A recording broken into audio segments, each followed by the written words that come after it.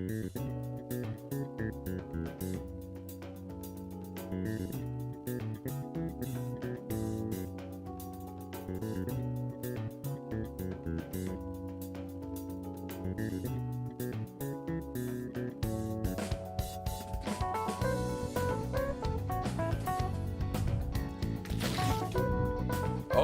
we are live. Hello and good morning, everybody, and welcome to Rivals 2 Top 8 at Patchwork 2026. I am Zap, joined by the one and only Beautiful Crow. Shake my hand, brother. GG, shake my hand. We're just getting things started here. Top of the morning to you. Top of the morning to you.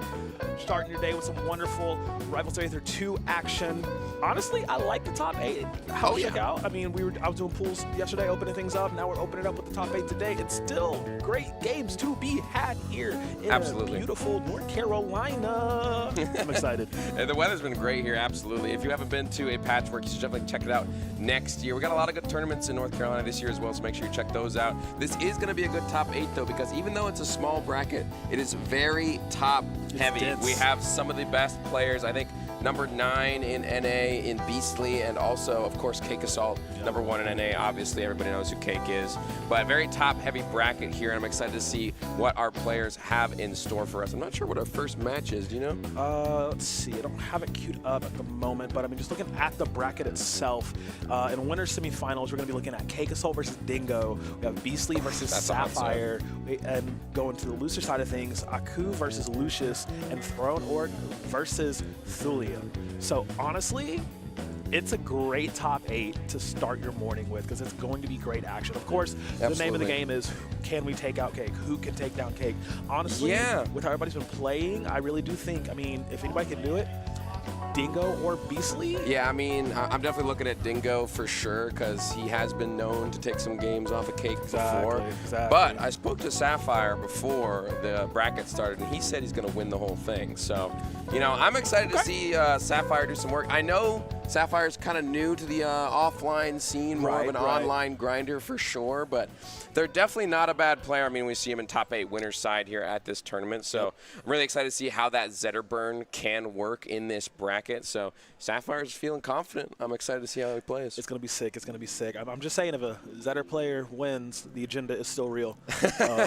Are you one of the Zetter haters? No, I'm a Zetter truther. Oh, you can nerf my boy as much as you want, but he's still top tier every single time, bro. There are a lot of Zetter down players. You know, a lot of the top players don't think he can do it. I mean, Sapphire's one of them. Dude, it's just so funny because I'm like, what do you mean, bro? Like, look at every single top 8 that's been happening. How many people are Zetters? Well, I mean, he's a very consistent character, I think. That's my opinion. I mean, Sapphire doesn't think he's bad per se. He definitely doesn't think he's overpowered though. He's more of like a middle ground. That's what Sapphire told me before. Very fair. I mean, I can agree because if you really think about it, Zetter's not too egregious. You know, It's not like crazy. Exactly. But when I'm playing him, I'm like, oh, this is just not fun. He's so much fun. No, I mean, he's fun to play. Yeah, exactly. I'd be having a ball, but again, there are points at stake because this is still part of the R2CS circuit. So with first place gets 20 points from this. You get 10 points for second, 5 for third, and 1 point for fourth. So podium finish, of course, people want to be looking at here, you know, as the season rolls on, as things go forward in the R2CS circuit. Yeah, absolutely. Definitely want to be locking in that top 4 spot, but it's going to be a slog to get that, especially with I think my 2 favorites right now are Cake and Dingo, obviously, but I mentioned Sapphire. I mean, I gotta root for the guy. Yeah, I mean, dude, I love Sapphire. I like watching their runs in online series. Has been really, really nice to see. But of course, my bias, people know me too much. Beastley is the boy. Like, I mean, best Zetter NA, right? I need him to get this win. Like, the lock-in is real. A little bit of bias. I mean, dude is really awesome. Of course, been watching him since his Smash days, of course. Dude is just really, really dope. Yeah. And I believe we are going to get started here in a moment. We do have some awesome MC work happening. We do. For our top 8. Shout out. So this is super dope. I love seeing, like, MCs at tournaments. I feel like we don't get enough of it sometimes. It's a lost art, and it is. It's part of the whole package. It Yeah. needs to be done, you know? It's like it's adding that extra cherry on top. it's a little bit of flair to it, you know Get what the I mean? sprinkles on there, you know. Yeah, Now for I'm sure. hungry again. What have I done? Well, did you have breakfast? I mean, No. 9:30 in the morning. Brother, we were packing up the B&B. What do you mean? Yeah, we had to get the heck out of there. Shout out to everybody who woke up this morning and are watching and tuning into the stream. We appreciate you guys, and we're very excited to see what we got in store for this bracket. I cannot wait to get into it. If only we could. I'm not sure what the holdup is. I'm sure we're just getting set up on the stage. I believe we are. I've gotten word from production. We are throwing it to Joe for this thing to get kicked off. Joe, how you doing, man? Can Joe hear us? Joe? Joe. I'm looking right at him. There he is. There he is. And welcome to top 8 of Rivals of 8 through 2 singles. We have some fantastic, amazing sets. It's been a long, grueling time to get to this point, and they put in the work to get here. And so we're gonna get started with losers top 8. Our first player, representing Michigan, with results like 49th at Let's Make Big Moves 2026 and EVO 2025, and also shout outs to Hamburg Fitness Center who are watching at home. Give it up for Throne Orc.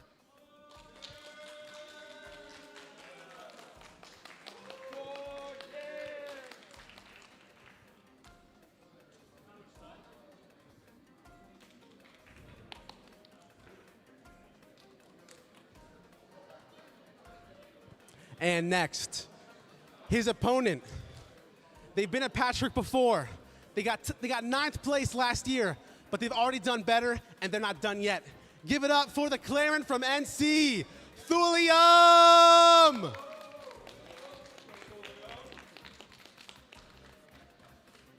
And we'll go back to the casters.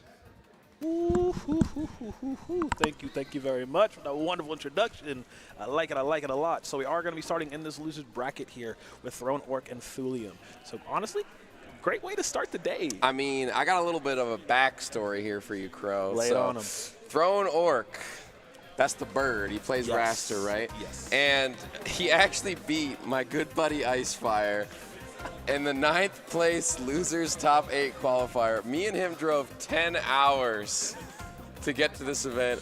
I wanted to see my boy win so bad. Shout out to Icefire. He had a great run. 9th place here at Patchwork, but Throne Orc, he's got to carry on the torch, you know? Yeah, That fantastic Raster, and I saw him playing friendlies. He's been doing pretty dang well. I mean, top 8 here. He did place his seed at the current moment. Gonna have to go up against Thulium, who's a really impressive Claren. Oh yeah. I've been watching. I got to commentate some of his sets yesterday in pools. Man, that Claren looks crispy. It's very crispy. Timber's on point, if you catch my meaning. Yeah. Thulium is consistent as all hell. I'm gonna be real, but I mean, yeah, Throne Orc has been pretty good recent form, like you said. I remember, seeing them at Riptide and Heatwave were the last time I saw them, just go and put in work as much as they could. Lower placings there, but now getting to be top 8 here is really, really nice for them. Unfortunately, Ice had to go. It was right there, but yeah, no, it is unfortunate. I do want to give a shout out for Throne Orc. He does want to shout out his home gym and his boss, Shannon. I believe Hamburg Fitness is the gym that he works Hamburg for. Fitness. So shout out Shannon. Hope you're watching. Throne Orc's about to throw down. Hopefully he can do some work here against Thulium. Dude, I mean, I really love that community aspect, right? I mean, if you're in the fitness community, people talk about how much the gym supports each other and everything. Like, I got homies at the gym that be asking, like, yo, what are we doing? Bro, I need to get back in the gym, bro. And look, it just takes one day, Maybe I need to go to Hamburg Fitness, bro. Absolutely. I don't know, man. That's a little distance from us. Not sponsored, by the way. I'd have to drive another 10 hours to get there. We're a little bit of ways away from there. The grind is worth it. The grind is worth it. All right. The distance we travel for the gains, I'm telling you, man. Yeah. I'm telling you. The things we do. So I believe this is 7 and 6 seed in Throne Orc and Thulium. So this should be one of the closer sets we can possibly have here in this top 8 bracket. So I'm hoping for a game 5 in this situation. Okay. I would be remiss to say that I am a little bit rooting for Throne Orc in this situation. Not only because he's the underdog, but because he's carrying the torch. Gotta carry the torch. My good friend Icefire. Exactly. You gotta carry the torch. I'm gonna be completely biased. Call it straight down the middle. I'm kidding. It's whoever does the fanciest flaring. I mean, I love watching Claren though, so I'm really excited to see how Thulium does it here. Yeah, and as a former Raster one trick myself. Okay. dude, like, he's You know, just I'm so a former swaggy. Claren one trick. That's so crazy. This is perfect for us. Whoa. When the nerfs hit her, though, I said, well, you know, Lorena's right there. Galvin. You can't stick by your girl at the hardest of times. Listen, when the times get tough, I get the heck out. Oh, there's a new shiny toy. Let's go. I think Claren is one of those characters that's like, it's simple but deceptively difficult to pull off in certain times. It's about the micro with Claren a lot of the times. Because you Precision. You have to know the nuances of the character, you know, the smart technical aspects, of course, like playing around the tipper, playing around distance. Your spacing is very important in that regard. But honestly, there's a lot of that going on with Raster as well, you know, the sweet spot character. It's just, I would say Claren to a higher degree does have that, you know, more satisfying. And of course the hit stops are always just like, oh, that's so cool. Oh my God, that's so dope. Yeah, exactly. I mean, Claren's just one of those characters that you watch, you're like, this is just so sick to watch. And then you play against it, you're like, why am I getting frozen and confirmed into at all percents? Like, just tippers are absolutely annihilating me. Bro, I can't play the game. Yeah, I mean, Thulium is one of those people that is just so precise with those tippers. So Thornork's going to really have to watch out here, especially on the Raster, because they're a little bit stubbier, you know, not as much range that the Claren has. Yeah, it's going to be really nice, though. I mean, definitely playing around side special a lot. Yeah, like I said, I want to see how Thulium really just keeps the pressure up. I think that's going to be one of the biggest things. Like, because you cannot allow Throne Orc to get that rhythm started. Yeah, and Thornork is one of those players that just wants to throw you into the air and hit you with one of those strongs. Yeah, immediately. Really, really effective at confirming into those, knows all the combo routes, and is very consistent in that. So if he can land those on Thulium, it's going to be pretty good. But, you know, Thulium, no slouch. Absolutely not. At all, man. I see my boy Redshirt in the chat. Redshirt, what do you think about this matchup? I know you're chatting it up in there. Shout out Redshirt. Let us know. You know, Redshirt actually has a win on Throne Orc. Oh. He does. But it was online, though. I want to preface that. It wasn't offline. It was online. Hey, that's still pretty good. You Exactly. know? Very good. Very good. Redshirt is actually Icefire's brother, if you didn't know. Oh, I didn't know that. Yeah, Oh, yeah, the twins, yes. Yeah, they are twins. Yeah, the twins, yeah. Shout out, shout out. I think Claren dookies on Raster, and I quote from my boy Redshirt. You know, famous last words. Yeah, he is a Claren player, so I trust him. I trust him. I get it. I get it. I think we'll get into the game shortly here. We're just spitting the breeze. They're having a good time up there too. I love to see the camaraderie there amongst competitors. Yeah, but I see people trickling in. I know we had an early start, of course, but get them stretches, get that coffee, get that tea, whatever you need, and get here because top 8 for Rivals Aether 2 has started, baby. Gotta bring the energy, my friend. My God, it's gonna be so dope. I know I'm a little bit sleepy, but I'm doing my best. You're always sleepy. You're so right. You know, you get me, bro. You get me. Well, the first time we met, I'm like, oh yeah, this guy. This guy is. You wouldn't know it though, because I bring the energy. That's you know right. That's right. When we get on the microphone. Power through. I remember when we were working on that tournament series with League of Legends and Valorant. I remember our first block. I was a little bit tired. I recall. Bro, you had the bed head in frame. I did. I woke up. I woke up and sat down in the commentary chair, bro. It was so sick. I was ready to go. I love it. Shout out Aegis. Shout out the homies, of course. Yeah, I think we're probably there's probably some sort of technical issue happening. I think we're just waiting to wait for people to get all settled in. Yeah, ensure that we're ready to go. See the headphones going on for Throne Orc. Lock that in, buddy. I see it. Got to see how this bird plays out. What was the stage choice? We didn't pick the stage yet, did we? I don't believe so, no. I'm wondering where these two are going to go to start. We'll see. See who wins the RPS. This is an important moment. And it is going to be Thulium. So it does have the choice of the first ban. Gonna go ahead and take out the forest. Dojo and go tie Delta. You know, that might have been obvious, honestly. Yeah. We should have known. Yeah. Game number 1 here of this top 8 being kicked off. Throne Orc versus Thulium. All right. We're getting right into it here.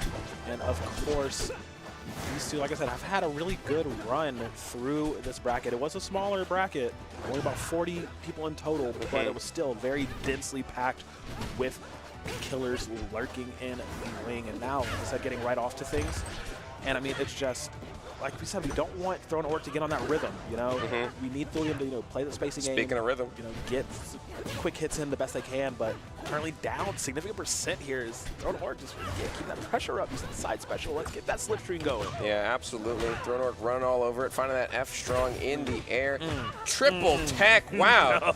No. It's too early. He can't wake up and react to that enough. What's that one Smash clip? Triple dick dick Zeus. I can't say it. I butchered it, but here we go. The combination from Throne Orc into this F strong in the air, and like I talked about, Crow, that is exactly what we want to see. Those confirms into the strongs. That's where Raster shines the most. Yep, and that first stock taken. Let's see how well Throne Orc does keep up. Like you said, getting that rhythm in. Thulium trying to get a few pocket shots back to him, but again, you don't have to utilize that spacing well enough to keep that consistent clearing damage there. Currently sitting at 86. It is doable. One more should do it. A couple of tippers trying to find their way in there. Thulium looking for something. Slipstream now available. There's the grab. Combos happening. Air dodge given away, and we're finding the back airs as well. No follow-up there, though. We're too far off on the stage. Holding out on that one to get the DI away. Looking for that tipper back air. Can't quite find it. He's trying to snipe it out. 133. Not going to happen just yet. 133, man. He's fighting hard. Okay. There it was. All right, cool. Cotton slipping for just a second. Got that stock out of the way here, but how do you, recoup and get into the lead as Thulium right now? I mean, I feel like Throne Orc certainly has all the momentum at the current moment, but Thulium's not. He's not too far behind. He can definitely bring this back with a couple of combos. The thing is, Throne Orc's not giving anything away at the moment. Just playing in that slipstream, being very, very careful, crouch canceling, floor hugging, avoiding all of these. But the tipper, that could be a way to deal with it, but you have to hit those tippers. That's the thing. Maybe sneaking a few F-strongs, get something in there. Ooh, 2 back-to-back. Hold on. Yeah, that's damage. Oh, man, it's about basically evened up here. Bad spot. Oh, no. Very, very scary situation to be in here. All right, Thulium. Fantastic grab. That's trapping. Yep. Looking for the. Oh, I thought he was going to let it rip. I thought he was going to let it rip. I was prepping for an F-strong. He's right in front of you, brother. Let us do it. But holding off, showing patience, letting it set up for the right moment. Thought that could have been it, but very good recovery from Thulium here. Oh, and these techs have been so good for Thulium. Recovery's been on point. Yeah. Finding that F tilt, no tipper that time around. I don't think he's even going to be able to come back. Didn't have his jump. Yep, no jump. Now Thulium's up. Okay. Managed to grab back that lead strictly by force here, but let's see how long he can hold on to it. 147 on this Clarion. Ooh, a stray hit could really just ruin his day here. Yep. Throne Orc, let's see what got in. Great shielding, though. On approach, you see that a lot from Throne Orc. He's not trying not to get caught by anything Thulium This is such a bad spot. He's looking down. All these Catch him tippers. again.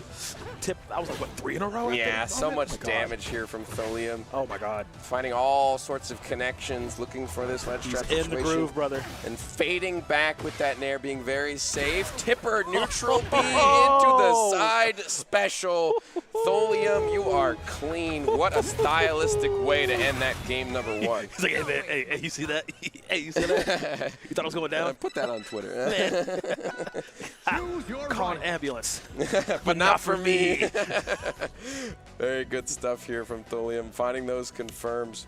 I mean, Throne Orc looked pretty good at the start. It just felt like Thulium was like, oh, I figured it out. Yeah. I know what I need to do. I just need to hit these tippers. That's it. It's like the fact that he's like 3 back-to-back-to-back. It's like, all right, and you just see the percent just shoot up by an additional 40% right there after that first stock was taken. And I said, I'm like, okay, we just need to, when you throw Throne Orc off his rhythm, you're able to get more work done here. All right, we're coming to the Veil for game number 2. Let's see. All right. And Throne Orc has liked this stage as a counter pick. From when I saw in pools, they love to pick this stage in a counter pick situation. I think it's one of their comfort picks, but you can also take advantage of not having like the platform available all the time in terms of your advantage states, because it does drift back and forth as you see. So see how he can use it here, but Thulium once again off the stage looking for neutral special into neutral special. My man's cooking. Let her rip. Just go for it. Play bait, let her rip. Off the top as well, catching in the air. This is crazy because, Throne Orc, of course, as the Raptor, you want to be in the air, most of the time. But my God, kill? What do you mean? What do you mean, bro? He's only a 104. Come on. The second neutral special into side special kill we've seen. Thulium clearly loves that combo, and it's clearly working very well against Throne Orc here. So we're finding more advantage state. Just maintaining that center is Thulium. Double down air. No fair to be had to get up attack. Okay, slipstream grab. Looking for an edge guard, but I think he went a little bit too deep. I think he gave away too much stage presence. Yup. Thronork trying to get back into this, looking for any sort of strong he can get. Trying to catch him slipping to the F-strong there. Sitting him back over right side. Slipped him in. How does he guard the edge here? Does not really get anything successful off of it. I mean, Thulium literally just brute forcing his way back onto stage. Like, I dare you to come at me right now. Yeah. Good timing on the up special there from Thulium as well to come back. Going high that time around, and oh my god. Thronork has sniffed it out and finds the F-strong in the air, but it's still Thulium's turn to play as he has more and more percent being racked up onto Thronork. Thronork hiding on this platform, trying to avoid anything, but there's the forward throw. Not going to connect into anything though, and we're back on stage to neutral. But not really quick enough to do anything on the punish on the recovery from on top of the platform here either. So, I mean, yeah, Thronork, good job tying up the stock lead, but the damage lead, you are down bad, and it's only getting worse. Whoa! Okay. Snipes out, sniffs out the recovery, able to stay alive.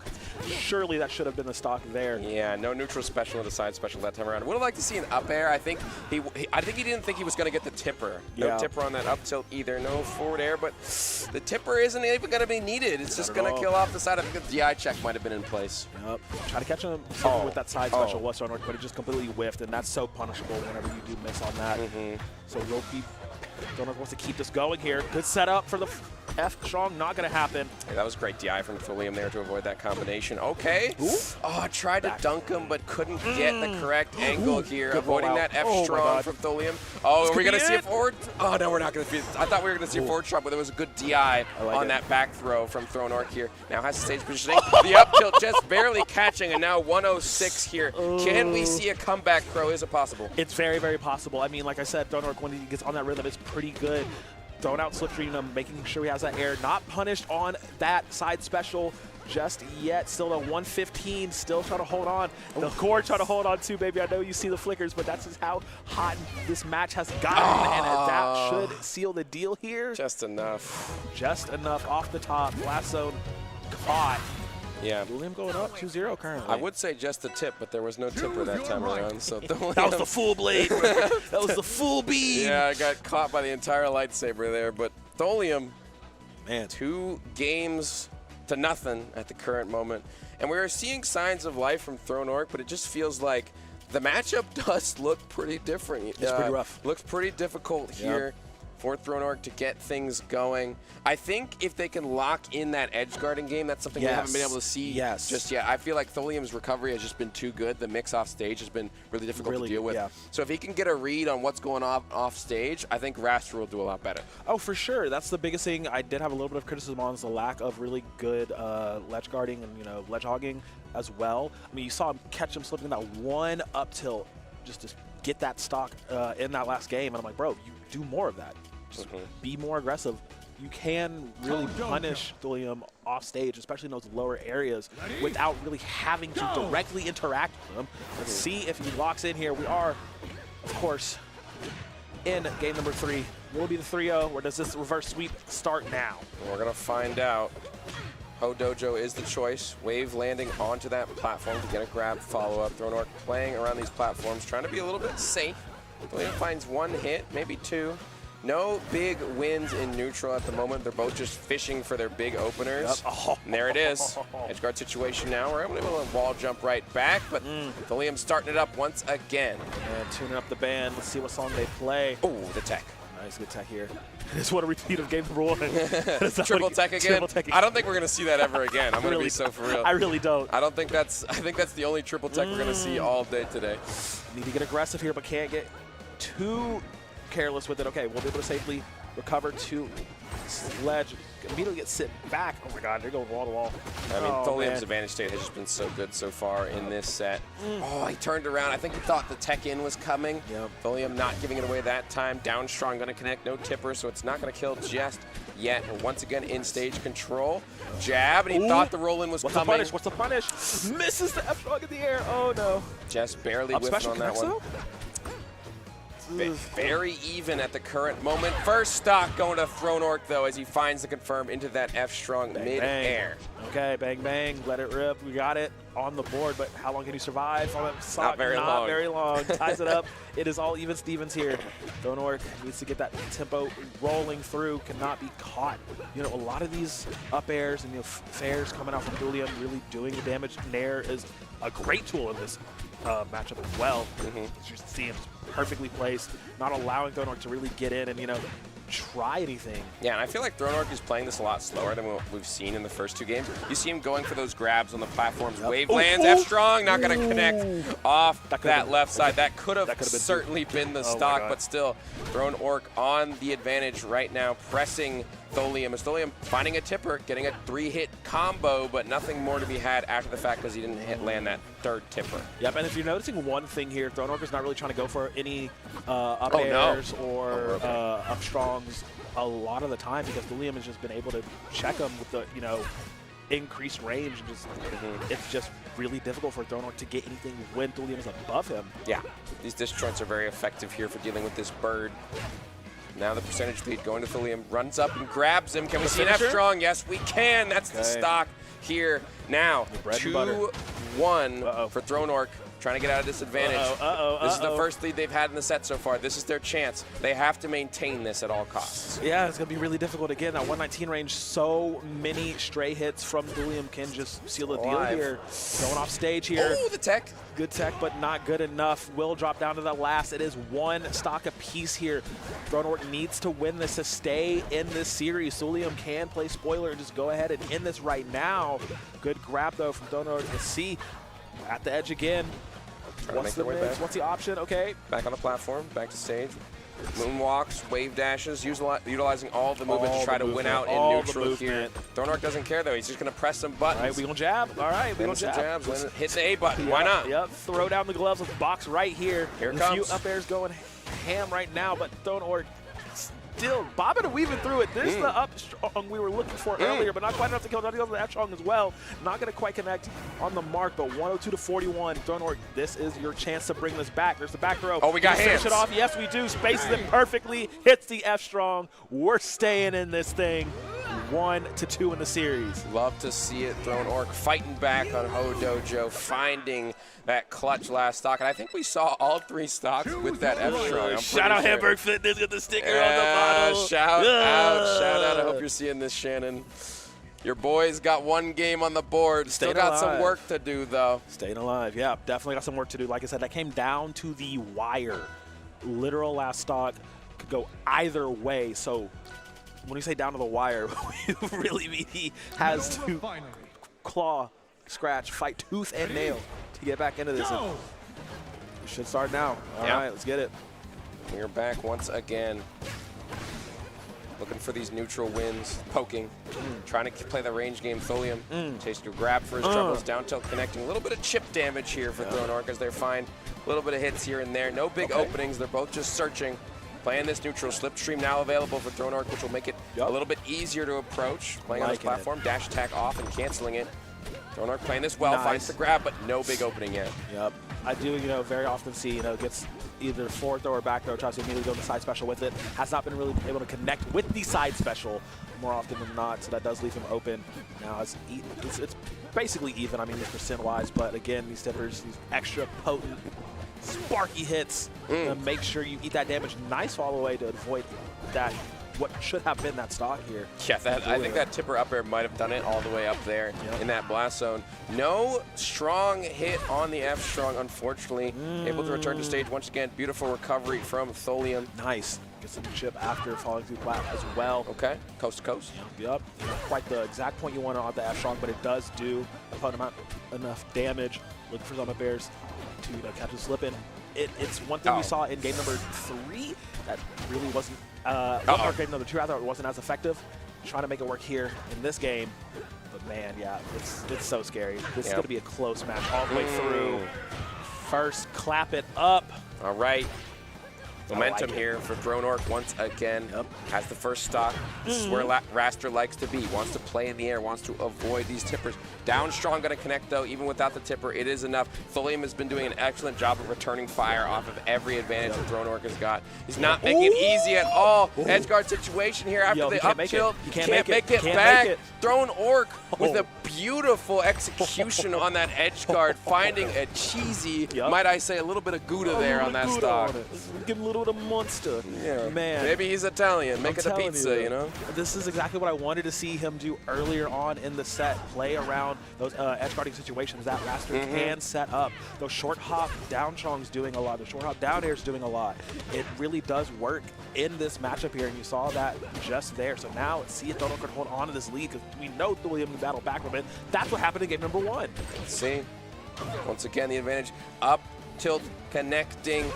Edge guard situation, sends him back onto stage, gets the grab, looking for an edge guard, no clap to be had, up airs though, jumping off the wall, no punish as Thulium fades to the ledge, up tilt, no up strong tipper to be had, back air connecting, missing the up strong unfortunately, but once again, Orc is playing all over this guy right now, and he finds the connection, the F strong in the air. That's how he plays his bird, Crow. Bro, wakey, wakey. I think the boy might be awake right now. This is a great comeback. All right. Choose your right. Game number 5. Game 5, baby. Starting things off. Hey, you wanted to see it. That's what I wanted to see. That's what I like to see. We getting it, man. We getting it. Let's go. Woo-wee. Hot set for sure. Don't need no coffee. Just need to watch some good, hot Rivals of Aether 2 action, baby. Okay. We did have the Forest banned at the start. Oh, never mind. I thought he was going to pick Forest. He actually juked me out there. We're going to go Merchant instead. All right. Let's go. Merchant is the choice here. Game number 5 for our first set of the block, Crow. Excited to see. We have changed the skin on Claren. We are a lot edgier now than we used to be. Yo, I think Thulium has played a different colorway for Claren every single game of the set. I respect it. I feel like this one's the most polarizing, though. I noticed right away. Okay, edge guard situation here for Thronork as they find more and more hits off the stage, battling it out in this corner. F tilt, that multi-hit's going to be difficult to deal with if you are dropping your shield, but still. Small lead for Thulium as they have found more significant hits in the current moment. Yeah. I mean, you saw, trying to play again for those edge guarding situations, but Thronork was eating a lot of damage in trying to play that. Now that does put him at a disadvantage. Going to try to up special to recover, or rather neutral special to try to recover, but completely just leaves you wide open with that long recovery after. Thulium will take that stock. Yeah, bro.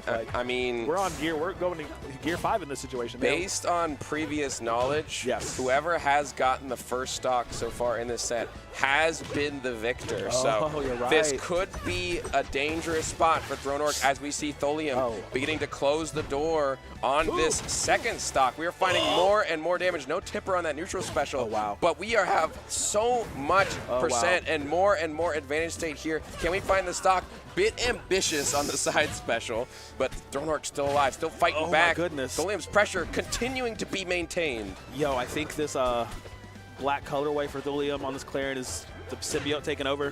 Full black suit Spider-Man right now. Venom has taken over. We're going. Listening to the voices. Oh, there we go. Not enough. Oh, never mind. Just barely, right in the corner. Barely. But, bro, you are 119 down on your second.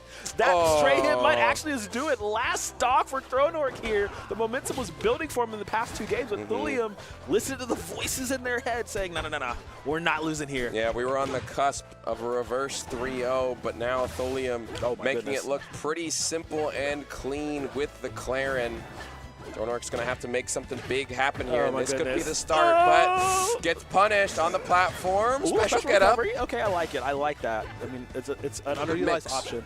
Yep, you got to pepper it in somehow, but again, Thronork, you're down a whole stock. You have to play this immaculate. You have to play this perfectly. Run off back You can't miss a single thing. Not the good hit of the F-Strong, but still enough to make some damage happen. But can he confirm the stock? No, still running into more damage from Thulium. He got the wrong hit on down tilts. Oh, dear. This looking to be the finish here. Not quite yet. Thulium sharking on that ledge, trying to close this one out. Wants to move on in the top 8. Falling to the platform. The grab. Thulium looking for an edge guard. Hogs the ledge. gets back on the stage, but it might not be too much. I love the waiting, the patience there from Thulium, watching the recovery. Edge guard situation now. Thronor can do this. He could, but take the stock, but he's back once again. The recoveries from Thulium, always on point. The grab, Chasing the tech through. chase. Oh, the F strong's not gonna happen. He should pay for it with his life. Confirm into up strong. 121 here, but can you stay alive? Can you pull it out? Oh, this would be monumental. This reverse sweep is still possible, but you have to play perfectly. You can't miss a single frame here on Throne Orc. See how he plays his bird. Stuck on the platform. The up tilt tipper is enough, and Thulium will take care of that last stock and will complete the game number 5 in our first set. They're hugging it out. What a fantastic first set to start with here on this top 8 at Patchwork. Fantastic way to start the day. Genuinely, I mean, just the first game, like, okay, I see what they're cooking with, all right. And Thulium had that really nice comeback to take that first game. We thought Throne Orc was going to take that first game with how it started out. And then game 2, really frantic back and forth. But, I mean, Thulium just pulled away with the lead. When we got to game 3, that was like the scrappiest one, right? Literally down to the wire, one stock apiece. Yeah. And then it just was the Throne Orc show. We saw how well he can come back when he does have those good conversion. But, of course, Demon Time, game 5, put up or shut up. Demon Time comes on. the Venom Just let it take over. The Black Clarin definitely took over in that moment. We saw a different kind of Thulium in that game number 5. The clutch gene was there. Yeah. We saw a sign of the comeback from Throne Orc, though. That was very doable. He had advantage for, like, I think the first, like, couple of seconds after coming off the Angel platform. But one grab was all the Clarin needed. And, you know, Clarin, that grab can be pretty dang good sometimes, bro. Can be pretty dang good. Oh, yeah. Definitely a lot closer for Thulium than he might have wanted. Definitely. It was scary for sure. Was looking for that 3-0, and he's like, I got to play 2 more games. What But, I mean, like I said, great way to start the day, great way to start the morning, to get that blood pumping, to get things going. So, I mean, if anything, that's like a really good warm-up match for you to have. It's like, all right, I know what I have to do because, I mean, going forward here, you're having to fight the loser of A. So, I mean, that winter semis is real difficult right now. I feel like being in losers at this point in time is a really difficult spot to be in because the winner side players are just, they're like that, you know what I mean? They are like that. But I really did enjoy the Raster Clarin matchup. It's fun. I mean, we talked a little bit about it. I think Clarin does win that matchup just purely on the basis of having those disjoints, having that extra range. And the nature in which Clarin can combo Raster makes it really difficult sometimes in that advantage state. We saw Thulium take full advantage of that. But you know, Throne Orc had an excellent showing. I mean, seventh place. Yeah, 7th place. Not bad at all. Placed their seed. That was, in fact, Throne Orc's seed. So you can't be too mad about it. But it's one of those things where it's like, oh, man, I wish I could have done a little bit more. But it happens, man. That's the nature of the game 5. Just sometimes you just miss it just barely. Yeah, always want to get more, of course. Do better. Always striving for improvement. But, again, not a bad placement at all. Now it's really, let's see how well Thulium can go through this. Again, they have to fight the loser of Cake and Dingo. The loser of Cake and dang, bro. Dang, that's a tough draw, whoever you get. If I'm Thulium, I'm like, ooh, who do I pick your poison? Which one do you want? It's like, dude, it's actually crazy. I mean, but yeah, I mean, it's not like it's out of the realm of possibility. If he plays like he played in Game 5, like just off the bat, absolutely, 100% doable. But I mean, it's certainly doable. I would never count Thulium out, but like you have to imagine the seed diff, the caliber of some of these players. Yeah, it would be an upset. It would absolutely. But I mean, again, how does the saying go? The chances are low, but never zero. Yeah, exactly. It's always a little bit of percentage. I don't think they're that low. Yeah, I'll give Thulium the credit. Yeah, absolutely. I don't think so. We respect Big T. It's cool. We do. I mean, I love Clarin too, so love to see it. Absolutely love to see it. But we probably will be getting our next losers set, I imagine. I don't think we're going to jump to winners just yet. We got to throw it to Big J, I believe, here in a moment. If they're ready. If they're ready. Yeah, I'm not sure yet. I think if we're going by the bracket, we should. Oh, never mind. We're going to throw it to the You were wrong. My bad. The thing about Big J is he's always ready. He's always ready. Take it away, brother. Toss it over.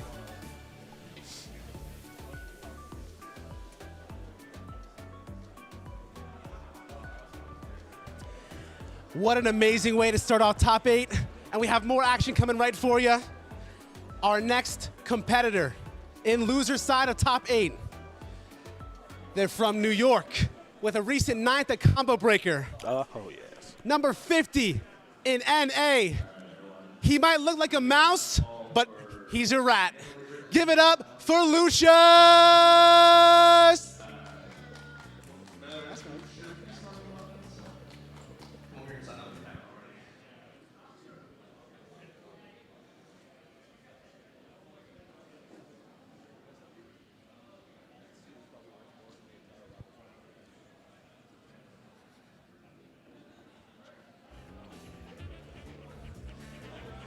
And his competitor.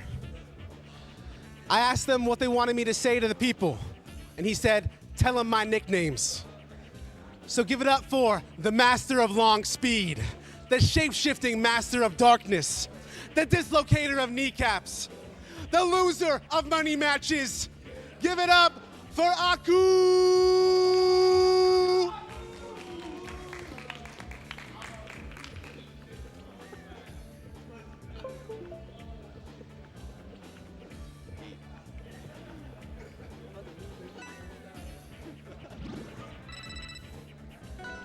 Choose your right. Bro. We were cracking up when we started hearing those nicknames. I heard like Look, Master of Darkness and like look, Kneecap look, Dismantler, look, I'm telling you. Loser of Money Matches You is had what me, you really. had me. Loser of Money Matches really got me, bro. Man, That's a good one. that was so funny. Oh, man. Shout out Aku, bro. Yes. This is going to be really nice. So, Aku versus Lucius, two really good players that have been having pretty good resurgences and runs recently.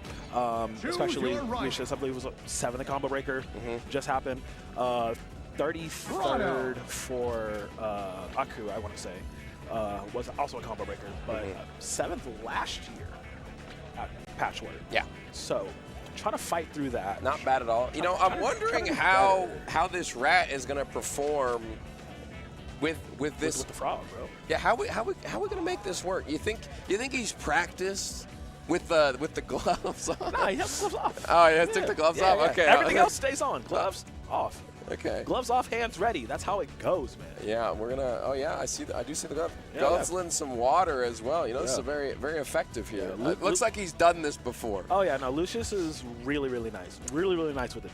I remember seeing Lucius at CEO last year. They did the same exact thing. Yes. And I was baffled then too. So very strong Rano player. Just like, I mean, you want to talk about? I mean, Aku saying, taker of kneecaps, bro. Lucius is gonna take your ankles first. Oh yeah. Like it's wonderful movement with this Rano. Wonderful just neutral play as well. Had a really fun run yesterday through bracket. I don't remember exactly who put him in the losers, but it's been really strong recent form. I want to say they got 2nd at FWA as well. So like again, just really solid, consistent player for a lot of this new season. Absolutely. Of R2CS, and wants to bring home the bacon. If there was anyone in this bracket that could make that like crazy losers run, I would put it on Lucius. We are gonna see the Edalus here. Yes. For Aku. They're most played. Yeah. Edalus, pretty polarizing character, if you don't mind my pun. I'll allow it. The Ice Bear himself, and it looks like we might be getting Jules Vale as the pick. No, Okay. we're gonna go metal instead. There's Edalus versus Rano here. Set number 2 of this top 8. All right, let's get it in. Let's do it. This is a strange matchup. I feel like one that you don't see nearly as often as some of the other top-tier matchups that we have. Rano, I feel like a very prolific character in the meta, but Edalus, I feel much less so. Yeah, I think Edalus has fallen out of favor. I mean, on release, a lot of people are like, hey, Edalus is kind of crazy, no? But, I mean, just definitely you see people shaping up to be like, all right, maybe not so much. I mean, you see the other big bodies just do it better, right? Galvin is just terrorizing everybody. Loxodon exists. Loxodon does exist. So it's just Lorena like, even Lorena to some degree. Yeah, so I mean, you don't see a lot of people sticking with Edalus anymore. But Aku, again, has had really good showings still with the Edelus. So wanting to stick with it. And right now, the Lucius, though, making him sweat a lot, taking that first stock pretty early on here, now sitting at that 50% mark. Again, like I said, really good playing the spacing game, utilizing projectiles as much as possible, knowing when he needs to go in. Finding that fair. Edge guard situation. Can we find the stock? Gets the back air. Nice. Tried to go for that down special. Might have actually frozen him if he landed right around where that ice was, but didn't happen that time around. Lucius with an excellent advantage state so far, finding more and more damage. Gets a little bit of an up throw dunk. Not going to find the stock, but the ledge hog is enough. And spreading that ice all over the stage quickly is Aku. I mean, he knows the game plan. Like I said, sticking with this big bear. This is Tiger right now, but it's just really, if you want to really be specific. Right. Oh, man. Again, Lucius, that pressure game. So, you can take a stock. That's fine. Watch this, though. Yeah, this is all right. Big body, so we can survive for a while. It's just we need to get our hands on the frog, and I feel like that's what Aku is struggling to do at this current moment. Lucius being very evasive, being very, very safe in his commitment options. Slippery, and yeah, like, I mean, I understand prioritizing, making sure you do have ice down, those extra options is one of the main game plans of Edelus, but it's giving Lucius so much free time. Yeah. To just, you know, look for a way in, look for a position, form a game plan in, and you're seeing it a lot. It's like, all right, cool, have fun. Yeah, you got the ice up, but at what cost? I'm still in your face trying to punch you down, and we see that a lot here with Lucius as they find the up air cancels and looking for that nair. Does get the punish out. Aku looking for something here, but it just feels like Lucius is all over the neutral. Up air, do something. Let it rain for a moment. Nice, catching the backswing. Chance here. Yep, big chance. Just for the throw? No. Just setting the situation, able to dash past. I like setting the relation down like that a lot. It's like actually just a really good option. Oh no! Wow, it's a bit unlucky. Yeah, I mean, an unforced error. Aku still alive, has the jump available. Going to go to that top platform, taking it up there, and once again, jumping all the way up there. That's the nature of Rano. It does have that massive jump that he can do to find stocks like that. So 2 up airs for his troubles, seals out game number 1 on the Rano, and looking very clean, might I add. Unfazed, ready for it all. Super strong. Completely unfazed. Looks relaxed. Warming even. up. He's chilling. Not the neck roll of doom. Yeah, that's how you know. Hit the little D'Lo Brown just. That is how you know. If I see my opponent doing that, I'm like, oh, what am I? It's like, I'm in danger. Am I the side character in this anime, bro? He's going to kill me. But bro, like, Lucius is just so clean. As we're already into it for game number 2. Just hit the rapid jabs outside. We're right back into it. Oh, man. Okay. He's going to start to rev up the engines here. Yep. Gotai Delta is the choice here for Aku. So we can get something going. We have to get out of this disadvantage state. Lucius just taking advantage once again. Has 3 stacks on him at the moment and is continuing to recycle the situation. We're going to be able to wall jump. The recovery's not too bad from Edelus as long as we can get back to that wall. The problem is it can be a little bit telegraphed, and you might just continue to take damage, and eventually, if you can recycle the situation enough times, Aku won't be able to make it back to stage. Yep, just holding the ledge captive, Lucius, making sure he does not get back in. And that's a very early stock taken by him as well. So now, Lucius can run away with this lead here. Bro, how long are them feet, bro? Oh, this is just sad at the current moment. You know what it was? What was it? The neck roll. Yeah, it might have been. He was locked in. It's like, all right, we're in. He's like, I'm about to go all out. Let's get it. It looks like it too. 3 stocks to 1.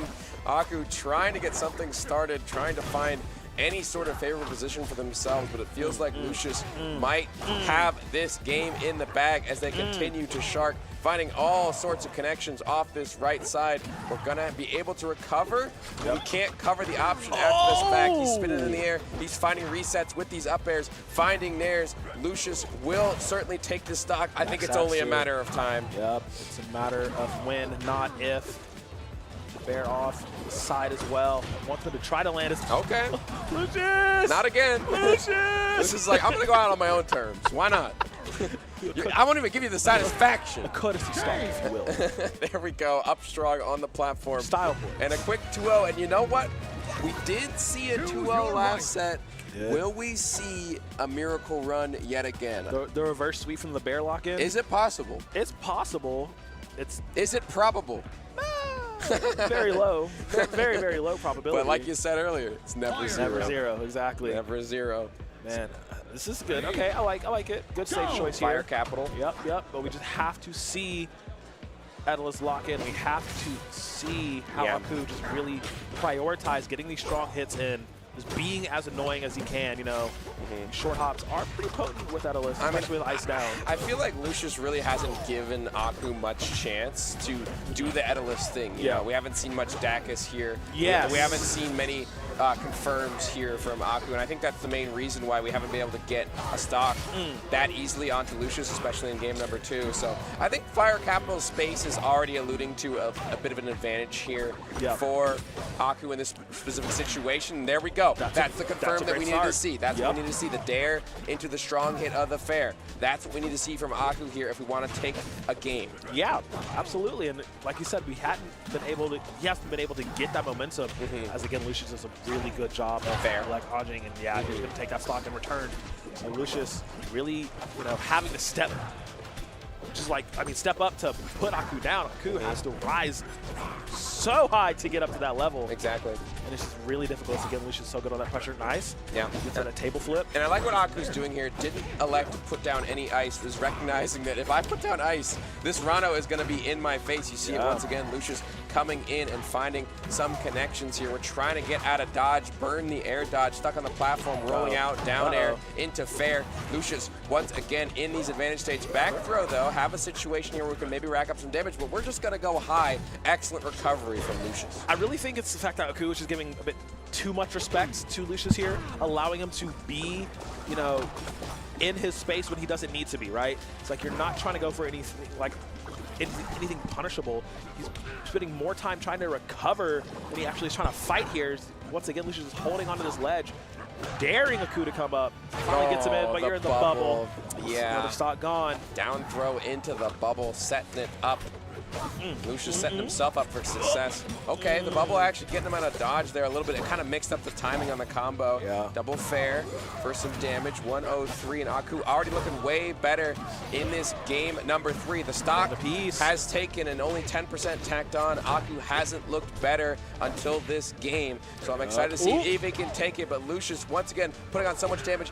That tricky little movement, just dashing around on the ice, getting 74%. The parry will be able to punish the ledge hang. Can we get back to stage? We're looking for the downer, trying to fight our way back. Lucius. More and more damage being racked on. So scary for Aku. It was looking good, but now time may have run out. Oh, no. Lucius holding on to this corner, making sure he can't live safely. Every time you try to recover, he will be there to punish you, sending you to the other side of the stage. The angle is good enough to just barely get there. He has a chance here. 154. I mean, yes, Etalus is a big boy, but this Rano hits real hard. Any straight hit, man. Oh, man. At this point in time, he's finding something, though. 51%. He can't allow this pressure to slip from his grasp. And again, Aku descent to the air. Lucius is in. Has to guard for his life. Gets a grab. Down throw. All right. Good DI. Tech's in. Yep, Tech's in. The back throw for the tricky DI here. The down special was not ill-advised. No! He tries to up B, but I think he was still moving despite getting that up B off. Unfortunate.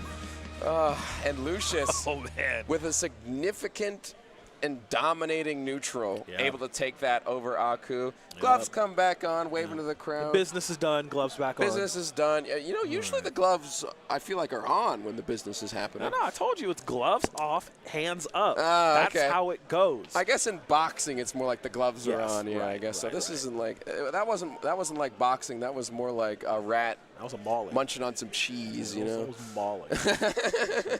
Man. Beautiful stuff there from Lucius. Toronto looking excellent. I mean, I feel like we've talked about it enough, but the advantage state from Lucius was what really was the game changer in that set. I feel like Aku couldn't get anything started. Not at all. And even when he got something started, it felt like it wasn't even his turn to play. It was always Lucius's turn. So, beautiful stuff from that Rano. Yep. And Aku will bow out with a respectable 7th. Yep. Definitely not too shabby. Where he ended last year as well. I believe so. So back-to-back 7th for him. So, I mean, hey, good job on him. Not bad. Very, very good. I mean, yeah. top 8. Top At a 8. very Very top-heavy. Very dense major. So, Yeah. I mean, stacked tournament here. So not a bad showing from Aku by any means. I would have liked to see a little bit more. Unfortunately, just Lucius was he was too dang good in that set. Honestly. he really is. He really is. And now Yeah. that does put him forward in. Now that does set up our dance for the top side of this top 8. Now, before we get into all of that, of course, you know how it goes. We got to talk about the house, the one that brought us to the dance. BuddWars Buddies. Shout out BuddBuds. Of course, Patchwork is presented by BuddBuds, the place to be for all things Smash in the Carolinas. That's both north and south. Follow on Twitter at BuddBuds Esports for all news and information. Get in the know. Also coming soon. Look at that merch. You see that hoodie? Now, if I'm not mistaken, BuddBuds has done the graphics for this event. Am I not mistaken in saying that? I believe so too. Because these graphics, I don't know if y'all have been looking. They've been so fire. Stylish. I love like the stitching. You know, the patchwork. Yeah, if you will. If you will. Yes, yeah, I've been yes. full of puns today, huh, Crow? Of course. You got to check out the BuddBuds local though if you are in North Carolina. Go ahead and check it out on Wednesdays at 6:30. StartGG/BBL. And if you're in North Carolina, man, like why aren't you showing up? Dude, I'm telling you. And also Bad Machines, wonderful, wonderful, wonderful venue. It's great food, drinks, great little bar space as well. The last BBL of every month features an out-of-state invader. So catch all the high-level NC action on twitch.tv/BuddBuds every Wednesday. You see the time, you know where to go. And, of course, we're going to talk about Starlight Singularity coming up next month, July 11th. It's quarterly regional over at Ravenforge Games in Sanford, North Carolina. StartGG/Raven. I mean, this is what I'm talking about, though, Crow. Like, look, that's kind of like a crow right there. Yeah, That might be the beautiful crow right there. That's one of my little babies. I got minions everywhere. Yeah, no, I love this art from BuddBuds, though. Yeah, It looks so cool. So good. But yeah, Starlight Singularity. Yeah. Heart of North Carolina. This is number 2, so it's only hosted 4 times a year. It's quarterly regionals, which is actually a really dope idea. I love that. That is cool. But yeah, definitely check that out as well. 100%. You know the date, know the time, know where to go. StartGG/Raven. Absolutely. But yeah, trucking on forward, moving on forward. I think we will be getting, I presume, a winner's set next. We did the 2 losers. So we did do the 2 math. losers, so I'm doing the math. I'm running the numbers. I feel like Cake Assault, Dingo. This is going to be dope. Dingo, rather. Excuse me. Not Dango, Dingo. Guys, I just got word from production that I'm an idiot and I'm wrong.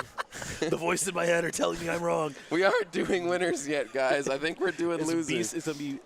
Or no, we're doing the other winner's side. Never mind. Beastley and Excuse me. Sapphire. Okay. So it's going to be dope. I was hoping Cake Assault. He is on the top side of the bracket, so I feel like it makes sense. I get it. But I'm wrong. Also, Production says okay, I'm wrong. It's okay to be wrong sometimes. You know, it's okay to be wrong. At least I can admit that I'm wrong. But you know who's always right on the money? Who's that? It's our boy Big J. Mr. Joe. We're throwing it over. Throwing it over. Tossing it over. Were they ready? Catch. I don't think they were ready. They're not catching. I think you were wrong this time around, brother. Hey, you know what? It's okay. It's okay. Well, your boy Beastley is about to come over to the plate. Yes. And, you know, since you're representing Beastley, I'll represent Sapphire in this game. We bet. can have a little bit of, like, reasonable bias, you know. It's established bias. That's fair. I'm for it. I'm so for it. Yeah, no, I'm looking forward to seeing how Sapphire can play in this bracket because, like we talked about before, did say they want to win today. Oh, yeah. So the confidence is there for Sapphire. I want to see if they can back it up. I'm telling you, I mean, look, if they play and how they played yesterday, it's definitely doable. Yeah, I mean, winner's side, top 8 here for Sapphire, a player who hasn't historically been in a lot of offline tournaments, an impressive thing to do in and of itself. But can they continue to make the run? Because that would be really impressive if they just showed up like, oh, yeah, I play a ton of online. I'm on the ranked ladder. And now I'm at this major just kicking butt. So really interested to see what Sapphire can do here against one of America's best. It's going to be dope. It's going to be dope. It's going to be some Zetter on Zetter action. But first, we got to get the pleasantries out the way. What's up, Big J? Talk to the people. Talk to us, Joe.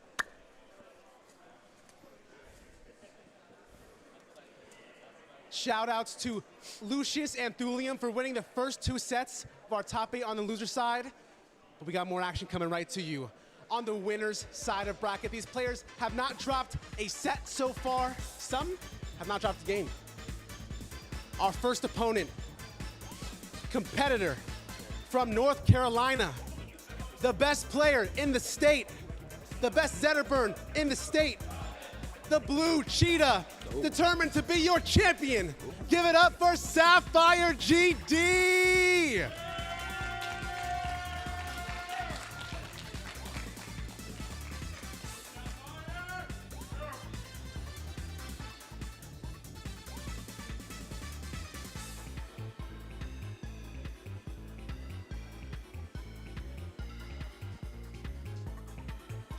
And his opponent, no stranger to Patchwork, looking to avenge his second place at Patchwork 2025. He wanted me to let you all know that he does, in fact, hate cake assault. Give it up for one of the undisputed best players in the world, Beastley!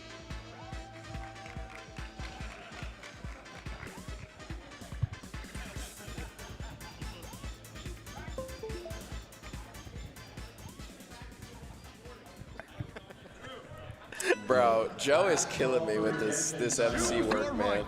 He does, in fact, No, that's so funny. hate cake. Where's the? I need to know about this beef. No, they're besties. Yeah. It's the jugs to be playing with each other, but I mean, it's just like Beastley unable to beat Cake at a lot of these events. Yeah. But they play together all the time. They practice. They were doing the warm-ups for the setup yesterday. Yeah. So like, but they're always together. Of course, top players are just so strong. Again, like Joe had said, trying to avenge that second place from last year. He wants the crown. Both of these players want the crown, but unfortunately, only one can get it, so someone's got to go. Yeah, and one of these players has a little bit more crowns than the others, Yes. I would definitely say. But this is definitely going to be a hot set for sure. Two of the best players in the entire bracket. I mean, Beastley clearly has a point to prove, wants to be able to take it over Cake Assault here, and you got to go through Dingo to do it. Yep. Just one Afterglow. I believe that was literally, what, last week? And then BC8, I watched that whole thing. I mean, really strong run up until that end, bowing out in 5th for Beastley, and 3rd at Comic Palooza. So he's had, a lot of good top placements in the past few events he's been at. Last time I even saw Sapphire was when I covered Platfight online. I believe he got 9th, so just shy of a top 8 showing for Sapphire here. Yep.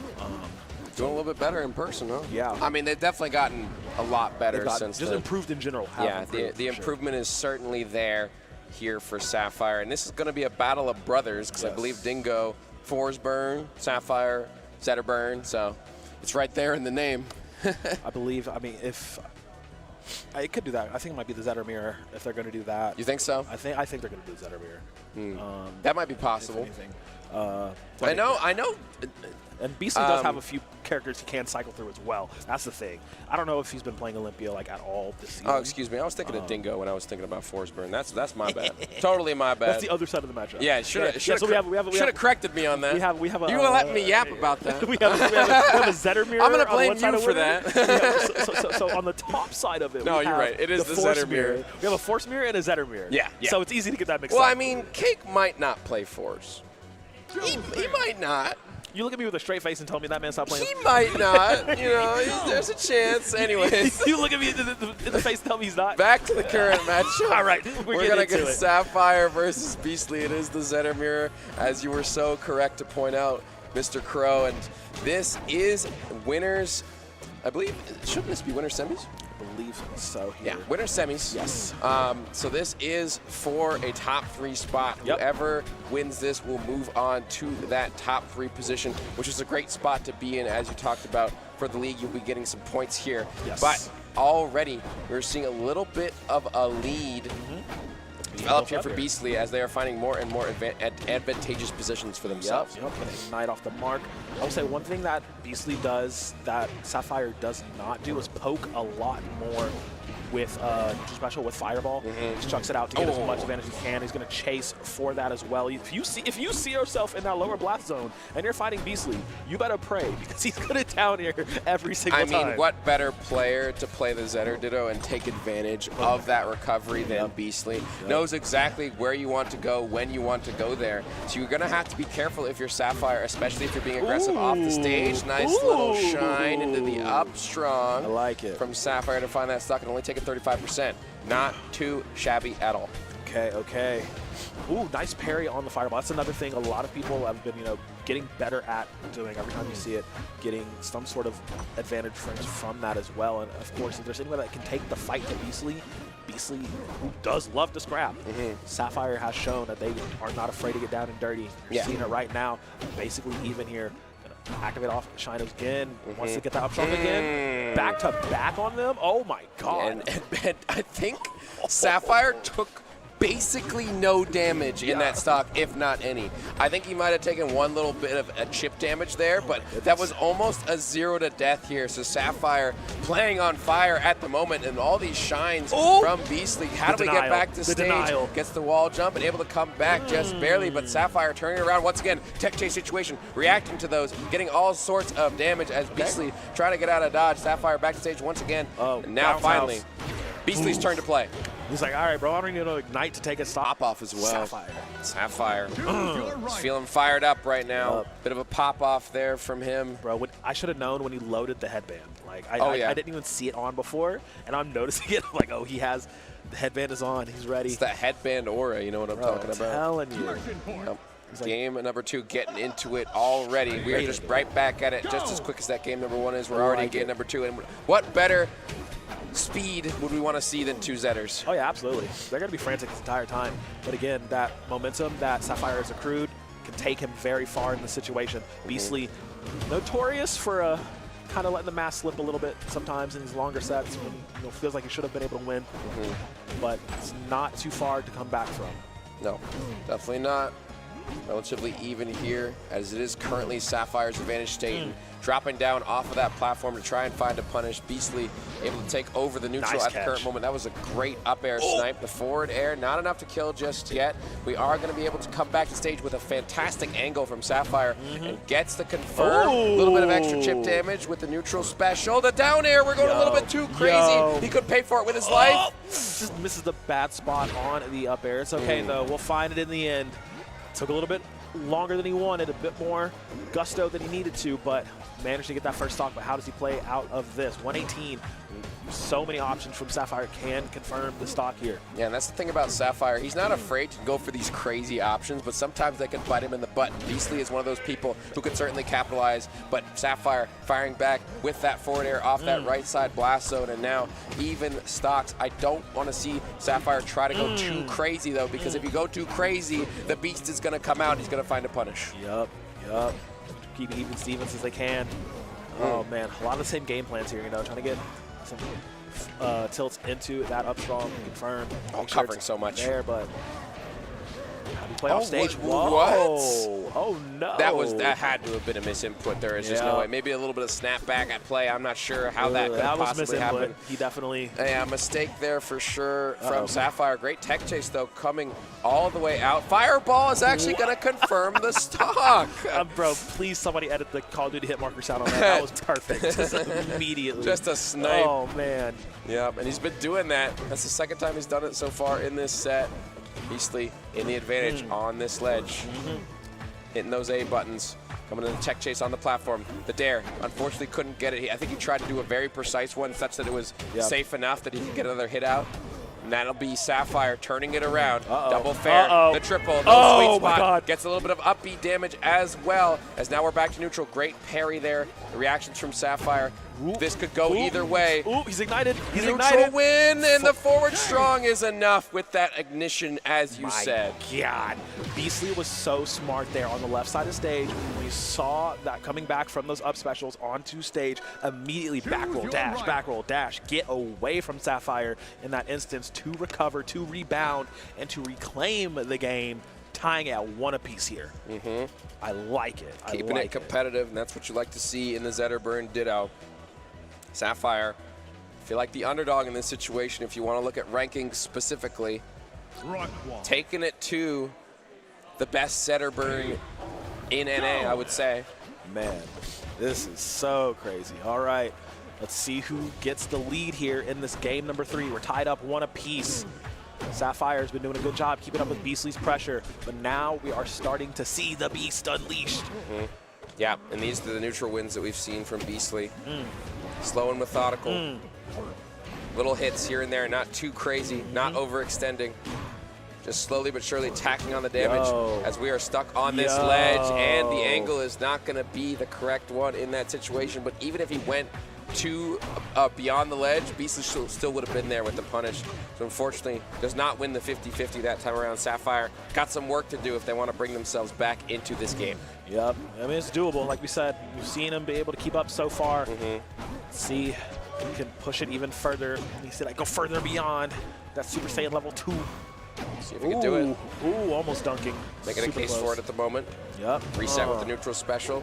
Forward throw with the ignition. Going to do a little bit of extra damage, knockback.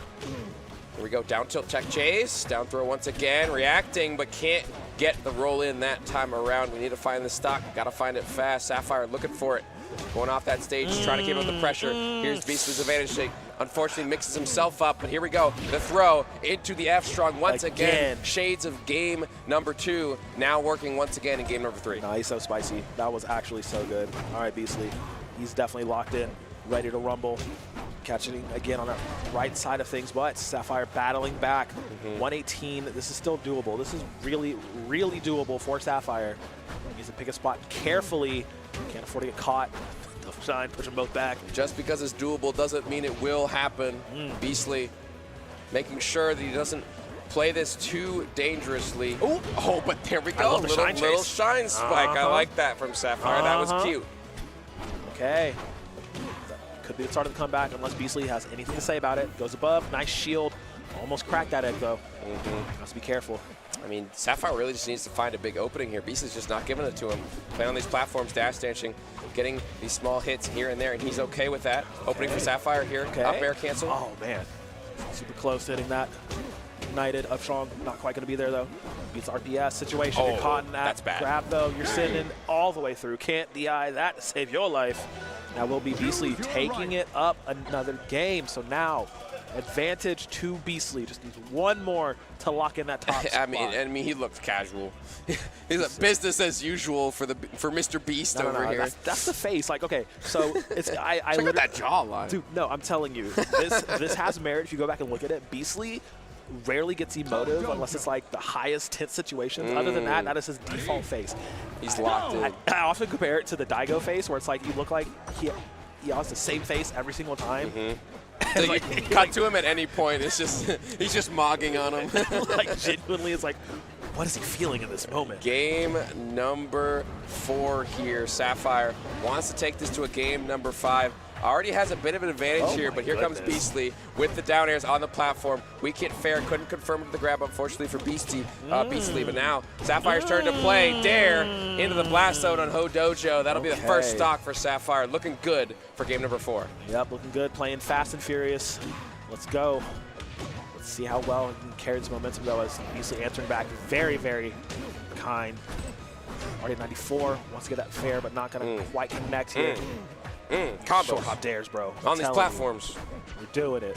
Grabbing him a little bit. Spot dodge there. I like it. Tried to get the F strong. I think Beastley might have drifted in the shine spike, and he takes it. And now we're seeing a similar situation, but on the other end, Sapphire returning fire now. Finding all sorts of damage, still alive. Up strong, it's not a blaze though, so we're not gonna find the stock. There we go, tipper fair, certainly gonna do it. Sapphire, 2 stocks ahead at the current moment. You should have seen the way Sapphire just hit the meanest lean, just like, I swear he leaned even more forward in his seat. He knows he can do this. He knows he can get that game 5. He's about to go into the screen, bro. Oh, I'm telling you. It's like, I will be one with Zetter. Uh-oh, this could be the situation he's looking for. Yep, play a little bit safe. I like this from Sapphire. Not being too over-aggressive as we've seen. Another fair! He's out there going all the way for this game number 5 and will find 2 fairs, pumping himself up. Sapphire. He knows he can do it. You know, I talked about that over-aggression, and that time it was warranted. It worked. Yes, it worked out perfectly for him there. Just, oh my God, the shine spikes repeated. Come on, bro. Sapphire, he said he wanted to win this whole thing. The way he's playing right now, the potential is there. Game number 5 with Beastley. I mean, in the Zetter Ditto as well. He's making a case for himself. He said, oh, you're one of the best Zetters? Yeah, me too, bro. Check this out. I'm out here. He's out here to play. Read up on me. Definitely doing a fantastic job so far as once again the advantage state for Sapphire. It feels like whoever can get their hands on the other first is the one who's going to run away with it. Right now it's Sapphire. Ooh, oh my goodness. The back air into the forward strong. Can we find this stock? Up air, dare, resetting the situation, gets the grab, tried to get the neutral B, but nothing to come of it, but still plenty of damage at the very least. Keeping Beastley on the back foot as much as he possibly can. Oh no. Oh, I love the patience there. I love waiting there because he knew he was going to recover out of shield. Down air. Bounce to the dare, but again, Shine got him out of dodge. Yeah, again, the Shine just helping him out in so many situations. Immediate shield when he sees the parry animation happening as well. Sapphire's playing so hot right now. This is it. Ooh, unfortunate miss on the up strong, wrong direction. For Beastley does survive for another moment. Gotta finish your food though. Oh my God. Have to finish your food. This is it. It's Beastley. Oh my God, no, actually surviving from that 110 to 150. Up special directly into his face. It's enough. The flames burn brighter. First blood drawn by Sapphire. See how long he can hold on to this stock. I'm willing to bet not very long considering Beastley currently in advantage state on this left side. But wow, sneaky recovery there from Sapphire. Still gets swatted away by the forward air, trying to come back, gets the angle. We should be able to come back. He went for the damage, barely avoiding that up air as well. Still alive. Double parries. They're going Ultra Instinct. I'm telling you, dude, they're on the same wavelength. Oh, man, this is so good. This is so good. Still surviving so long for this 160. That's it. The chase through all the way. Beastley will tie it up here. Didn't take too much damage in the second stock, so still feels pretty even playing field here in this game 5. Ready to cover the tech in place as well. Beastley with the reactions. You got to have these tech chases on deck. Speaking of reactions, it's a great reaction from Sapphire to find that reflect in the parry. Now basically even here. Just crossing through each other. Yeah, who's going to get the opening? Might be Beastley here. And positioning is so key here. A little dash dance, trying to get it. Back throw, wants to control the corner again. Love that recovery. Yep. Aggression back on the stage. Sapphire swinging a little bit too hard with that up strong. I like it. Here comes Beastley with the tech chases. That frame 1 shine going to get you out of dodge. Once again, Sapphire's been using those so defensively and so effectively. Yeah, Beastley's looking for that F strong, but that shine again, keeping him out of danger. Got out of there when he needs it. Tries to go for parry, missed the timing on it. Beastley will punish accordingly. Tries to lock in with neutral special, not gonna have the fireball, does miss. Missed the punish. Gets away on the platform as well, so this is good for Sapphire here. Locking in. Still alive. Oh, big opening. Up airs, back airs, up charge. strong. It's enough. What an opening. He sniped that one out. Game number 5, and Sapphire goes up. Can Beastley take care of the stock before it runs away with him? Trying to hold onto the ledge. Doesn't go for back throw. Oh, he reacts to those. Man, snuck it in. 1 stock apiece. Nothing else has mattered up until this point. Game 5 for that top placing. It all comes down to this. Your winner's side life on the line. Zetterburn ditto, Sapphire versus Beastley. Sapphire gets an opening, finds an up strong, 30%. That's a good start. Not bad. Justling for stage position. Sapphire swung a little bit too hard with that F tilt. Takes a little bit of damage for it. Look for the down air. Neutral B right in his face? Are you sure about that? Just let it rip, bro. We do those. We do those. On the platform. Great option tech to avoid. Up airs. Damage from Beastley. Trying to make it back to the stage. Oh, misses the grab. That's important.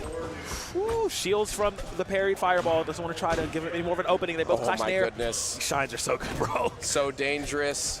If you are Sapphire, has to return to stage. Wow, that recovery. The forward air. No! The we get into the tipper. It's enough. The strong into that forward air. Beastley in the clutch of this bracket finds game number 5 and finds himself in winners finals. Yep. Very, very hard fought. Very, very contested 5-game series. Wow. A little bit of an eyebrow raise. A little eyebrow raise, That's the Bro, most emotion you're going to see from Beastley like, right there. Maybe sweat a little bit. Hold on. He's like, whoa, wait a second. That was a little bit more difficult than I thought it would be. Dude, I'm telling you, though, Sapphire is a killer, can fight with the best of them, as you just saw. So now the Sapphire losers run. It's possible. He's still in it. Yeah. Still has a chance. And I feel like Sapphire has delivered on his promises. Even though he hasn't won the tournament just yet, I feel like the play is there. He can certainly do it if he can continue to play like this. Just needs a little bit of that clutch factor, and that's where the veterancy of some of these players comes in. Because in the clutch, when you've got numerous tournament sets under your belt like Beastley has, that clutch gene is there in full force, and that's what allows him to just barely take it over Sapphire. He closes it out. This does mean that Sapphire does have to go up against Lucius in that losers quarters match. That's going to be a hard match to get through. I mean, from the consistency that we've seen from Lucius, and obviously Lucius coming off a win and Sapphire coming off a loss, that's got to have something. The mental game is half the battle, honestly. That's why I always say you got to win the RPS, because that's the first loss that you take if you lose, you know? You're already like, I'm going into this a loser if you lose the RPS. Okay, that's fair. Yeah. It starts at the beginning. That's where it starts. It starts at the beginning. Zap 2026. It does start at the beginning. I mean, am I wrong? Oh, my God. But that does mean we have one more match in the winner's side of things. The others, excited for this. Winners semis. Cake Assault versus Dingo. We just saw one mirror match involving some Fire Brothers. Will we see it again? Absolutely. But before all that, pleasantries need to be had. Joe, talk to the people. Take it away, Joe.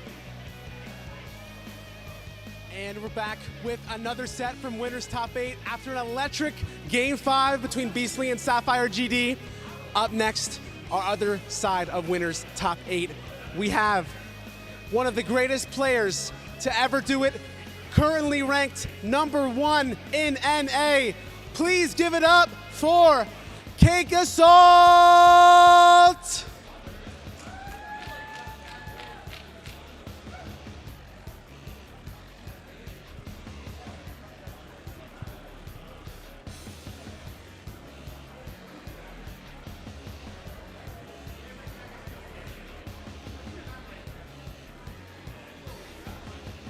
And his opponent, one of the best players from Georgia.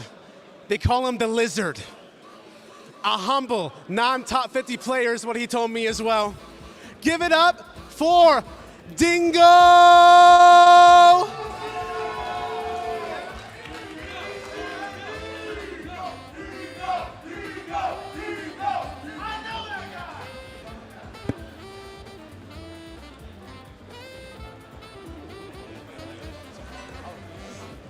Man, we are so blessed. We are so blessed to have another really good matchup on our winner side of things.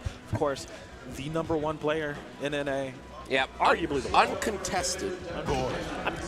Shannon might have something to say about that. Like, I'm so sad her and Stego aren't here. Yeah, I mean, what are you talking about? That would be the classic for real. Yeah. No. I mean, Cake has been #1 for a very long time, and there are definitely players who could take it over Cake, but that's a hard ask. Yeah, there's like maybe 4 people. There's a few. Yeah, very, very small list. But Dingo could be one of those people today. Dingo could actually be one of those people. Yeah, it's a tall order. It's definitely not out of the realm of possibility. And I'm excited to really see if we're going to have this Forsburn Ditto like you talked about, because we know that Cake does have other characters. Yeah, and I mean, so does Dingo. Yeah. I mean, but it's a matter of like how practiced on those characters are you? Yeah. When you've been playing how the willing same are you to thing pick them into the entire Forsburn tournament? Yeah. So I mean, that is a big part of that puzzle. But again, it's more than likely going to be that Force Ditto, which I'm not mad at. I'm not mad at all. I mean, again, it would be hard to play against Cake doing the Ditto. I mean, just because who knows that character better than Cake Assault? I'm wondering, have these two played recently? recently? I'm curious to know because I couldn't find anything on it, but I don't believe so, no. maybe if somebody in chat knows if these two have played recently, because I would love to know the set count, the set record that these two currently possess. But I mean, Dingo, definitely no slouch. One of the better Forsburn players that we have in Rivals 2. Yeah. Obviously, Cake Assault, he needs no introduction. Right. So I'm definitely looking at Dingo in this set specifically because it's really up to him whether or not he wants to ascend and beat the monster that is Cake Assault, because not many people can say that they've taken a set over this man. Yeah, and I mean, this is going to be a really, really tall order for him to do so. Like I said, very consistent player. I don't think he's really had any like top 1 finishes, you know. So for him getting to be the possibility, rather, of being in the top 3. Yeah. It's very, very tantalizing. And it is going to be the Forsburn Ditto, the last set of this first half of winners. Forsburn v. Forsburn, Dingo v. Cake Assault. Right. Let's see what we have in store for game number 1. Yep, and again, I believe... Ooh, sorry, I had a little bit of a sneaky yawn. Oh, wake up. We got Cake versus Dingo. Look, that last match exhausted me, man. Beastley that was a good set. Beastley and Sapphire were just going crazy. They were going crazy, but I'm hoping Dingo and Cake Assault can go just as crazy, as we're seeing doubles on the screen right now. Why not? 4 players? Sure. Shadow Clone Jutsu. All right. Send them all out there. I love it. Forsburn is such a unique character in the fact that they do have the possession of the clone. Yes. It can be tricky, but I feel like good players can really sniff out who the real player is in that situation. It's really not that hard to tell. I would love to see like a player pretend to be the clone more often than not. Yeah, I don't think they utilize this. I feel like they don't utilize it enough. Not enough. I mean, I know Cake has done it on multiple occasions. Cake also playing the default Force skin, player 1 side if you are confused. But it's just, it could be a little bit sneakier, but it is what it is. But still, especially with the first stock, and it actually will be Cake Assault taking that first one. Both of them really high percentage there. They're taking it to each other. Absolutely. They are fighting tooth and nail for this. So pretty even so far. Will be evened up immediately by Dingo here. Yeah, that's what we like to see. There are no punches being pulled. They are just going at it at the moment. Cake Assault in the advantage for the moment, but we're able to sneak our way back in. Dingo putting up that that smoke screen. You put that shadow clone in my mind, bro. I keep thinking about it. I'm a big Naruto fan. I think he might be using the clone a little bit too much at this point. It looks like Cake Assault is beginning to take advantage of this situation, burning that smoke screen off the stage so he can recover. And now, a little bit of an advantage here. A couple of stray hits from Dingo. The short hops are so potent by Cake as well. Okay, Up, all right. Opening. Looking for it. But I mean, Cake Assault is taking the majority of damage here in the second stock between these two. 119 now. Gonna fully charge up. Maybe look for that detonate. It's possible. He actually did find the first connection of up strong. Wasn't sure if it was going to hit, though, so elected to go for a different option that was more safe. I like that. Coming out of the smoke, both clones landing right on either side of you. Which one do you go for? A little bit of a patient waiting game to see before you actually guys take an action here. Cake Assault looking to try to shore up this difference here. Dingo doing a good job of keeping up pace, though. Keeping him on his back foot. Throw in the smoke. Trying to be tricky with it. Up. Excellent recovery, though, right from in front Dingo. of your face. Having the clone at his disposal, able to come back. And Dingo has done a great job of bringing this percentage back. Cake Assault. Ooh. Yeah, he's really brought it back. I mean, within swinging distance here, 130 to 167. Okay. The clone falls to the wayside. The grab. Fantastic grab here. Smoke. Oh, man. Oh, man. Oh, man. Catches him. Goes up one more, Dingo. All right. Okay. Good damage, but immediately answered back. Yeah. Even Stevens here, game number 1. Even Stevens and the Forsburn Ditto. I like it. We got that fully charged up. Might have to utilize it here. Gonna return to stage. Cake Assault, finding an opening. Good grabs, heck. Okay, I like it. Same brain cell, just shield right in front of you. Yeah. Oh, wow. no. A little bit of a slip. Well, that is unfortunate. A little bit of a slip. Just a bit of a mistake there. It happens. You know, it happens to the best of us. Get him out now in game number 1. Because you do not want to see one of those in game number 5 if it makes it to there. Yep, all right. Dingo striking first blood. The dogs are out. Dingo fans in the crowd going crazy. Dingo fans in chat going crazy. Let's see if he can keep this up here, or is this going to be Cake's revenge? Cake's revenge. We'll see. Thinking about stage choices here. Now, does stage really matter all that much in the Ditto? I mean, specifically, it's more player dependent, if anything. True. How you want to choose to play it. Close quarters, yeah, I knew it. Okay, see, he was going to do it. I was wondering if he was going to go to Olympia's Peak, but I was also wondering if he was going to change. I did not expect him to change the locks this early. This is an interesting choice. No, it works out perfectly for him because the thing is, Cake is suffocating. Whenever you're on smaller stages like this, it's so much better. If you go back and watch VODs, whenever you play on a smaller stage, you're seeing Cake Assault just really stay in your grill every single time. We don't do spacing around here. We don't do any patient play. No, it is straight up hands, up close and personal, as you're seeing right now. Absolutely. Loxodon has that half magma charge, double up tilt into that meatball. Now has the maximum magma available. Gets the down strong. It's not going to kill just yet. Not off the top of Tempest. Man, he'd be stacking up this magma quick. I'm telling you. Yep, throwing down that down tilt, trying to get max magma once again. Has about half. Should be able to use it to recover here if need be. Wow. Might have to. Nope, we're going to come back. Okay. Take a little bit of damage. Keep that magma for the moment as the up throw comes through. There's the meatball. Tech chase on the platform. Look for that up tilt.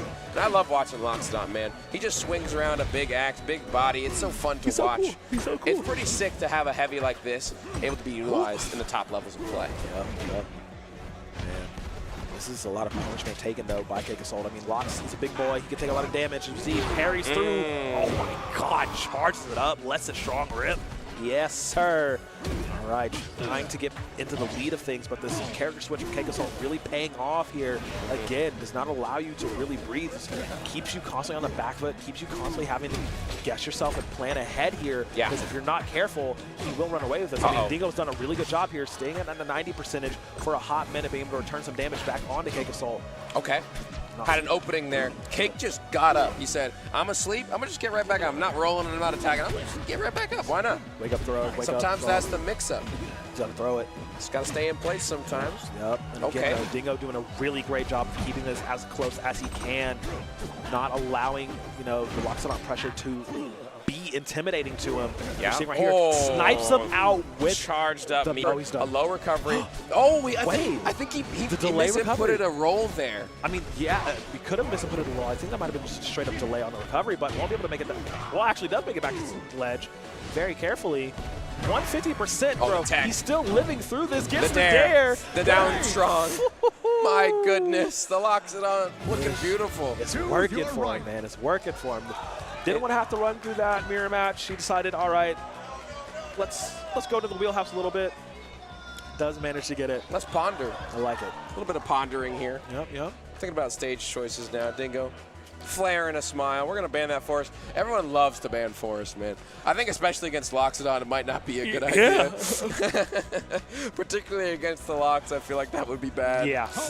Again, those smaller stages, you cannot escape from Cake Assault. So it's true, and especially on this Loxodon who covers such a wide area of the stage. Odojo was the choice here for Dingo. Right.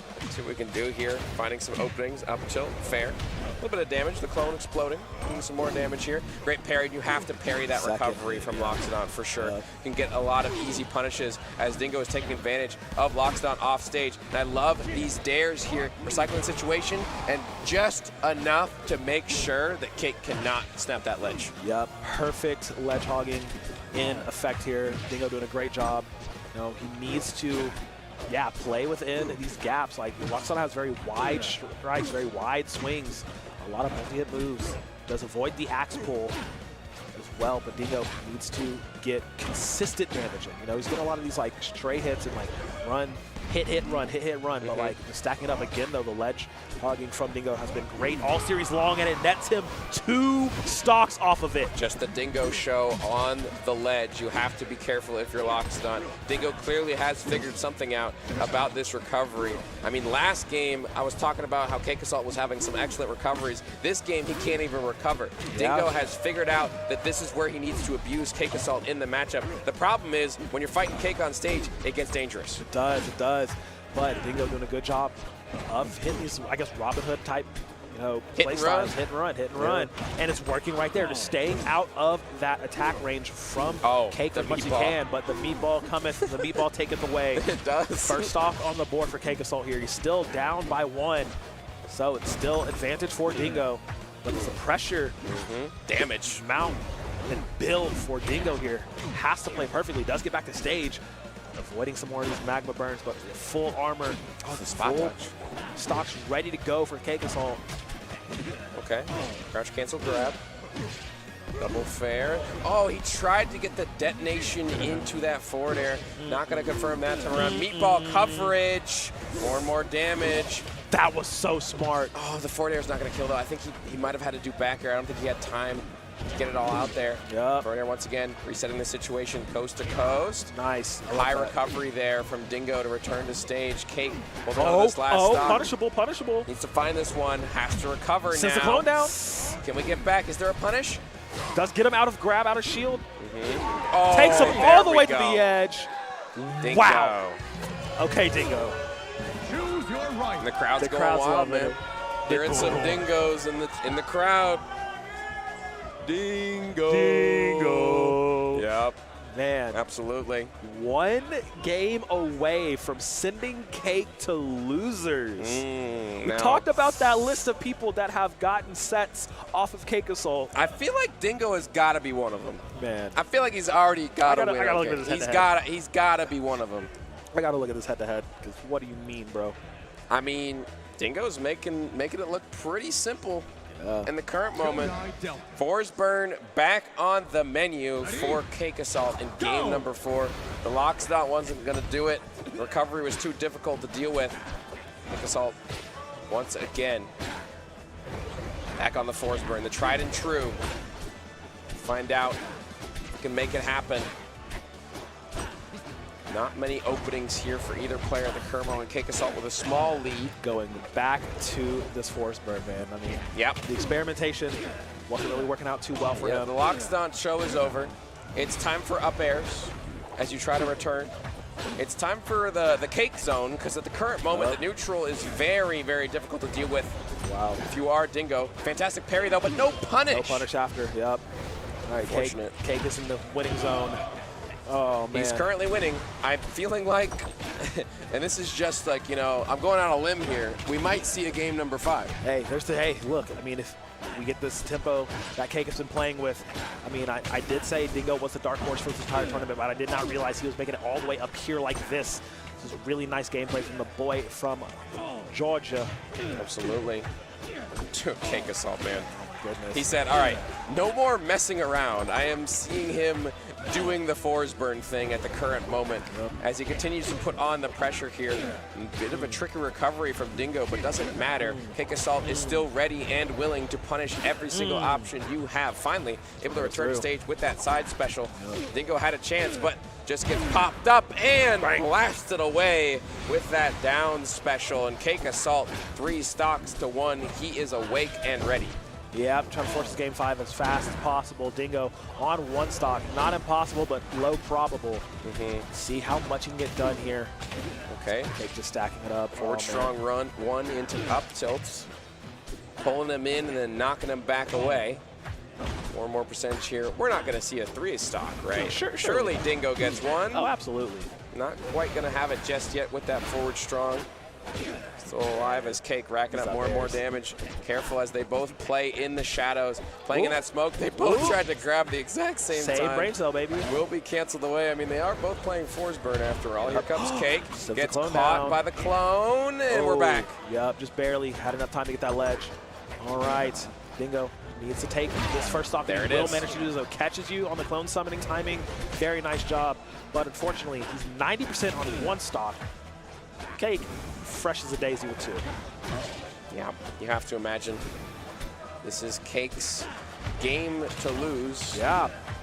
He is up 2 whole stocks, but Dingo, oh my God, having a bit of an advantage state of his own as he's racking up more and more percent. Cake hasn't been able to find a strong hit on him just yet. Not just yet, no. Comes the clone immediately deleted from Dingo. Dingo trying to get back to center. Wave dashing through those platforms. Cake Assault now looking for something on the ledge, and both players are playing so evasive, not wanting to give either one the opening, but Dingo is just gonna fall hastily in the blast zone, unfortunately. It is what it is, it is what it is. A little bit of a slip. A mistake, and we're gonna run it right back. Oh my God, these graphics are so good. Shout out BuddBuds. Come on, man. They're so real, man. All right, game 5. Trying to act like game 1 didn't even happen.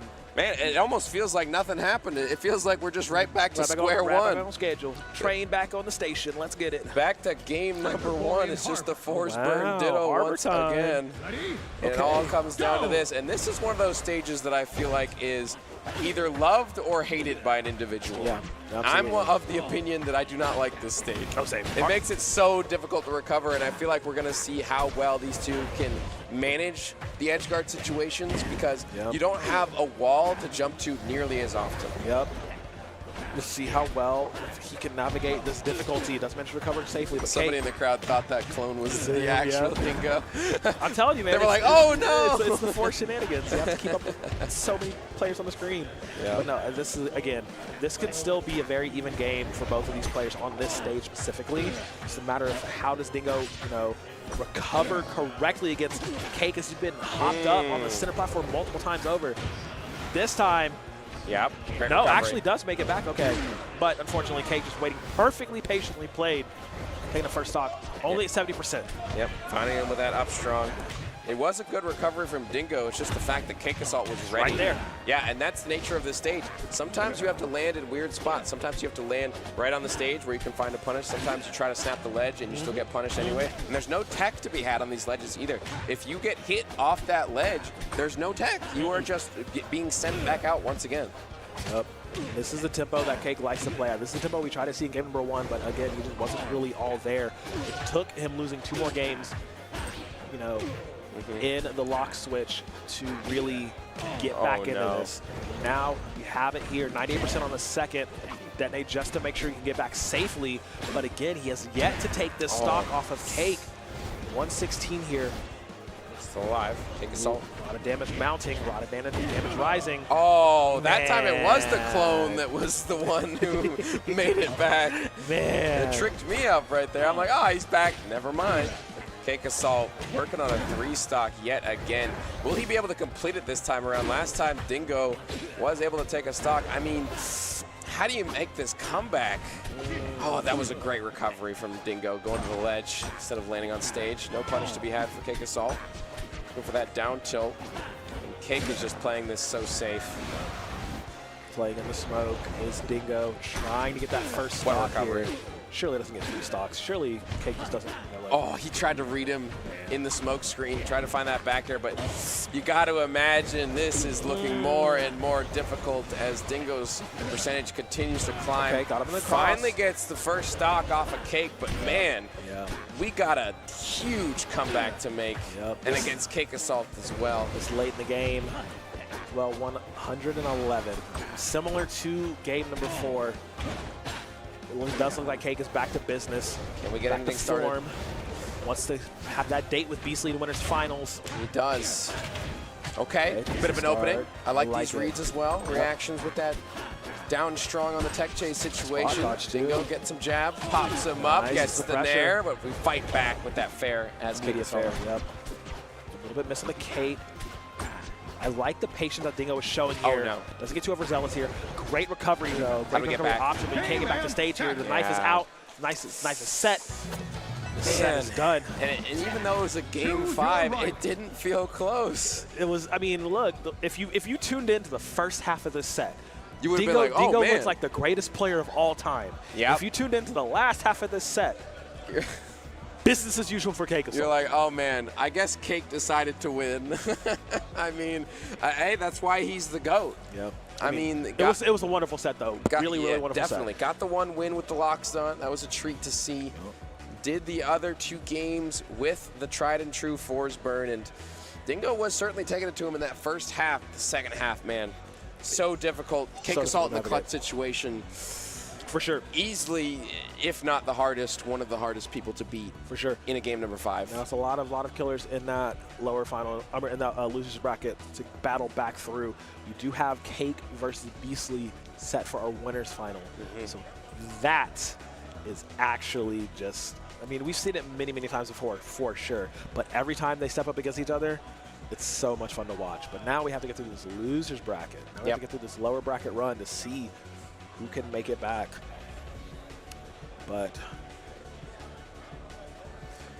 before we talk about that, we're going to go ahead and get in some ads because, you know, we got to pay the bills, you know, and then there's some pretty good things happening around here. A lot of fun. Speaking of pretty good things, shout out to KML for hosting this tournament, growing the community through live productions. If you need a tournament series done, contact them at kmltournaments@gmail.com. Shout outs to them for hosting our event. We appreciate them a lot. Absolutely, absolutely. Been loving everything KML's been doing. The production has been really, really nice out of the MDVA. Absolutely. Really good group of individuals as well. But yeah, check them out on all socials. And we can't talk about MDVA without talking about the Maryland, Virginia Ultimate Summit. Absolutely. It's coming up here soon, July 11th through 12th.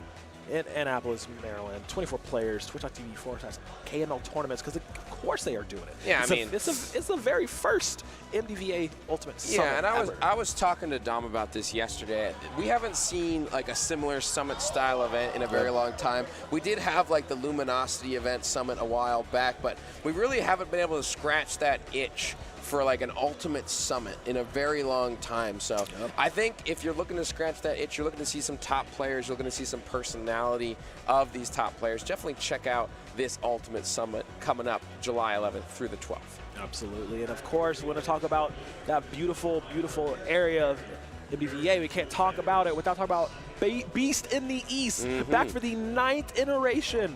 Virginia's largest FGC regional happening July 17th through the 19th, featuring brackets for over 25 different titles. It's the best combination of fighting games and rhythm games. Bro, they got DDR on there, dude, bro. The rhythm community comes out heavy for this. It's such a wonderful event. I went back a few years ago for 7.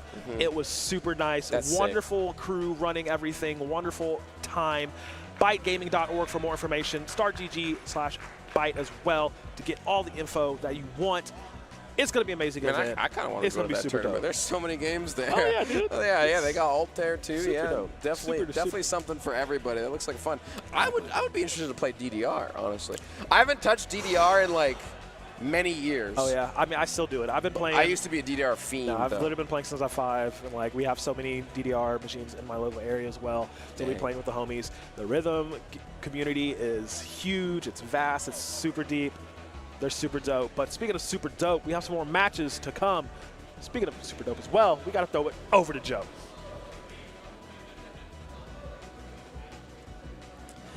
And we have our final matches of losers in top 8. We have 2 more sets.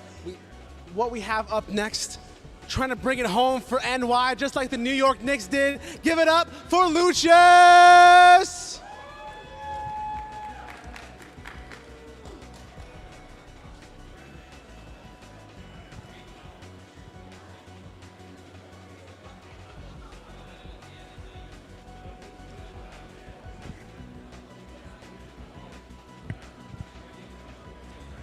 And Lucius' opponent, one of NC's finest, trying to bring it home for the hometown crowd. Give it up for Sapphire GD!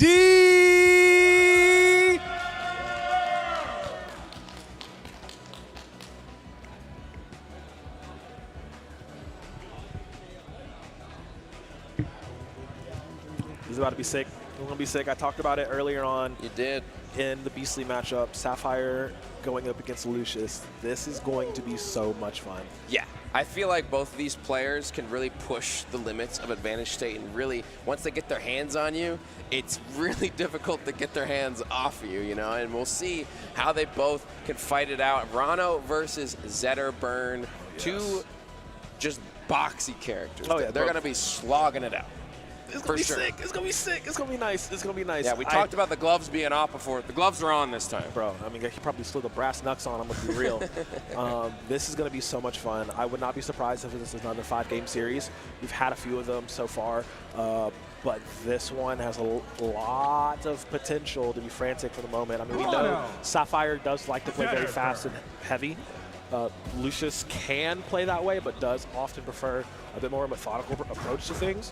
But that Rano is so scary to deal with. Yeah, definitely difficult to deal with. Sapphire in the loser side of things now, trying to make the run happen. North Carolina versus New York.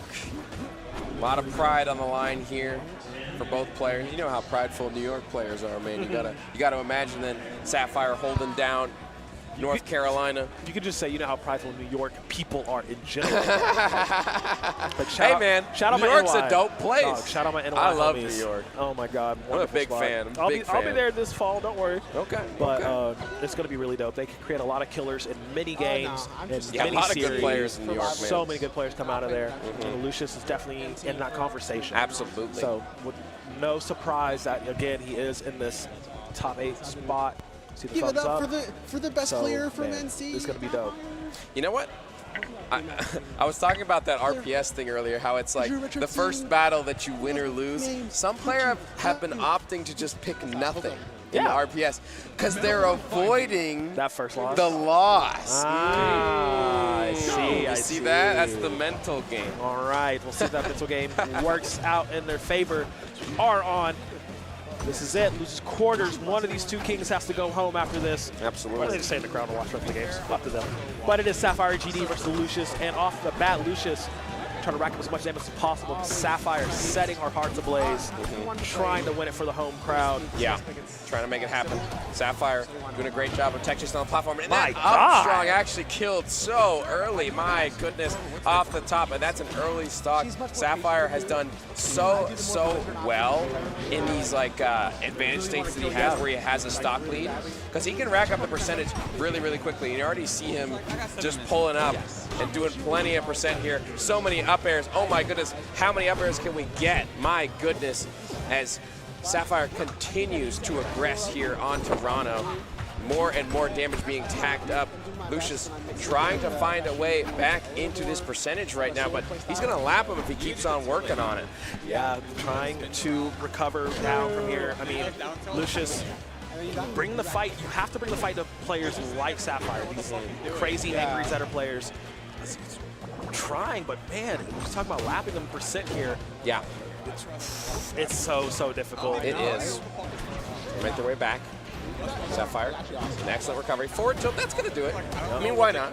Just swat the frog away. I mean, it's a lion versus a frog. If we think about it, I feel like the lion wins that matchup. You know what I'm saying? Yep. Oh, man, all right. Down by 1 stock. Lucius can make this comeback happen here. Again, with the way that Sapphire has been playing, with that energy that he's been playing, it is a very tall order here, but that's a good start. Rack it up to 50 about. Working on it. Has found that first stock. Needs to find one more, though, if you want a chance. Sapphire slowing the game plan down a little bit, looking for his openings, and he does get. Well, that was so tricky what he just did. That's 2 kills with the up strong, but man, the movement on Sapphire there was so immaculate. If he didn't move like that, he wouldn't have found the confirm. Beautiful stuff. Oh my goodness. Lucius so clean and getting those up strong confirms. I mean, Sapphire rather getting the confirms onto Lucius. Such a good character, man. Super fast and furious gameplay as usual. And I do think that Lucius is struggling a little bit to get back into it. You know, maybe he's had a little bit too much off time. So it does seem that, like, you know, he's taking a moment to warm up. But when he does ramp up, when he does get up, he can, you know, get back into the mix. But Sapphire keeping that very extreme pace and doing it strong and immediately getting the first stock. Bro, we just started the second game. My goodness. What do you mean? Yeah, I mean, Sapphire is literally just playing on fire at the current moment. Going up once again, and this is a bad spot to be in for Lucius. He is trying to win, bro. We've seen what Sapphire can do with the lead and we'll probably continue to see what he can do with the lead in this game number 2 as he continues to put the pressure here onto Lucius. Lucius is getting hits back, but the problem is most of them are trades, so you don't want to be trading all your percent in this current moment, but it's kind of hard to do when he's up a stock. My goodness. Extremely difficult. He has to shore up this difference, this stock differential. If he wants to have a chance at this, keep away. I like it. Bears, and we're not coming back from awkward that. recovery, not going to happen. So it is 2-2, but again, like you said, because he traded so much damage, already at 88% on the second off, but this bubble combo should be able to do a lot. Does manage to get him up to 65. They're fighting off stage here, looking for a spike of some sort, but not going to happen for either. But using his own bubble against him to set up the downfall, shine, man, 2 of them? multiple shine frog. You ever had fried frog legs before? I don't think I have. Sapphire gonna set it up for you. He might be doing it right now, putting him on the grill as he's now up 2 stocks to 1, 83%. Sapphire was getting beaten up a little bit in that second stock, but it doesn't matter because he does find the confirm at the end of the day. Now can Lucius once again find this stock? Playing a little bit better now, I think. Able to keep it more close to the cup, but he still hasn't found the second stock. Needs to find it soon if he wants a chance of taking this game. Just barely missed it out there. Not going to happen. Not quite going to connect, but 128 on Sapphire. This is the best spot for Lucius to tie this up here. Not take too much more damage afterwards. Fishing for an aerial, not going to happen. Does get the grab, does get the throw as well. Reverse positioning, it connects. You saw the black spark. It hit flush, dead center. 1 stock apiece here. Lucius in a decent spot to carry this through and tie it up 1 apiece, but Sapphire turning up the tempo once again. Does not want that to happen. Okay. Wave shining all about the stage. Grabbing this ledge. Stalling a little bit. That's punishable. Double back air, sets him ablaze. Yep. But he's not able to recover. The 2 back airs was just enough. Didn't send you that far, but just the fact that your resources get expended out there when you're trying to recover. He takes advantage of it. Sapphire, game number 2. Okay. Man, it was looking real close. Lucius had that ability to bring it back and tie it, but just 1 sly little mistake is all it took for Sapphire to really just capitalize on it. Again, raise that tempo up. And it does look like going back to, back to the port. Yep, right back to Merchant Port. Wasn't the stage. I mean, that was the closest game that we had so far between these two. But we're going to see if Lucius can take this game number 3. We've seen this before, Pro. We've seen it before. Up 2-0, and then we get all the way back to the end. So I'm going to see if Lucius can pull it out, but it's going to be difficult. Sapphire already with percent lead, and he's able to stall out a little bit. Can we get back to stage? All these nairs and the ledge hog as well. Lucius with a beautiful edge guard and up for the first time in the set. Yo.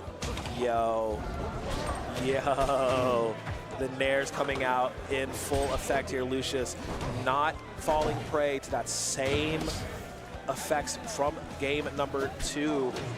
Will lose that stock, but it's still time. Still a lot of opportunities for Lucius to bring this back and put it out at 2-1. Working on it. Has the bubble out there, stalling with the down air. Dashing back to stage. 2 stocks apiece. Most even we've seen. Lucius once again finding some openings. Up air to fair. Throwing out those poison stacks, trying to rack up more damage. Here comes Sapphire though. Shine to dare. Not going to confirm into a kill. Down strong, going to miss. Get up attack is punished. And there's the nair. We have seen his edge guard before. Crow. Can he finish the job? And yes, he does. All right. That's 1 stock left remaining for Sapphire. Lucius needs to win this to stay in this. Doing a good job so far, you know, battling through the aggression. Gets on hold, neutral, special grab, okay, I like it. With the damage rack up in there, sliding through. Nice shielding from Sapphire, trying to avoid a bit more of this entry from Lucius. For another nair, just connects. Let's get back, has to deal with that ball before he can do anything, but he's patiently waiting and patiently strikes. Another up strong stock for Sapphire. Up strong is the correct option in that moment as well because the bubble is set up. If he knocks him into the bubble, saves his life. Sapphire recognizing that, decides to send him up instead of horizontal. Able to snap that ledge. Sapphire on the back foot, trying to return to stage. Jab pressure, gets the grab in that 50-50 mix-up. Shine to dare, shine to grab, shine to up air. Okay. We're moving now. God, Here comes my Sapphire. God. Didn't get the tipper on the last up air, but a lot of damage just has been tacked on, and now the pressure's Oh, on. no. Can Lucius finish the job? I'm thinking it back. I I'm thinking think it back. so. All right, so that is a game for Lucius, surviving these deep, deep waters that Sapphire's put him in. Yep. And you're still alive in this bracket. There's no more chances if you lose this set. Have to lock in, have to dig deep. Lucius considering the stage choice for themselves. What will give me the best options versus this Zetterberg? Looks like it's going to be Rockwall. All right, up to Rockwall here. Bit of space on this stage. Rano could definitely take advantage of these platforms and find some punishes. See if he can make it work here. As Sapphire once again showing that aggression. Oh no. Double fair. It's not going to be enough. Even on the short side blast zones, I don't think it's going to be enough from that percentage. Here's a couple of up airs. The fair not going to get the strong hit, unfortunately, but wow, we're doing so much damage. Keep away game. Knocking the bubble away, pops him into it, and the up strong, the recognition That's from crazy. Sapphire in this matchup to find that stock. Excellent wherewithal. That's crazy. The short hop dare to pop him into the bubble right above Waveland him. up strong. Dude, come on, man. Beautiful stuff. Sapphire showing why he's a threat here. Lucius has arguably, more experience in this competitive space, in this game. Been way more offlines, way more high stakes. That young blood, my Hey, friend. Sapphire's so good, recognizing when he has these kill situations, when he has the ability to just rip the stocks from Lucius' No body. jump. No jump available. Be able to come back. Fall. Okay. To a Just piece. has to have the clutch factor. Da da da da. Yep. You're basically exactly right. Every time. There we go. Reading that tech in with the upstrong, and it is going to God. kill off the top. Oh, God. Wow, nerf Zetter, by the way. That looked pretty he's broken. perfectly fine. That looked pretty broken. He's perfectly fine. That was kind of early. My I don't know. boy is fine. I don't know. That was kind of early. I don't know. No punish on the spin cycle from Lucius here. Got some stacks on. Sapphire, yep. Does have this ability to bring it back. 74%, that's really nice. A lot of confirms available for Lucius to tie this back, and we're seeing a start. Nice grab, catches the roll. Needs to finish it here. Looks for that nair, not gonna happen. Oh, air dodge given away, but he's able to come back. Yep. Slips off the platform and finds a back air. Down airing that shield. It is safe. Oh, he thought maybe he could get the up strong there, but not enough hit stun to find that confirmed. Uh-oh. The stack is there. Nice. I want to say fell a little bit faster. This just is a to really change bad that momentum. situation. Bubble for this waiting. Actually gets back to stage here. Has a Burning up little slow. blaze as well. Yeah, doesn't actually go for the chase here. Bubble still summoned, so he's using it the stance to float for a moment and land the heel straight to the dome. Lucius 102 here needs to clutch up, needs to get this a force of game 5. Sapphire wants to lock in. This go ahead and keep pushing Redemption. forward. It's very, have Kevin very to- doable here. Oh, Some sorry. damage racked up through Up Bubble. next, he means Okay. Loxodon. This could mean everything. And he's in Oh my God. Redemption. This Could my be God. everything for Lucius Oh as they my try God. to return to stage. Air He dodge given means away. Redemption. Fair connection, And but he the bubble literally getting is him in a in dodge. Catch Redemption. tipper up air is enough for Sapphire to take that and move on to losers semis. What a clutch from him, and a dominating performance for a lot of that set. Yeah. Very impressive stuff here from Sapphire. Sapphire really bringing that tempo, bringing that extreme heat over to Lucius. I mean, like I said, likes to play a bit more patient, a little more reserved, looking for those spots where he can get damage done.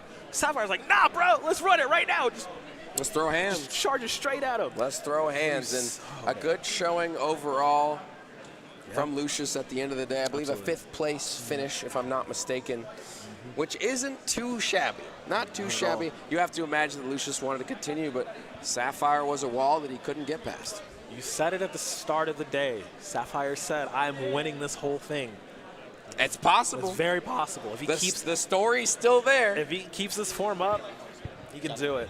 Yeah. But man, oh man, what a tall order it is. Because again, he still has Cake Assault. Cake Assault and Beastley to get Dingo. through. Dingo as well. Beastley. Well, I mean, the winner of our next matchup. So Dingo versus Thulium.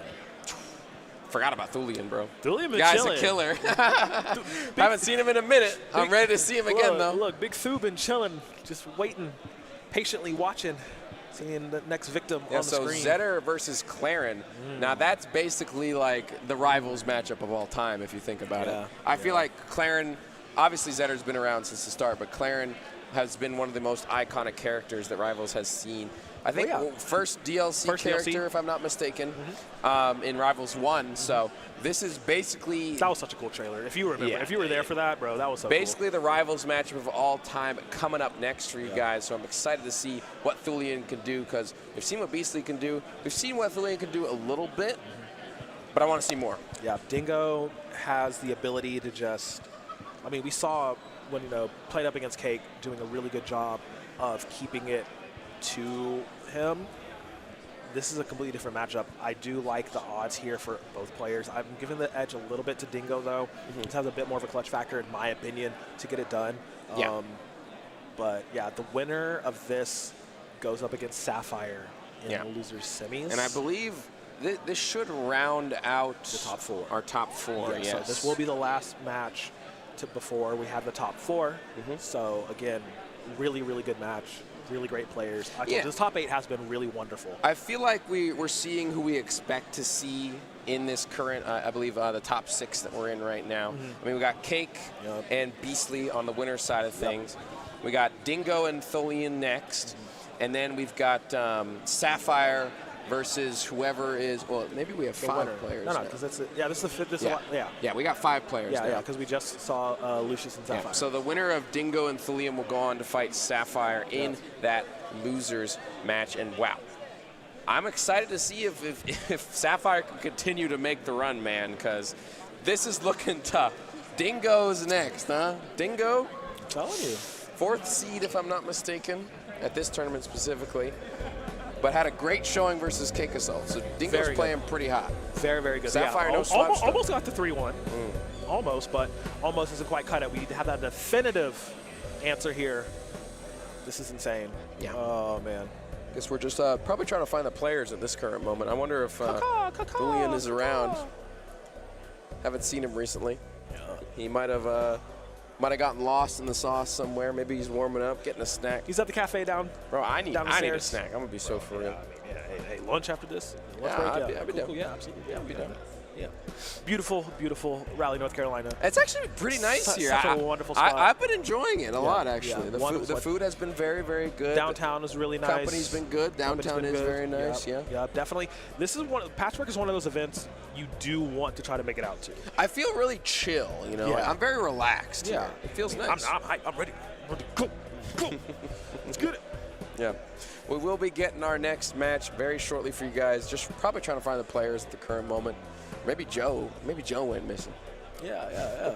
Did we lose Joe? I hope not. Did we lose Joe? I've been loving the MCing from Joe. I'm not gonna lie. He's been doing a good job. He's been cracking me up, bro. Yeah, he stepped up for sure to make this happen. I remember they were asking in chat like, "Hey, who wants to MC?" Shout out Joe, bro. Yeah, but they're calling. They're looking for Thu. I knew they were looking for him, bro. He got lost somewhere. Oh man. Yeah, there's a lot of great gaming action. A lot of great. There's so many events right now. Oh, we were talking about earlier, talking about the Valorant Masters. Oh, yeah.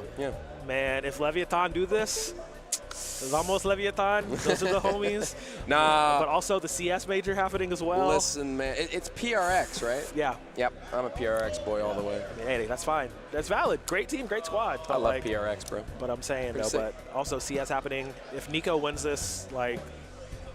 A lot of esports happening today. A lot of stuff going on, man. It looks like we found Thu. We found him. We're going to toss it on over to Joseph. Take it away, Joe. Shout-outs to Sapphire GD for cementing their place in loser semis. And now we're going to find out who's going to meet them there. We have 2 more players looking to fight it out and make their way to loser semis. Up next, seeing if they can join their fellow NC compatriot. Give it up for Thulium!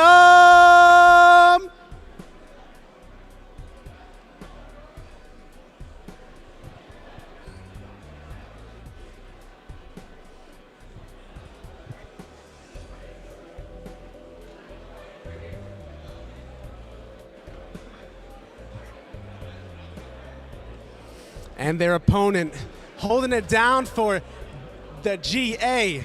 Give it up for the Lizard, a man of many names, Dingo! He's going to be right there.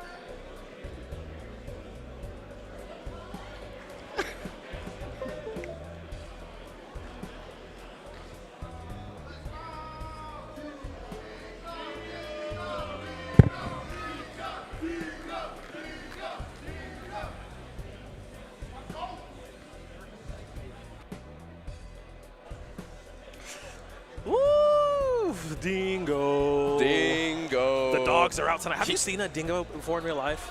I don't think. Oh, yes, I actually have. Okay. Yeah, they're really interesting animals. They are interesting. Kind of terrifying. They're kind of like a dog, kind of like a fox, kind of like a something. Yeah. A jackal, maybe. Yeah. They're in that broad spectrum. They're very desert-like. Yep. I feel like they belong in the desert biome. Dude, Another reason to not go to Australia. Yeah, well, I don't think I'm ever going to go to Australia, I think. I got Dingo homies. might. I got homies that want me down there, but Dingo might. Check it out. It might be cool. It would be an experience for sure. Man. But we finally found our players, Thulium and Dingo, stepping up to the plate. And this should be Forsburn versus Clarence. Choose your right. Now, this is an interesting matchup because, Forsburn is kind of like a swordy, but not really. He's got a dagger, Yes, that is true. So it's almost like a sword, just not quite, if you think a it. And it's not a short sword because short swords exist, so it's shorter than a short sword. Yeah, it's like a dagger. He's a dagger. He's a daggy. Yeah, he's a daggy. Can we make that a new thing? We can't Does make that. That's not gonna catch on. That is not good. That's not my best work. I'll tell you what. That's not gonna catch anywhere. Yeah. Dingo versus Thulium here, and I am ready to see Clarence on the screen again because we've had so many characters that have just been like the kind of ones that are up in your face, want to box all the time. Yeah. I'm ready to see that spacing game. I'm ready to see that tipper game come out from Thulium here. What better player to do it? Yeah. This is going to be fun. I really think, like I said, if Dingo has that same energy that he brought up against Cake here, I think he'll do him a lot of good. But Thulium has been just chilling, watching, playing a few little casual games, just getting ready because it was the first match of the day. Now we're seeing him here for the last match of top 8 going to top 4. So now it's just like, bro, all right. Like, has the time been too long in between gameplay? Yeah. To really matter? Yeah, it's always the question of like who's hot, who's not. Like Dingo recently playing Cake Assault, probably pretty fresh still. Thulium has not played since that first set that he played a while back, so he's been on the ice box for a little bit. I imagine he went back and got his hands warm and played some friendlies. You got to do that, but Dingo, I feel like could be in a better position in terms of that hotness. Absolutely. We're gonna find out though. See who's got it. Okay. See what stage we want to go to. Go ahead and get rid of that Ho Dojo. And the Forest, it's a classic. Everyone bans that Forest. They don't like it. I think I've seen that banned almost every time in the starting stages here. Looks like Metal might be the choice. Nope. We're going to go Die Delta. Nope. We're going to go. Nope. We're going to go Die Delta. Nope. Metal? We're going to go Metal. Okay. Nope. We're going to go Jules Veld. Nope. We're going to go Metal. Metal. All right. That's the final choice. They're trying to juke me out, bro. Trying to trick me here. All right. This is for top 4. Yes. Dingo versus Thulium. Right. Losers quarters game number 1. Fords versus Clarence, and we've got the Edgelord Clarence out right now. He immediately went black. He remembered that. He said, "All right, I need to beat Venom right off the bat." You have to channel that energy, the darkness inside me. Has to get going. Yep. Okay. Let's see. Can Dingo carry on for Georgia and put it through to this top 4? Thulium keep it going for North Carolina here. Basically even at the current moment as they both trying to find their openers. No option to be had after the missed tech. Tossing away that smoke, just poking it with the sword. Gets the F still. No tipper to be had, but it wouldn't have led to much regardless. Maybe an edge guard situation, but still. Basically only the stray hit game. We are playing what is known as neutral at the current moment. Get up in the mix though. Ooh, very good recovery to avoid the timing on that up strong. I like that a lot. All right. Good defensive play. Dingo does have a lot of good shield play, I would say. See, keep it up though. That's the main thing. Catches the ledge, but we'll be able to snap back to it. It's okay. Yeah, we have the wall jump available. Okay. Yep.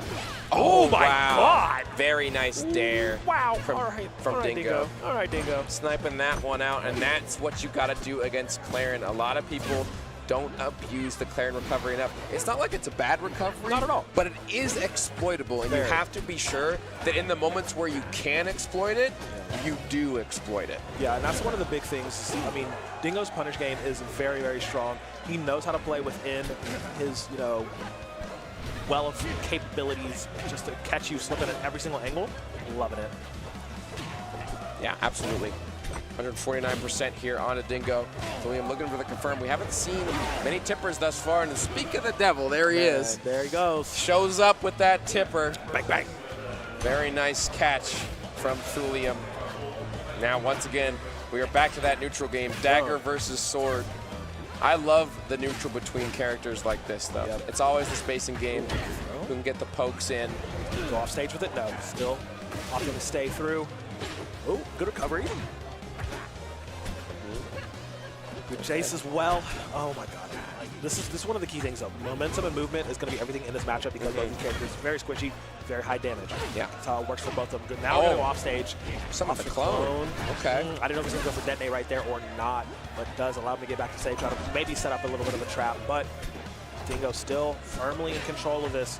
Has a little bit of the damage lead, but it's nothing that Thulium can't just catch up to real quick. It's right there. Try to confirm the nair into the neutral special. Not going to find it that time around. Air dodging My up, God. and Dingo is ready.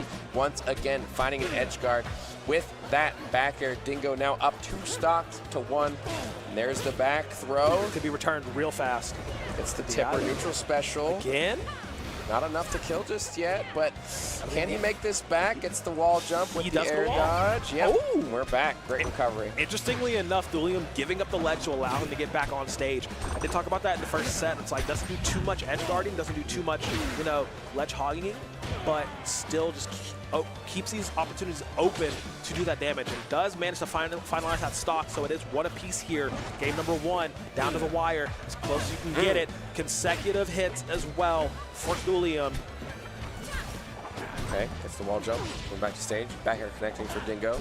They both try to jostle for the stage position here, battling it out in that middle stage. Platform tech chase, gets the forward tilt, summons the clone, going back to stage, punished with the up air, but we are back. Got a lot of percent though from that. Not quite. Okay, yeah, a lot of percent gained. Man, Dingo just racking up the damage on Thulium. All right. Oh. Should be able to finish off here. No, actually does survive, but that does allow him the opportunity to stack up on Smokestack. So extra damage on the table for Thulium. And he's going to go down. But whoa! Beautiful tech. Perfect timing from Thulium. Techs in and wins it out in the end. No, Dingo slipping. That was a mistake to be sure. Woo. My goodness. Woo. Okay. Unfortunate for Dingo, but Thulium counting his lucky stars that he doesn't have to make that we comeback. take those, baby. In the business, we do take those. Man. Okay. Unfortunate for Dingo, he was playing it very well, had the lead. You have to just shrug it off, though. You can't let it get to your head. Sometimes these mistakes happen. It's better to get out in game 1 than anything else. My goodness, man. Lock back in for game number 2 here. Yeah, definitely lock in. And the thing about it, though, is this match is very close. We're going to the Veil. See if we can get this done. We on the tower. It's just, oh man, that's just gonna pour one out for Dingo there. But Thulium gonna glad to take that. Yeah. See if they can keep that momentum up though. That's the key here. Be able to keep the momentum going into this next game. So game number 2 doesn't look like a fluke. Absolutely. Working on it here. Thulium does have the percent. I'm surprised that grab missed. That's got to be the nerf coming in. That grab used to be even more crazy. Yeah. Shout outs to Claren nerfs. The devs know what they're doing, I think. More of a balanced character these days, I would say. Still very, very good, though, as you can see. Character commonly seen in top 8, I would say. Force burn as well, though. Did you see how close that charge up sharpness, bro? Holy crap. Cool. We're back. Trying to right the mistakes of game number 1 here. Dingo once again on that platform with the sliding forward tilt. Sends the wrong way, that nair, unfortunately for Dingo. Baby dashing on the platform. You're going to get punished for that one. All right. Yeah, that's exactly right. Run up, down strong. We'll We'll take it. I like it. He does kind of look like Phantom of the Opera with that little mask that he's got. He has a Phantom skin in this as well. It's one of my favorite skins in the entire game, actually, because it like wraps the knife in roses. Sick. He's very edgy. They're both kind of a bit edgy with this full black going on with that. Dude, I'm telling you, if fully charged that he's got going on. If you're a fire character, you have to be edgy in some way. Okay, Thulium trying to work on this first stock still. Playing around in this smoke screen, able to return to stage, gets that back throw, looking for the dare, able to avoid it. Thulium going all the way out there. I don't know if that was the correct choice in that moment because he ended up taking some extra percent. Run up down strong, and it's enough even without the tipper. Yep, even without the tipper, gets it done. Look how much damage racked up on the Thulium here, though. Already at the 91%. Ugh. Such good movement from Dingo. Knows he can stay on and stick very, very early on because of the position that he's in here right now. And now Thulium playing a lot of defense here, trying to avoid a lot of punishment. Falling straight down. I love that. Okay, let's keep it up, boys. 126 on this Clarin.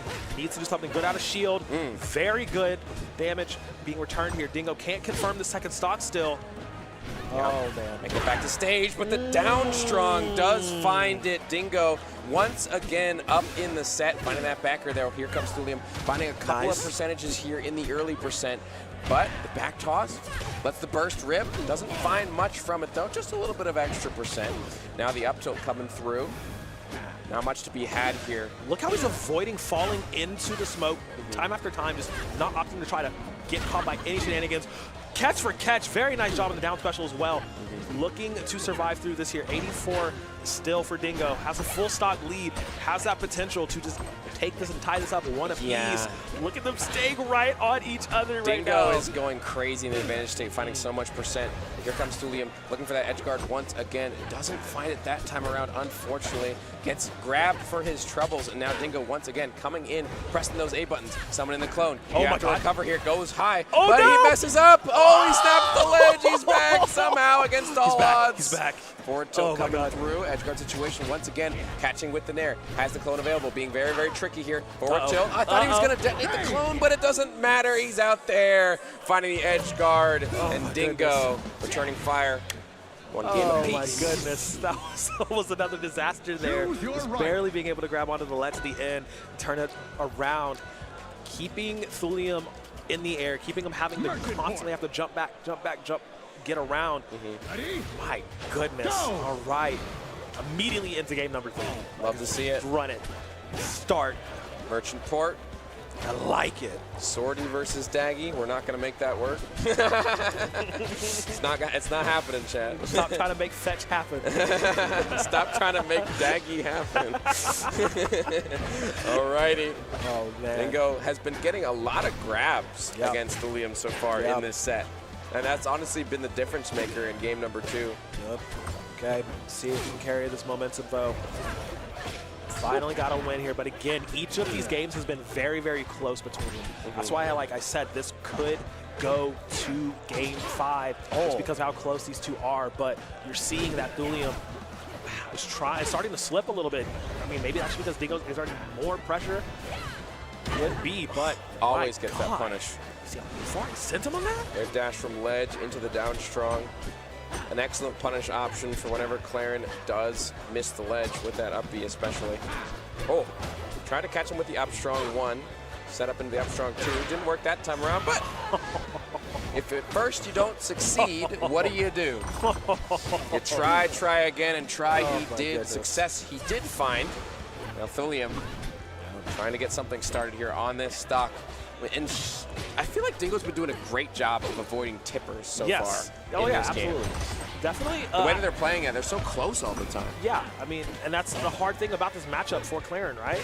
It's like you really want to have perfect spacing to land that extra damage that tippers will give you available, but That's not the game plan that Dingo's going to do on this force point, right? Dingo's like, I'm in there. I'm in there. It's like, we are throwing hands for real. This is not looking Not the good. parry off the Angel platform. Come on, bro. Not looking good for our hero Thulium as they try to find this first stock. Still, Dingo playing excellently thus far on the port. Finally, that back air, even without the tipper, is going to be enough.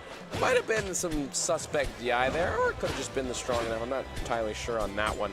Either way, though, Thulium will take that first stock for themselves, finding a little bit of a combo here. Misses the grab, unfortunately, on the extension. Only a couple of percentage tacked on here. Dingo once again finding an advantage and going off the stage, find that dare. All the damage is here. We don't need the stock just yet. We just need your percent. Oh my goodness. That's 100 for Claren here. Thulium might be done, and yes, my it goodness, is. really? My goodness. That game did not look close. Not at all. I think it's starting to slip. I talked about it beforehand.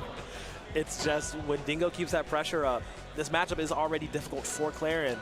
But when Dingo gets that pressure going, how do you react to it? I think because of how game number 2 kind of ended, it did shake up Thulium a little bit. You know, I mean, Dingo is just really starting to run away with it. Let's see if he can do it one more time. I mean, if we really think about it, that first game probably should have went to Dingo, and it kind of happened in a fluke that he did lose that game, number 1. So now it looks like Dingo has really turned on, has really figured out how to play specifically versus Thulium here. We're getting all sorts of combos on these platforms, grabs as well. He's all over Thulium at the moment, making it super difficult to come back and get anything started. Just keeps resetting the advantage state over and over again. The dare, the fair, more and more damage. Dare once again, summons the clone, blows him up, gonna hog the ledge. Can we get the punish? The up B saves Thulium in that recovery. Pushes them away. Managed to give him another lease on life. 121 here on his first stock is actually terrifying. 30 seconds in. Let's see if we can get it done. Dingo did a really good job of keeping him at bay as long as possible. That's going to send you far. Yeah. But not far enough. Does manage to survive, but you don't get to catch your breath for a moment at all. Thulium does lose that stock eventually. Only 67 on force burn. Go ahead and type it up, Chad. You know what to do. But Dingo still keeping that pressure on Thulium. Off rip here. Yep, looking for the up throw, but the nerfs to that ability will make it a lot harder to get a follow-up. That's one thing about the Claren nerfs is she doesn't get as much guaranteed punishes from grabs. It is unfortunate, but you have to admit some of those were pretty dang broken. The confirms you can get off of up air before were kind of insane. Yeah. But you see the effects of those nerfs here onto Claren in this set especially. Find that tipper up air, but it was on the clone, unfortunately. Oh, tried to get the baby dash, but does find the punish regardless in that down strong. Now, we'll take that stock, but we need to get some more percent here if we are Thulium. Yep, we start playing perfectly from here on out. 120, oh my God. Let's once again get pushed off the ledge here.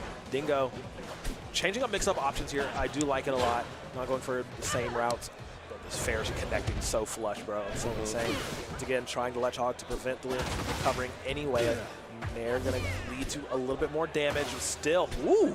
Yeah, little poke. I like that, but forward strong is enough. Very light forward strong, but it manages. Thulium possibly on their last stock of the tournament. Can they make it happen? Dingo has been playing so good in this set so far. Nice tippers here from Thulium, finding themselves in an advantageous position. Dingo will be able to come back, but the punish is there. With the grab into the fair, no kill to be had. Probably not at this percent. We'll take the damage though, because that's what we need in the current moment. Okay. This is still winnable for Thulium, right? We've seen them get games from behind like this before, right? Literally, that was their set. Oh, no. First thing of the day. Now it's too far gone. Unfortunately, Dingo making me eat my words. Thulium will lose here, but that does put Dingo into that top 4 spot. Absolutely. Going up against Sapphire, I believe, in that loser side of things, but Dingo really came into form in this set. That first game had a pretty demoralizing mistake. They did not let it get to them. They were able to clutch it out and take it over Thulium there. And, you know, sometimes the daggy beats the swordy. I got to stop. We're pushing the Daggy agenda. I got to stop. I got to stop. It's not going to catch on, bro. It's not going to catch on. Man, oh man. But yes, an excellent set there from Dingo. Moving on to that top 4 to fight Sapphire. Yep. And I believe that will be the end. Hang on. That's going to be the getting word. Yeah, that'll be it for the top 4. But we do have, yes, few ads to get through before the top 4, rather. Finishing up our top 8, we're going to talk about SZN.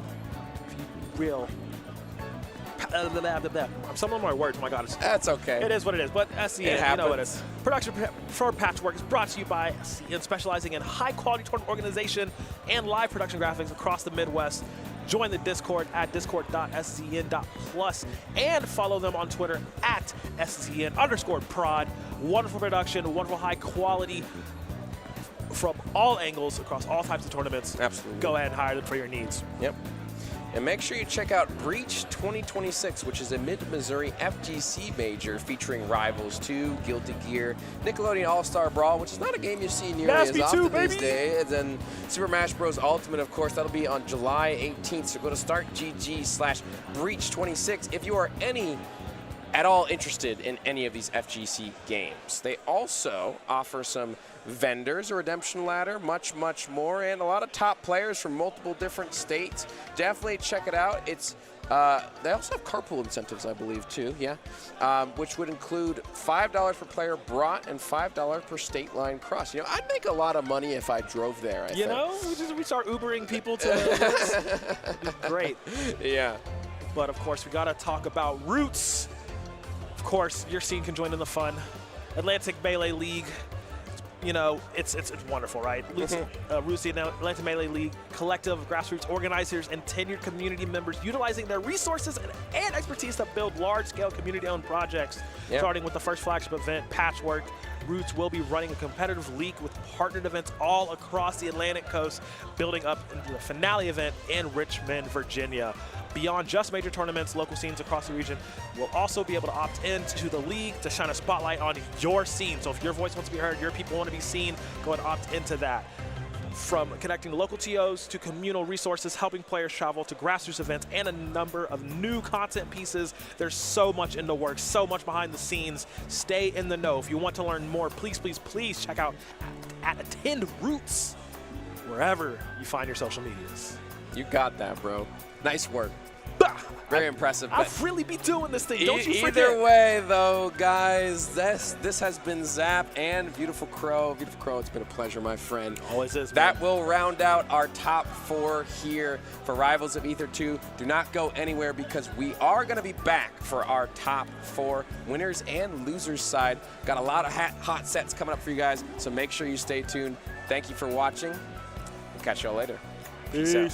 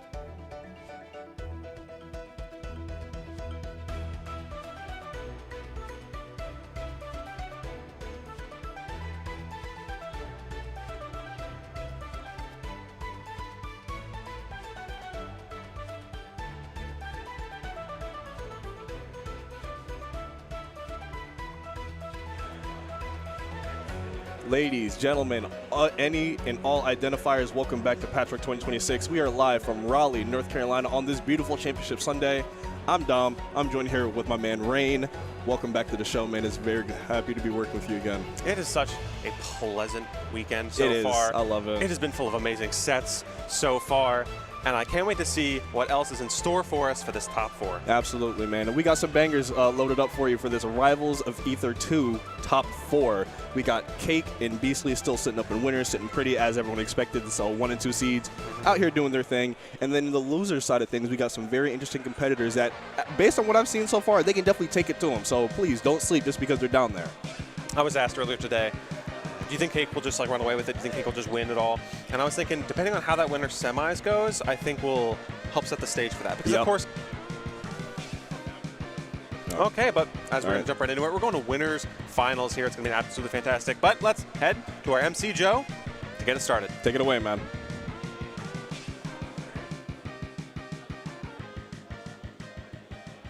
It's been a long, grueling day of competition for Rivals of Aether 2, and we're here at our top 4. We're gonna get started with Winners Finals. Give it up for Rivals Winners Finals, everybody! We're gonna start off with one of the best in the business. Give it up for Beastley!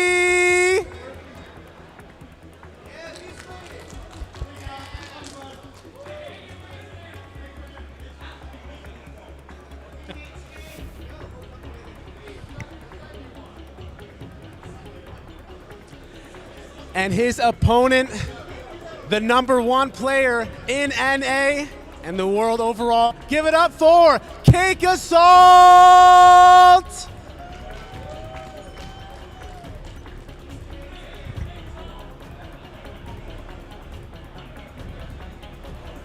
So, stage is set, man. You see it. The 1 and 2 seeds, like we talked about, Cake Assault on one side, holding down New Jersey. Let's go. I need that every time I can get it, man. Let's go, Jersey. Going up against Beastley from, I believe, DFW is where he resides, I'm pretty sure. Definitely Texas, but I got to double check where he's actually from. It's a big state. A lot of places to be from. I'm really interested to see how this bracket turns out because both the winner semis went to game 5. Yep. And those competitors that dropped down to losers quarters also won each of their games 3-1. Okay. So the top 4 is very competitive today. That's why I'm so interested to see, will Cake just clean it up? #1 player in the world. Kind of easily the favorite to win, of course. Definitely. But I think there's some stiff competition here. And his stiffest competition so far is sitting right next to him, flanking him to his left. So it's not going to be easy to get to that grand finals winner side. Beastley and Cake have gone back and forth over the life of this game. I want to say Cake has the advantage, but I also have to double check the numbers because that's how talented Beastley is coming from ult, getting to this game. And it's like he belongs here, you know? It's just so beautiful to see, especially because, if you haven't followed the multiple scenes some of these players are on, the way they transition to new games, it's just fantastic to see. I want to see what Beastley brings to the table. It's going to be fun to see.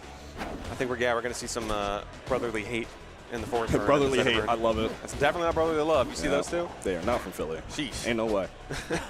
But, yeah, I was talking to Cake early just to get like a good understanding of his character pool as of now, because as you know, it's always tweaking, always changing in some way or form, some way, shape, or form, excuse me. No Zetter from his side.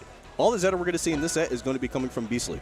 Okay. And I believe it's going to be solo Zetter because I haven't seen the fleet at all at this event from him. Maybe I missed a set or two here or there, but for the most part, I've seen entirely Zetter burn from him and none from Cake.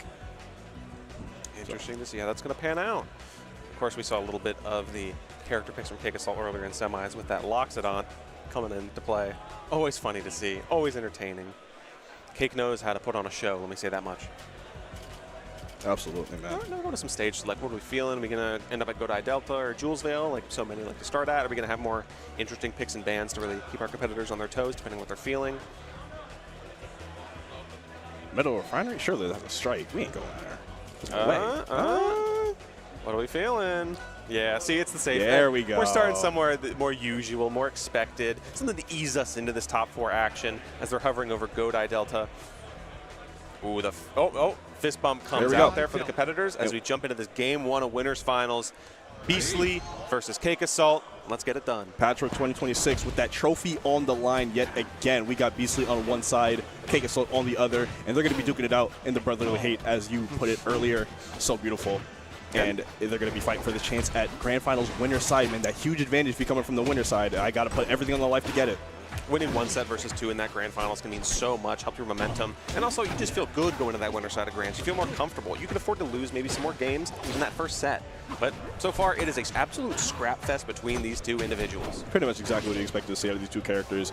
As Xavier just has to try to get in, maximize all of his advantages whenever he can get them. Forsburn has to kind of play that tricky style. He does want to go into the same thing that his brother's doing, but he's just got to go about it a bit differently.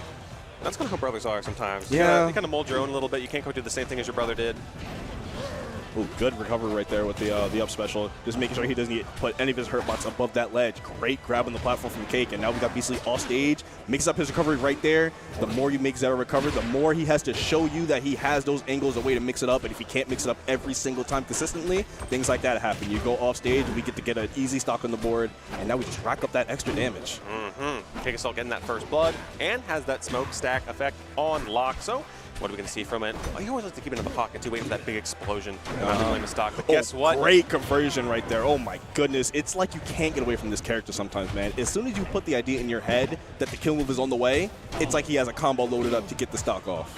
Zedivir knows how to chase you down. Very fitting of a lion. You know, the hunt's on. I'm going down. Yep. I'm going to claim your stock. Especially with that fire empoweredness. I like that parry, too. And the conversion off that. Oh, my God. All that off the parry, man. Damn near 60% off of that conversion alone. But you're back at the ledge yet again, trying to find your way back to center so we can turn that 50 into something more. Oh, and fighting his way back to it. Now you got to figure out what the real one is doing, man. They were so close to each other, you could lose track of them right there. You have been deceived a little bit here, and now Beastley just sent to the corner, but answering back, having some advantage state here. Got to keep in mind that fire is going to empower so many attacks, the grabs, the strong attacks, and it could be enough to take a stock here. No Gatling coming out from that dash attack. Headbutt without the fire empowered means that Cake Assault gets to live another day, just a bit more. Big tech. Another big tech, and he's going straight to the ledge for the third time in a row, not even trying to mix it up, go on the stage or anything. I love the smile on Beastly's face, by the way. Yeah, he's just having so much fun playing this nonsense character, man. Full of love, and I love to see competitors absolutely adore the game they play as they're duking it out. Although Cake Assault's that Stone Cold Killer, as you surely expect, and even up that stock count. Here we go, last stock apiece. Nightfall hits the battlefield. Let's see what we got on this last stock here in game one. All-important opener, man. Both of these players really want that first game in this set. That counter pick can be a huge deal for players and certain characters. So, and also just getting yourself on that board is just nice. It reassures you. It tells you that you can win this. Absolutely. And on Cake Assault's side, getting that first game just helps the counter pick game so much in case he ever feels like he needs to switch. Absolutely. So let's see if Beastley could be the one to take it from him. Has some fire on deck, but you're stuck at disadvantage. The smoke stacks are on effect for Cake Assault now. That could be very, very dangerous. Oh, dash tag is going to send him outward. Now you got to find a way to recover. Is he going to be able to get past it? Oh, okay.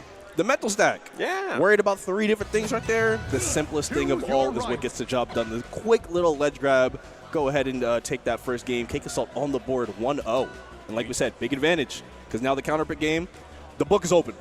I can flip to any page I want because I got that first game. So you pick your stage, and if I'm not feeling right about it, watch what happens here. Looks like we're going to Merchant Port for that game, too. A little water action, maybe to cool off these competitors because it's a quite hot game one. Absolutely, man. And now, what we're expecting to see, more scrap fest, more neck and neck. That was a very competitive game one. I'm very interested to see if Cake Assault will continue to ride this momentum after that win, or if Beastley's going to answer back with something just as potent. How are you feeling about the added space with the Merchant Port here? Because the PS2 platform layout was very good for both sides, but Beastley deciding to opt for more space. Well, still a lot of platforms he can do a lot with, clearly almost converting that into a stock right there, still getting heli damage, but the space, how are you feeling about it? I think it gives you more room to check chase. Those platforms let you be able to combo extension, shark. I feel like, I mean, we're seeing it right now. Beastley understands the name of the game, really using that space to his advantage, managing to, you know, I'll create some space between you so you have to come to me a little bit, or I can just run you down with these combos and just make sure you don't have a chance to breathe. Really just playing to the full benefit here on the stage.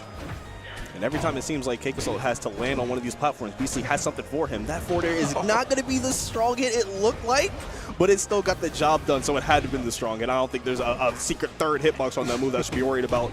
And if there is, I'm going to be very upset later. Dan, tell us the secrets. He would. He would. I wouldn't put it past him.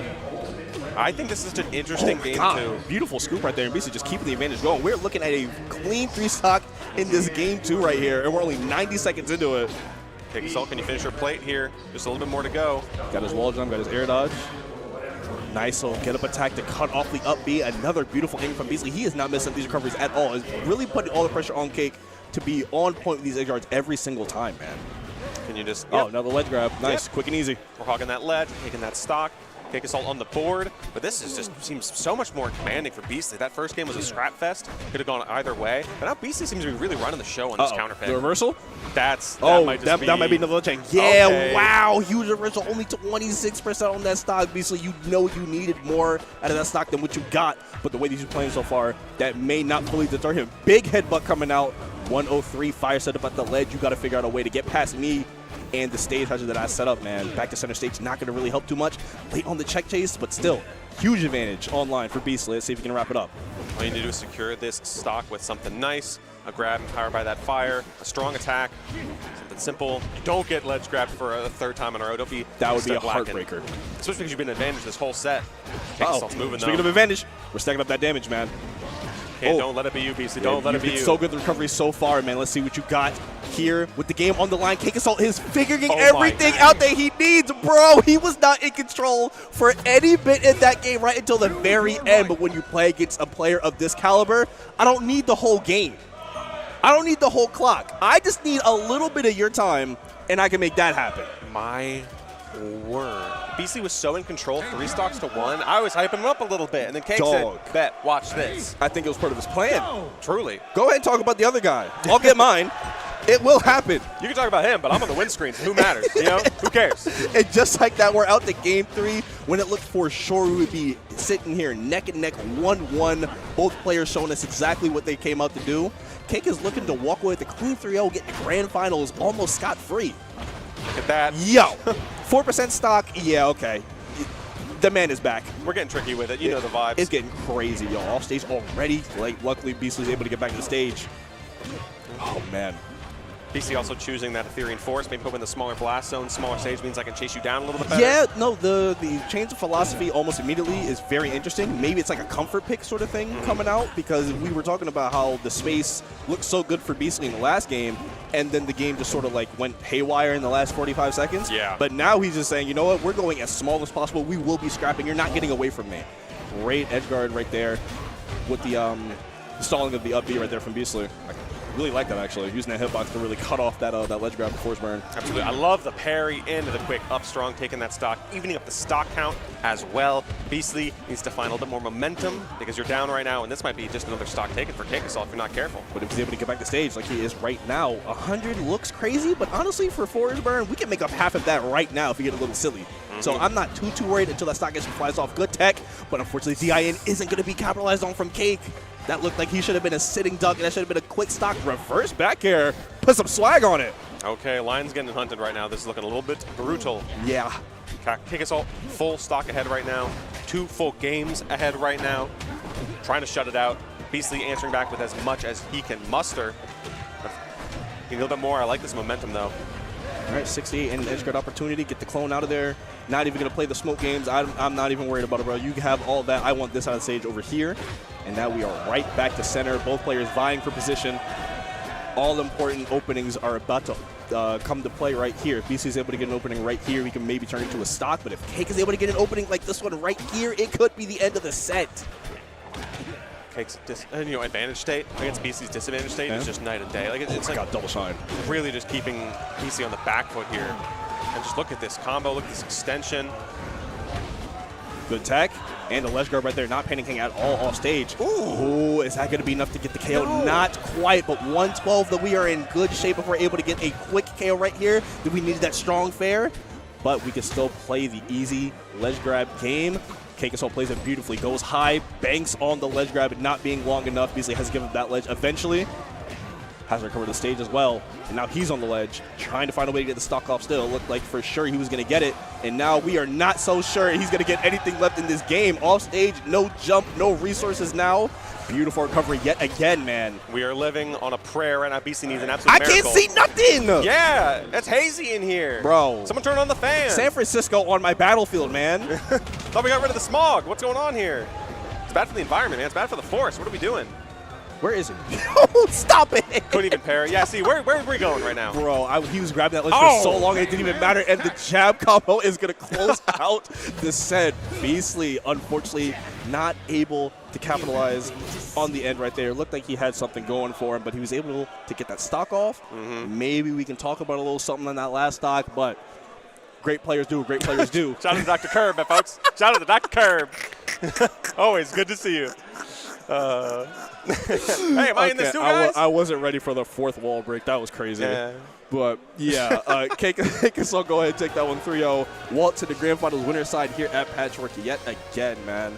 Showing you what he does. You know the resume by now, but if you needed a refresher or an introduction, if you're new to the program, you got everything you needed to see right there. I was really seeing the motion in Game 2 for Beastley, but Cake locks it down consistently. He does, man. And that was just like, cool, now I'm getting away with it Game 3 as well. We're trying to shut it out to success.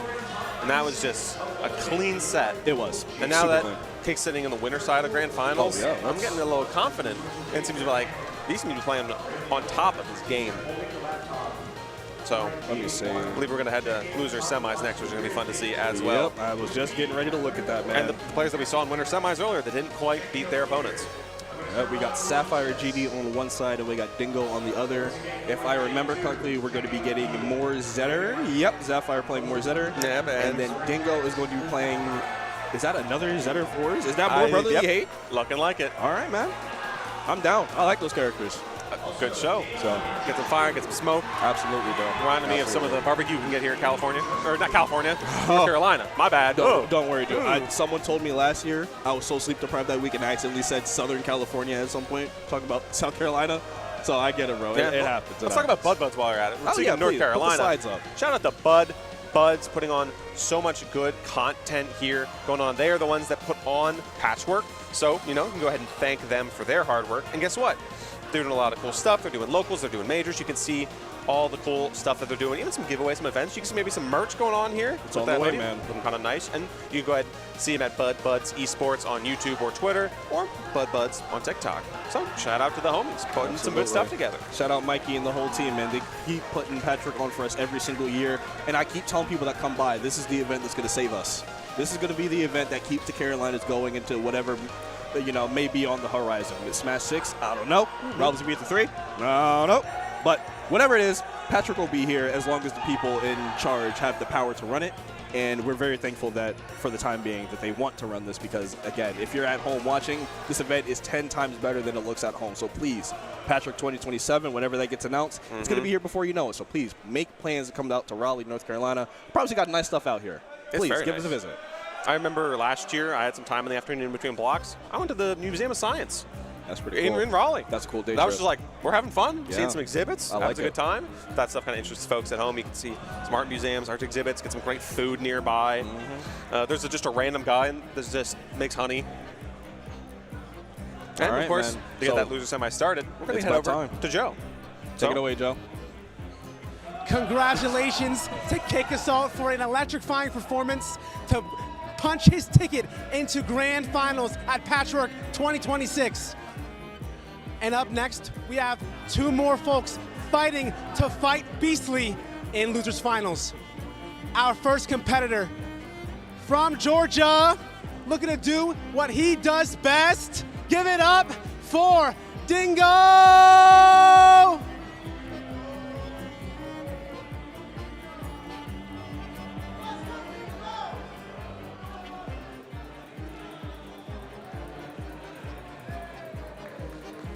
And Dingo's opponent looking to bring this one home for the NC crowd. Give it up for NC's last hope, Sapphire GD!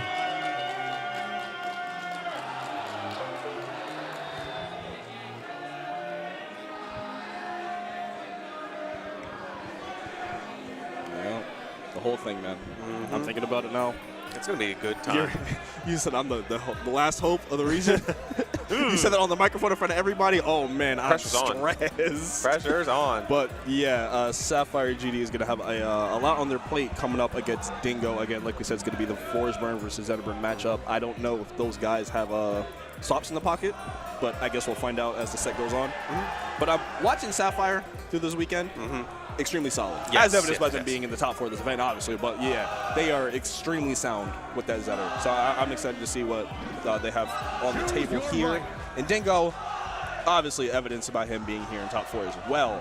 That Forsburn is serious. Exactly. It's super serious. I'm very interested to see the player differences because we just saw the set with 2 different players. So, again, new pilots for these characters coming in through on that losers semi. So it's going to be fun to see who's going to punch their ticket in for that top 3 at losers finals, who's going to end just shy of a trophy, bronze, gold, or silver. Yep. And they're all gunning for the gold, let me tell you that much. Yeah, it's a medal game right now. It's the difference between getting 4th place and getting something around your neck. So a lot to play for right here. The love letter trophy? Oh, yeah, they do have the love letter trophy. Those are so cute, man. Oh, my God. I love that it's a different trophy every year. This is a love letter. That's the Patchwork theme. Yeah. It's just nice. I'm feeling it. Exactly. Really I love this event, let me tell you that much. Same here, bro. Absolutely happy to be here. Can't miss. Getting themselves warmed up as well. The headband on, too, for Sapphire GD. I love it. Going full power mode, ready? What's on that headband? What's that design? It looks kind of floral. I gotta get a better look at it. That's a Rorschach painting right there. What are we seeing? Yeah, that's nice. I like it. It's a good vibe. And, of course, has the jersey as well, helping represent the home state right now versus the Georgia opponent. Choose your right. Getting themselves sorted out. Melee going crazy over there. These 2 tying in the RPS. Yeah, make sure you guys have all the action open on Twitch. Every stream for this Championship Sunday here at Patchwork, make sure it's open. We're here at BuddBuds. We got Season 7, and we got... Wait, Season 7 streaming Melee, right? Might be. Because there's no rival set stream now because we're here. Go! Ah, okay. Oh, got the live cam coming through as we start off this game. Love to see it. This is going to be an absolute fire set. Literally, because of the opponents we see on screen, it's yet another Zetterburn, it's yet another Forsburn, but it's Sapphire GD and Dingo duking it out here on Julesvale for Game 1. Awesome. Love the stage. Favorite stage to play on. So I love to see it come out in Game 1. It feels very even for both characters as well. It doesn't look like there's any sort of like imposing advantage that one side gets over the other. So this is going to be straight hands. Absolutely. And maybe a little bit of dagger action too, courtesy of Forsburn. Bring a weapon just in case I need it, but for the most part, it's hands. Hey, we love bringing a knife to a claw fight. You know? Makes sense. It's not my fault you didn't bring one. Yeah, let me bring my Shadow Clone to the fight too. Hey, 2v1, jump him. No one ever told me I couldn't bring these, you know? Jujutsu Kaisen type jumping going on here. Like, we're just going to gang up on you, beat you. And hey, first stock going to Sapphire GD, though, says. And they're looking comfortable, bro. 53% only on that first stock.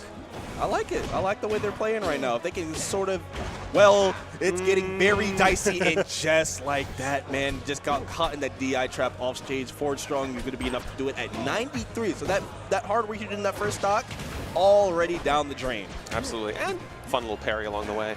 As Dingo locks in, manages to track down what Sapphire GD is up to and tricky with it. I love the custom skin on Sapphire GD too. Like, it's real nice. Very apt for the tag as well. I like it. Very Sapphire main. We are just sharing the ledge right now. Yeah. Just like Mama taught us. Share everything. Remember when they were kids and they weren't faded enemies? And they weren't sharing the ledge? Yeah. Oh, they've come a long way. Yeah, now they're trying to kill each other. That's crazy. Yeah, wow. Brothers, am I right? Yeah. No family's perfect. Yeah. It's all right. Oh, good pickup right there with the up tilt. Not able to get anything more, though.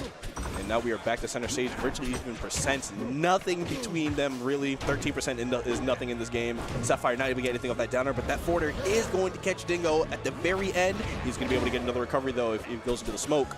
I like the idea of Sapphire GD trying to get rid of that smoke a little bit because it would have stuffed the recovery from Dingo and stuff in that stock as well, but got to be a little more fast on the trigger there. Definitely can see Sapphire adapting. All right, so now, again, same spot as the last stock. We got that stock off. We're a little more damage now, and virtually the same thing happens again. All stage, that forward strong just catches him, man. Dead even on this first game is going to be a momentum decider. Helps you get those counter kicks. Helps you get something going. But it's Dingo right now in the driver's seat, keeping Sapphire GD at bay. But of course, when Sapphire gets something, he starts to get bracket up percentage very easily. He's not selfish, man. Sharing the love, that's for sure.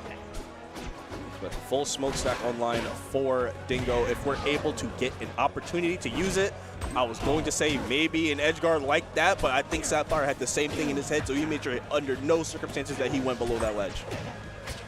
Indeed. Absolutely neck and neck right now in percent. It's Dingo kind of in the driver's seat. But Sapphire GD reset instantly bounces back. Tech chase. What are we seeing? Ooh! Is that enough to take the stock? Not quite, yeah, but a lot of damage, and you get the positioning right here. Good spot to be in for Sapphire. Oh, another up strong, and that is going to do it. Game 1 on the board, North Carolina. We got it. 2 more. I love to see that the fire that was set down reignited on Dingo that allowed Sapphire GD to get the strong empowered hit of that strong attack to take the stock. Yes, sir. It's a little bit of set play action on my Zedivern. What's going on here, folks? Resource management. We do have it. I don't have a clone in smoke, but I have some things that I can use to my advantage, man. Modern problems require modern solutions. Yes, sir. And that solution is hit it with fire. Works every time. It's really a time-tested solution, gotta say. Jump into this game 2. If you're Dingo, where are you going to counterpick? Trying to think it over for a bit. We're just gonna run it back. We're gonna go somewhere special. Running it back. I was about to say, I wouldn't hate the run back the way that game went. It looked like virtually dead even really right up until the end. So go ahead and run it back same stage. I don't hate the strategy, honestly. Back to the Scrap Fest, as we kind of expected in Game 1. Dingo starting a little bit on the stronger side than that first game. A parry action, that fireball as well. Oh, this 4 strong is just getting so much mileage for Yeah, Dingo, man. Yeah, just caught him way off guard. That DI was nowhere to be found. And now Dingo has a huge lead, man. The largest lead of the set so far, virtually an entire stock up. But now it's time for Sapphire to cook. Love that half animation. Switch with the fire. Yeah. Oh, tried to go for the forward air down there. Scrap in action. Can we get something strong? Like a strong attack. There you go. Not enough to take it. Put Dingo up to 92 here. But fighting the wrong battle right here. Tried to get a ledge guard. Figured out it was the clone, but by that point it was too late. And now, I like the lingering up right there to potentially extend the edge guard, but Dingo not able to get anything off of it. 100% on him. Only 68 on Sapphire. But with this lead that we have, I think you're pretty content with the percents anywhere they lie. Absolutely. If you're Dingo, you're very happy just to continue this advantage state for as long as possible. Milk the stock for all it's worth. If you're getting a little bit of that dangerous percentage here, also have the fire on you. Great recovery from Dingo. Back throw is going to get Sapphire off the stage, and we just hold the ledge, not even playing any of those cute little games with the ledge. Just going to hold it, and I see you pick the virtually wrong angle for the situation, so I'm just going to take that to the bank, and now we are 2 stocks up. We're 2 stocks up. But still, great position right here for Dingo. Full stock up. We're going to keep it nice and clean. Sapphire GD is going to work everything possible to try to answer back with something powerful.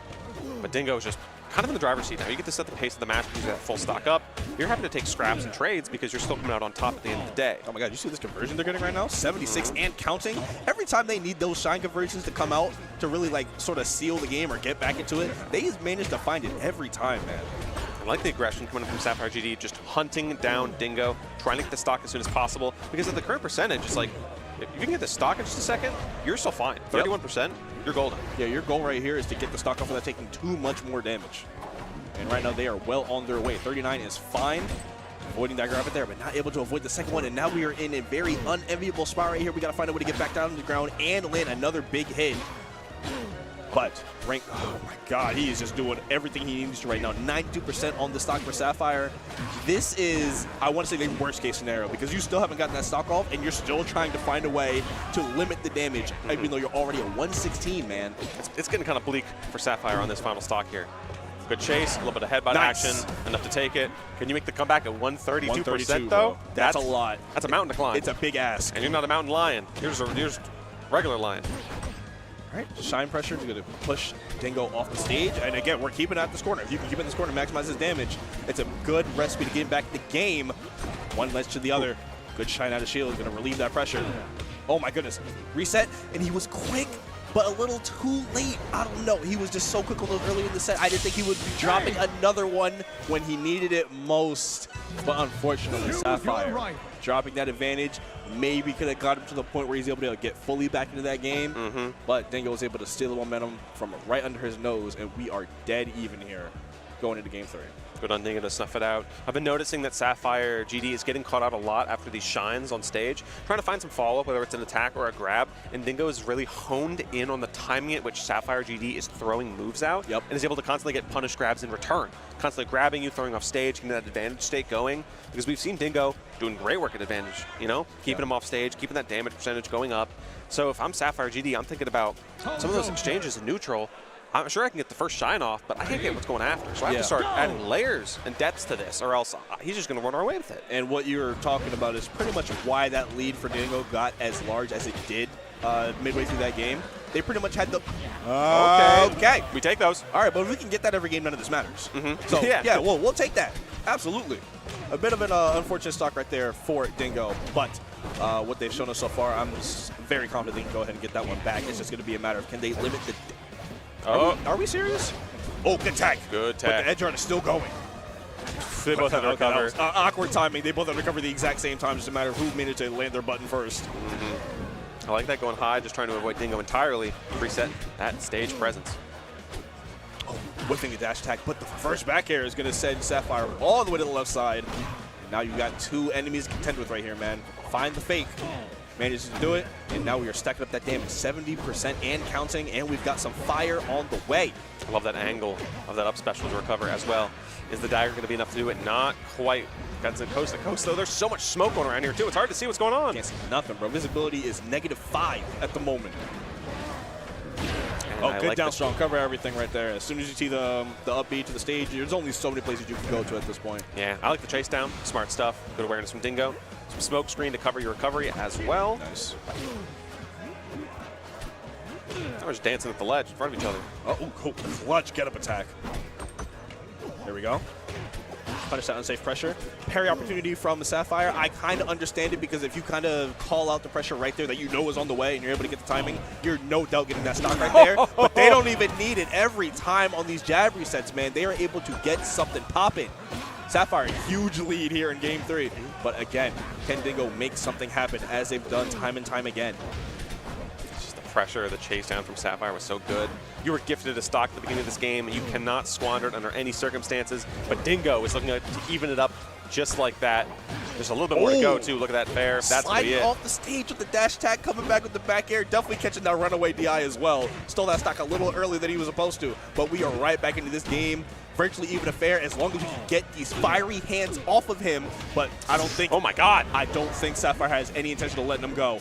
Nah, not one bit. Beautiful edge hang right there as well. 2-1 up. And I love the emotion Sapphire GD has put on display here. Just happy, so eager, defending your state, trying to put yourself on the map here. Get that minimum top 3 placing. Yeah, Definitely mean a lot in an event like this. There's nothing like being the last one standing against the invader, man. Really just protecting the pride of the home region. Yeah, so and the I literal get it. pride, too, because you're the lion. So, I mean, I get it. That's a good one. I get it. Oh, man, I wish I knew I was doing that. That was good. Dojo. Of course, not to mention the fact that, you know, you have everything on your back here a little bit. You're trying to do as best you can. This is a bronze level event, so not as glamorous as some other things, but I think it's still worth points, and it's still worth not even, you know, getting the points for yourself, defending your home state, a little bit of glory in that no matter what. Absolutely. So Sapphire, trying to keep this run alive, and you're up a game, so you can make it happen. Oh, good scoop with the down tilt. And they've been so on top of this offense pretty much the entire set right here. Rarely any opportunities where we've seen them kind of drop their advantage.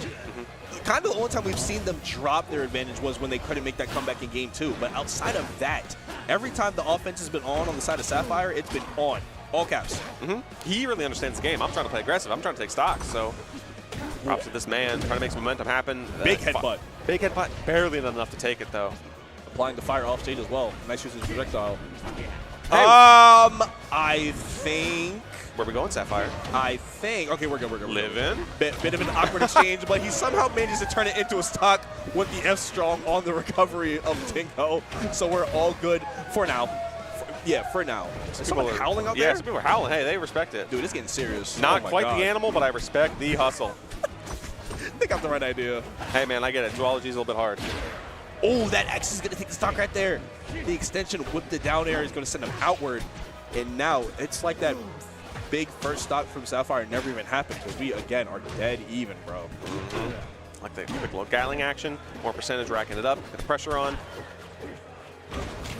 These two are just ready to press buttons at each other. Absolutely. And at the end of the day, that's all you can ask for. Ain't no kind of defense being played. I didn't pay for this game to play no defense, man. I didn't pay $60 to block. To block, yeah, it's not happening. I didn't pay $30 on Rivals Uther to hold shield. Come on now. Oh my god. Oh, if they were able to figure out that ledge situation right there, that would have been beautiful. Another down air, the same kill 2 stocks in a row for Dingo. We're taking it. Absolutely, man. Crowd's Because really you don't happy. get those sort of setups very often when you play 4s. Yeah. So if you can get 2 in one game, we got to cash out. Crowd's really coming together for Dingo. Happy to cheer on the homies. Meanwhile, Sapphire GD trying to get this stock as much as possible. Oop. Shine trying to go for the grab. Barely dodging that F-Strong, going back to the ledge. Smart decision.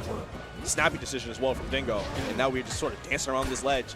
Both sides looking for a way to open something up. Dingo wants as much damage as possible going to this last stock because he knows what can happen fighting Zetter. And Sapphire wants to get the stock off as early as possible. Another down throw. Ooh. And he's early on the check chase situation. Tried to read something instead of reacting. And he might pay for it dearly. Headbutt! Badoo! Need that. Big headbutt. Only 56 on him. Taking that stock. One more stock, and Sapphire GD punches his ticket into Losers Finals. But at the same time, a little bit of deficit right now. And Dingo has been on the move this game. See what happens here. It's back and forth action. Dingo's trying to find some opening here and there. You do have that advantage on the percentage. You do have the advantage state in total right now. Can you just keep it going? Sapphire GD happy to take some space, answer back, keep the pressure on himself. And just look at that. Just even like spot dodging in the middle of the action here. Just we're going neck and neck. We're throwing hands. Still at this notable deficit. Is that going to be enough off the top? Great DI from Sapphire GD. Super clutch to even recognize he was in that situation as it was happening. A lot of people would have dropped their DI right there. Tried to go for a bit of a recovery mix-up, but at some point it just became too much to keep track of. Dingo really didn't have to do much of anything to secure that stock at the end. And now we are going to that ever deadly Game 5, man. I really understand that situation. Just the act of Dingo being there creates that threat space, creates that, I don't know, a button he's going to press. I can easily get sniped out there. I have to drift back to try to avoid something, but then you drift back too far and you don't get the ledge. Yep. So it's a scary situation where it's like, I can't blame him for holding back like that because Dingo's right there occupying it. And Dingo might be occupying Losers Finals if he doesn't get it together, defend the home state a little bit. So we're going to go die Delta for Game 5 here, folks, in Loser Semis. It's going to be a big one. The way they've been playing, this is going to be the culmination of everything. We've seen a lot of great offense from Sapphire and a lot of timely hits and conversions coming from Dingo. It's going to be a matter of which game plan is going to come out on top right here. Oh, up throw not able to get anything more often than the first hit of the up strong. But now he still has Sapphire off stage, not able to convert. Headbutt. Ooh, coming in. Strong bonk to the dome, trying to keep pressure up. Again, they're getting used to each other. Doing spot dodge in front of each other's faces. Dingo's calling out a little bit more. Surviving the F-strong this time, thankfully. Gotta hold on. 108% is getting a little deadly. Grab coming out here. Is that gonna be in the follow-up? Yes, it is. Forward strong. There's the stock. There's the smokestacks coming in for Dingo, so he has that on deck as well. And honestly, not too shabby on this stock right now. Yeah, no, he's looking very pretty, especially with the full stack on the wing condition right here. We're looking real nice, but Sapphire definitely has something to say about it as he has the entire set so far. Putting on that pressure, it's going to be an unfortunate drop right there, and now Dingo is just going to be able to play the runaway game. I love this right here. The wing condition is online. I don't have to do too much. Oh, no. That would have been huge if he got it. And that's a gamble you take. Yeah, no, that's you're worth up a stock, you definitely take that. Because you either end the stock immediately and you're 3-1, looking very pretty, in a very good position in Game 5, or you just lose the smokestacks and you're still ahead anyway. Exactly. Yeah, it's a weighted gamble, and I like the way they analyzed that. It was just unfortunate they couldn't line it up. Now Sapphire got the fire on the platform, so we're probably going to be trying to avoid that entirely. Because why? I think that was a mix-up in itself. I'm going to go into the fire because he thinks I want to stay away from it. Well, I haven't moved. You know, the address never changed.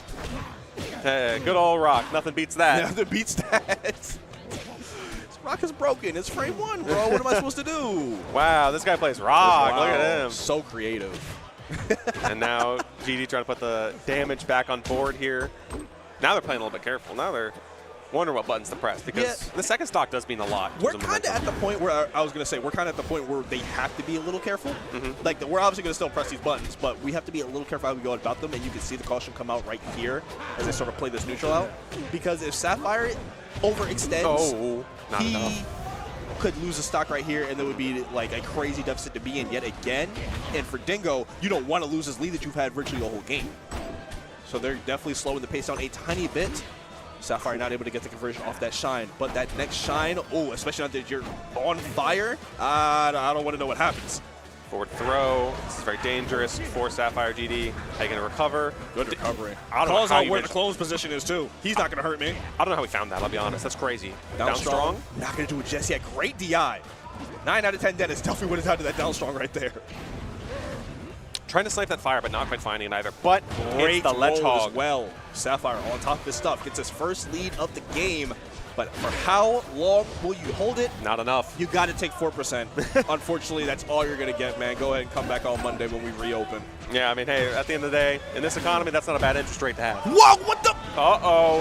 Where are we going? I thought he was going to turn that into an easy stock at 0%. But luckily, Sapphire is back on the stage, and now it is game time. Last stock, game 5, loser's bracket. We don't want a heartbreaker here, folks. We want some action on this last stock, and sure enough, we are getting it. We don't Scrap want a fest. heartbreaker, but we're going to get one way or the other. Off stage, recovers to the platform, smart stuff, but you still got to cover it.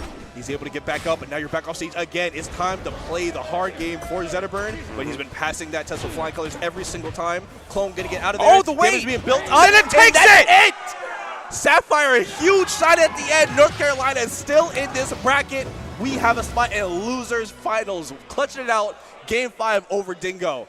That was Oh, my nasty. goodness. The hold on Sapphire GD, this entire set, they've been holding shield. They've been spot dodging each other on defense. They've been waiting for the call-outs. And sure enough, the weight on it sends them flying down. Yeah. Look at this, the hold. He's holding, And he just dropped shield at the wrong time, man. Look at that angle all the way down. Dingo just stuck in hit stun. Look at his face, too. He didn't expect it. He was trying to get back. I don't even think he processed that he was flying at that angle until it was way too late, because who is doing this to me right now? Right here in this spot, with everything on the line. That's your option? With everything on the line, we That- hold. That's what we do in Rivals? That's what y'all do? A little bit of diamond I hands. love it. We're holding. I love it. Sounds good. All right. So now that we have our losers final set up and we've got our grand finals competitor waiting, we're going to slice the action in half. Get into some ad breaks real quick. Let's see what we got on the screen right here, man. Shout out to KML Tournaments. These are the homies absolutely here. The man. The man, right? That's him right there. I know him. Right to my right. On the screen, you can see me second from the left in the middle at KML 5Y. Great event. The absolute pillar of MDVA at the moment, working so hard, coming out to events like this, going out all over the place. We'll drive 10 hours just to help your event happen. So on Twitch, on Twitter, on YouTube, you can find KML at KML Tournaments. And if you want to be a sponsor, if you want to help grow something, you know, if you're working on an event and you need someone to help out with that production side of things, contact them at kmltournaments@gmail.com, because honestly, doing so much work, it is a thrill to see KML find this niche for himself and just continue to just bust behind in terms of effort. He's putting in more work than anyone I see around here. So it's like full credit, full stock. Full vouch. And speaking of work being put in, Season Productions, they got you as well. Graphics and event production. Please go ahead and hit up Linktree/Season7. Yep. They're doing a lot of work over there. They were holding another rival stream yesterday. Yeah. I like the way they do production over there. Based out pretty of nice. the Midwest. All right. We had some Hold it down, man. folks coming out here too. So props, credit where credit's due. Always happy to see. We've had a lot of different folks coming in from like New York to Florida, coming down to this center point here in North Carolina. I came down from MDVA. It was very nice. Yeah. And of course, the storm that came in on Friday meant beautiful weather on Saturday. Yeah. A little bit hotter today. We kind of lucked out, too. We did. Because it was nasty on Thursday and Friday. So We pinpoint perfection. Got some good weather out here for the weekend. It's all you can ask for, honestly. absolutely. It's had a good vibe in the venue. Venue's wonderful on the college campus here. It's very nice. It's accessible. It's a great ballroom area. Big fan of it. We're very fortunate that NC State is serious about their esports program, because they are very happy to just have a BuddBuds and all of us back here every single year, man.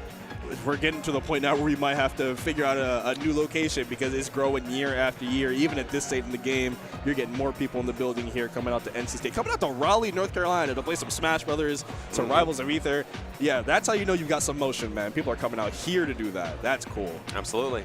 It's a heartbreaker to leave a set like this, but yeah, you know, it'd be cool to see what other venues could be in stock. But so far, so good. North Carolina and the university here is holding it down for this event, and it's pretty good so far. Happy to see what this losers final is going to hold. I believe it's going to be Zetter Ditto now because because it's going to be Sapphire Beastley, so it's probably going to be the Zetter Ditto full body all 5 games if they go the distance. Yeah. Because like I said, I don't think Beastley's switching at all. I think it's just been all Zetter throughout this tournament. I was going to say if Dingo won, there'd be another Zetter Force match for ourselves, but slightly different this time. It would likely be the Ditto unless we see any character changes. Interested to see what they bring to the table. And of course, who will duke it out to come on top and fight Cake Assault in winter sides of Grands. And that's going to be a tough cookie right there. That's going to be a little brutal, folks. Okay, I trolled a little bit. Beastley did play some like side characters in pools, but like once we got to the big That's boy different games, a little it bit. was all Zetter. So Yeah, I don't think we're going to see Orcane or Locks come out from his side. So just expect the Ditto the whole way through. It's going to be fun to see. Who brings the hotter fire? Yeah. Sapphire's got a lot on his plate, man. Like, you showed us a lot in that set against Dingo, but you've got to show us even more going up against a player of Beastley's caliber, bro. It is not the same. Absolutely. It is not the same. Shout out to the Street Fighter 3 music we're listening to right now, too. It's nice stuff. Always bro. good jams on deck. I'm never Always love it. going to let people talk about it on the soundtrack, man. That's what I'm saying. People are trying to get woke on me and say, oh, it's not that good. All right, you got it, bro. Okay, bud, you weren't there when Jazzy NYC drops. Right. Get out of here. Clearly a fake fan, you know. They talking crazy on oh my god, what is the name of Gilstein? Psycho something. But you talk crazy on Gilstein and Street Fighter 3, nah, it can't happen. It can't happen. There's so many good stage themes from that game. Love it to death. Yeah. Love Street Fighter 6. Some good monthlies and regionals happening on this East Coast as well in the coming months. Always gonna be excited to see what happens there. Maybe throw some hands. Yeah. Maybe cast some hands being thrown. You know the vibes. Until then, folks, thank you so much for being with us. 2 to 3 more sets coming your way. Losers finals and, of course, grand finals is going to be on the horizon. It's been an absolutely fantastic bracket, an entire event so far for Rivals of Ether 2. Great competitors coming out of the woodworks. A lot of Ranos coming out here. Yeah. Unfortunate for the rest of us, people playing that frog. We love the frog. We do? We? I'm speaking French. We love all of Productions Against Me. We love the frog, man. All right, yo. I guess people love the frog. Dude, okay, don't tell me that. I got the water types on deck. I'll support the water element. That's cool, because you got the best starter on here somewhere. Where is he? He's right there. Mudkip, that's my guy. Mudkip's your guy? Okay. Yeah, okay. I love Mudkip. Okay. But is Totodile on here? Totodile's my guy. But, oh, yeah, I see him right here. Oh, yeah, we got some here. I got multiple, but the goats. I can't co-sign some Rano. I just can't do it. That's tough. Who do you play? Yeah, I'm about to get flamed, so can just don't blow up my spot, all right? I don't approve no Rano, right? But I love Claren. Okay. Yo, come on.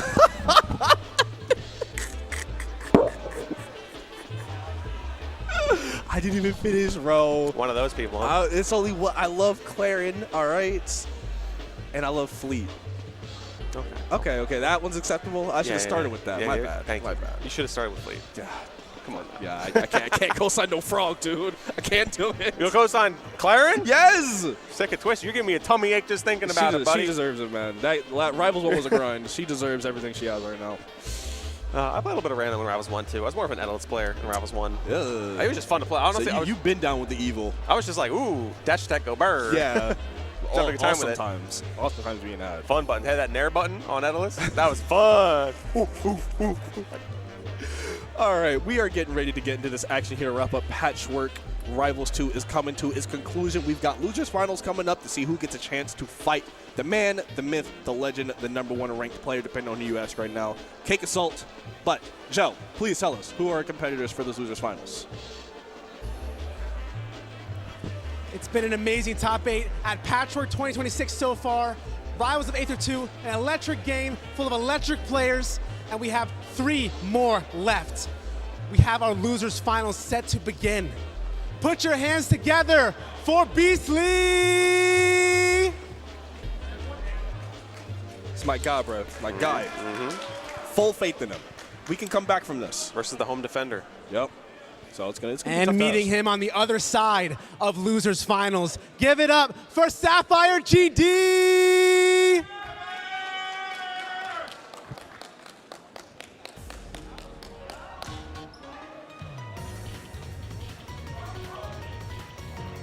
It's going to be a lot on his plate. And I know I keep saying it. It's kind of like a broken record at this point. But when you go up against players of this caliber, you got to step it up.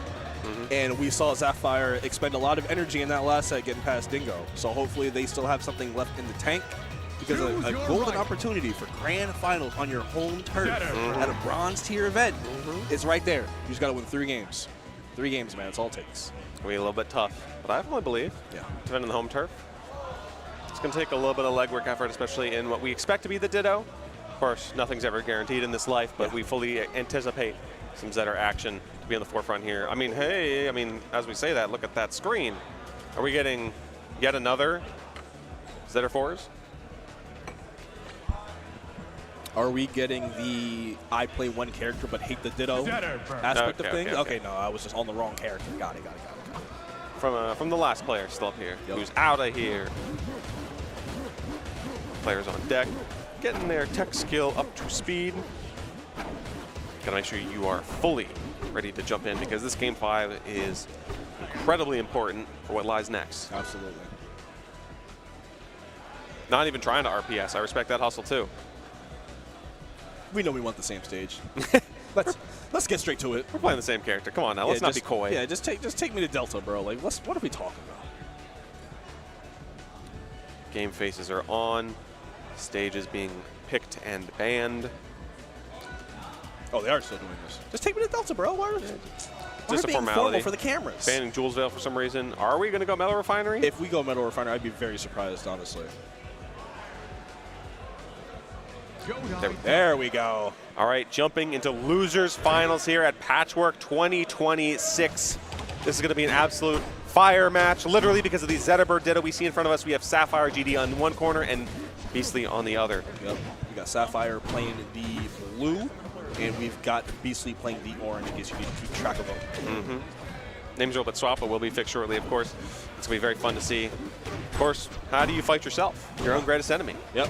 The hardest battle you'll ever have to fight. A little bit of internal conflict manifested as external conflict here on the stage for us in this losers finals. Gonna be fun to see. Look at that parry action. Got the fire coming out here as well. I already can tell Sapphire's on point. I can tell from that way they did the wave land and max distance F tilt just for the safe pressure on the tech chase.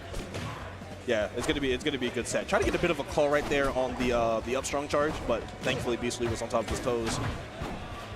Not able to get the conversion right there. Now high percent on both, but one side. I said one side was Enfuego, the other side was not. But now they are flipped. Now they are both off stage, looking for an opportunity to maybe convert. Headbutt. Boosh. Your stock is going to be gone. First stock flies off the board. It's going to go in favor of Beastley. Starting off strong here. And of course, I expect nothing less than a big old scrap fest. That shield looking mighty low there, Sapphire. Got to be very careful. Good parrying and putting more fire on him for good measure. Oh, big punish opportunity coming out right now, but only able to get the 2 hit off the shine. Could have been much worse, but thankfully they were on top of their DI. Sapphire definitely playing the win con of I need to get fire on you, and then I need to get a strong attack or a headbutt at ledge. Yeah. And we can see that in the action of the shines coming out, the side specials coming out. There's the headbutt, a boosh. I'm not even gonna lie about it. I'm out. It's gonna kill, bro. Just send me home. Holding out on that one, just straight horizontal. He's giving him head. He's doing it well. Give it up. Son. What the heck? I hope no one else heard that. Did that get picked up? I'm getting the whispers. The whispers are speaking to me, man. I'm getting possessed. All right, man. Whatever. Haunted venue right now. You know the vibe. Sapphire GD in a bit of a pickle here. Oh, goodness. I'm strong. Yep. Big call out. Big call out right there out of the shield. Fire and power. Beastley sitting up a full stock right now. And honestly, this is probably the worst spot to be in if you're Sapphire. Already down a considerable chunk. You got to find an opening so you can at least make the stock difference up. And then you have to actually get the stock off. And this entire time, basically just play the keep away game, man. You know these ultimate players, they love to keep away. They do. So I've got no problem just sitting over here, taking exactly what you give me, and then resetting every single time. Oh, these down air conversions are giving him mad money, man. Scrap fest going on certified. Yeah, I get paid every week. It's not bi-weekly over here. That might be, Yeah, no you're jump. saying goodbye here. Clutch F tilt. Beastley going to go with a dominant game 1 victory Choose right your here. right. A little bit of time. We're just jumping right back into it. We don't care. Choose your bands. We'll see if we just do an immediate run back. We've tried to get more special with it. You know, if I'm Sapphire GD, I'm trying to win no matter what. I'm trying to pick the stage that's going to work for me no matter what. But I'm thinking about it, right? I don't know if a run back is really advisable. Siberian Forest. Because it definitely looked dominant on one side. So you kind of have to get to the point where you're like, okay, I need this, or this to sort of enact my game plan and go about it that way. So I like the forest pick here. I like it a lot. Yeah. Smaller blast zones, maybe get some stocks earlier. You got to remember that anything good for you is good for your opponent as well. But then that's just a game of I'm going to play to my strengths no matter what. Exactly. No matter what my other, other player on the screen, what my opponent thinks, I'm just going to play to what I can do best, and we'll see what happens. If you start thinking about your opponent's strengths, you're already on the back foot. You just got to focus on yours. And that's a weakness of your own. Yep. Thinking about your opponent's strength is one of your weaknesses. Ooh, good fight back, making sure that conversion didn't go too far off stage. Sapphire in a very good spot right here. If they're able to convert this into either a fire stock or the whole stock, and just like that, sour spot to sweet spot. Love that. And they are up huge right now, only 32% on them, and they're able to do to them what Beastley did to them at the end of that first game. Exactly. Now up a very clean stock, all things considered. Trying to go for a shine. A little cheeky action, maybe to clean up a second stock. Lickety split. Not quite coming to fruition, though. Beastley now on the offensive, trying to keep his advantage state going as much as possible. Sapphire happy to reset the situation. And we'll see how much longer you can hold on to the stock. Not much longer. Into the strong fair. I honestly didn't think it was going to connect like that. Like, I thought it was just going to be a bit of a reach and maybe I can sour spot for the damage. But no, he just connected it full body and we're able to get the stock. And now Beastley is talking about a lead after that huge start that Sapphire just had. Very devilish shakedown coming in through. Now we're back to dead even. You know, this is Scrap Fest here in North Carolina. Yeah. Just duking it out. As we've loved to say this entire weekend, straight hands, nothing else. Paws, claws, all the action you can ever want on the screen here. Man. Oh, good tech. Holding on that stock for just a bit longer. The clutch dash attack to cut off the up special. And now fighting back to center stage. A bit of a misplay, I think, from Sapphire. But they're luckily not going to pay for it. Not able to get the grab. I think they're definitely going for that headbutt if they're able to get it. Oh, no! The no tech. You got to be tacking. Criminal, man. Criminal stuff. Beastley just more than eager to tap that in with a forward strong. Now you're up this game. Will Beastley take it up at a 2-0? We'll see. But right now, Sapphire GD getting everything he has on deck here. Keep the momentum going. Oh, look at this. Fire resets. Go ahead and recover again. Go ahead and recover again. Oh, just enough to get back to the ledge with get back to the stage without using the ledge. Sapphire, a slight miscalculation right there. But if they're able to get the stock sometime soon, they won't have to pay for it too much. Up special straight down from Beastley. Good mix-up. And that forward air is going to do it. So only 17%. That misplay does not come back and bite Sapphire too much. And now we're at a dead even game as the stage comes to life. Is Sapphire going to be able to come to life and retake the game in which they opened it up so well? That's kind of what you want to see here, especially if you're in the home state. You want Sapphire to be like, yeah, defend the turf. I know a lot of people in the crowd are thinking that as well. Beastley, though, doesn't have none of that, saying, doesn't matter. I'll embarrass you in front of your whole family. Yeah, I don't even care, man. I'll stun on this you. don't mean nothing to me, man. All right, both we're just waiting for an opportunity to open up their opponent. Double hit. Double hit, and there that is going to do it. It's 75 on the ticker as Sapphire takes that second stock. Boom. I might as well go for it. Boom. What do I have to lose besides the game? I love the pop-off, too. Sapphire GD wearing his emotions on his sleeve, and I love that. We love a competitor that's passionate. You can see the heart is fully in the game. Yep. That's what we want to see. You want to see someone with heart. Patchwork, a love letter. It's refreshing. Poetry in motion, folks. Like, I love to see, you know, the composure. I love to see, like, the steely gaze from the competitors, but I also love to see a guy that's just, hey, this is what I'm here to do, and this is where my time goes. Like, I want this more than you do. Straight up. Going to this. Hey, look where we're headed. A little bit of a different change of pace here, these competitors. But a metal refinery action in this game 3. I honestly didn't expect to see this stage in the set, but now that it's here, I dig it. So let's see what they can find in this game. A quintuple up air into the forward air, down air, and this advantage is still going. Great text from Sapphire. Oh my and God. even better coverage from Beastley, taking the first stock in dominant fashion, only 25%, and a huge statement being made coming off that game 2 loss. He's already dead. Why did he do him like that? That was actually disgusting. He actually covered everything. Yeah. Like 100% on the test, A++. on the report card. We use the term caught in the blender a lot here, but that was the blenderiest of blenders. Yeah, he turned the blender on and left it running for a couple hours on him. Went to go get gas real quick, went to the store. Oh, but a good conversion from Sapphire. This could be a stock right here. Pity flip. It's not going to be enough. Rolling onto this ledge. Catches everything, and just like that, this game goes from being even to uneven once again. Beastley with another quick stock. The ability to just instantly call out something like that, see a small error on Sapphire's part, and just instantly capitalize. Say, nope, your stock's gone. We don't play around here. This is losers finals. You're not perfect. That's all me. Oh, he's right back. The answer, the return. But can he finish up the edge guard? Yes, he yes, can. Another roll. The way they're playing this game, you can tell that nobody wants to go home today. Blood in the water. My goodness. These two are breaking everything out. All stops being pulled out here. No tricks of the trade being left in the sleeve. Oh, no. Slight misplay. Will that come back to bite Sapphire? I don't think it will. He's back to center stage safely. 40% to 44. Let's see how these percents extend now that both players have their feet firmly planted on the stage. Sapphire, good conversion going right here. Nair, drop through up air and the shine. Big opportunity coming up, but Beastley just going to recover the center stage.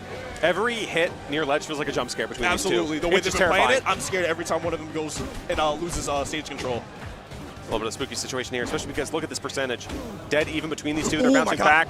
Aggression coming in from Beastley. Is that enough to take it? Not going to get the strong fair, though. And he stole the ledge! Stole the ledge straight up, called out the recovery. Sapphire, no business winning that game at the beginning, it looked like. And what does that screen say? What does the screen say? Sapphire GD up 2-1 right now. Yes, Beastley laughing it off just a little bit. You got to shake off something like that. You got to shake off the whole game. Yeah. That whole game was nonsense. Okay, we're taking that mulligan for that one, please. I mean, just the way they went back and forth, trading blows, trading stocks, the pressure near ledge from both competitors, the advantage state between each of them, just absolute slugfest. Throwing out haymakers left and right, no time to breathe, no time to pause. In this boxing match, there are no breaks. It's just one round till one of you drops. And so far, Sapphire G looks like he has the momentum to make it happen and move on to grand finals. I respect the decision to just run it back and say that game didn't happen, but I would be traumatized looking at the stage based on the game that I just played. We're going to see if this winning strategy for Beastley is to go back to the metal refinery right here. Right now, they've got a good setup going, 86% on Sapphire off stage, able to cover everything like they were in that first game. But as I say it, bit of a misflub. They are able to bring it back with that special getup. Oh my God! Look at this advantage. Quick grab. Force Beastley back to ledge. I don't want to get caught with anything. I'm just going to play it safe. The numbers say go back to ledge. You're safe here. I'm going to play by him. And awfully dangerous here. The fire is on deck for one of them. It's truly a game of who can get fire and then who can get the strong attack to really finish it off. That's going to be an up air, not quite enough. That ceiling. 143%. And the charge! Go ahead and give me that. Really just made you feel it. Throwing hands, nonstop. Forward air. Fair, full stage. Maybe one of the reverse hitbox there. Wasn't able to get it. Sapphire back on the stage. The pommel. Forward throw. Not going to do it without the fire. No CTE just yet. Good recovery from Sapphire. But this time, CTE. Need that. Gonna go ahead and get the stock. Hey, you lived it to 190. That is a stock well lived. You had a good life. Stock, dude. Barely extra credit though, but that doesn't matter between these two. They're just throwing hands. Oh my goodness, 47% off the rip for Beastley. Sapphire going to go ahead and get back to the stage, but they've got to find a way to get back to center and firmly plant their feet down, and I think they just found a way to do it. The aggression, the way they're dancing around each other, understanding what they can do out of shield, try to punish accordingly. Every step, if anything's missed space, they just get punished for it instantly. So they're just trading. They just fall through up airs as well. We are seeing like the most exemplary gameplay of a Ditto right now. Everything that is happening on one side is likely to come back in full force on the other. The way they're playing this out is beautiful, honestly. And now we have Sapphire off stage. Beastley not able to convert. Oh, that's going to be a huge stock right there. God. A bit of a misplay on that edge guard, and Sapphire is able to do a full reversal. And now he has the lead in a crucial game 4.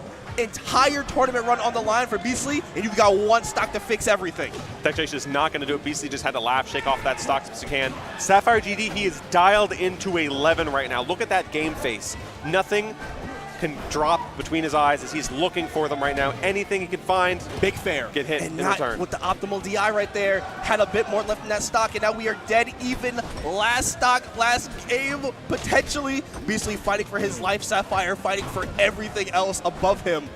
Let's see who wants to come out on top here. Is it a game 5 or is it a GG shake my hand? It's going to be hard to tell right now. Sapphire's the one having the momentum in the driver's seat. I can see Beastley taking it and yoinking it from him at any turn, but still, it's the Sapphire show right now. Look at this combo, look at the damage. We're racking it up. Oh, and he's still going. Forward air, down air, good tech. Double. Another tech on another down air.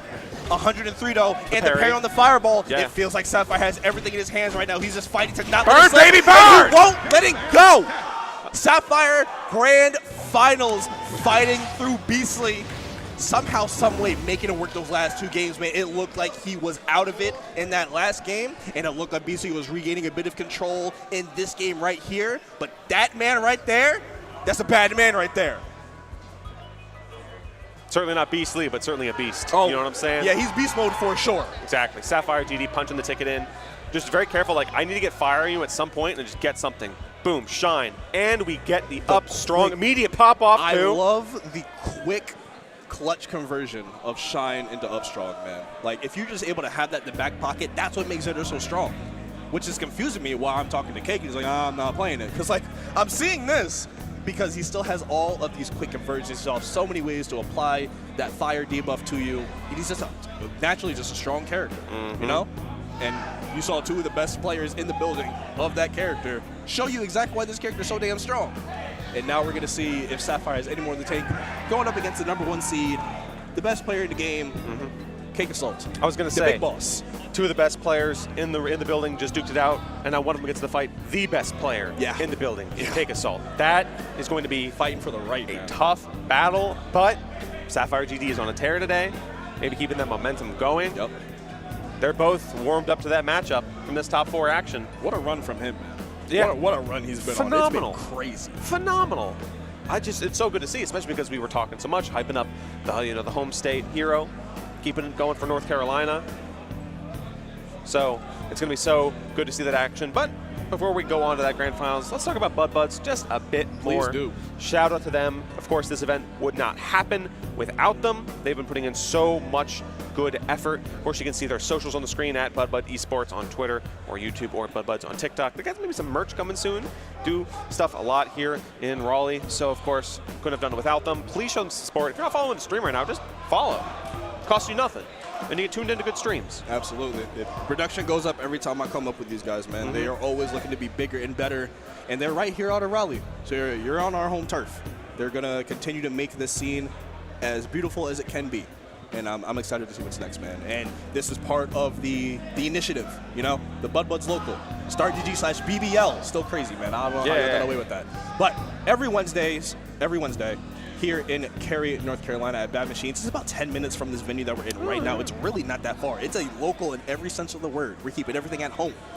If you're in the area, please make sure to stop by. If you have a free Wednesday night, it's going to be a good time. I can assure you that. Yeah, it's at the Bad Machines bar. You got some food, you got some drink. I believe they getting someone from out of state at the end of the month coming through just to throw some hands. So, of course, if you're an up-and-comer in the region here in North Carolina, you want to throw some hands with a great player that you wouldn't normally get the chance to fight. Always something to, draw some crowd in, get yourself some experience, something you can't ask for. So, if you love the game, and if you love BBL as much as us, go to start.gg/BBL to check out the BuddBuds local, because it's good.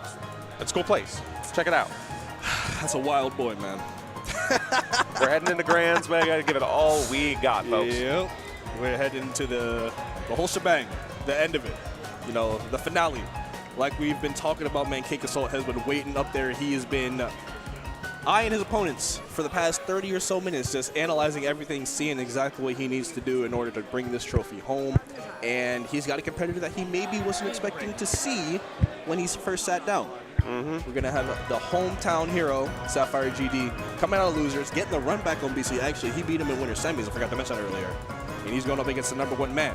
So it's going to be another Forrest Burnsetter. I'm sorry if y'all aren't a fan of the fire element characters, but like we got a lot of them here, and 2 of them won out. So let's go ahead and watch it one more time, maybe 2 more times if we can get a reset.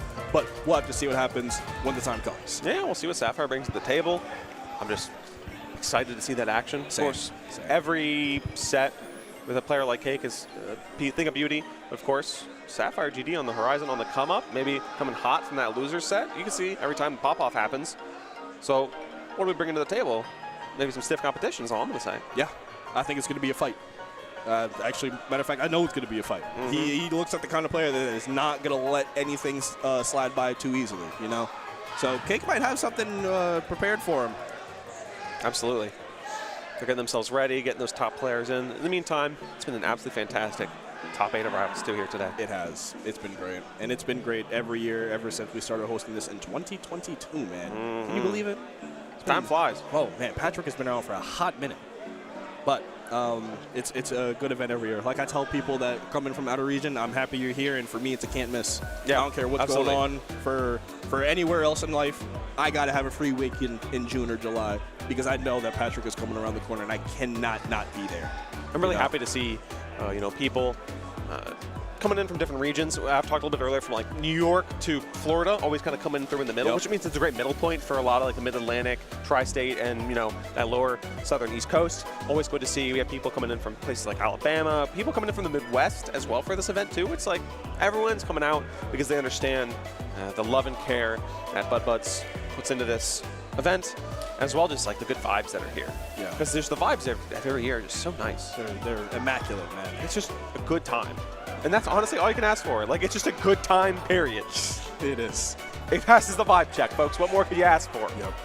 Yep. So I'm hoping if you're watching at home and you're not yet convinced of the action, let us two be testimonials for you guys. Patchwork 2027, again, around the corner right before you know it, because time is passing by. It feels like faster and faster every year.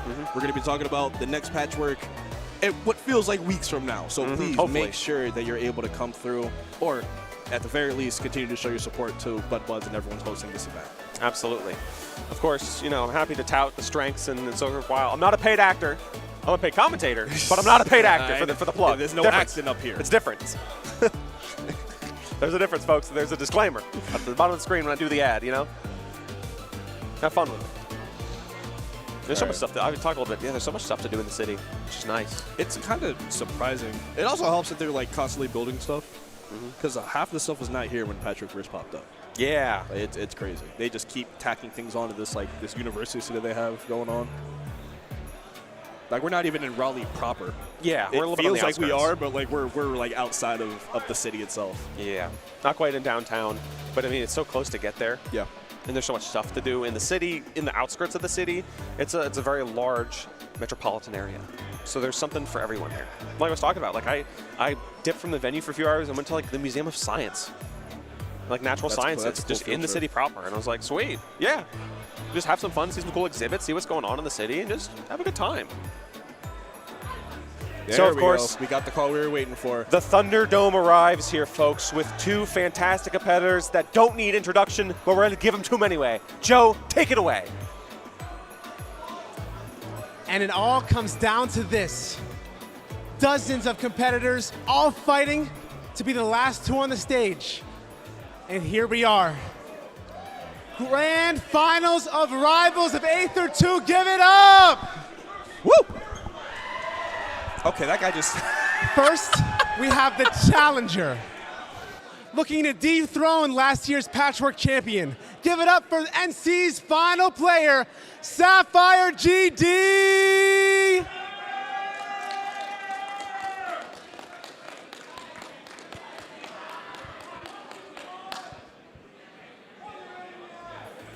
And his opponent, he needs no introduction, but we'll give him one anyways. The #1 Rivals of Aether 2 player in the world. Give it up for Cake Assault!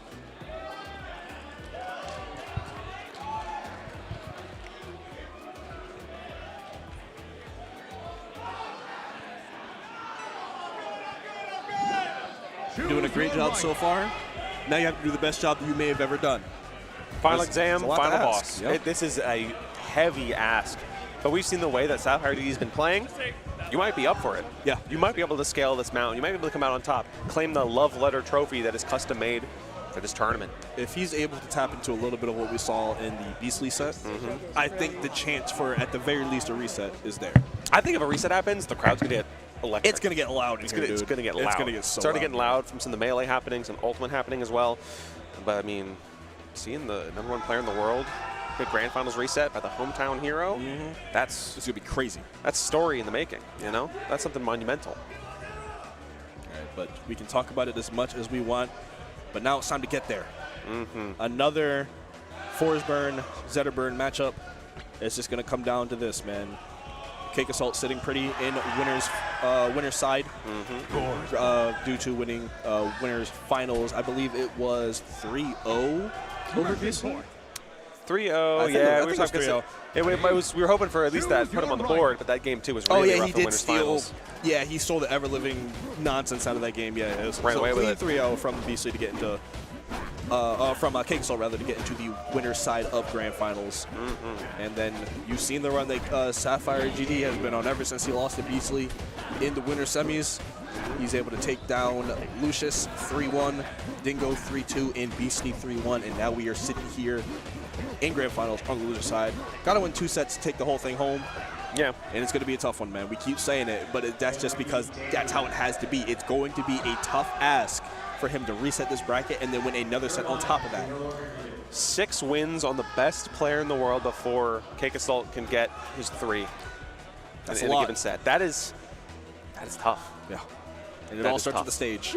I will say, you have a little bit of a difference here. Cake Assault gets to come in cool because he's, he hasn't been playing for the past 30, 40 minutes, and at the same time he's on the winner side of Grand, so he doesn't need to always be 100% at the very start of the set. Yeah. Sapphire GD, though, hot, loser streak, monumental. You can see the emotions that he exhibits every single game. So coming into this hot, ready to scrap, ready to throw some action here on Jules Vale for this game, won a grand finals. Yes, sir. I'm ready to see some magic happen here. And it is about to happen. Patchwork trophy on the line here. Gold medal game between Cake Assault and Sapphire GD. And already Sapphire is off to a blazing start, able to convert potentially into that stock, but somehow the second hit of Upstrong trades with something. That should have been a stock off the board. Maybe a bad omen for what's to come, but hopefully Sapphire is able to recover and get that stock back in the way that they maybe feel like they rightfully deserved off that conversion. Of course. Oh, Upstrong with the clone. Headbutt. CTE. That and it's going to take the kill even without Galaxy. All right, cool. I was a little hesitant on whether or not that was actually going to finish it off, but yeah, good spot right here for Sapphire. They were able to get that first stock off, and now they just have to play the numbers game. My favorite game in platform fighters. I'm up. Oh my God. I'm about to do 10% so many times, bro. We'll take any scrap we can, especially as Cake Assault's very eager to answer back. Look at this pressure right now, and the percentage on Sapphire GD means you might not have this stock for too much longer. You need to make everything count. Ooh. All right, down air shine, good damage, and it's building up over time. And a quick little conversion right there. Yo, this 10% is about to bang. That's what I'm telling you, man. We're eating good out here. Bro, I'm up. All right, Clone getting beat out by the recovery right there. Very good for Sapphire. He doesn't deal with it when he comes back to the stage. The weak hit, not quite getting the third hit. And he's dodging the down air as well. Good recovery. Not rushing anything. He knows if you make any sort of misstep right here, it could be curtains for that stock a lot earlier than maybe. Oh my goodness. Okay. Shine up tilt. Try to convert into something greater. Going to take that stock finally for Cake Assault. But 86%. The Sapphire is doing a good job so far. And you lift to 170. Great mileage on your first stock. You can retire with that stock. That was great. The mark of a top player is playing. Instead of playing to win, you play to not lose. And it sounds kind of weird. It sounds backwards. A difference. It sounds backwards. But guess what? Sapphire GD playing to not lose right now. You're up stock. It's more so like not that you're not playing to win. It's that you know what a loss looks like and you know how to mitigate that. You know? Like, I know that if I try to rush into these situations, a player as good as Cake Assault will roll a reversal. He will max convert off of these openings that I give him. So if I just minimize those and continue to play my game, then I'll be in a good spot. 100%. Avoiding your lose cons is just as, if not more important, than knowing your win cons. 100%. Absolutely. And guess what? Cake Assault knows the win cons here. Speaking of win con, I'm hitting the good buttons. We're evening up the stock win count. Condition for Force Burn at the top of the list, probably circled in a big red marker. Back air. Yeah. The big one. Hey, the Cloud Strife in me really understands that. I can tell you that much. It's universal, man.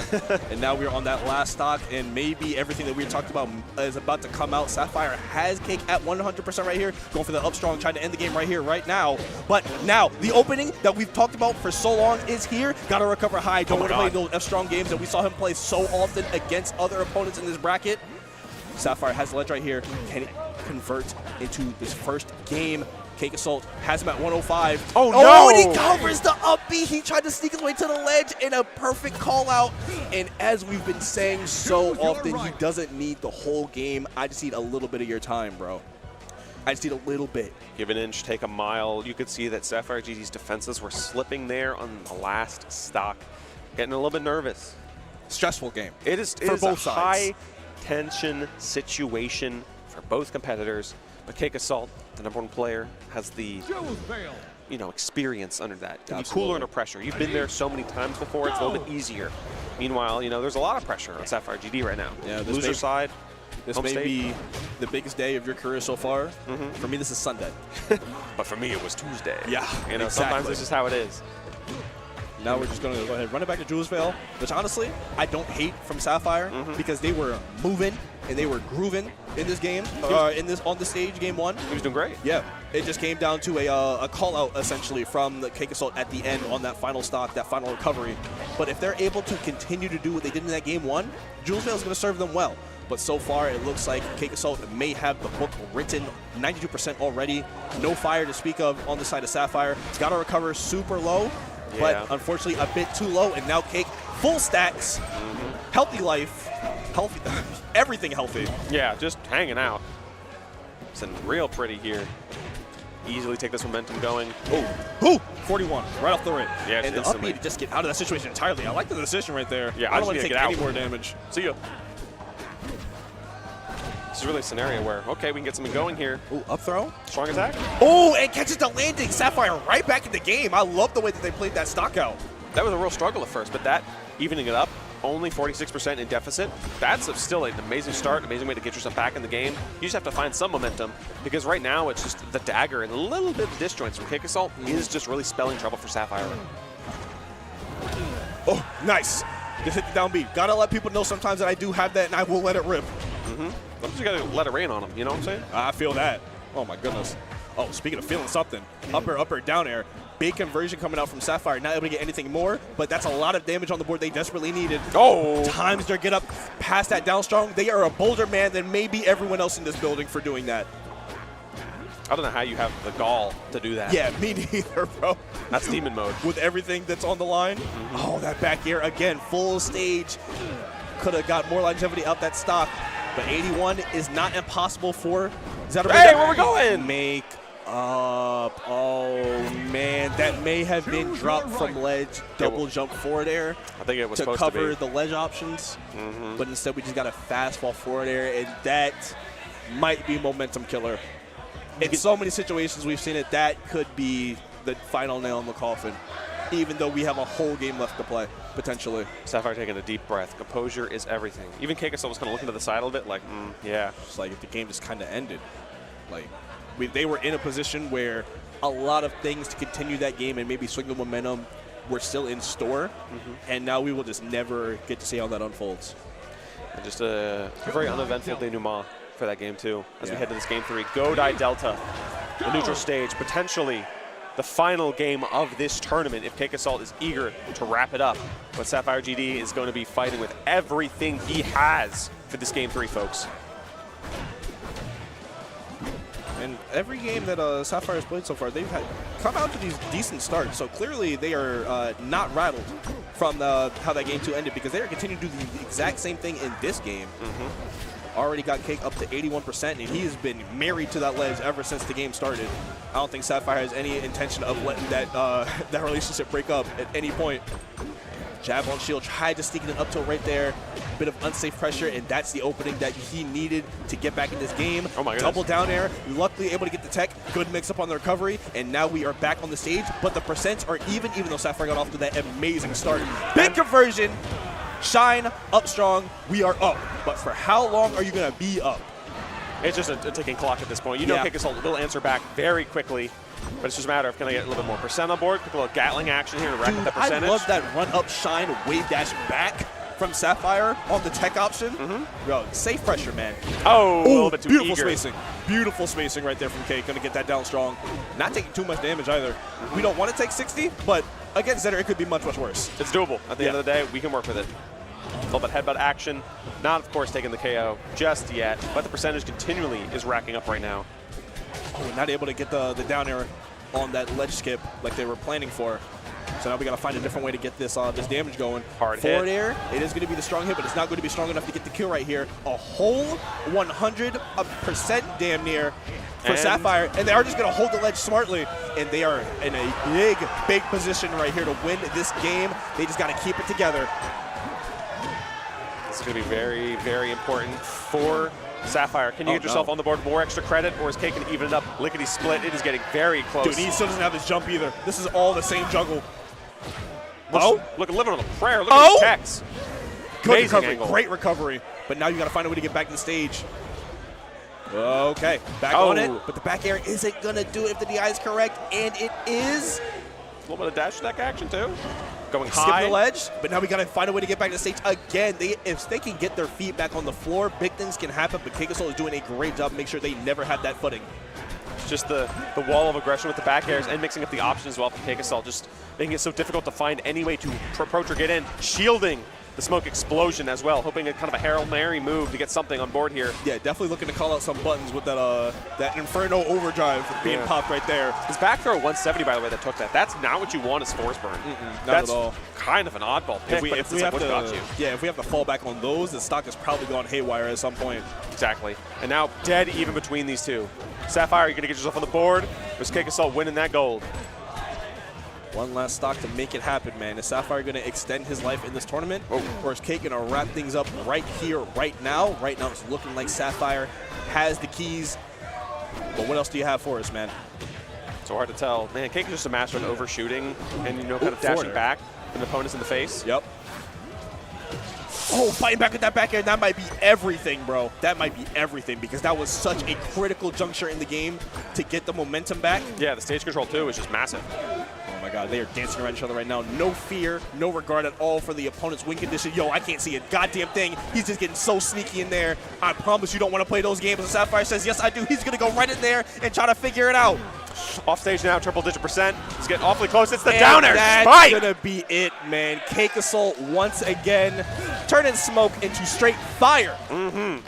Another Patchwork under his belt. 3-0 victory over Sapphire GD, and they are going to be your Patchwork 2026 champion, man. Doing what they do best. Victory. Absolutely. He is an absolute all-star, #1 player for a reason, winning the gold of the event and winning the bronze tier that this tournament was for Rivals of Ether 2, racking up those points. Good credit to Sapphire GD, the hometown hero. Hell of a run, dude. Putting up good effort. I mean, hey, it said 3-0, but there were some hands being thrown throughout that. Let the record show when I report this to the TO desk, it was close. It was close, I'm telling you. You can't tell me it wasn't. I went up against that guy, the 3-0 was close. You can't tell me nothing, man. Tell me the stock percent and the percentage isn't close. Right, Come on now. Like, any of those games were about 1 or 2 mini interactions away from completely flipping. We could be talking about a restart right now, but the mark of a great player, like we talked about earlier, is not only knowing the win cons, but understanding the lose cons. And Keikasol always played to his strengths and never really let Sapphire get to the point where they could both enact their game plan and then use that game plan to win. They had to make adjustments every single game to close it out. And guess who was quicker to the draw, man? The man that's walking away with the trophy. So, again, good stuff to Keikasol. Beautiful gameplay from everyone in this bracket. Yes, I love watching some Rivals too, man. And it just warms my heart that everyone was able to come out here and put on a great show. You know? I love it. At the end of the day, that's content. Yeah, it is. It's good stuff. It's good stuff.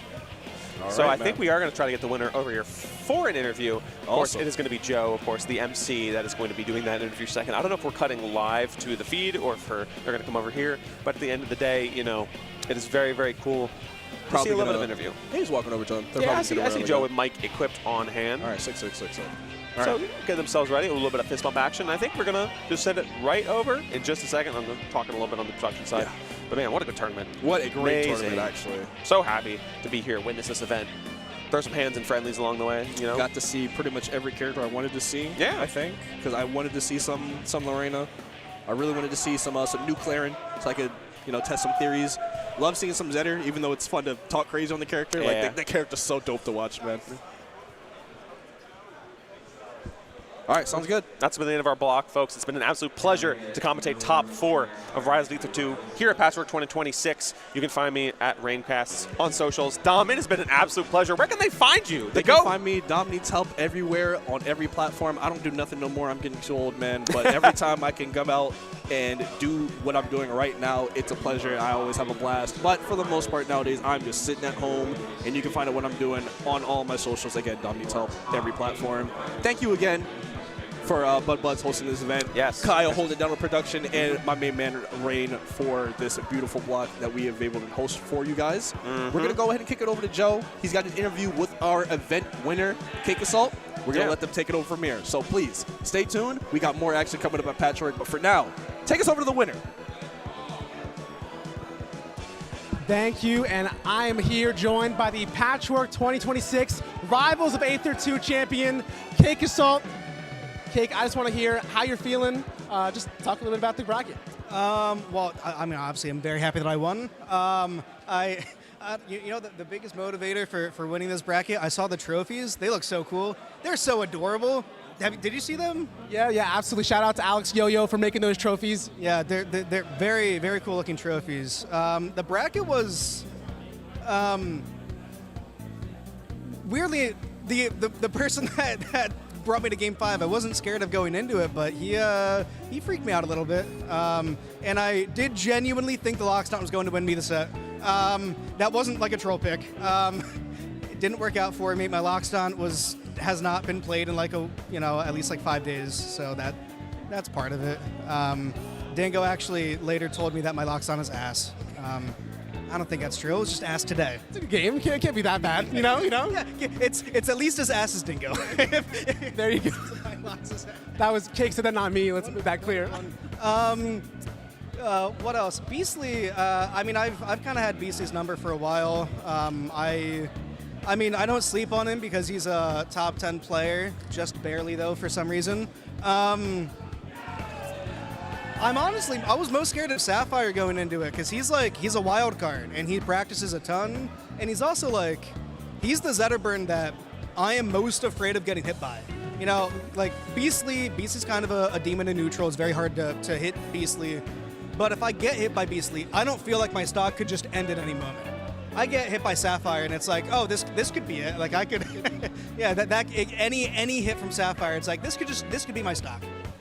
I love that. Yeah, Sapphire, great. Really stood up for NC, but you had to put him in the ground. So shout outs to you for that. Anything you want to leave the broadcast with?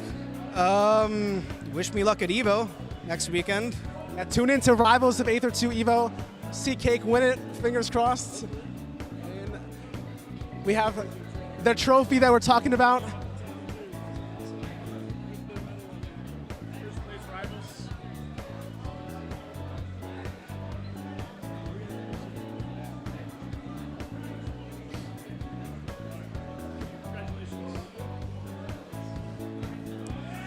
And that was Rivals of 8th or 2. We'll have top 8 for Melee later on.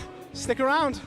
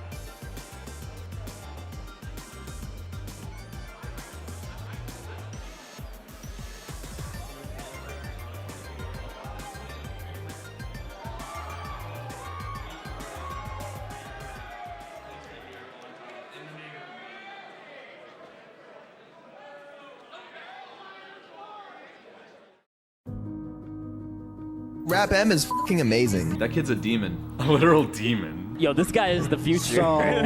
He came out of nowhere, it feels like. The kid just has 100% faith in his character, in himself. Really inspiring, to be honest. Can Rap Monster do the unthinkable? Everything was established, and then he f***ed everything. Rap Monster does it. First regional win!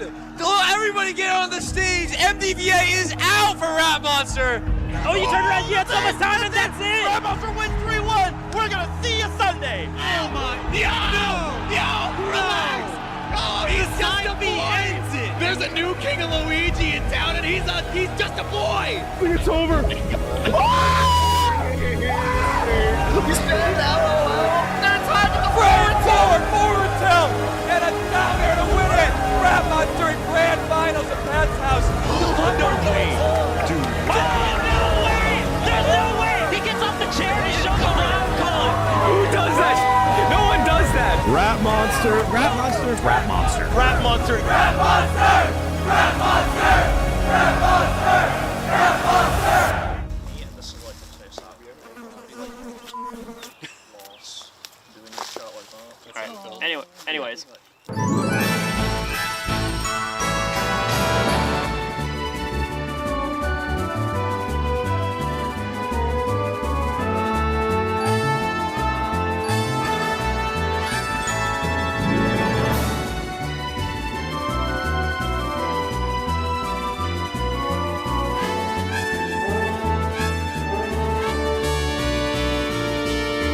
Are we allowed to swear on our launch trailer? Wait, you can do your thing. Is he gonna censor? You can do just. I'm wrapping up your region, motherfucker. Oh! Someone tap me off. I the aura. Oh my god.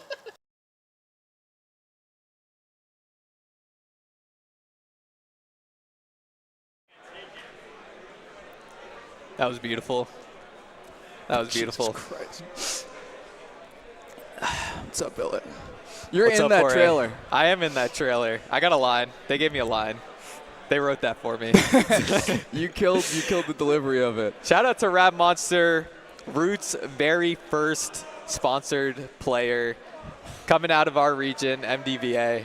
It's been great seeing how much growth we've seen from Rap Monster in the past year, and we're seeing him today at Patchwork Top 8. So, yeah, welcome everybody to Melee Patchwork Top 8. What's it been like for you? Making this all come together. So if you don't know, I've been us and MDVA organizers. We've been trying to pull something like this together for the past like 4 or 5 years, maybe even longer. And everything coinciding with Rap Monster's big like ascent, alongside how he's just such a unique and singular player. I'm overcome by being able to show everyone the stuff that we're working on. Dylan is very special, and then he's also like everyone else. So everyone working on the team with Roots is part of the mission as well. I made it not even to our camera before I cried. Yeah. So I think that is a record. It's in the negative numbers for first tier. Yeah. That's impressive. That's the Rap Monster effect. That's the Rap Monster effect. Yes, Roots Rap Monster is going to be playing in the bottom half of winners side of top 8 up against Ginger, who's coming back from a longer competitive mental hiatus in a big way, right? With a really strong, I think, third place finish at Supernova last year or something. Right, yeah. Coming out of retirement, that was absolutely insane. Yeah. I think. And Gommel. It was a good Gommel, yeah, too. Yeah. Everybody knew that Ginger was good enough to do that, but whenever you see somebody who plays like a very tech skill heavy play style, coming off of retirement, not playing very much, you don't know what to expect. And Ginger has how long it takes to get back to full power. Yeah. Ginger came back maybe even looking stronger. Right? Yeah, like straight up. I mean, Ginger was a perennial top 8 threat, but not always cracking into the top 4 at majors, that frequently. So. And maybe it's a simple mindset shift that puts you up at that next level, right? Yeah. Rap Monster seems to have done the speed run time skip, like he skipped a bunch of levels to get to the top. Yeah. So that's not very fair. We'll have to see how they do, because I think you were saying that they have played like maybe one soft line or something. Yeah, they played one soft line. I think it was at Fast Falls. Ginger won 3-2. Okay. And I mean, it's generally a tough matchup for Luigi, Falco, Luigi. But before we get into the winner sets, we got some loser sets, and our friend Ziff will be emceeing, so we're going to cut over to him right now. Good afternoon, gamers. If you're excited for some Melee Top 8, can you make some noise for me? Anyone? Yeah. All right. I'm excited for some Melee. We got a heater for y'all this very first game. We're going to have the sensational Marth Calvar up on the stage. And up against Calvar is going to be Zasa, the Jigglypuff.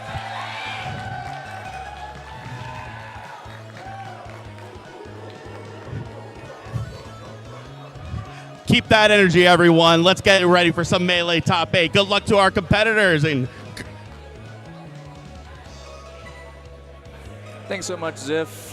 Yeah, this first set in the loser side, these are where our lower ranked top 100 players are playing. Calvar, I believe I wrote it down.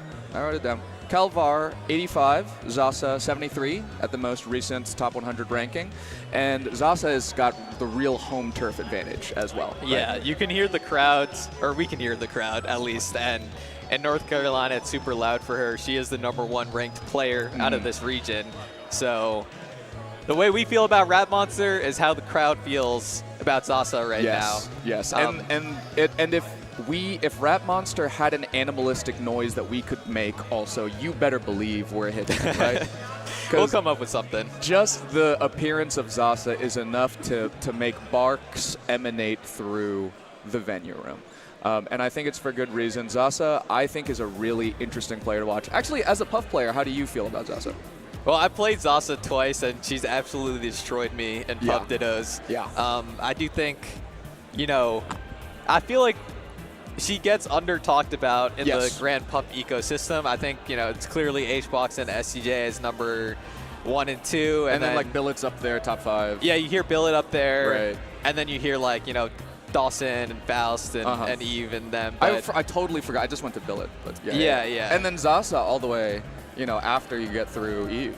Yeah. But I think she's a similar level to all these other Puffs below SCJ. I think she can definitely punch up, and she also doesn't get upset that much. Yes, that's what I think is a big, that's what I feel about Zasa, is that she is strong. She's an underrated player in that I don't really see her get upset, and she's pulling off some explosive wins, right? Yeah. She's Rap-M's worst loss. Yeah, this year, we were talking about, Rap-M skipping steps or whatever, but he's taking his lumps too. Chicken Man, Zasa, a lot of these those are matchups. hard. Those were hard for him. Yeah. Because he was like, I didn't know you could lose so early. Yeah. So he got really mad. He had to. Same thing with Zayn also, right? Is okay, yes, you're unstoppable. It's unfair how good you're getting, and then you will have a Game 5 Hungry Box will curse at you and cry on the ground, and it's worse than you could have ever imagined. Yeah. And then you have to pick up his controller and lay it gently onto his chair at Summit. So gingerly, and you think it's because you think you're being bigger. For it. And in many cases you are, right? Yeah. But people still are gonna remember. And it's Yes, and you see it. Yeah. You see it before you go to sleep at night. Calvar on the other side, I think at 83, but a more tenured top 100 player, has been, I think around the Doc era, has always been around that level. And I am a big Calvar believer, and I believe also that currently he's I think he's been mostly stagnant from on the larger scale of Melee times. I think he's getting good wins at some of the brackets. I think he beat Chicken Man most recently when they played, but as far as something to prove, I think Zasa is really capable of it, and then I'd like to see Calvar play out. Okay, this is an interesting start here on Dreamland. I will say, we've seen a lot of Zayn HBox sets, and they don't start Dreamland, but Zayn usually cooks on Dreamland, and the reason is because Marth has a very distinct neutral advantage, and it's hard to get in on him. But I still think this is not a great start because you got to be able to kill Puff. And, you know, if you're willing to play neutral like a bunch of times and kill with the tipper fair, then sure, but you gotta... Otherwise, it feels like, especially on Dreamland, it's you play neutral a bunch of times and kill them at 250 with a tipper fair, or you have some setup that you actually find and you hit like what sometimes feels like a random tipper or something that you have to accomplish, and then you can kill at 80 or something. Right, and you know, it's like this lead would not really feel that significant on Fountain, which is the normal starter for this matchup, sure. but it does feel like pretty bad, and I mean, these backers just walling Calvar out. Yeah. He's got to like win neutral like maybe 3 more times or something before, or like that. Yeah. That's like we were talking about, right? That's a classic. You know, you see that at every level of Marth Puff, the bait on the shield. Sometimes, I mean, just like a run through forward smash back, where both of these characters have a version of that on on the rest of the cast. I believe Prince Abu calls that on Puff. I believe he calls it the slip and slide. Slip and slide. Okay. And when I learned it when I was coming up, the run through F smash back was a little bit owned by Old Dominion University in Virginia Beach area of MDVA, and they called it the old and dirty. That's pretty good. I like that one better actually than the Prince of Vu one. Yeah. ODU, old and dirty. You know, it's because it also is like you slime. You ran through and you actually found the kill at 107 on Dreamland. That's okay. That is something I think that Calvar has on Zane, or like is a unique strength of Calvar's over the other Marths, is that I think that he is good. Maybe it's New England, the New England effect. He's good at weird stuff. Yeah. He has maybe setups that like he can consistently hit. For example, I believe that Calvar, if not now, then for a long time, was maybe the best at down throw tech chasing with Marth, particularly against Captain Falcon. You know, that's the kind of thing where I think 22K has an element of this. Maybe a Bonfire as well, where it's like you guys are weird at something. You guys are good at something weird. And so, like, you playing on Dreamland, it's not going to be the conventional knowledge of, oh, the blast zones are smaller, so it's better, or it's bigger, then it's worse. But rather, like, I'm going to be able to set up for my, like, 80 or 90% kills if I just play an easier neutral. Yeah. I mean, if you're able to get the grabs, you know, you still have the same 50-50. And then once Puff gets to higher percents, there are actually 100% kill confirms off F throw, depending on DI. You know, you might have to react with a dash forward up air or a run cancel F smash, but you know, even if Puff gets to high percent, like getting a grab is good. Oh, what's the range you would say? Like once the I think around like 130ish is when the like guaranteed off F throw combos start, which like normally you don't want to be up there, but on Dreamland you probably will be. Yeah, I think like 130 in general, just like from the broad sense of Melee. If you get to 130, I'm like, I'm done. I'm done. Like, you're supposed to be dead right now. And I mean, this is like very doable for Calvar right now. Just got to get a grab. Yeah, that's right, actually. Oh, wow, no and misses the tech. Yeah, wow. That was kind of a weird space, like kind of a weird timing. I think it can be a little bit ambiguous because sometimes Puffs go for the reverse fair. Yeah. Right there. And so I probably would have missed that tech as well as Calvar. And even then, I think you have to do the Marth thing with the turnaround, and even then it's ambiguous. Yeah. I think there Zasa didn't really have a guaranteed edge guard. And you know, it's Marth has his double jump and side B juice, and he has all his resources. And so, honestly, she got kind of lucky there to get the kill, because if he did tech it and got back to ledge, like, she would have been off stage, not many jumps, and Calvar would have been in pole position to win the game. That's an awesome moment. It is a real do or die, like Zasa coming in with an edge, but definitely, like, you know, loses the first interaction because Calvar goes low. Yeah. And then, you know, then they're both at risk. We go FD. This is a pretty standard counter pick. It'll be interesting if Calvar wins where Zasa goes, because I think Dreamland's like the only stage where you can really argue that Puff beats Marth, and then it's like, I guess Battlefield or Fountain or whatever. I'll take whatever's medium. Yeah. Yeah. When you say that Dreamland comes with a pretty distinct neutral advantage for Marth, Is it largely like the space, or is there something to do with the platforms here? Basically, I'm trying to get at how does it change moving on to FD? I think it's largely the space. Like, as Puff, you kind of want to play closer to Marth. Like, you know, you kind of want to be able to scrap with Marth because he's just got really good range. I mean, you can see, like, Zaza has invincibility, and she's forcing her way in. Got it. So when you say a distinct neutral, like, advantage, it's that in Dreamland that you can play at long range instead of forcing the Marth to play at the scrap or the medium. So, you know, if it's gonna become a long-term problem, Marth wins that because he's got a long-term solution. Yeah, but then he has to find the kills somehow. He does still have to like, find the kills. You know, Yeah, that part gets pretty difficult against Puff on Dreamland. Now, I do believe that, like, FD, because of that, FD has an element of like, letting Calvar build space as well. Yeah. It has that element, and then it's also like, you know, you're like, oh, Puff does. Oh, yeah, this is the sweet spot. Yeah. Puff doesn't have platforms to land on when recovering, and you know, it's like if you can get Puff to use up a few jumps, then Marth can, like, try to edge guard her, and FD might make it a little bit easier for you. So whenever you see a Zane edge guard or a Gimp on Hungry Box, it's always on FD, isn't it? Yeah, it's either on FD or it's like a reversal off of a missed edge guard. Like, he goes for drop down fair and then gets like Zane ledge hop dares, and then H-Bugs like looks like he's gonna pound his chest or something. Yeah. Or he does the Eeyore like a. Yeah. What am I supposed to do against those? But like on FD, I think you're right. Where like H-Box does end up having to use a bunch more jumps. He has like way less mix-ups coming in from above, so that Zane does kind of choke out the options around that ledge and ends up getting a lot more like down air spikes. It feels like on FD. Yeah, and like when he's able to win on FD, it's like he's playing super patient and like because you want to get in on Marth, but like Marth's moves are so rangy, and it's like you just gotta wait for so long. Yeah. And I don't know if like because following the game plan for Marth is like, you know, it's just right there. He's just doing it. Yeah.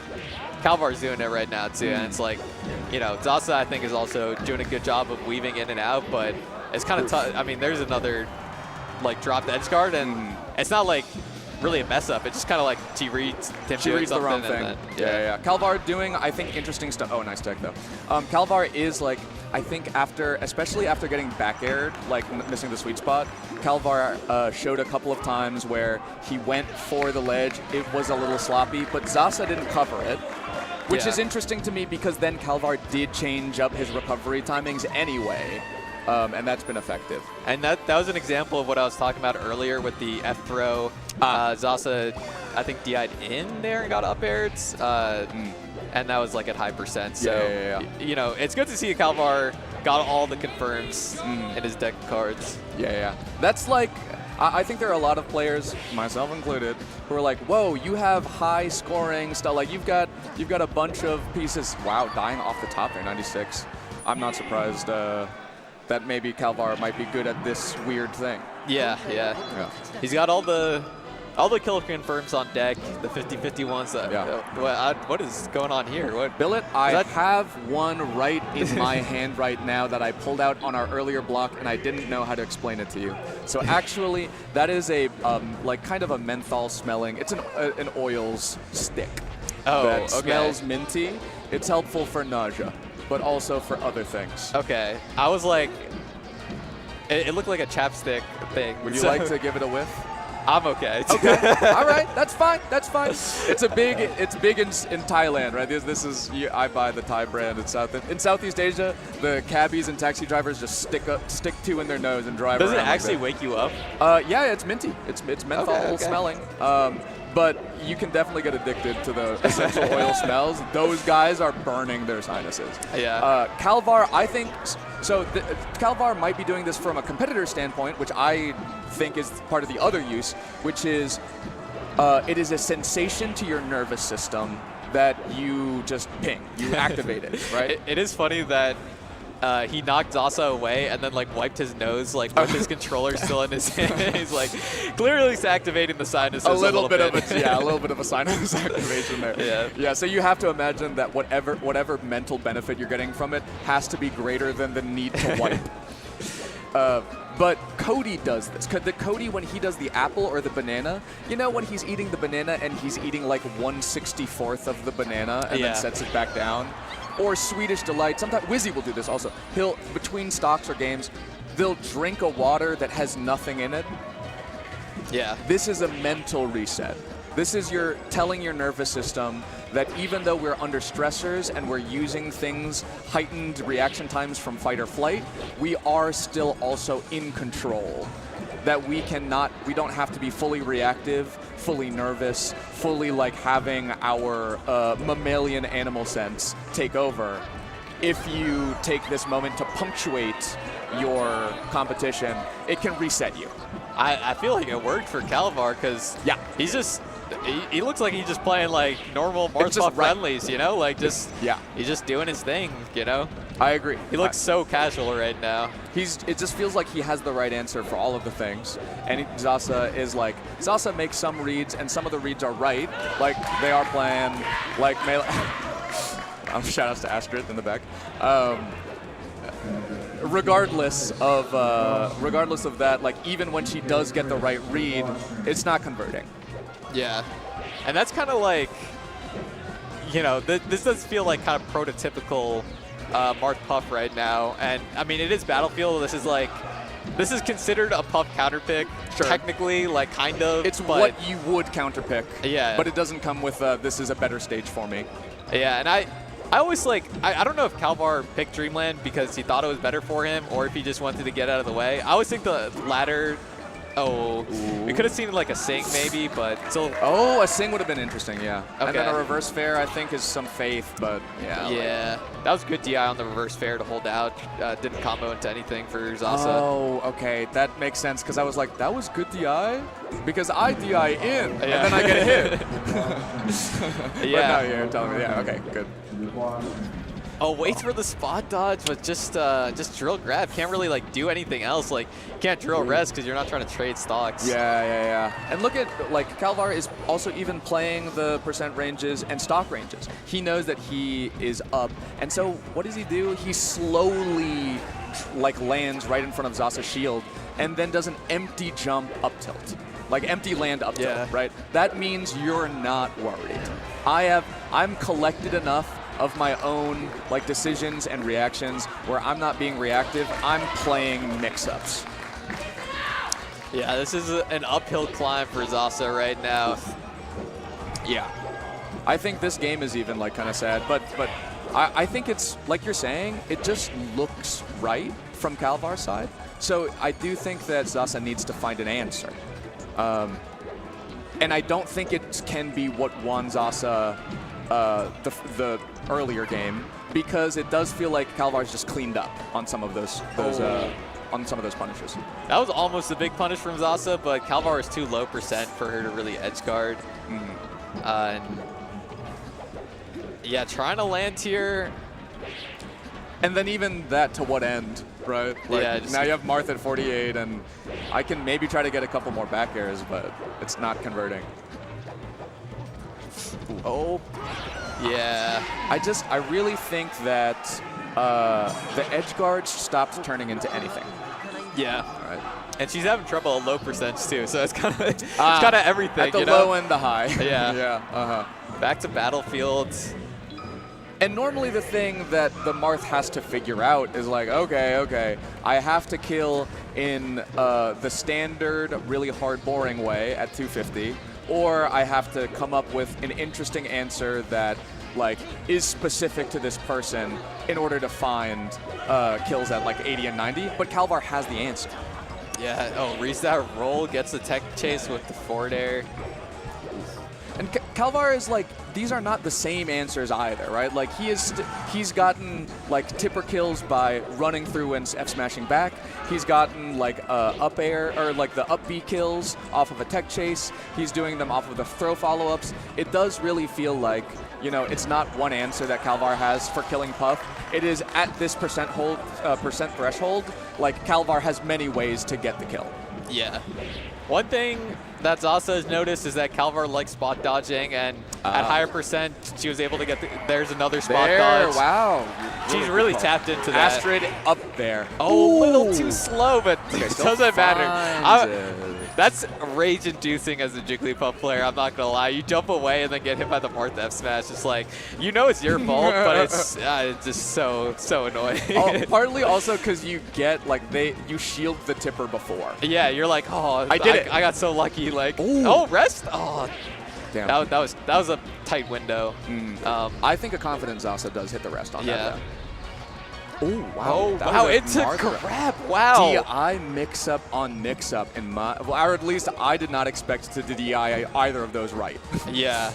I mean, that was also like kind of a weird percent. You know, closer to 70, Marth's like down throwing a little more than F throw because you don't have to pivot off the down throw at that percent. Yeah. And so they're like, oh, it's a little easier. It's still a 50-50.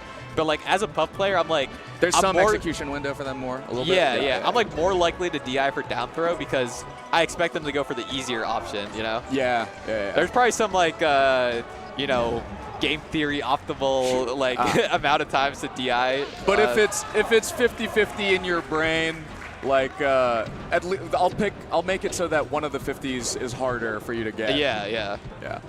Because we are all human. Yeah, I mean, when I play Marth, I'm going for the down throw every time, so. Okay, yeah, I see. Yeah, you've got to look into humanity. Oh, there is one again. Oh, yeah, that was. Wow. I don't think Calvar has really killed Zasa over like 110 or something. Yeah, we don't see the real grinded out stalks that we see sometimes in this matchup. It's just been combos off a throw. It's finding it. Yeah. It's finding it, and I love that. Oh, nice. Back air. Oh! Let's go, Astrid, in the player cam. I love North Carolina. I love knowing where the camera is, too, you know? Knowing the angles and stuff like that. That's great, like, framing right there. It takes from a compositional cinematic standpoint, to see, the manifestation of the play, the avatar, and then right behind, like when Goku helps Gohan do the Kamehameha. Yeah. You know, you have a spirit that exudes still the same experience, but in a totally different way. And I know that 22K is somewhere gonna do that for Calvar. Doing it, if he wins this game 5 on Stadium. Yeah, actually, I think it's a weird game 5, right? It is. It's a weird game 5. They're both winning hard, and then the other one is losing hard, and now it's game 5. They both won on their counter picks technically, like in a normal Marth Puff set, but not like that. Yeah, like, well, okay, I guess Calvar won on Battlefield, but yeah. This is what I really shot. Are you serious? Yeah. That is a setup. That is the clearest example that Calvar knows. That was like, I mean, there's a reason Calvar teabagged there, and it's because Zasa was not ready for the down smash and did not DI it at all. I think she was expecting S smash. She died at 68 after. Yeah. She took bubble damage. It was 67 when she got to the blast zone. Because Calvar hit her with the back hit of the down smash, and you're like, okay, if someone's facing that way, they're going to hit me with F smash. If I hold hard out on S smash, I might die from center stage. So let me just I'm not whatever. Gonna die off the top from Marth at 40. Yeah, and then you do. And then down smash. And Calvar finds it hilarious because it kind of is. It is funny because in 2018, when Rishi told us all once, some of us immediately forgot. Oh, gets a side B. That was a really risky side B from Calvar, but he makes it back. That was really good. This is what I noticed. Maybe? Good DI, finally gets a DI 50-50 right. Feels like that's been in Calvar's favor most of the set. I agree. And I think like Zasa's big explosive punish, her like chemical X is sometimes finding an explosive rest. Yeah. Right? Like Calvar can find these kills you don't expect at 80, 90. Zasa is finding rests where like no one else is finding rests. We weren't seeing that games 2 through 3, excuse me.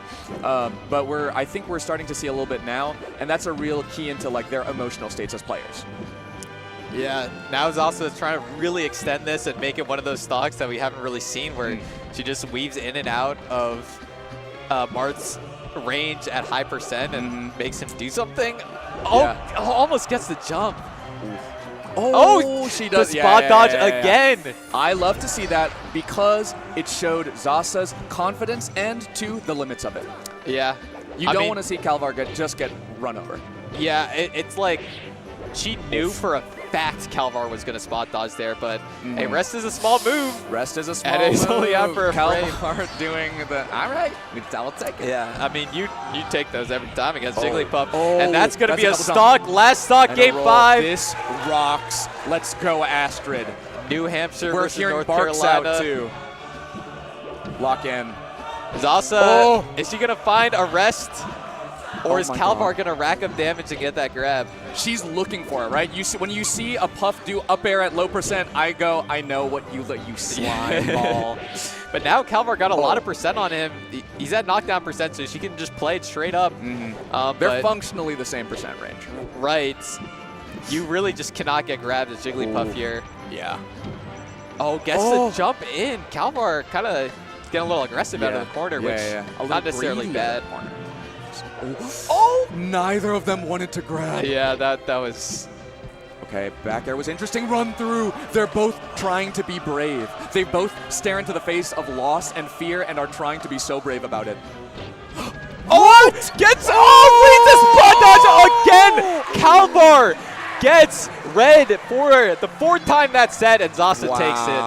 Wow. Yes, reads on reads on reads. That last set deciding read was the last in a series of interactions, right? Yeah. We saw Zasa play around that spot dodge. You called it, having Zasa be keyed into the spot dodge timing, and there it is again. Yeah, I mean, Kyle, don't. You maybe could have just straight up drill rested that, but that's really frame tight, and instead you're just like, this is last stock, we're both kind of shaky. Let's get the spot dodge and kill there. Yes, and we saw even, Zasa going for rest and missing them. Yeah, right? Like 3 times that game. Yes. So like that forward smash was a result of both Zasa's failures and Calvar's failures and Zasa's victories in knowing Calvar's habits. Yeah. Right? Like it is a fuller tapestry. Oh my gosh, and I think we're even going to get, this is the stick, by the way. Calvar, if you would have sniffed this Game 5, who knows what would have happened. Yeah. Ziff, we're going to hear from you, because we got an interview from the ground. That was awesome stuff there, Zasa. How are you feeling right now? I feel pretty good. I felt good going into it. I definitely got shaken a little bit partway through, but I think I didn't spiral, which is, always good. Yeah, that was a real back and forth affair, truly. Yeah, got the heart pumping for sure. What are you looking forward to trying to lock in on for the rest of this bracket? Anything that you're trying to remind yourself or any particular thing you're looking out for? I don't know. I'm trying to not think too much and still just try to look at the game instead of, I don't know, getting tilted or distracted with other shit. So I'm just going to try to do that. So we'll see how it goes. Awesome. Got to keep your mental straight. Well, good luck. And we're going to go on to the rest of the top 8 melee. And I am very excited for this next top 8 match. And I love what Zasa said about not spiraling there, because you could really tell, like, if you're going in confident and something goes wrong, something doesn't go to your exact plan as you were feeling, and you start to doubt yourself, maybe all of the things that you could have trusted before aren't trustworthy, and then stopping yourself and going, I don't need to spot dodge. I don't need to rest after the spot dodge. Yeah. Maybe I can just forward smash. Don't spiral. I messed up a couple times, but what's the best thing for me to do right now? And that's how you get the dub. Yeah. It's hard not to spiral after missing that many rests, honestly. And can I do anything right? Yeah, yeah, for real. Like, so that was just impressively clutch from her. And our next set, we got Zimmerfizz versus Psyched coming up. This is, you know how, like, at the regional level, which I love, because you get to the fringes of where, like, a real personal melee experience gets to then, like, the big names like, Salt or Rap Monster or something. So at a tournament like this, you've got the big top 100 players, and then you've got the heart of where the tournament is happening. Yeah. This is our North Carolina set in top 8. We have Zimmerfizz and Psyched. That is a Samus versus a Marth, and Psyched is the second best player in North Carolina, and Zimmerfizz is the third. Okay. Wow. So I don't this pretty even matchup, I guess. I know Zasa's #1. We just saw her win there. Oh, that's kind of beautiful, right? Your North Carolina representative beats the out-of-towner, and then the second and the third can fight for it. Yeah. And the other side, right? All right. We are going to introduce our players. Let's hear from Ziff. All right, we are on to our next loser side top 8 match. Fortunately for NC, but maybe unfortunately for these two specific competitors, we have a little bit of an NC team kill. They did so well, they made it to the top 8 that now they must battle each other. First off, we have Marth player Psyched coming up on stage. Give it up.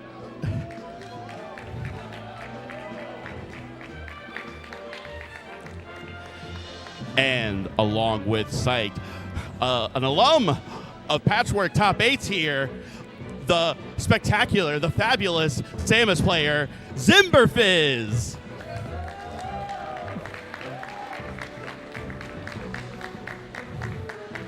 Good luck to y'all, and good luck to NC.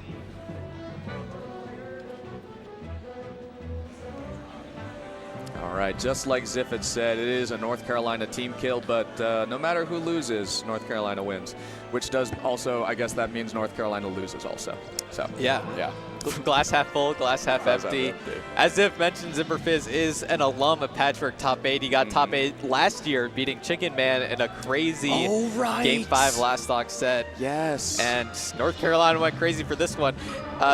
This one, it's a little conflicting. Yes. You know, we probably won't hear them be quite as rowdy, you know, unless something unless it's rowdy all the way. Yeah. It's just there won't be as big of a dynamic to cross.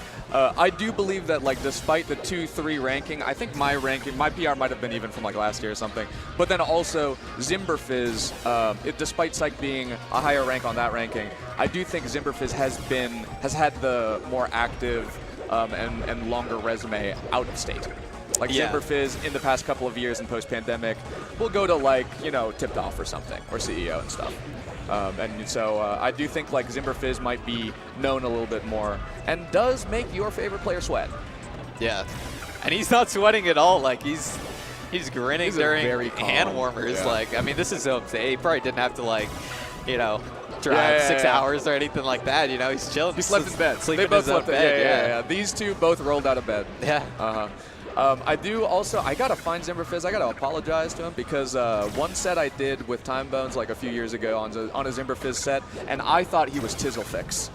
You know, I gotta apologize to Psyched because when you were doing doubles commentary yesterday, I thought he was a Falcon because I was thinking of Shaited, who's an old top 100 player, like former top 100 player who plays Falcon. I think Arizona. So not close. It's kind of close. Arizona. No, the tags are close. Like, sure, his tag's like the same, but it has a T in it or something like that. See. You know? Yes. Like, listen, it's kind of close. It's scythed and stuff. Yeah. You know, there's a Gerbungus and a Gerbrungus. I did not know that. That's pretty crazy. Yeah, someone said Gerbrungus, and I was like, I know that person. And they were like, no, that's Gerbungus. I think there's a Billet billet.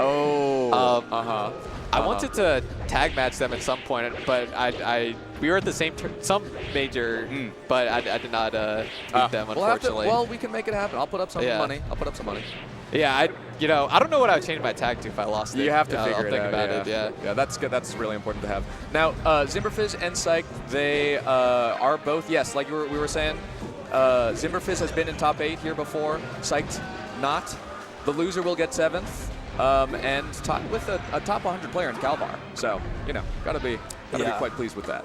This is kind of like, you know, it feels like there's some similarities in the last matchup because it's Marth versus a floaty, but Marth doesn't really have the kill confirms off of throw against Samus. But it might be a little easier to rack up damage because, you know, she can't really weave in and out of your range like Jigglypuff can. So yes, it is a floaty, but it is more like you know, a swordsman versus a bubble, and then a swordsman versus like a balloon castle. Yeah, right. It's castle, like a moon bounce is like, okay, yes, I am gonna be able to pierce you, and I do have a range advantage, but you are very heavy. Yeah, and I mean, one thing like that I've noticed a lot when watching Marth Samus is, you know, I'm not an expert on this matchup at all, but it seems like edge guarding is pretty difficult. But I know like some Marth players have really comparatively. Yeah, I know some Marth players have like kind of labbed it out or flowcharted it out, and I mean, if Zimmerfizz is number 2 in your region, you're number 3. I feel like Psych might be one of them who. That's figured out someone edge I would guards. assume. Yeah. Someone I would assume is like when I'm like, oh, you know, the best Marth against Samus probably isn't Zane. It's probably some regionally ranked player with 17,000 sets against Samus. But yeah, it's good to. It would be interesting to see.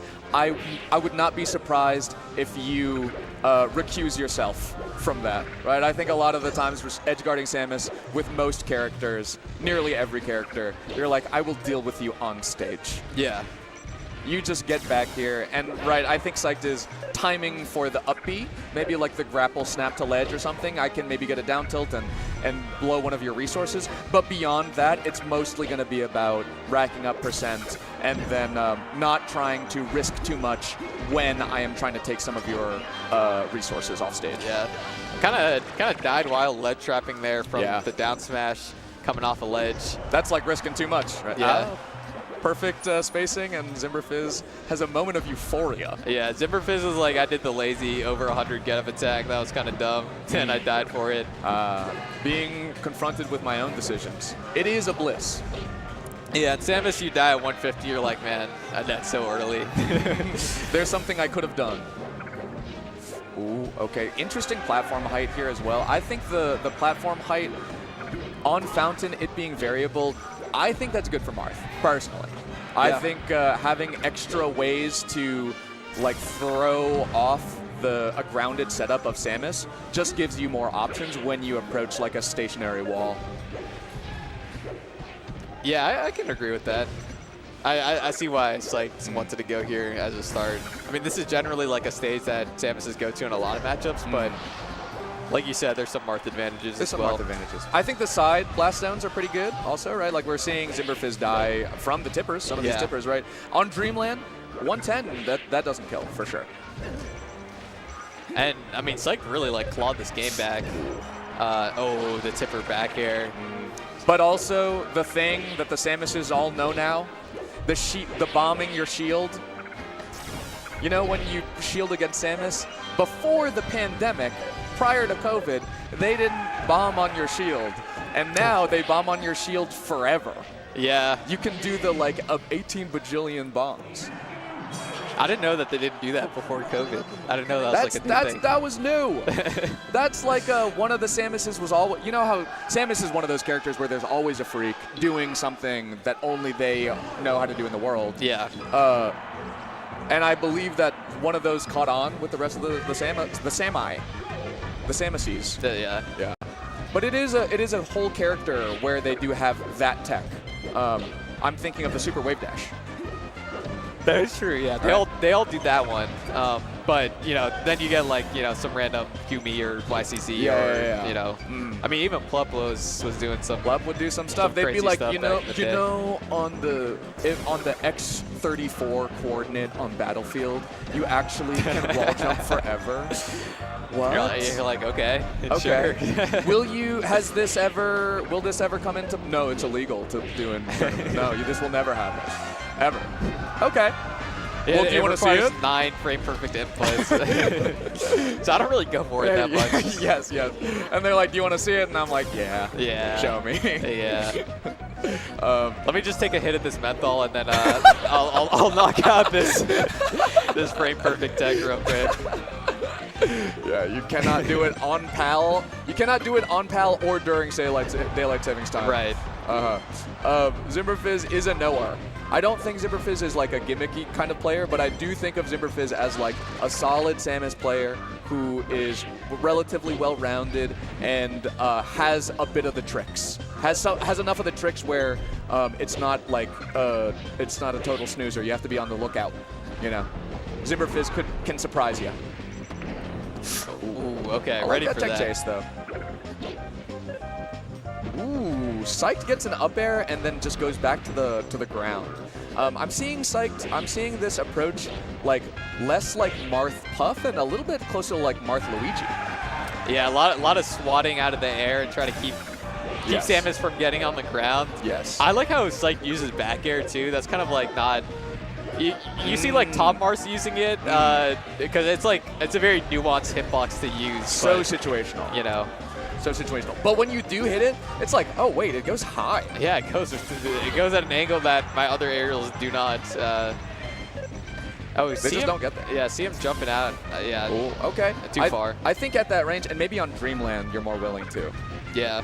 Maybe looking for like a ledge hop dare or something. I don't know if Samus can get around. I think maybe even that far is like it's just the tiniest babysit.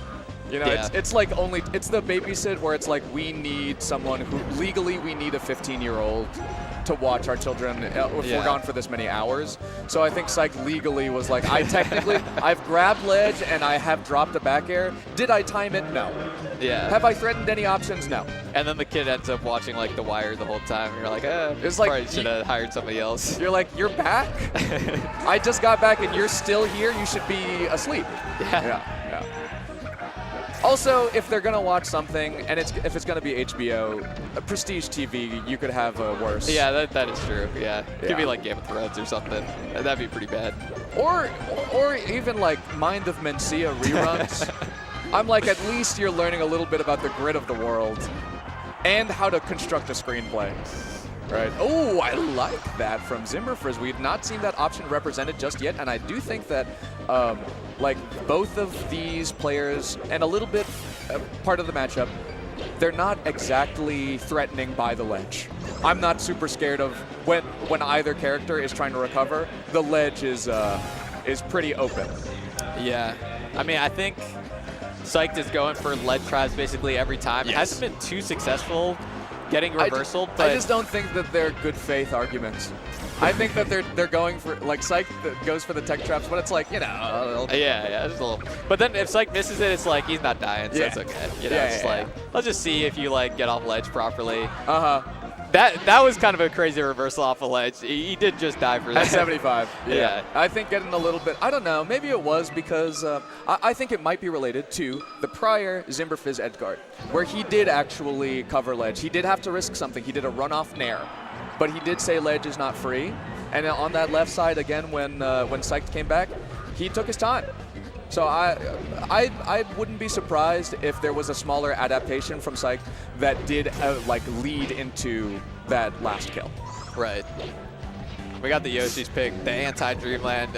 Might be able to kill Samus under 100 in one of these stocks. Yes. We'll see. You can hit, like, sometimes you'll have a lucky forward tilt. Ooh, when you're a Marth player, you hit a nice forward tilt, and you're like, that kills at 80? That was juicy, the tip around tilt. Yeah. There's no lucky, the lucky F tilt does not exist on Dreamland. Yeah, not at all. Yeah. Ooh. Wow, okay, maybe even interesting, I'm seeing the bomb there. Zimmerfrizz holds a little bit of space in the air with a bomb. Psych then is doing like a short hop nair. He's gonna eat, and then he eats the bomb. And the bomb is good. Like, eating the bomb interrupts you. Like, you know, you can get a nair hit out, and then you could maybe even combo after you get hit by the bomb, right? You could fare off of getting bombed. Well, this is not going to be the stock that gets taken at low percent. No, you're right. You're like, maybe you can kill before 100. It's 180. That was 180. Oh, gets the jump again. I mean, that's something Psyched's been doing really well, just keeping Samus above him. Yes. And I think, like, at that short hop range where he can get aerials, Psych builds percent, right? Like, it's hard to kill, but Psych put on that 60% in just a few, like 10, 15 seconds or something. Like 2 strings or something. And I think being able to put on that juicy percent, like, from Marth there, you have to play it differently. It's not, you're not really building percent like that against fast fallers. Or even Puff, like lighter floaties. Oh, a little slow on that, but able to get the up B. Yeah. Wow. It is coming in real force here. I think Psych's ability to kill, it's not just the edge guards that don't really pan out. It is building up to like the 60s and 70s with these shuffled aerials, and then having just like to find something. Getting 1 neutral win. Ooh. Okay, I like that from Zimmerfrizz. Starting to go like, all right, on Yoshi's, I'm going to have to play with this platform. Yeah. Let me do like some wavelands off. And it's not a crouch down smash now. Maybe I'm throwing in some back airs. Yeah. And Psych also doing a good job using the platforms to weave around projectiles. That's true. The side B saving from the charge shot, but still might be dead. Randall gets on there. Yeah, gets in the mix there a little bit. That's unfortunate for Zimmerfizz. But I do think that Zimmerfizz is playing the edge guard interactions well. Like, he is really mixing up some of the ranges and timings where he's threatening, and I think it's working on Psyched. Like, there are times when you're going to see Psyched, like, up B onto stage early, or just actually miss the sweet spot and go too low. I think that I feel a Samus pressure there. Oh, charge shot to the face. Doesn't get the tech roll-in coverage, though, but it was, you know, you win the timing, right? You spot dodge the exact right time. Oh, wow, with that no F tilt. jump. Really, really smart F tilt. I think Psyched even got caught off guard by that. Hey, you're talking about the juicy Marth F tilt. That was a really juicy Samus F tilt to take the stock. Cat, you know, catches a jump at that lower percent. I like that fair. I do like that fair, I think, because of the multi-hit. Okay, wow. Kills that with that second hit of Nair. Another Yoshi privilege, but I like the way that Zimmerfizz has been playing. He's been taking a little bit more of an active role, and it doesn't always work out, but he's playing. Yeah. Okay, gets a tech chase, forward throw.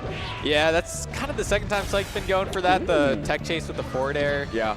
It's juicier than than just an F smash when the F smash isn't gonna kill, but gotta hit it. You gotta hit it. And sometimes you don't get the follow-up. Sometimes it's not juicier than the F smash.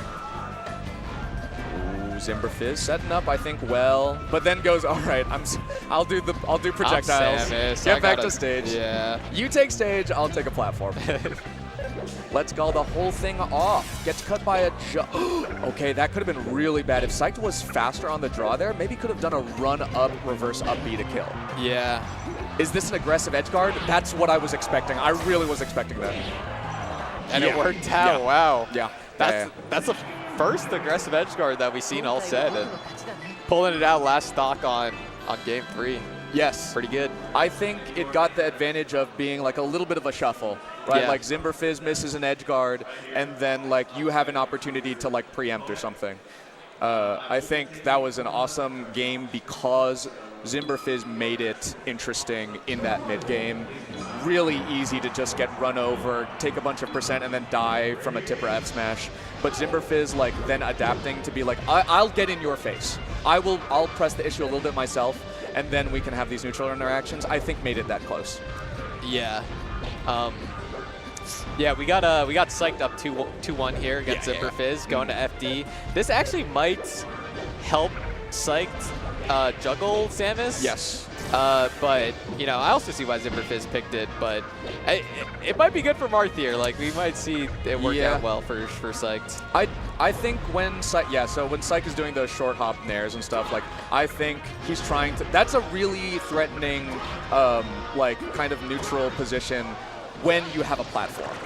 When your opponent might be on platform, like, I do think that's an additional risk factor. And Psyched was getting so much off of, like, being able to build percent, fairing platform, like, second hit of Nair platform. I do think that, like, Zimmerfizz is going to do, I don't think he's going to get juggled harder. Even though, like, the platforms take away his own options, Psyched was doing really well on the platforms. Yeah. I think the platforms definitely help with the projectiles too. Yeah, that's fair. That's fair. It seems like Psyched is mostly going for the attacking through the missiles or shielding them instead of power shielding them. And I think on FD, like, you know, the attacking through them might work out a little more for Zimmerfizz because he can follow up aggressively with the missile, which he likes to do. Yeah, it's the simpler answer, and so like Zimmerfizz has a simpler retort to that answer, right? Yeah. So like, yeah, okay, I mean, if you attack through it, I'm still on this one straight line. Oh, I think Psyched went for a power shield there because he dashed back and then shielded. I see. Yeah. But barely misses it. Yeah, Marth's dash back. Oh my gosh, against Samus Missile in particular even. Yeah. Like Marth dash, getting that low, you can sometimes get that thing where it's like the missile has gone by you and you still power shield reflected, like reverse. Yeah. You know that? Yeah.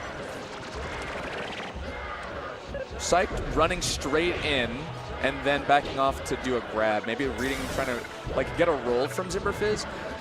It's interesting. Zimberfizz is leaving the corner at times I'm not expecting. Oh, there's the thing. bombs. The thing. That's a lot of damage. That actually is a lot of damage. Are they like 7% or something? 8%? I don't know. I don't know how many bombs that was. It just it seemed like a lot. And yeah, I mean, this is kind of like that's the thing. Wow. That's the thing. Yeah. Just naring by the ledge. That killed pretty early. Yeah, shielding the missile there just like lets Zimberfizz come in with an aggressive option there. Ooh. They are both getting a little bit. Wow, that was a confident snap to ledge. I don't think that was really an option represented either. Really, Zimberfizz actually, I'll take that back. Zimberfizz tried to do some mind games by the ledge on earlier games that it just didn't work out. Like it didn't end up being relevant. Wow. There were a couple of times when you saw Zimberfizz stand by the corner when Psych was recovering, and then charge shot for like 2 frames and then cut it off. Yeah. That's the Samus neutral, like, I want to do something. I want to threaten something, right? So I think Zimberfizz's brain is working at the corner. It's just not always working out. Yeah. I like Zimberfizz shooting like mostly low missiles too, because it's like, Marth, can I really go on this? Not really. It's a really low missile, you know? It's not like the one I just crouch under and shield. Zimberfizz is gonna, doesn't get the edge guard. Yeah, good DI on the Nair though. Zimberfizz went for that like runoff Nair again. I think Psyched is keyed into very much like Zimberfizz wants to save the read for the end. And I wouldn't be surprised if this was a yep. Wow. Game 5 between number 2 and number 3 in North Carolina. And we're in North Carolina, by the way. We are in North Carolina. We mentioned that a few That's times, right. We are here. Patchwork, North Carolina's premier regional Smash event on campus at NC State in Raleigh, North Carolina. Yeah, at Raleigh. Go Canes. They had their parade there yesterday. I heard about the parade. That's right, yeah. Home of the Avett brothers, which you don't care about as a like the general population, and Earl Scruggs, the father of modern banjo. Okay. Yeah. Shout out to Scruggs. Shout out to Scruggs. And shout out to Banjo, who's like a Sheik player here. So you're saying, yes, you're saying he's the father of Banjo, the Sheik player, right? The father of modern banjo. Yeah. That I guess that means not ancient. Yeah, not the old. This is maybe Earl banjo. is like a stepdad to the modern banjo. The dad who stepped up. The dad. Yeah. So yes, Zimberfizz and Psyched here, showing off NC in their home state. And I'll say it, I've really loved watching Zimberfizz. Zimberfizz in the player cam has been so endearing to me. Yeah, he's just a joyful guy. Smiling, so whimsical, trying hard, like, you know, not taking himself too seriously. And then like being shaken up, seeing some. That is absolutely tragic for Zimberfizz. Yeah, on game 5. Hey, I mean that's kind of a nice advantage for Battlefield here, though. That's true. Yes. It's not often that this ledge makes. I guess maybe against Spaceys it does have a marginal benefit. Yeah. These Battlefield ledges, but like against Samus, it's material. It's a material advantage. Oh, I like that. Yeah, and the first stock was a S-Smash on the platform that Battlefield side plat set up perfectly for, so that too. We're seeing it work out really well for Psyched. Yeah, wow. I don't normally think of Battlefield as a Marth advantage, but it does really when you lay out both the platform height and the ledges, it does feel like it could be a legitimate counter pick. I mean, I see Spacey, or at least Fox players start pounding sometimes because they don't want to do Battlefield, but I mean, Cody's just New York Battlefield lover. That's true. That's not about the game. Yeah. But in many ways it is. Ooh, it might be the truest part of the game. As far as I like Battlefield, yes. So I'm going to pick Battlefield. Yeah, that's right. Okay, a little bit aggressive from Zimberfizz coming off of the corner, or even some of these recoveries too. I think Scythe is not yet. Loses the grapple. Oh, this is such a big mountain. The smile of acceptance, the smile of grief. Yeah. And look at what a pickle I'm in. Has reached Zimberfizz's face, but I love to see a little signs of life. Zimberfizz, this is where you got to pull out the super wave dash. You haven't done it all set, but yes. Bust it out, super wave dash, F smash. This is it. This is the 1% where it matters. Oh, got the jump, which will lead to a ton of percent. Yeah. At the very least, you're like, well, at least I DI'd the fair, right? Yeah. So I didn't get Ken comboed immediately, but when you're down, it's like 3 stocks to 1. Okay, that is Zimmerfizz saying, I would like to go back to the neutral, I understand. I'm going to wave land off of the platform and look for a tipper back air. Okay, down throw nair. What can Zimmerfizz do here? Can we get an edge guard?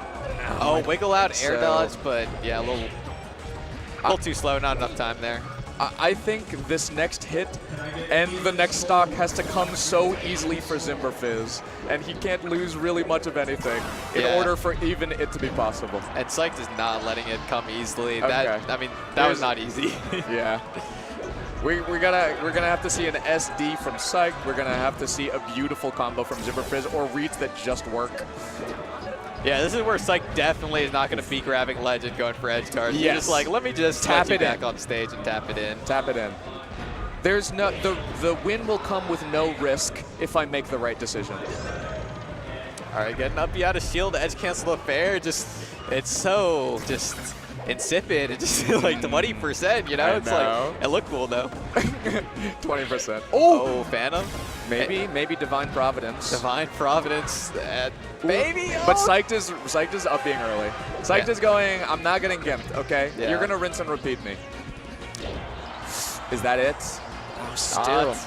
170. But turned around also. Burns the jump, has the grapple. I like the spot dodges working because that's saying like I have the hardest read on your timing. But it's 192, folks. Oh, no the tipper way. back here. No way you do a slide off reverse. Oh, wait. Oh. No way, right? Okay, just grab ledge. Oh my God. No Wow. way, right? Got It's that stock 192. There's It's no way. 205. There's no way. A mean look would do away with you. And look, spacing the aerials, right? Scythe is not saying I am going to time anything. Oh my God. Wait, maybe getting a little lazy. Yeah, I mean, you do have the charge shot too. That's Oh my God. Zimmerfizz now feeling it, grapples and misses, but it's no matter, right? Oh my God, that is so scary. Oh, tipper fair. Dude. Minor pop off from Psych, but hey, that deserved a real pop off in my opinion. That was great. You know what we were saying?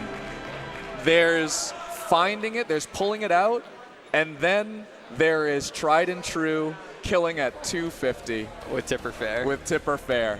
And what happened? Game 5, you just wanted to tap it in. You just tried to find answers, and you lost the last 2 stocks. Yeah. So let's just take it to the bank. Check this. Yeah. Oh, yeah. Yeah. 221.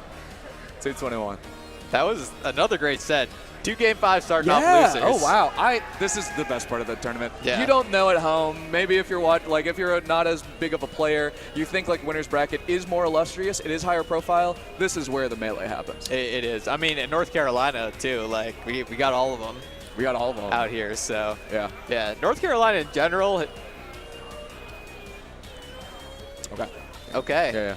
Yeah. But yeah, before we kick it, speaking of local to winners bracket, we got to talk about some locals. Yes, because that's what we right. do here. So if you don't know, Patchwork, the head TO is BuddWar, and the BuddWar organization, BuddBuds, they are not just Patchwork. They run events in North Carolina all the time, and BuddWar's Buddies is a group that you can join and support. They do the BuddBuds Local, the BBL in Cary, North Carolina. They do other events. There it is, there right it there. is, Beautiful branding, as always. That's at the Bad Machines Bar, Wednesdays at 6:30, Cary, North Carolina, which is this area, I've learned. And that also, the existence and success of the BBL also makes things like Patchwork happen. Yeah. Right. This provides some rigor in the background, a little bit of a safety net, and a thriving ecosystem from which you can build a larger event. And if you're not local to Patchwork, follow this Twitch channel because that's where that local will be streamed on this very Twitch channel. And yeah, I mean, it's Roots' first event, and like it's all about locals. It's all about grassroots things. So like, you know, we have this great regional. We have a lot of top players out here, but make sure to support your locals as well. And we also saw Starlight Singularity. A BuddBuds tournament also. Yeah. BuddWar. BuddWar gets active. BuddWar gets very active. And you'd think also a guy that capable would be like mean or boring, but he's not. He's not nice boring. and He's funny. not mean. Yeah, he It's is very crazy. funny. Yeah, you want to tell the story about the card? We have a trophy here. So Patchwork, a love letter, right? Yeah. The theme of this event. We're not going to show all of it, just as a no spoilers. Yeah, it's a little teaser. There's a love letter attached from Budwar to the winner of the tournament, and with this blank, Budwar is worried about writing on it. Writing on a trophy, if you've never been a TO, that can be the most stressful part. And he said, like, when he signs it at the bottom, he was like, I'm nervous. On the alt one, I misspelled my own tag. Yeah, and which I've never heard before. But and we don't have backups. Yeah, we only got 2 cards. You know? Oh man! I love local gaming. I love local gaming. It's on the ground, and we're gonna hear again from Ziff, who's on the ground, I believe, with a sideline interview from that last set. No? Oh, we're getting the next set. Oh, we're rolling Next set. into it. Okay, we've got action. No time for interviews. We got action. Got a set. All right, what an intense Game 5. Back-to-back Game 5s at that, but now we are going to move on to our winner's side. Top 8 here at Patchwork 2026. First up, we have the Ice Climbers, my Cuban comrade, Miami-Dade's finest, Buff.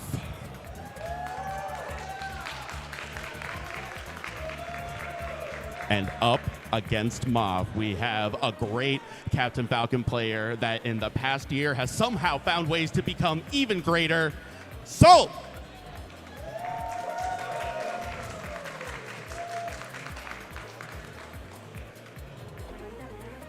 Good luck to y'all, and let's get a banger of a winner's side semis.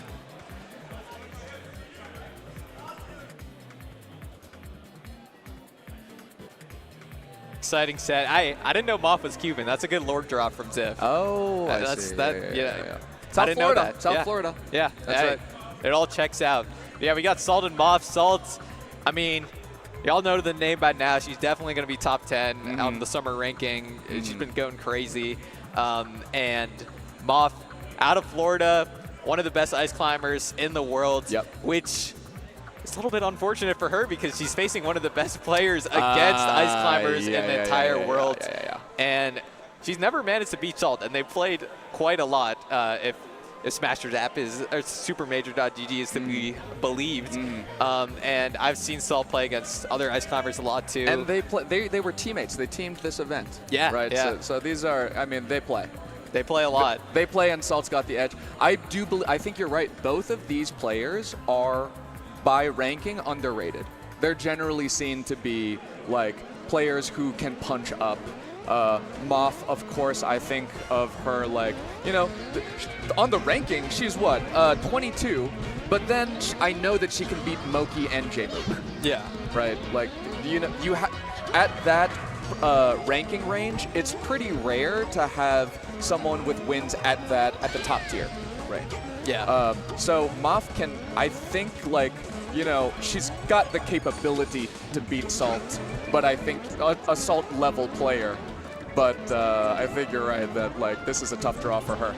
Yeah, I honestly don't know if there's any ice climbers that Salt really doesn't, like, dominate in this matchup. Yeah. And, I mean, it's a good matchup for Falcon. It's a very good matchup for Falcon, but Salt is also particularly good at it. Her style. Yeah. I mean, she dispatches of Nana immediately, like, basically every stock, and she plays super safe. Obviously, I mean, Ices have a good punish game on everybody. They can also chain grab Falcon. It's pretty difficult. There's like a lot of, frame tight reaction points. There's a tech chase? No? I think so. Yeah, there's at some percent ranges, and I know there's like there's an ambiguity with like a jab reset. Yeah, too. yeah. But yeah, throw combos, throw But follow-ups. like, you kind of got to get the hit against Salt. You got to get the grab, which is not the easiest to do. When you say Salt plays safe, what I want to, like, I think you're right, but it might not sound, like, specifically, it doesn't mean she's camping. She's not. Yeah, she's not. She's not a patient player, but she is playing safe in the. Oh, no fist bump. That's fucked. But she's safe in that she's throwing out frame-tight moves. She's throwing out frame-tight pressure. When she is actionable to move, she is not standing in lag. She is so fast, and she's throwing out such big moves with such consistent speed that it's like it feels impossible to get in. Yeah, and got a grab here, down there's for one. a down air. Wow, and this might just be the stock. Pretty big percent, like this is a percent range. Forward smash can kill. Yeah, got the handoff, and that'll do it. Great punish from Moff there, off the first grab. And yeah, that's another good aspect of Falcon. Got one of those throws that really knocks them into each other and makes it easier to separate. Really underrated like skill into the Icy's matchup is what are your throws? Because Spacey's underrated tool, of course, I guess it's the worst kept underrated tool secret, forward throw. Falco and Fox forward throw, incredible against Icy's.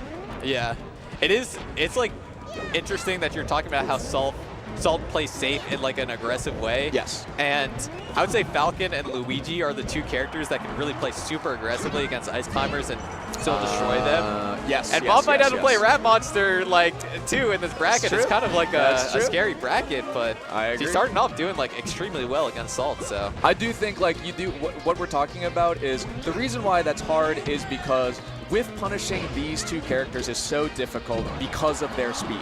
Yeah. Right? Like sometimes, and like if you're a mid-level player, sometimes that's a Falco. That's why Falco is hard, is because the whiff punish is just too tight. It's just too demanding for you to consistently be getting it. But I think if Mop does have to contend with, all right, I am not going to be able to whiff punish you just because you've hit my shield. Like, I'm not getting an opening just because you hit my shield. I'm going to have to figure something else out. If she does well into Salt, she's going to do well into Rappa. yeah. Salt able to clean up that stock there. This is a pretty even game, but you'll take this if you'll definitely take this grab. Salt messing up, and then Moff kind of messing up, but Moff gets another grab. Yeah. Oh, wow. They're both a little bit tilted there. Yeah, that's okay. A third grab. And that's just going to do it on this stock. Oh, probably. Actually, a little bit of a maybe not. Maybe I think that could have been a reaction to Nana's throw, and just I'll be like, all right, I got a down smash that's fast. Yeah, Falcon's heavier than I thought, so I get it. Yeah. Not guaranteed. Ooh. Oh, got the chain grab going. This is difficult. Yeah. And as you know, when you're Sopo, right? Like that puts a lot of extra pressure and takes away a lot of your options. Yeah, but it's still nice that you got it, because you can like actually rack up damage as Sopo, which is not always the case. Yes. Except it is against any Sheik, answer. Sopo is any, like, if you can have any answers, like, all right, Sopo sucks, but you can chain grab Sheik. Oh my God. Salt does a Wizzy Stomp on top platform 3 times. As soon as she just decides to approach, she gets grabbed. Yeah. Moff liking going for the down air regrabs. Salt gets out into the final one there.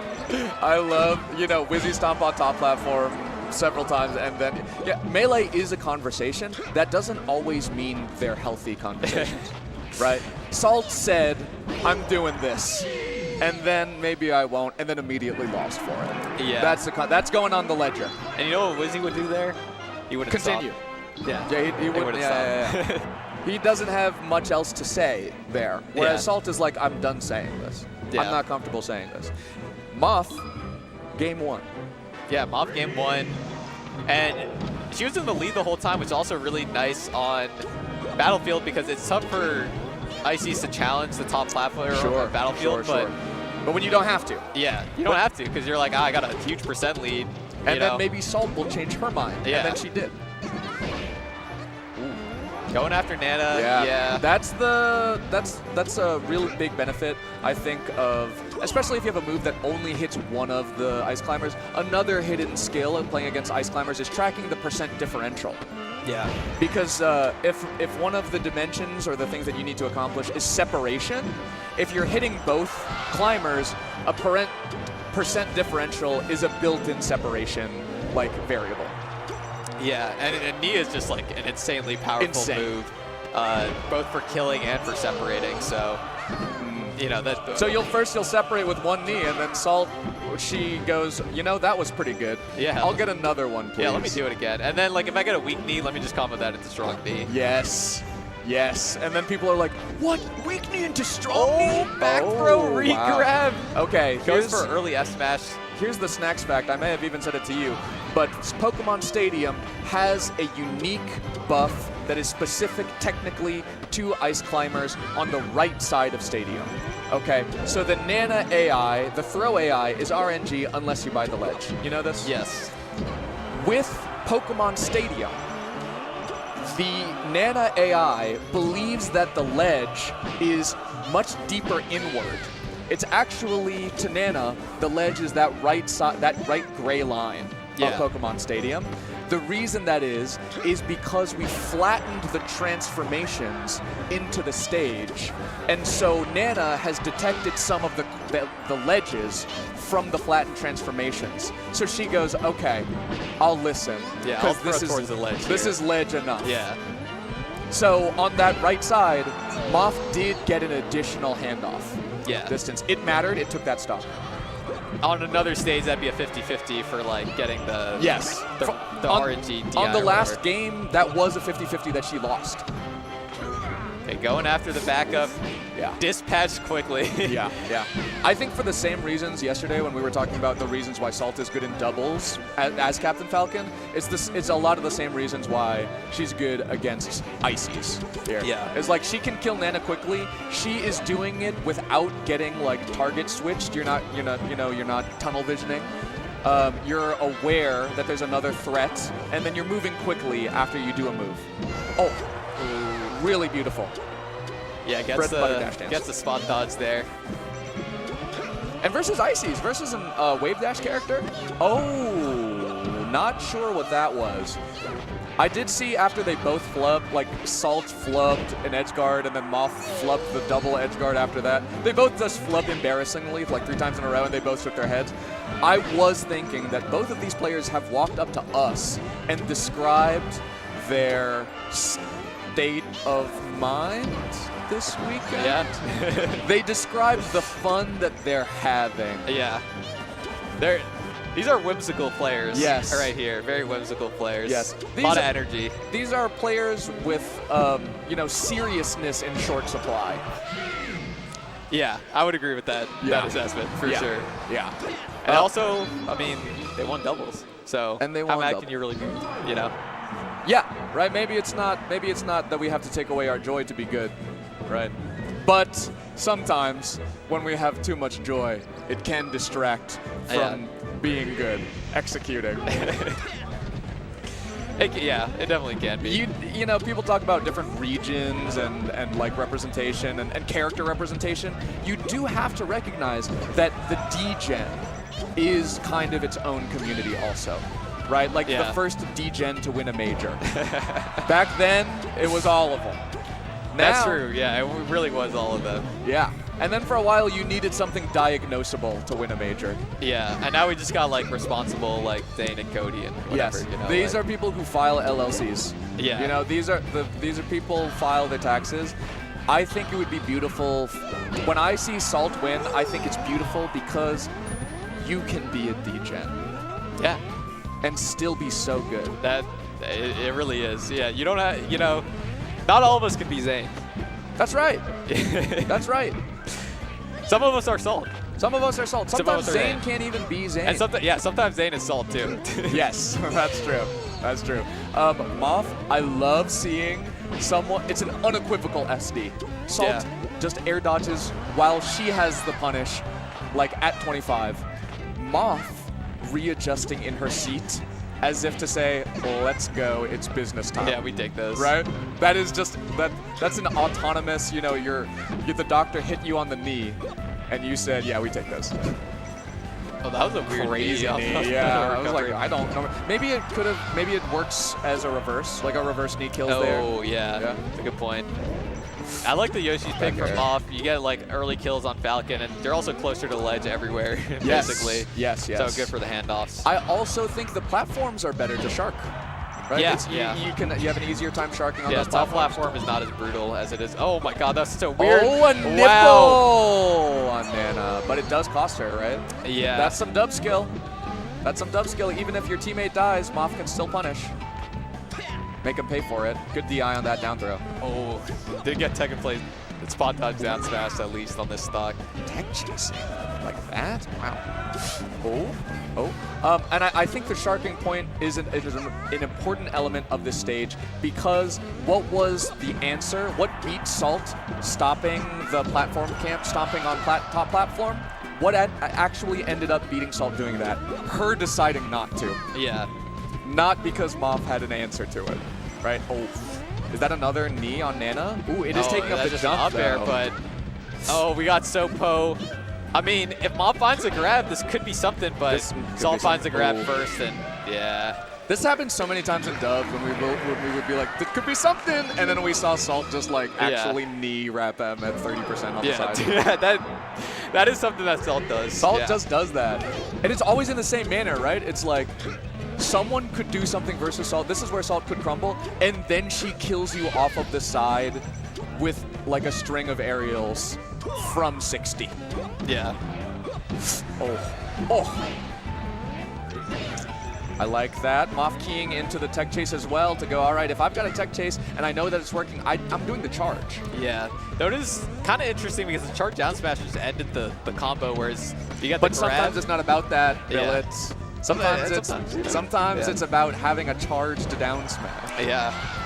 I mean, going for the, like, you know, trying to get a grab there and then, like, dropping the chain grab, that would feel pretty bad. Oh, yeah. No, you're right. You're right. And a little bit of ego protection as well. To not go for Yeah, the I just got result. the guaranteed damage, you know. And I'll take being cool. I did it because I wanted to be cool, not because I'm scared of failing. Oh my god. Again, dude. It's just so depressing to look at. Just So she does it in the way people tell Fox players to kill Nana, right? Yeah. It's not because when people tell Fox players to just kill Nana and they say shine, what they really mean is take the double jump. Yeah. What they really mean is Nana is going to double jump predictably, put a move there that eats it, and then you will win. Yeah. And with Shine, it's easy and consistent. But with Salt, if you can do a rising up air that eats the jump, that also kills Nana. You don't need to have a frame one to do it. Oh, Mops jumps out there trying to set up the offstage back air, but not able to space it. It's kind of weird with Ice Climbers there. And Salt does Salt Falcon kicks on Yoshi's. It's only, you never see a Falcon kick on Yoshi's to refresh the up B, to refresh the double jump. Because you just need so much like runway. Salt, you can only do it on Yoshi's at the top corner. You know, you can only do it if you're in the blast zone. And you're not playing against like a Falco who'll just like full on bury you or something. You know? So it was weird. Oh my god. They're both sick. Makes it back. They're actually both sick. Yeah, that was nasty. Where Salt, I mean, you do that from the top corner and you've got Falcon kicks to basically the bottom blast zone. Oh, we see Side B coming out. Side B's actually like pretty underrated, I think, in this matchup. But yeah, Ices. Yeah, we haven't seen Salt use it too much because she doesn't really need it to, but it worked out well there. I think she doesn't really like to be grounded as like like Raptor boost means I'm on the ground and I'm committed here, right? Yeah. So often you'll see Salt just like do something and then jump away. Do something, dash away. Yeah. And that's like generally pretty good. In a lot of matchups, but definitely against Ice Climbers. Yeah, wave dash grounded characters. Yeah. So great showing from Salt. I think Moth played pretty well too, and she got some great punishes. They're just like, you know, like a couple edge grabs, a couple chain grabs. It's like so in the margins at top level matchups, you know. Yes. I do like. I think what we were saying is Salt was. It's the Salt show. Yeah. Moth had some stuff. Yeah. Moth had some stuff, and like when Salt was like caught lacking game one, not executing right, that's a game, you know. But definitely on Yoshi's, I felt like it was just Salt. It was just Salt. Yeah, it was Salt. And that's also Salt on Yoshi's in general. Like she's always just gonna be really hard to kill, and like no one has an answer. Yeah. In the world. Yeah. Not really. Yeah. Not really. Yeah. Like even Zane, you'll hear him talk about it. He's like, yeah, she's just gonna go crazy over there. She's just gonna go crazy, and she's hard to read, right? Mentally, she's a freak. She's a freak. She's a degen. I want to hear from every word Salt says. I want to hear it, and I want to replay it. I think we're going to get some of that with our friend Ziff on the sidelines. All right, Salt, 3-1. Give me one word. How are you feeling right now? Exhausted. Yeah, that's valid. It's been a long weekend. You've done tremendously well. You've been doing tremendously well, I feel like, for a large part of your career, but especially this past year or so, where you have really, really gone up and really elevated down to like top 8 contender every single time. Is there anything in particular that you feel like you've changed recently that has made you a much better player? Anything you're looking forward to this weekend to do? Dude, honestly, I don't know. You ever just get good? I don't know. I don't know how to explain it. I just think experience and like being more comfortable in certain environments has just helped me play like more of my game and more comfortably. Also I get the coaching from Cody and Emily, so like that's also helped. Absolutely. I mean, some epiphanies are real. Sometimes it just starts to click together. So congrats to you, and congrats on moving on to Winners Finals. We will see more of you in this bracket. Pardon me. That's so awesome. When she says, you ever just get good at something? Yeah. That is so. Like, no, I don't. I played Salt early in bracket, and I walk up the stream to play her, and she's like, oh, I got to play you? Like, yeah, we're playing. She's like, okay. And I found out later that Time Bones had 5 on me landing a rest in that set, which I did not do. And he was like, Salt was just giving you so many stocks that you like felt like you were in the game, so you didn't want to like go for like a crazy rest. Oh, like she was throwing. She was taking a fall. Yeah. That you wouldn't win that hard. She didn't know about the bet. That's just how she plays. Oh, okay. If she's if she's not playing like, actually she kind of does it to everybody, but if she's not playing a top player, she's going for like some crazy stuff. It is. You get on and it's like, all right. Yeah. I'm going to try to get as little tar and feathering on me as possible. Yeah. Which like normally as Jigglypuff, you're like, I can avoid clips. I can cool off. I can avoid clips. Cool me, I'll cool you off. But against Salt, it's still going, yeah. So you can't really feel bad for Muff. And you can't feel bad for yourself because she just did that to Moff. Yeah. Moff will drop down into losers against Psyched. Okay. Psyched. Yes. It's a great matchup there. Yeah. The other half of winners bracket is who will be the winner of this will be facing Salt. Is going to be the winner of Ginger and Rap Monster. Yeah, Ginger Rap Monster. Very exciting set coming up. We haven't seen it not nearly as much as we've seen Salt versus Moff. And not in the current form, right? Yeah. Like, Rap Monster is a different player now. Yeah, I mean, Ginger's also a different player. Ginger's also a different player. Ginger retired and stayed as good, if not better, and he's also just, like, zen. He's, like, so chill. Yeah. Okay, I will say, I think he used to be zen, but in a way that I could see through. Yeah. And you think it was performative male zen or whatever? It's not, but not even for other people necessarily. It was just like I knew that it didn't feel good. But now I'm seeing him, and he just, his spirit feels healthy. He's at peace. He's at peace. He really is. And hopefully the child that I give money will destroy it. Our next set, I believe, is going to be introduced by Ziff. All right, we've got our second winner semis match coming up, and I'm particularly excited about this matchup. This is sure to be a real heater. We got the Luigi Terror himself, Rap Monster, coming up.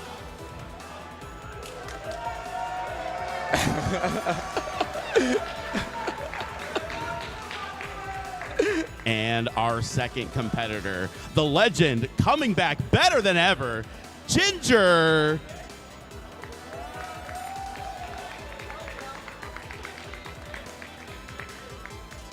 Good luck to y'all. Let's see how this winners finals matchup ends up going. Qualifying.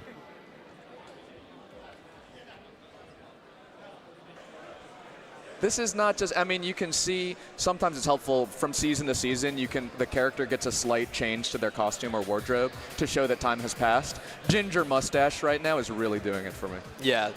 Great decision from Ginger, I will say. I would have taken glasses. I would have taken maybe like, I don't think I would have taken a hat, but mustache I like. Come on. The hat is Rap Monsters. The hat is Rap Monsters. You said, okay. come on. Well, I mean, his tag is also Ginger. Why are you coming up No, I know. with Ginger No, you're hair, right, you know? you're right. Like, No, you're right, yeah, you're like, right. we can't do that. Wasn't you know? that crazy when Ginger dyed his hair? You know what? Yeah, I didn't think about that. He was like blonde. He was blonde, and he was even blue for a moment. Oh yeah, that one's like Falco, That's for I Falco. guess. Yeah, Sure, but sure. blonde, it's like you gotta change your tag, you know? To Yeah, like to blonde. Yeah, like Frank Ocean, you know? Oh, but Frank Ocean doesn't go back, right? He's not. Yeah. He's not. He doesn't have an album called Brunette, no? Yeah, I don't think he Okay. does. Yeah. Okay. Speaking of rap, we have Rap Monster on the other side. Oh shoot, I was trying to remember. So I'm learning this now. Roots Rap Monster, and I manage some of Rap Monster's competition as a player. Sometimes that means you get him ice cream. Yeah. He loves ice cream, and I was thinking after this set, am I getting him ice cream? If he wins, I'm like, okay. If he wins, I'll probably get him ice cream to celebrate, and if he loses, I'll probably get him ice cream. Yeah. There's That's gonna the be ice cream consolation. involved So that's, regardless. Yeah, that was you the know? moment I just had where I was like looking at them and I was like, oh wait, it's ice cream. So if you got any ice cream companies that want to sponsor Rap Monster, you know? Wow, actually, yeah, that is a good call. Well, one, that's just a good financial decision. Yeah. We'd be ruined if we really gave him all of his indulgences. And he's just already holding a bunch of pictures with ice cream. He doesn't want to hold the L versus Ginger because now as a top player, all of those names, all of those records get reversed. Yeah, we start off with a nice punish against Ginger. So as we were talking about earlier, Rap Monster hasn't beaten Ginger before, but they haven't played very much. Yeah. And it was a Game 5 they did play. Yeah, Game 5 offline. And one of Rap M's lowest ranked losses this season is to Chicken Man, and it's also one of Luigi's tougher matchups. So we'll see what Ginger can do here.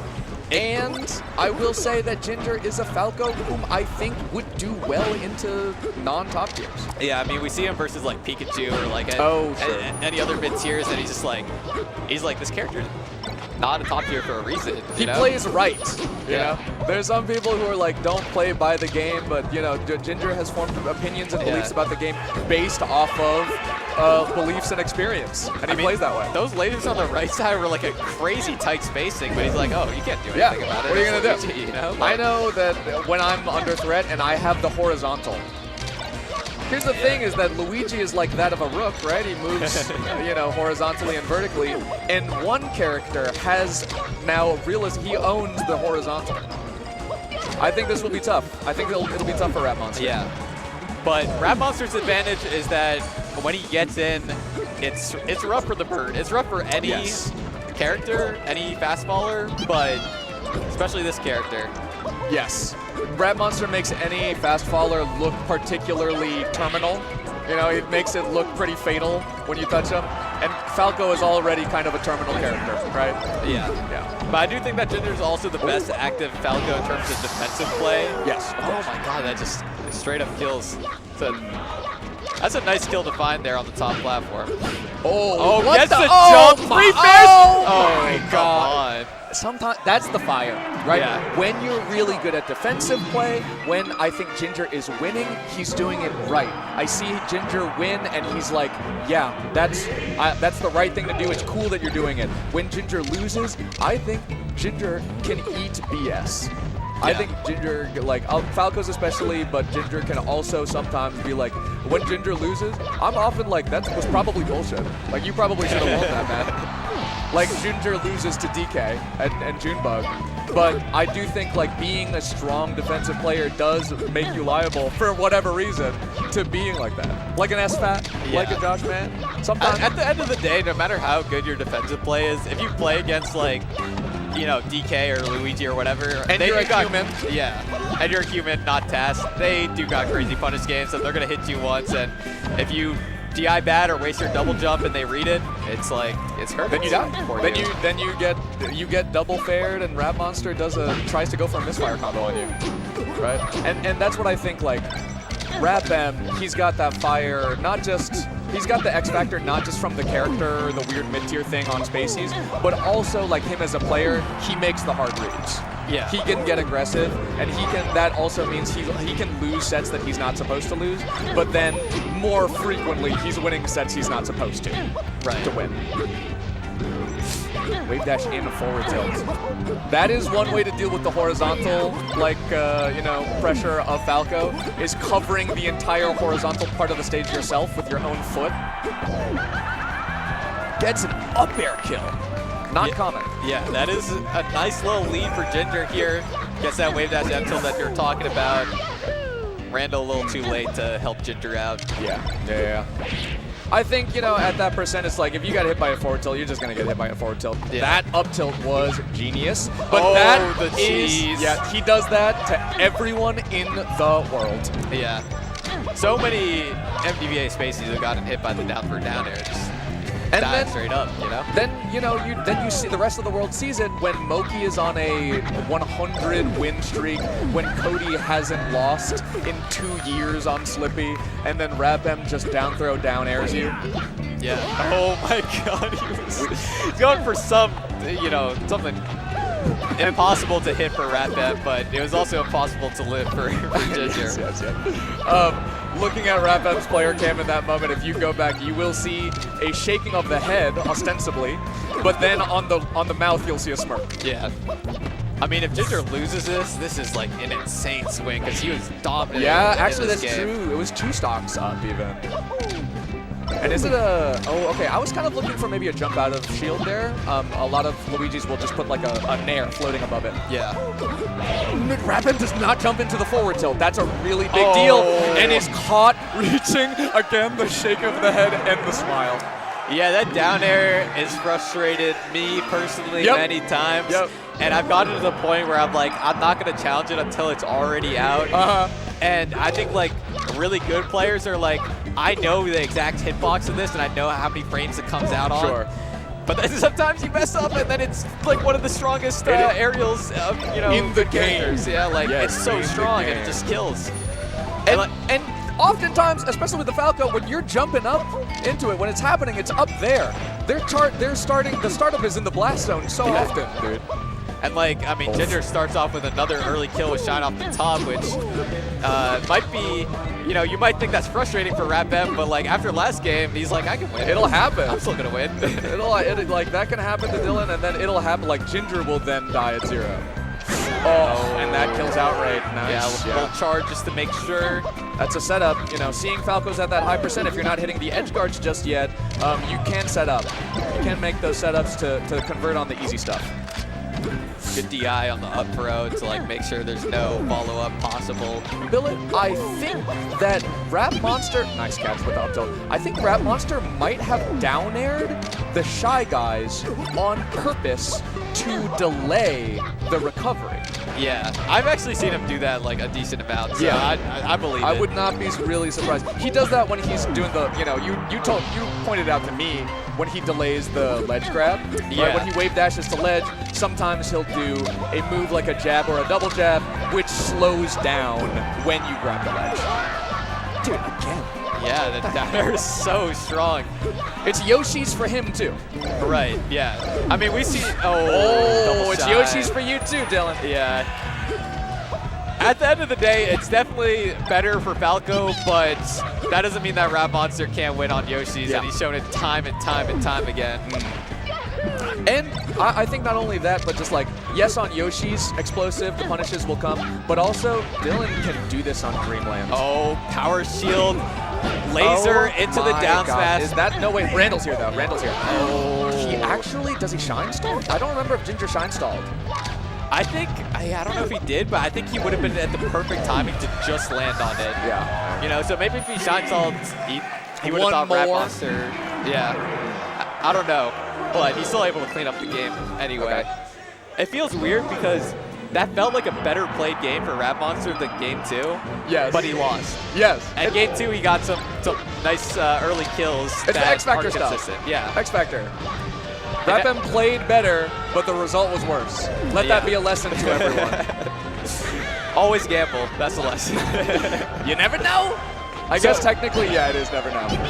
Oh, but we're in FD. Yeah, we got FD. That's bad DI. Yeah, down here. So yeah, Rob Monster historically was like, I'm just always going to go Battlefield. I don't counterpick.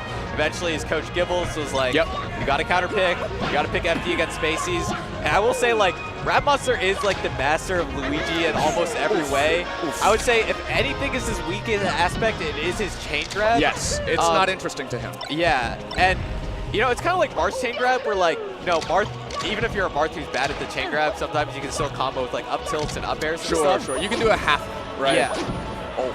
So Rap Monster's kind of the same way, but I don't know if he's the best Luigi in everything in the world. I'm not entirely sure. He's probably not the best chain grabber. Yeah. He's probably not the best chain grabber. He's probably I would believe it if there is a better Luigi chain grabber in MDVA. Yeah, but maybe Seabass would just go to with the chain grabs. Wait a second. Wait a second. But he's been training. Gibbles, are you watching? Gibbles, are you watching? Yeah, this is, I mean, that's only 67% though. And if you don't know, this has not really been shown yet, but you'll see. The relationship between Rapam and Gibbles, again, no way. The relationship between Gibbles and Rapam is their best friend, brothers, and sibling rivalry. They are always fighting. Yeah. Rapam is constantly saying Gibbles is wrong. And then I know Gibbles is watching this right now and seeing how hard Rapam is winning on FD. Yeah, and yeah, turns out he was right. Turns out FD is pretty good. Oh my god. Oh, big punish. Let him land. Yeah. Oh my gosh. Going hot. Oh, going straight, actually. I would have lost that. Oh my god. My god. I have never seen a Luigi do that, actually. Yeah. Covering with the down tilt, wave dash in, down tilt. I don't know if I've seen Rap Monster do that, and I've seen a lot of his sets against Spacies, so. Yeah, you get ice cream for that. I get ice cream. I get ice cream you also get ice cream when I go down there. Yeah. Ooh. Yeah. Yeah, gets it there across the stage. So much coverage because there's just so few options. Oh yeah, beautiful. You gotta be fast. You gotta have, if you mess up a wave dash to that ledge there, you don't win that game necessarily.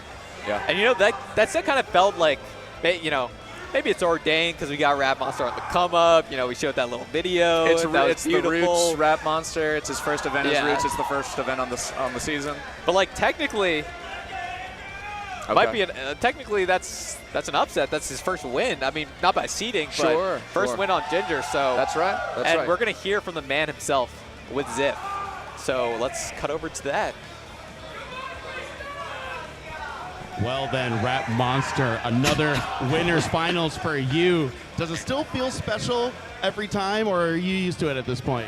It's still very special to me because, like, most of the time when I'm getting into winners finals, I have to play like a demon before this. Ginger is one of my demons because, like, when I would play like Slippy or even like on fastballs, he would destroy me every time. So to finally like get a set off of one of my bracket demons, I guess you could say, it's very welcoming for me. You know? That's awesome. And, you know, remind everyone at home, how old are you again? 19. 19 years old and already making it to such great heights. So I expect to see more greatness from you, and good luck with the rest of the bracket.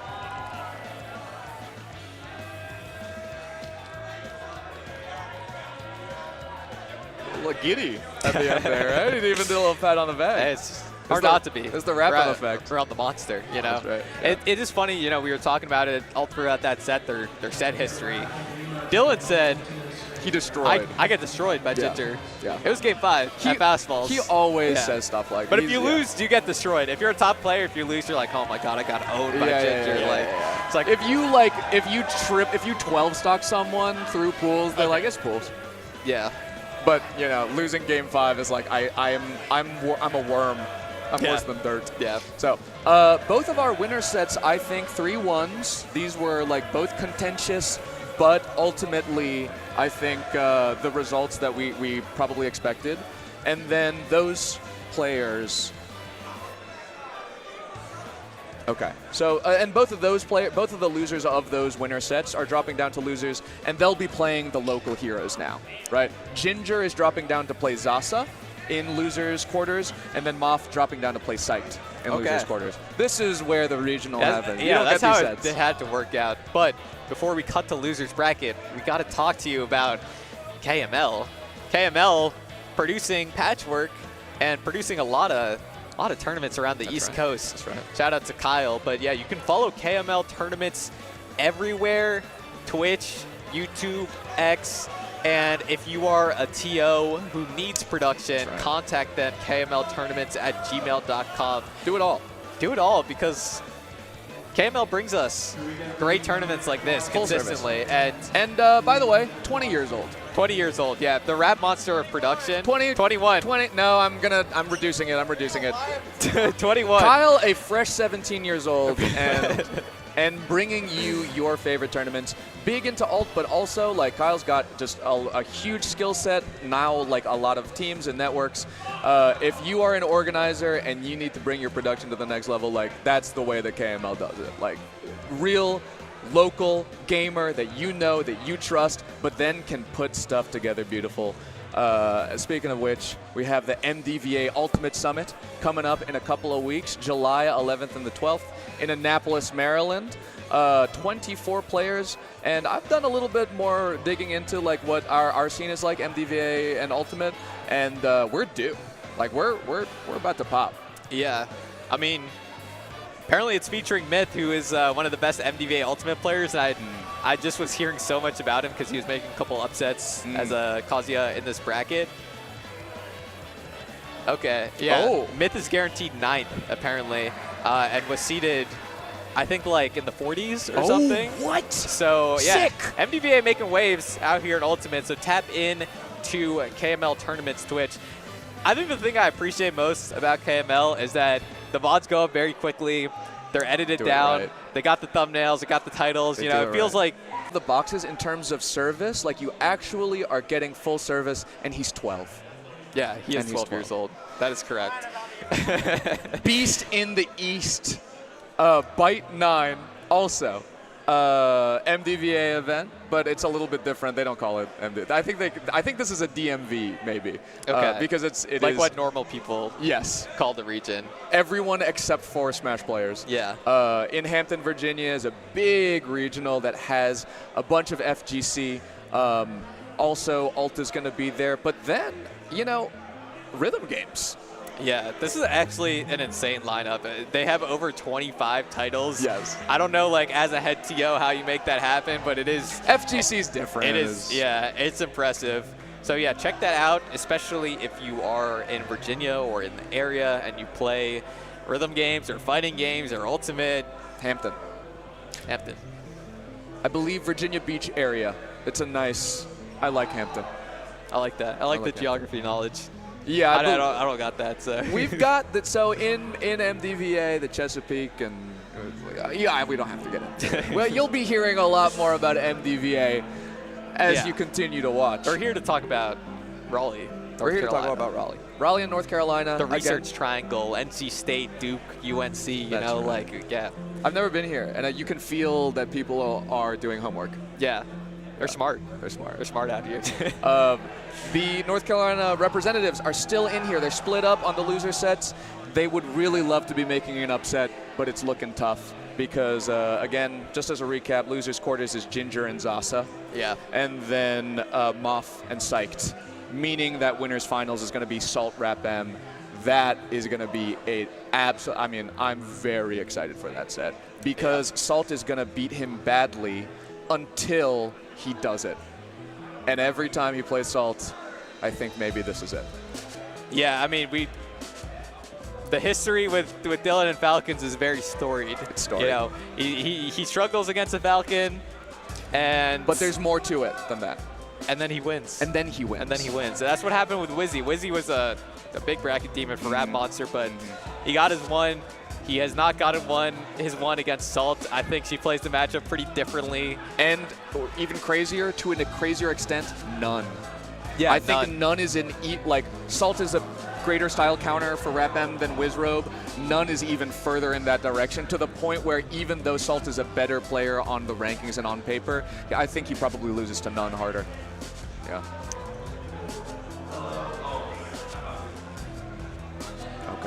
Okay. All right. And we got we're going into Moff and Psyched. Yeah. So let's hear from Ziff. Let's cut it to Ziff. All right, we know our winners finals matchup right now, but we got a couple of losers side matches to get through before we get to our top 4. First up, once again, my Cuban compatriot coming up to try to make the losers run, Moff.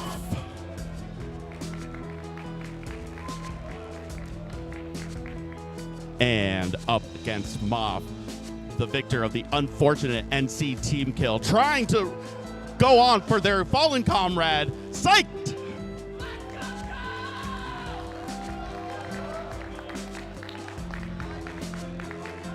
Good luck to y'all.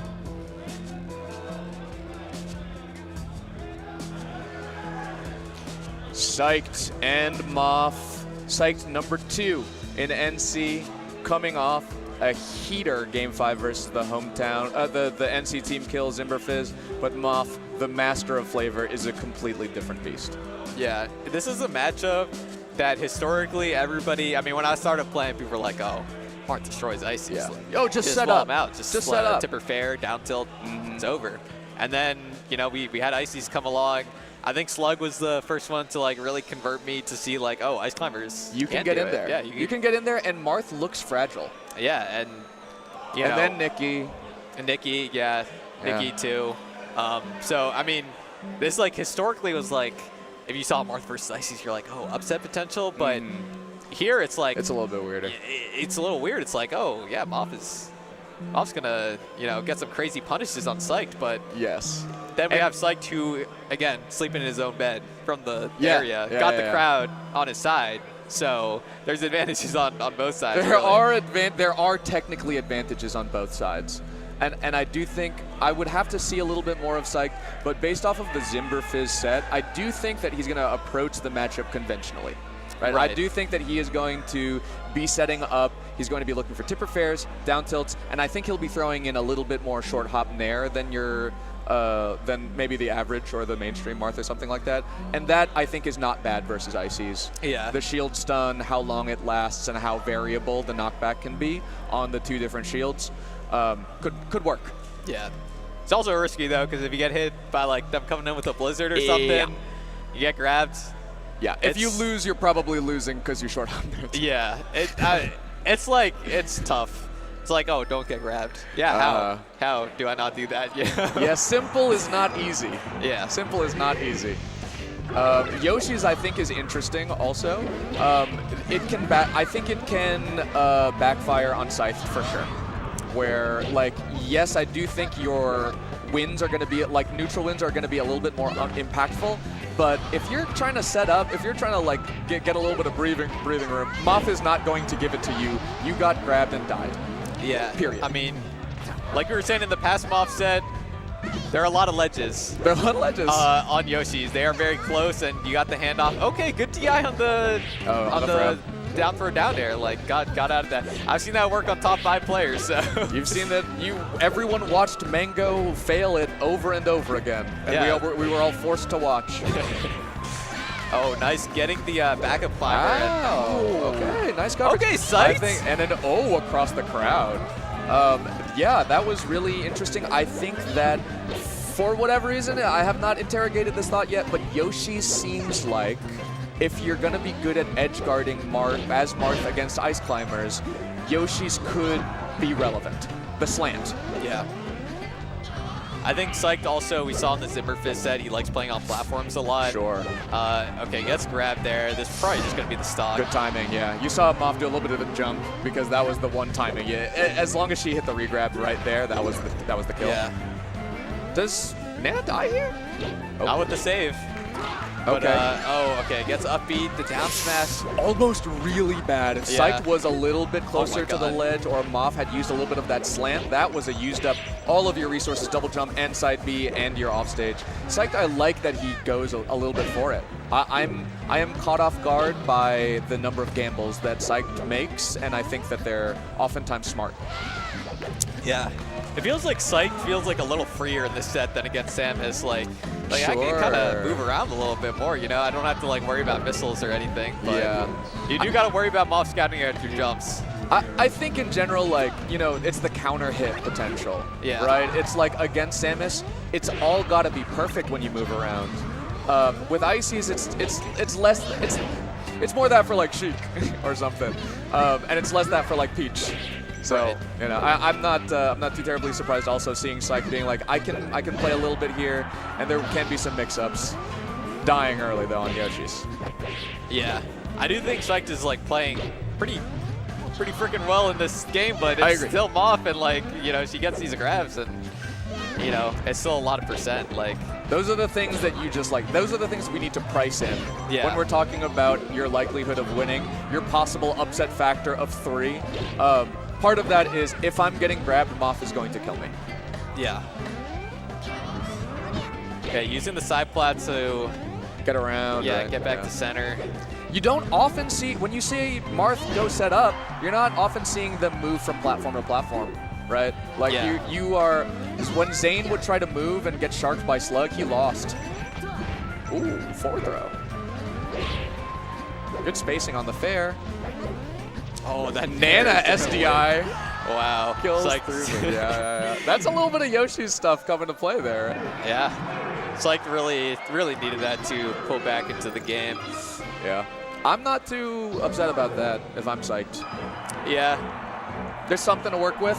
And I think the gambles that Psyched went for, you're going up against Moth, you're probably not going to win, you should take some swings. The swings that Psyched went for, like, feel replicable. I think that he can make plays, and I think that he is playing the situations. Particularly when he has stage control, he's doing an okay job converting. And then when he is in disadvantage, I don't feel like he's panicking. Yeah. And we got the Dreamland pick. This is like a stage that you don't really see Mars counter picking a lot of matchups, but you know, it is the opposite of Yoshi's, and it lets you dash around, lets you kind of avoid Icy's coming in, and there's, you know, Nana's not close to ledge very often on this stage, so you're not getting the guaranteed handoffs as much. I'll be interested to see how it affects the sharking, how sharking affects this matchup then, because like as you were saying, it's all ledge on Yoshi's, and you're not really going through the platforms as much. But if we know that Psyched is willing to do it, and we know that the grab combos weren't a crazy, like, I don't think that Psyched lost because Moth just got a bunch of crazy low percent grabs or something. Yeah. It'll be interesting to see. Okay, if they're fighting air to air, what does that look like? Yeah. Also a platform player, and you know, having a nice top platform there, it's like either Dreamland or Battlefield that you're probably gonna choose. So. Yeah, as Marth, being a top platform type of player, you know, if you're a platform player, top platform is either really good for you or it's whatever. I think it's a little bit neutered on Marth. Yeah. Right, yeah. That doesn't mean to say that platform play as Marth is a little bit neutered, but definitely top platform, I just am not that threatened. Oh, gets in on the... Ooh, catches the jump. Yeah. Moth really wanted that to be a sweet spot, and Psych got a little bit camera tricked, I think. That is something that we saw a lot in game 1, is that Psych was jumping a lot and getting up aired a lot, but a lot of weak up airs that weren't converting. That one converted into a whole stock. Yeah. And that strong backer would have just, like, literally probably killed. Yeah. Oof. Doesn't hit the jab reset, but yeah, reads the roll out. Try to get the jab grab. On Yoshi's, reading that roll in works. Yeah, yeah. I like this. Oh, nice. I think Psyched is pretty good at killing Nana. And then with a little bit of time and space, with a little bit of breathing room, can make stuff happen. Yeah, I mean, I think he's been making stuff happen this game, but, you know, sometimes you just get top player a little bit. It's just, yeah, he's fragile. I don't think the defensive play has been the difference maker for Psych. Right. I think he's losing like other Marths would lose versus Moth. I think he's making intelligent reads and. Speaking of reads, yeah, that back air read on the recovery.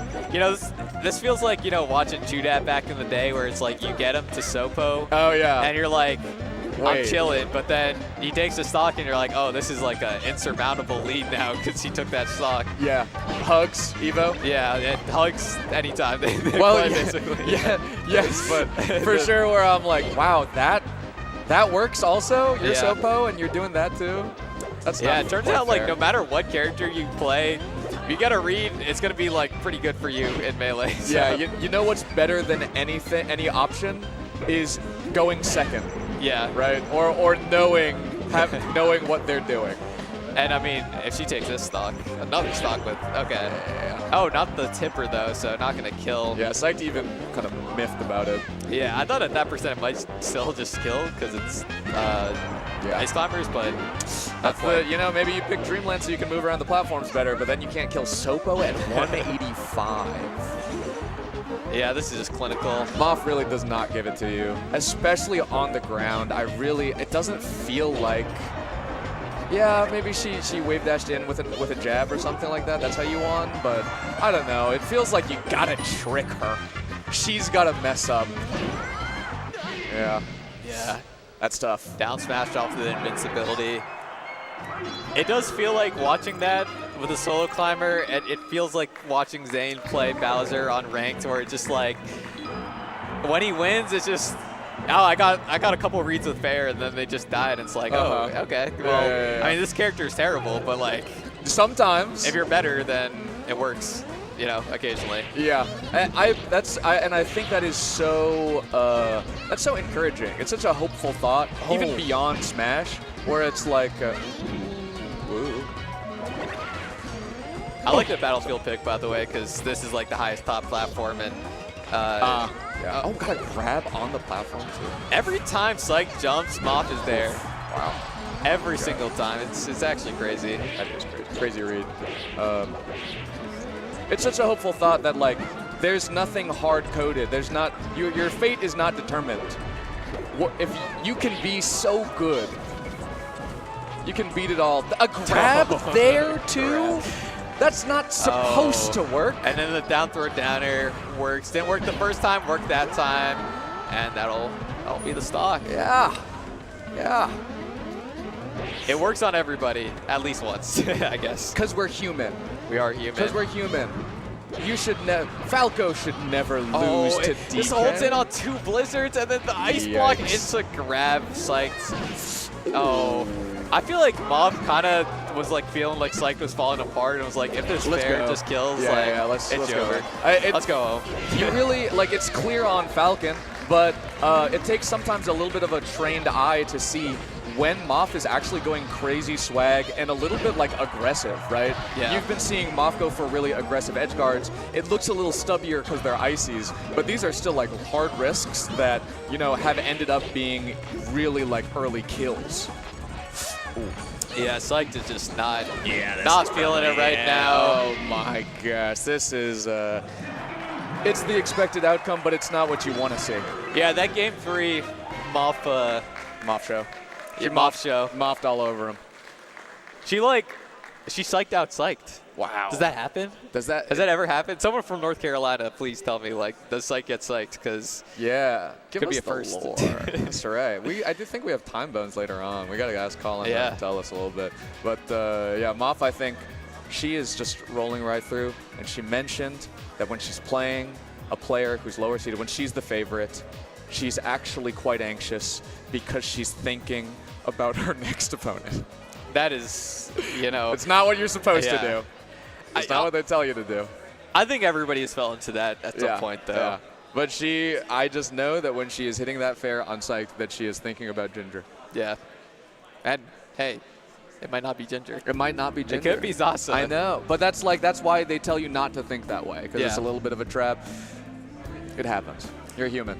Yeah, that's just what Moff is supposed to do, but she did so well. She did so well. So sometimes you can do it so well. We are going to get I love hearing from Moff. I don't think we've heard from her yet, so we're going to get a word from Moff from our other 3-letter tagged Florida. Let's hear it, Ziff. Tell us what. All right, Moff. Pretty dominant showing there in losers bracket. The run has started. How are you feeling? Anything in particular you're looking out for? I'm feeling pretty good overall on my play. I think I've been playing good this entire tournament, from Zasa to Scythe. So even the Salt set that I lost, I was playing pretty good, all things considered. But it's always an interesting feeling to take out the last person from the hometown crowd, because it's like, damn, the crowd wants to rip my head off. But I respect that heavily, and shout out to Psych for making it so far. Definitely a demon, but I'm pretty familiar with Marth, just a lot of practice back home, and I definitely abused the fact that I know NC has no ices, and I was like, okay, I know what hit him with then. But yeah, I think I'm feeling pretty good about it. Got to play the winner of Zasa Ginger, I believe. So either one of those, I'm super down for. I'm feeling good. Definitely want the run back more so than anything. Awesome. All right, my final question. What are you going to go eat? Ooh, I think I'm going to load up on trail mix and vitamin water. High-key OP tournament food, not going to lie. Gotta get your sustenance going. All right, then. Good luck, and hope you have a good meal, all right? Back to y'all. God, so awesome. I was not expecting that answer, the trail mix vitamin water answer. It's so funny to have a degen also, because they discover stuff like, yo, I actually discovered that if you drink water throughout the day, you remain hydrated. Yeah. That's good knowledge. Yeah. That's good knowledge. You know what my favorite part of that interview was her saying that she thought she played well versus Salt. Because I think I said that during their set, and then I thought about it, and I was like, top players always say they play bad if they lost. Even if they were seeded to lose or not favored, they always say they play bad.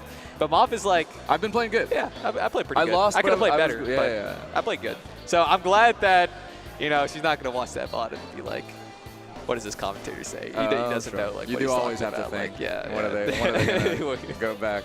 But yeah, Moff I think also is just down. She's a real chiller. That's a degen.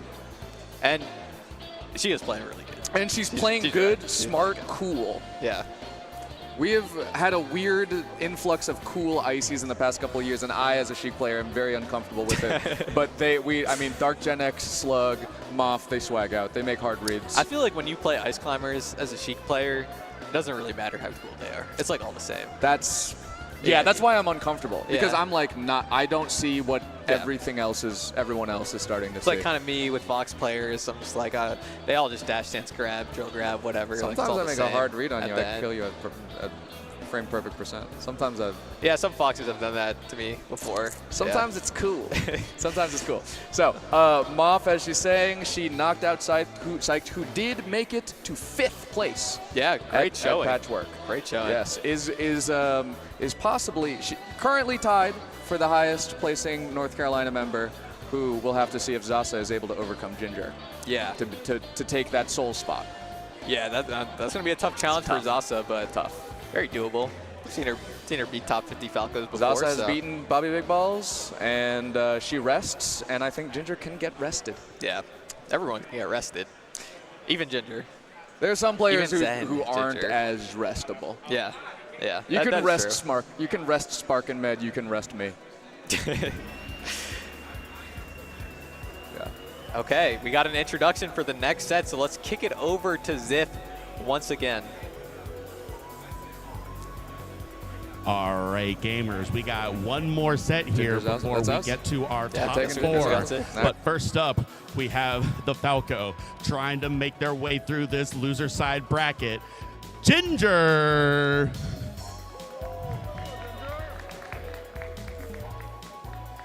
And up against Ginger is the local sensation, the Jigglypuff, Zasa.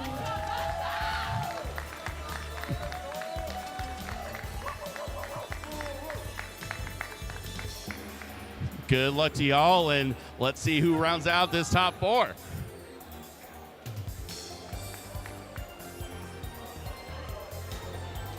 Doable. So doable. If the dogs in the venue are to be believed, that there is a real shot here. Zasa, I think, can make a stunning upset, but it would have to be a stunning upset. Yeah.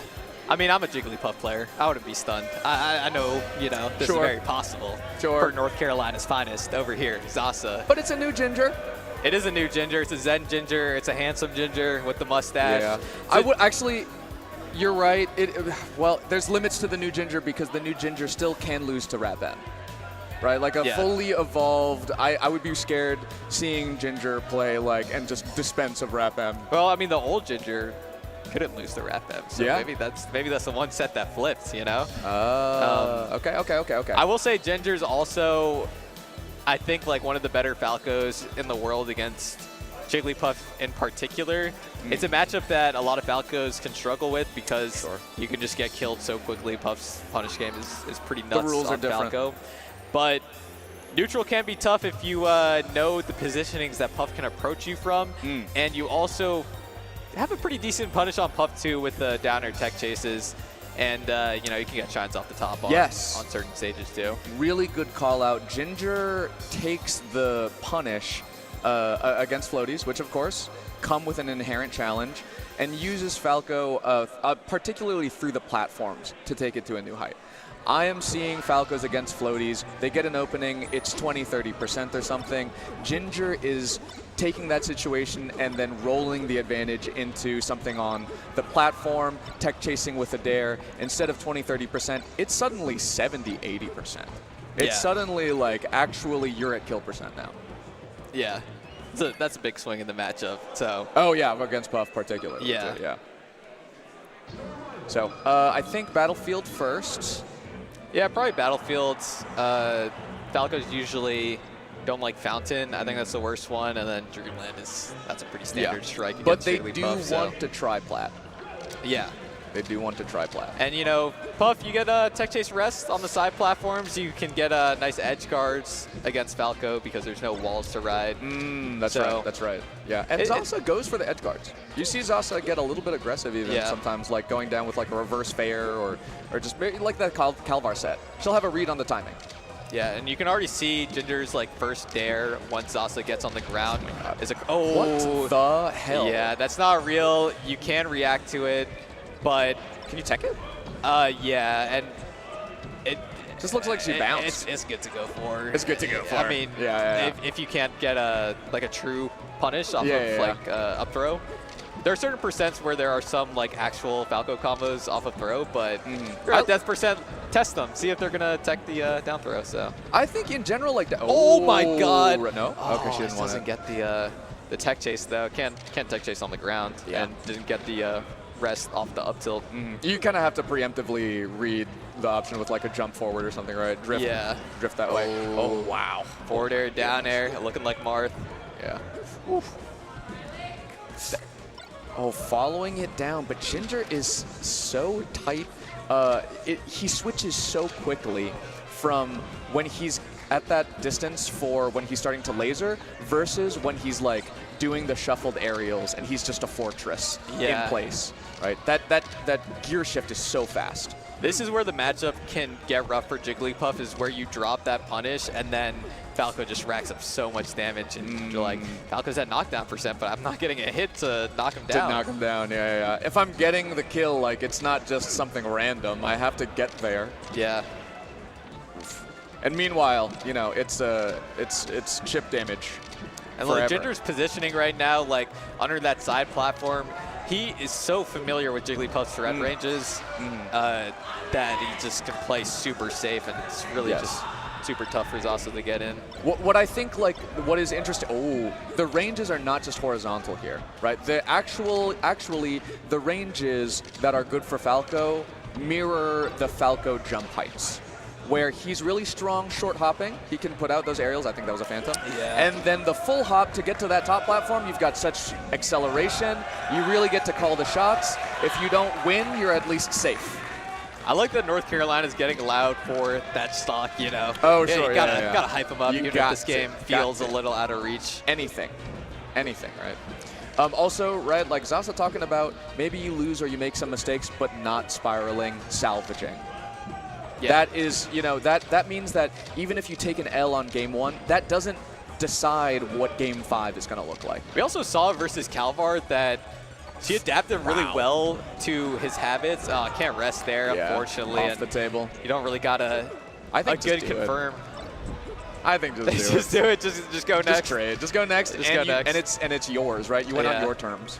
I like that Ginger also like DI'd the hit on the top platform to do the tech slide off. Oh, I see what you mean.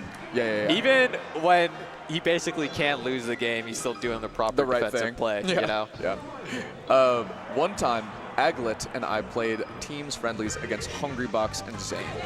And game 1, we went down horribly, and it was Aglet, and then he just did he won neutral twice on them, and then he said, I've humiliated them, and then SD'd, and we moved on. And it worked. It worked. Yeah, and then you won like 30 in a row after that. It was really close after.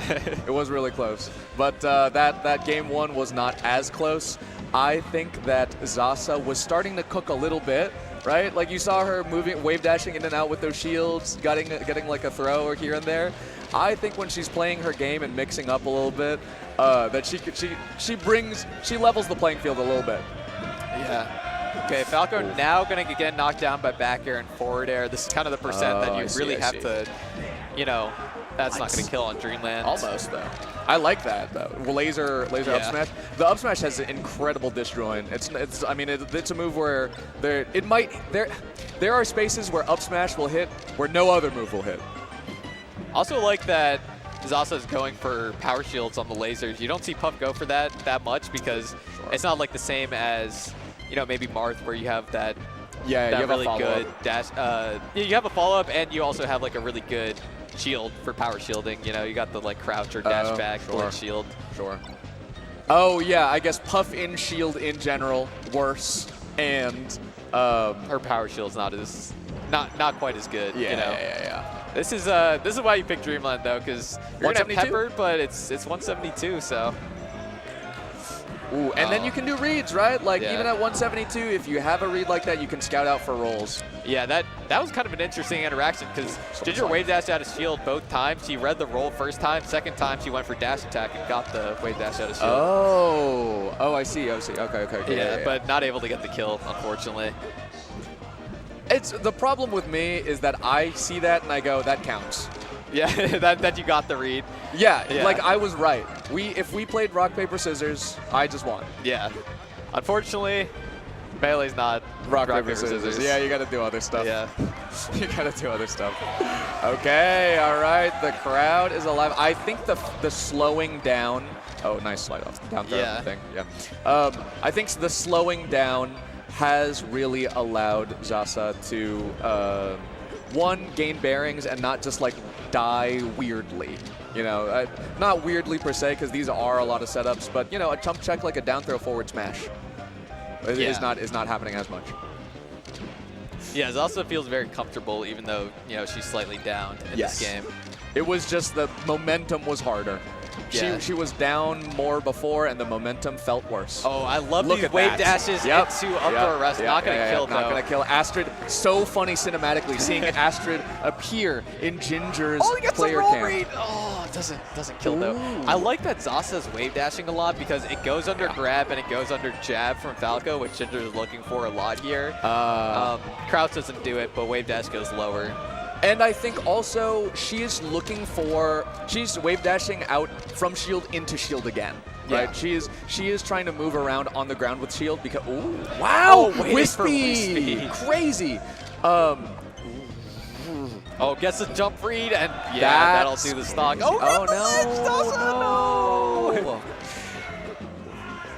And Ginger, this is like kind of where Ginger is just going to be like, oh, you messed up? Yeah, you're going to die before me now. You know? We're not going to scramble and you can save it. You know, it's not going to be like a fumble and then you pick it back up. You're going to fumble and then we're going to call the ref. We're going to take a break. We're going to time out. Because in the meantime, even if you, like, instead of getting into a bad situation where I don't know all of the variables, I can get 70 on you. Yeah. She kind of fumbled another edge guard there, and that one just absolutely brutal. This one is tough. Great short in. Can't really cover everything there as Zasa. But yeah, Ginger's like perfect with short ins in this tournament so far. Oh, yeah. He is good at that. Coming down with the back air, 150%. Like, Zasa can get onto the platforms, but again, like, it's that middle height that Zasa's allowed to move around in, but it's the Falco short hop and the Falco full hop where Ginger is still existing and putting out hitboxes, right? Yeah. So she's really not finding anything in that right space. Only then when she played that horizontal, you know, she got Ginger to overreach a little bit, where she got just another neutral win. Back here to Silver. What's kind of crazy is Ginger kind of read her going to ledge off the invincibility, off the lasers, but oh my god, that's the Zasa X Factor. Yeah, and if you're Ginger there, you got to be DIing for the rest after you hit the shield, you know, like maybe he was expecting to get grabbed somehow and DIing for like up the rest, but you know, you shouldn't be dying from rest at that percent, I don't think. Yeah, you're right. No, you're right. Or maybe they expected a cross up, I'm not quite sure. But that is a great break from Zasa either way. I agree. I think just like from an emotional standpoint, showing that rests can be successful. You know? Yeah.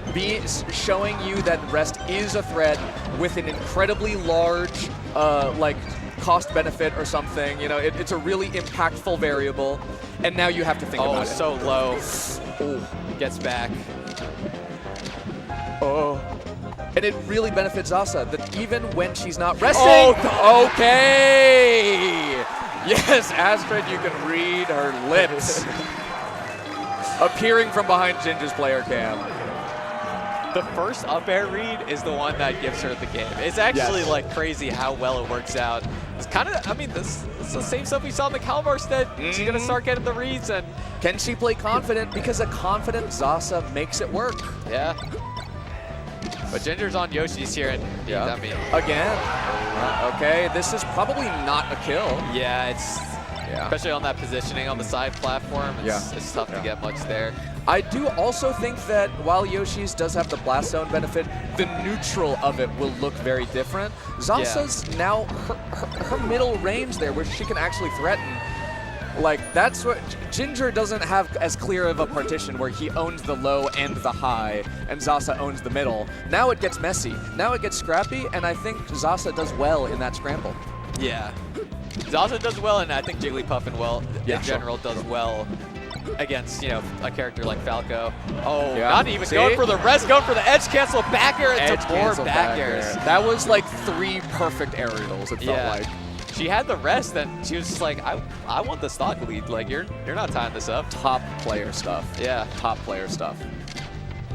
And now she really can extend this and find another up air like that or another grab. Yeah, I don't know if we've seen her with the lead yet. Yeah. I think we have. Okay. And look, that's the side platform. It is more comfortable. And look, that's why you pick it. Yeah, laser up smash. We saw that on Dreamland. Did not kill. We saw it on Yoshi's kills before 100%. So. And also, wow, the crouches that. Yeah, good job DIing hard outs after you see the ace DI down tech there. And then we saw Ginger, you know, he gets the shine off the top kill as well. Like, that's like maybe cost. But another tech slide off from Ginger on the platform. He's just so ready. So fast, right? Like, imagine up throwing a Falco and now they're back behind you. Yeah. Actionable, that's what's happening. Ooh, flubs the back air a little bit. That might have even been a kill off of bad DI if it's a sweet spot. Is he gonna find it here? No. It was a little too far from the shine for Ginger. Oh, a laser up smash again. That's not really as relevant in the other matchups for Falco, and it's really kind of a uniqueness of Falco Puff, where the Falco now has a long kill confirm. They have a kill confirm that comes off of a projectile and a kill off of the top. That is what you gotta do. That is Yoshi's for you. Yeah, you don't see laser up smash too because you're doing like laser down tilt usually to kill off the top, but Puff is floating around in the air. You catch her coming down. That up smash goes higher than the down tilt does, and it's kind of weak, but Puff's also pretty light. That is really well spotted, right? I was like, what? Falco does kind of do this, right? But you're right. It's like Falco. It's a laser down tilt, but because of Puff's unique floatiness, the adjustment is an up smash because you got to aim it up now. This is such an interesting pick to me because I feel like a lot of Jigglypuffs, their favorite stage against Falco is Fountain, and we see FD instead, which feels like maybe a little Falco favorite. I don't know. Like, a little bit. I've seen HBox start here before, back when FD starter was, you know, at every tournament, but I don't know, like, neutral's pretty hard here. You can't tech chase rest. If they DI the up throws, like, you don't get much off up throw, really. I think the neutral is just different. Yeah. Because it is more annoying. You don't have the platforms or whatever. I don't think Zasa was really getting a bunch of platform rests, tech chase rests.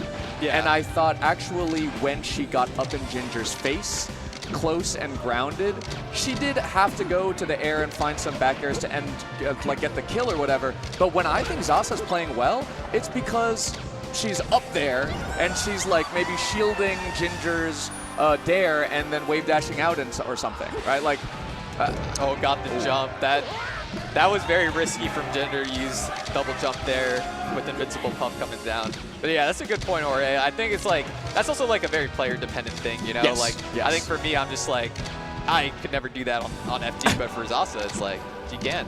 She Really can. She good. wants to play it like that, actually. Yeah. And she would not want to play it like that versus Bobby Big Balls. Right.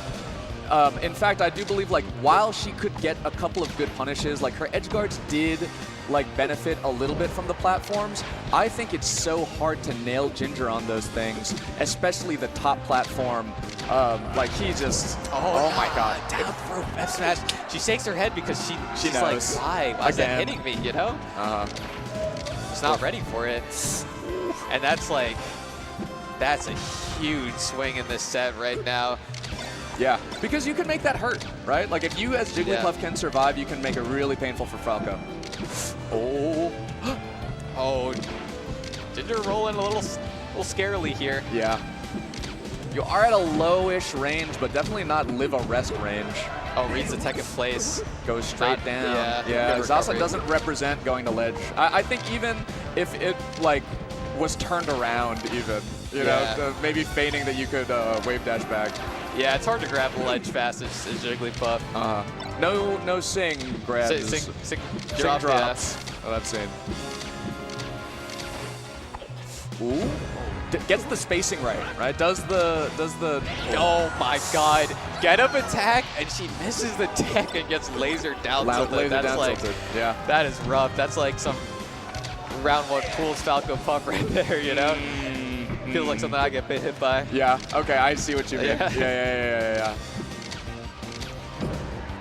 Can she get this edge guard? If she can, this is like very doable of a game. You really got to keep an eye out for Ginger at that up B, like distance and height. Yeah. That is a height where I'm always expecting him to go up, and like 4 times in a row now, he's just gone straight. Yeah. You expect him to go up because you're like, I'm Jigglypuff. I don't have vertical mobility to cover it, but then he's like, and you're Falco. You know that. Like you're Falco. You don't have much room to go. Good dash track trade with the laser. That's the first one we've seen this set, but that's a good option to represent as well. But this is a massive mountain to climb right here. This is Everest. Yeah. And I think maybe against Bobby Big Balls, this is a Falco you could clutch on. But Ginger dispenses. Ginger. Modern Ginger. Modern Ginger. That's right. Yeah. It is a 3-1 for Ginger. I think while matching Scythe's placement, having a little bit of showing we can hang here. 3 North Carolina reps in top 8, and 2 of them making top 6. That's true. Pretty good. That's pretty good for North Carolina. We're going to see some replays here from Ginger's 3-1 victory. And there are 3-1 victories that feel worse than this. Right. Like you could definitely lose in a worse way. I do think that Zasa played in a really it's a dignified loss. Yeah, I am interested by the FD pick. Oh yeah, that did end up being pretty bad. Yeah, it just feels like a good Falco stage, but Zasa's played this matchup better than you. You know, yeah, also way She's better than than you. she knows. But yeah, we got an interview with the last person to stamp his way into top 4 Ginger. So Ziff, take it away.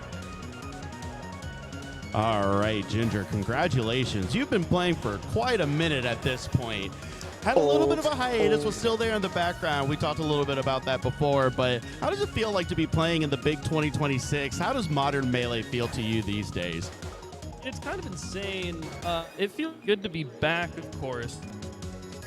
Interesting because I've been around since 2003, and I feel like I was around for every part of it. So it's like, it wasn't such a drastic change. It's like I've been here the whole, this gradual evolution in Melee that I've been able to be a part of, which feels cool.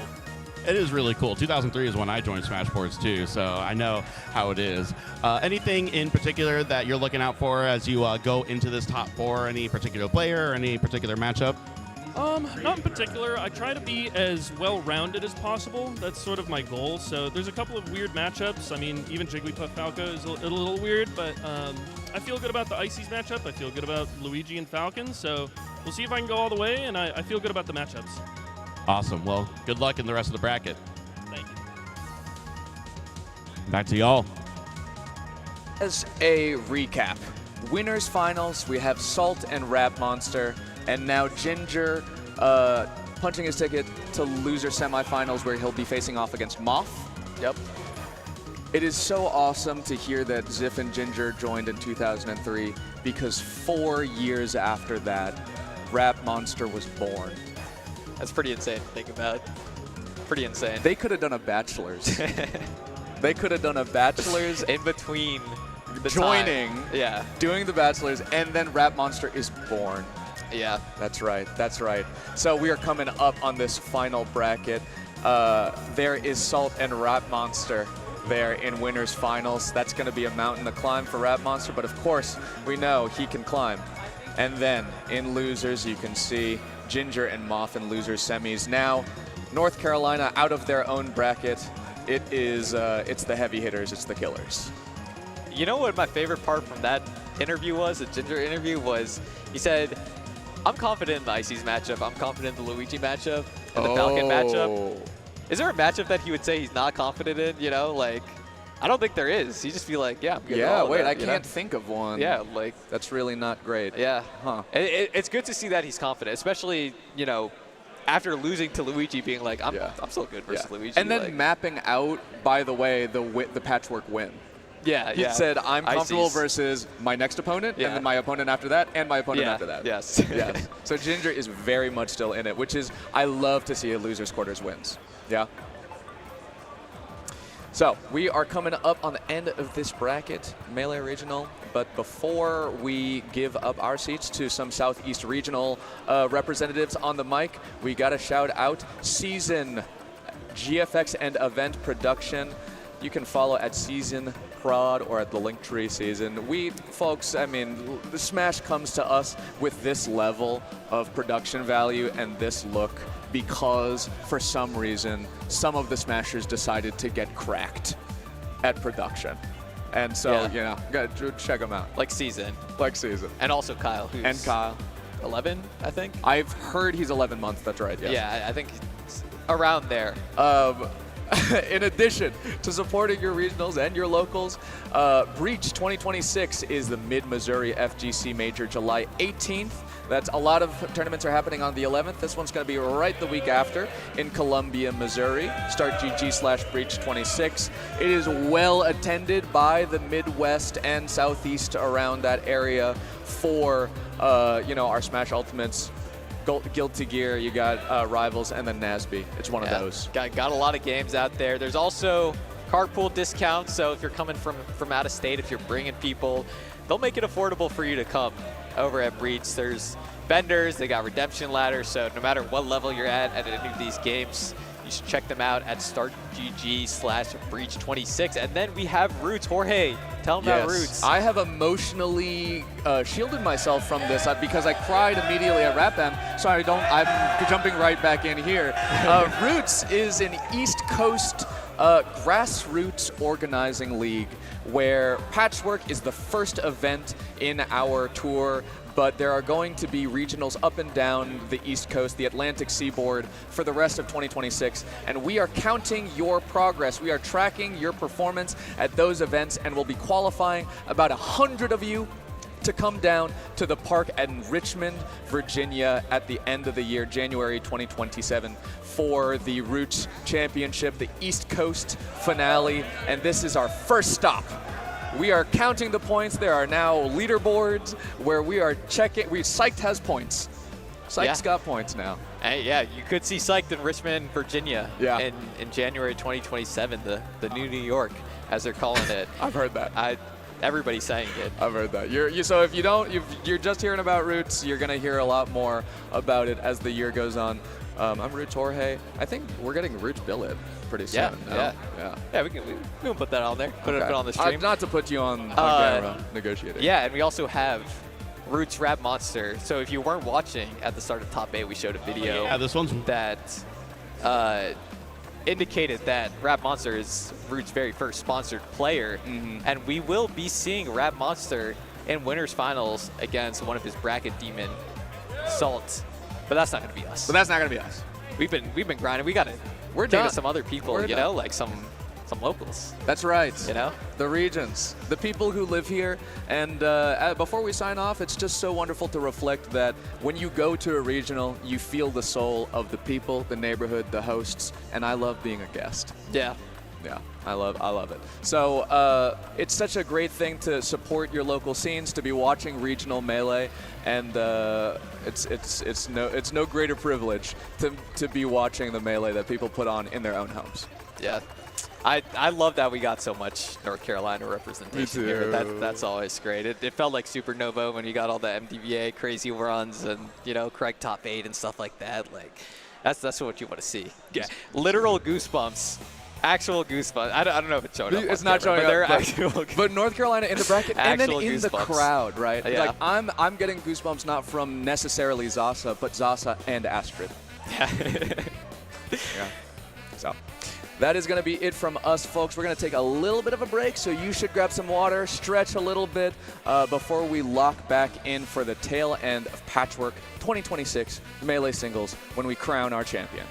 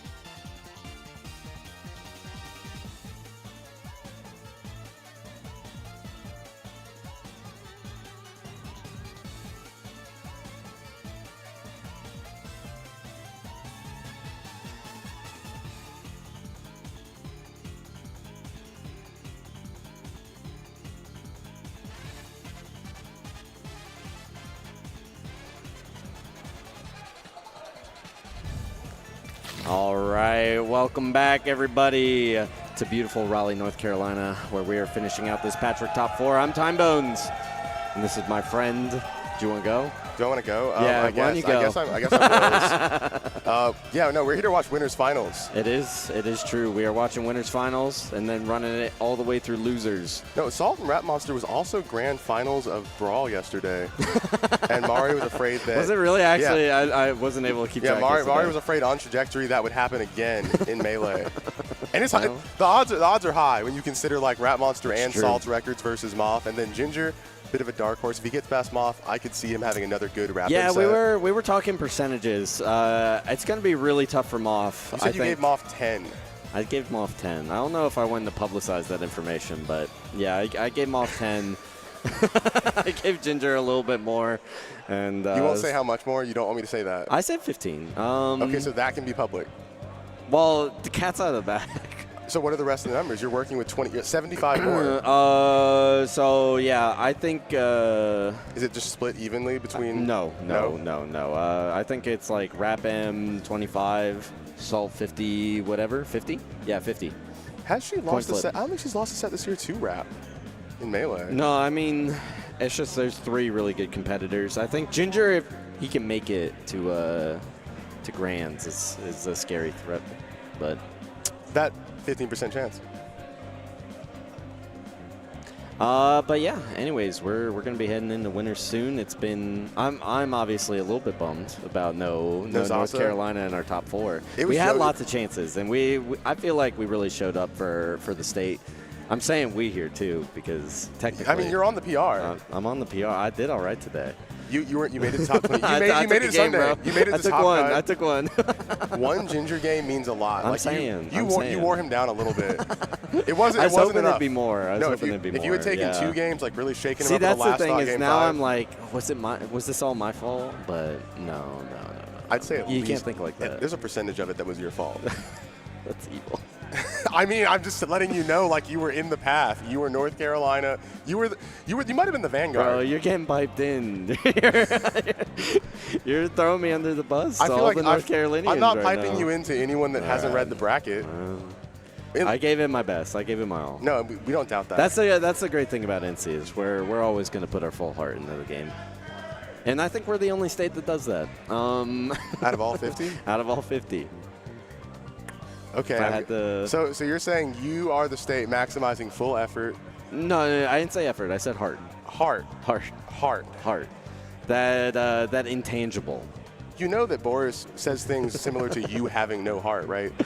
I've been called heartless many times. You've been alluded to as a vampire in the state. Yeah, but no. Maybe the numbers on average are still pretty high. I consider myself like an anti-hero. You know, like still a force for good, but willing to use evil methods. We were talking about your Chrysor. You think I'm a villain? We were talking about your Chrysor set at CEO. What you did to that Samus, where you kept pummel up throwing him, and you said you tried to time him out. You know, I've done that so many times. It's hard it's hard to pick out just one. And that's this like, one isn't ringing a bell. Would you if I'm consider being that honest. an average anti-hero trait? Yeah. I'm a hero.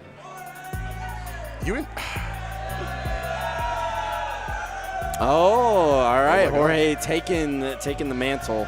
Yeah, let's throw it to Jorge, who is going to lead us in for Winners Finals. Salt and Rap M. Yeah, taking over for Ziff.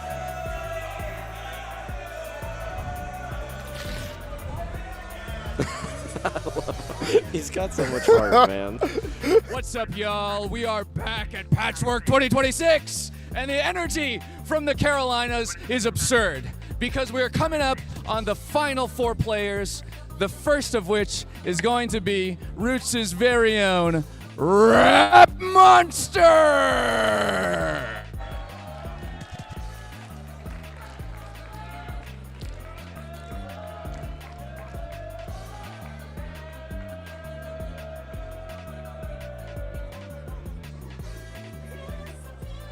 And his opponent from Texas and PNW and from lands unknown, Eggdog Salt.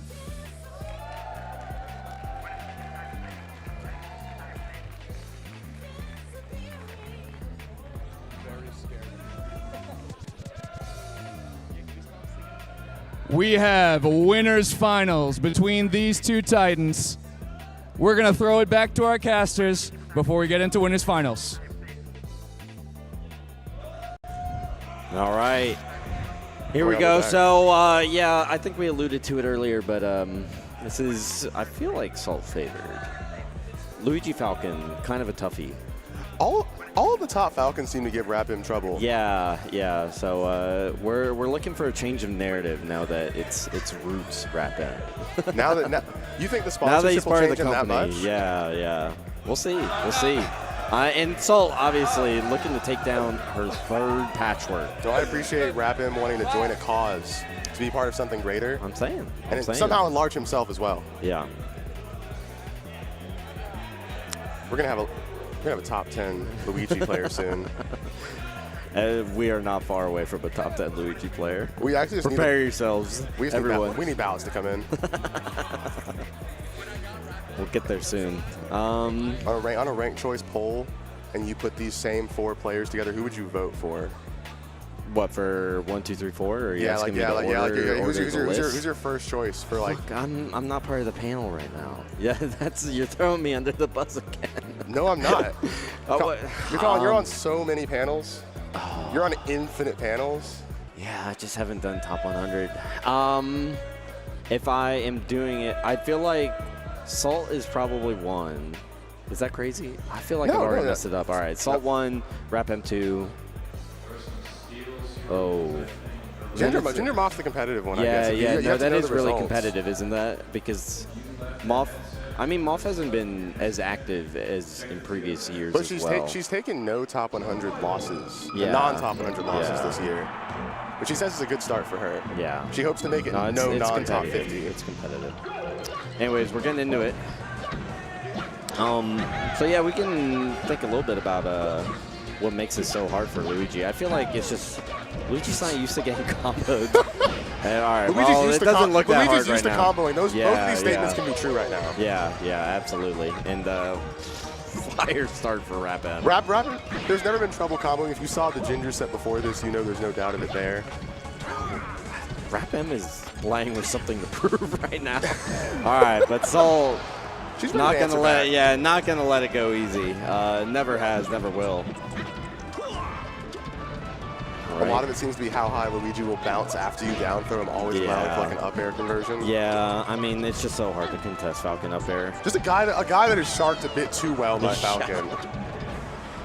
And speaking of, there we go. Luigi off stage again, and oh, all right. This is a little too early. Playable, but. And Falcon will always get there so high up that you're getting killed by up air off the top. I mean, Luigi is just, I feel like, wants to recover high against a lot of characters and is just completely unable to do it. You wouldn't think someone could reach you into the ozone lane. Yeah, well, it should be no surprise now. We've seen it already.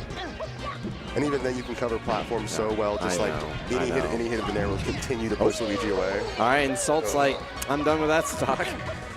And that's fine. That's how favorable we think the matchup is here. Yeah, the edge card. Oh, great meter cancel. All right. I mean, Rapim staying alive here, which is I thought he'd get a turnaround shot there. And that's wow. Holding full away on that second fair. Probably thinking Rapim was going to come in with another down smash there.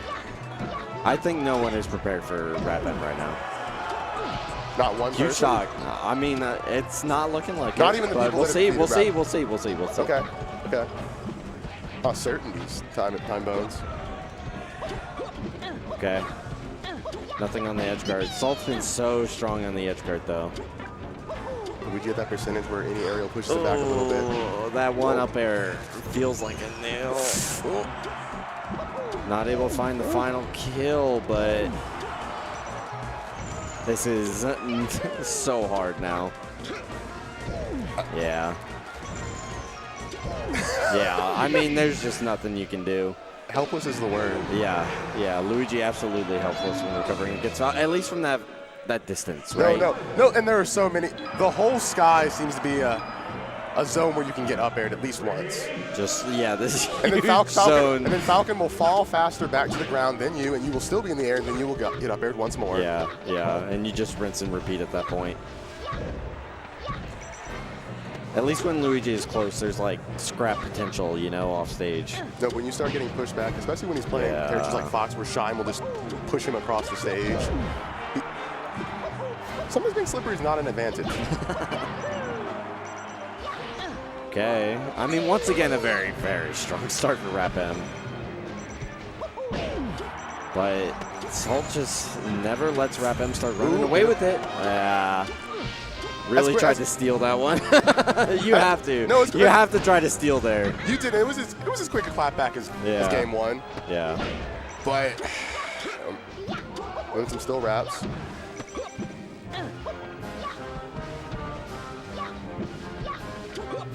Right. Platform's in a good position for Rap M to do the Luigi tricky platform movement. Expected Rap M to get off that ledge a bit faster. That's why she went for that air dodge in the center, but got caught anyways. Oof. Okay. Rap M looking for any breathing room right now and just cannot find it. Oh, all right, that's the breathing room. Just 1 second Salt was there. 1 second there's that blast zone explosion. No, just full on. Oh my God. Well, all right, that is one way to take a game. It was not the most convincing showing I've ever seen, but game's a game. A game's a game. It was room to breathe. It was like Lance Armstrong levels of doping. Just way too many blood cells in his stream right now. They should look into this. But not during the set. Not during the set. Earlier, I was noticing Rap M having a little bit of trouble getting off the ledge. I think that's kind of getting fixed right now. Whoa! About that ledge. That is just such a brutal. All right, gets back on. A little too high to get that third stop. Looking for the nipple. Oh, and that up air. No other Luigi's doing that up air. All right, well. Oh my God. Made her work for it. Oh. She is on him. Really trying to make that last game look like a fluke. Oh. And Rap M feeling a little inspired, trying to go for a Salt style call out. And no one does it like her. It was more intimidation than inspiration. Yeah. All right, ready for that. Salt willing to take a nap in the middle of the set.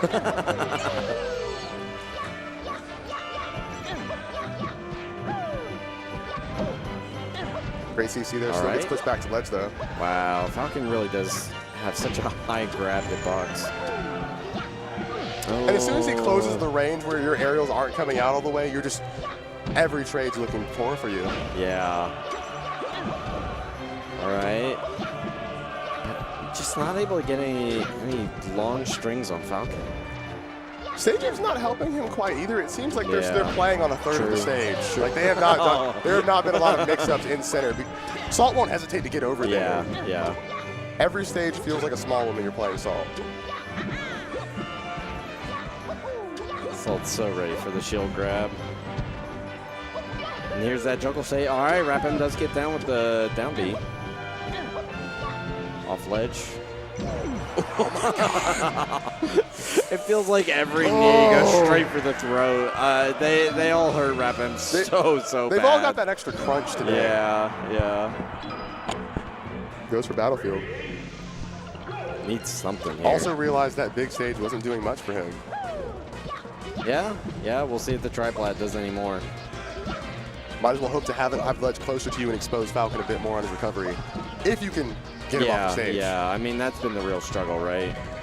We haven't even seen Rap M get any real edge guards. Even edge guard attempts. We've seen combos to death. Yeah. But no loops. Yeah, and Salt has been very successful about recovering high air dodge. No, sometimes she'll air dodge far inward, as you saw right there. And if Rap M hasn't chosen ledge dash there, he's not going to get the punish. Gosh, moving on these platforms, though. Okay, no jump. One more chance. And that... Given. Yeah, that'll do it.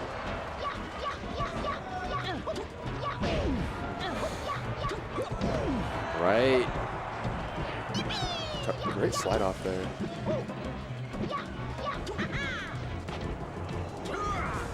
Rapper knows if he stays on that plat, she's going to go for that stomp. Stomp misses, she's going to drop that up air immediately.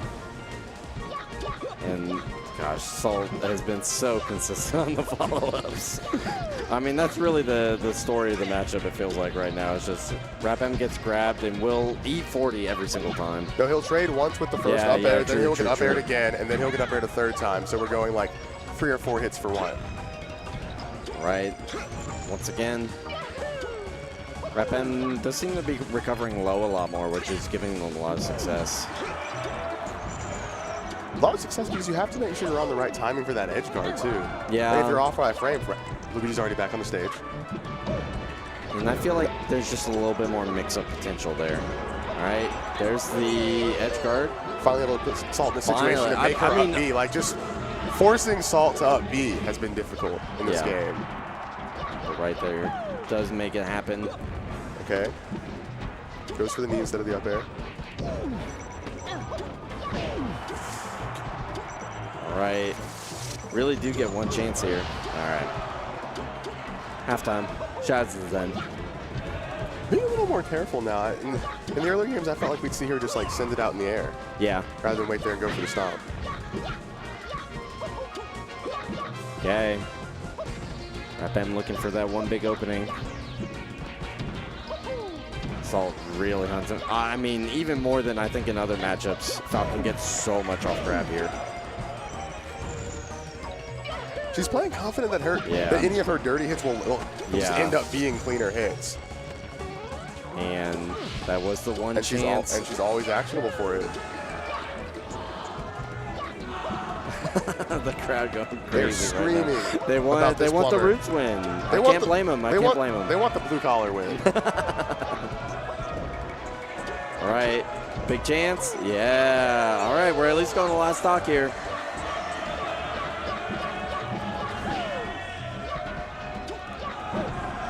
Nice catch here. Gets the first knockdown. Keeps it going. Ooh. You hate being up a Falcon. She gets her shield up in time.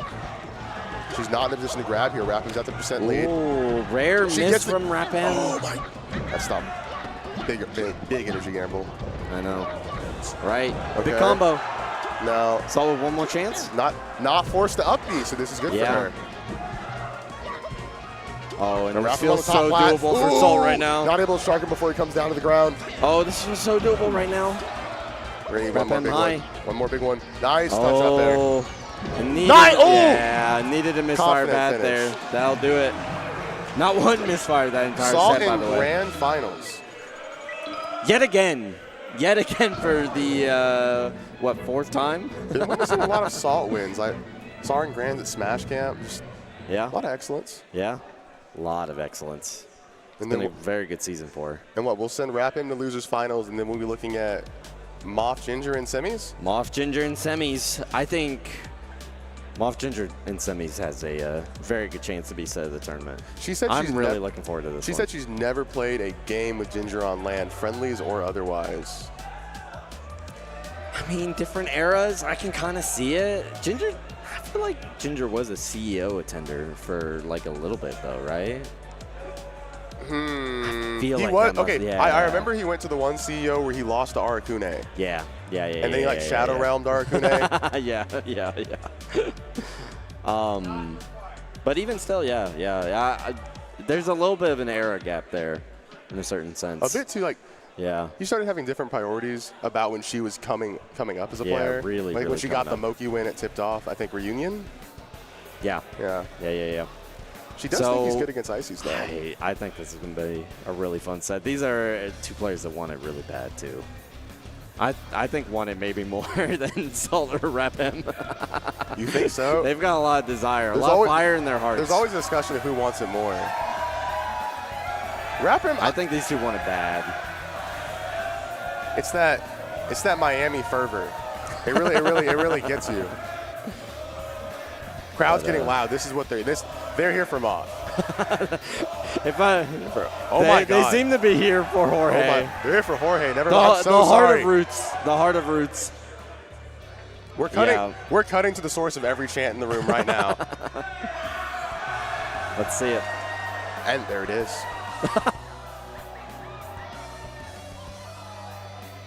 The camera's on. The camera's on. The camera's on me. It's been on.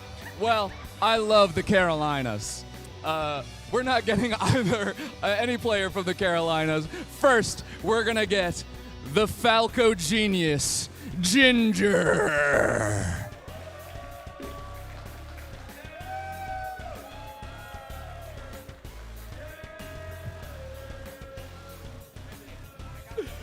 And then, the master of flavor herself, Moth.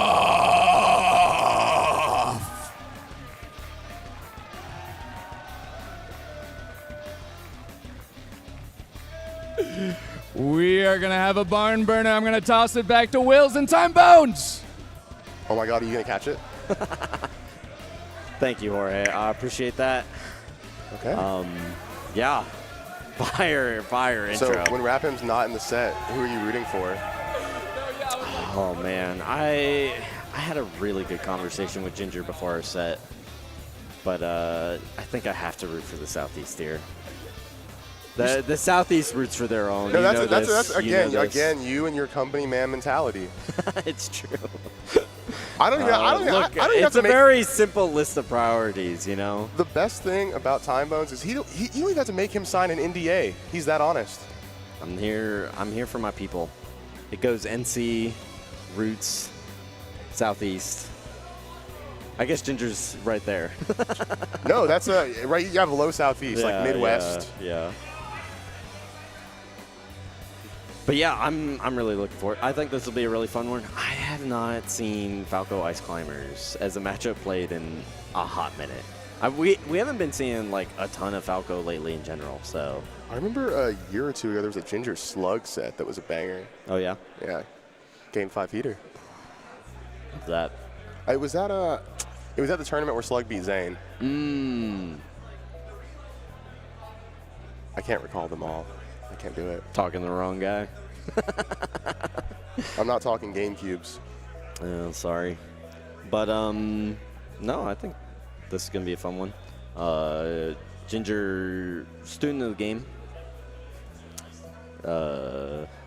He's kind of upgraded to master. Yeah, student master. It's a little bit, you know what I mean. That style of... Splinter was always a student. Yeah, it's like... Never stop learning. Look at the screen. Oh, we're in. Really learn every interaction to its fullest. And, obviously, all of these players are obviously very good at studying and all that. Ooh, wow. Classic. And Moth really getting locked down with these lasers right now. Look, it doesn't help that Vu's been so inactive in Miami. You're missing your practice. A little bit of a scary situation, but Ginger ready for it. All right. Nana does F throw. I wasn't sure if we were in range there. That might have been RNG.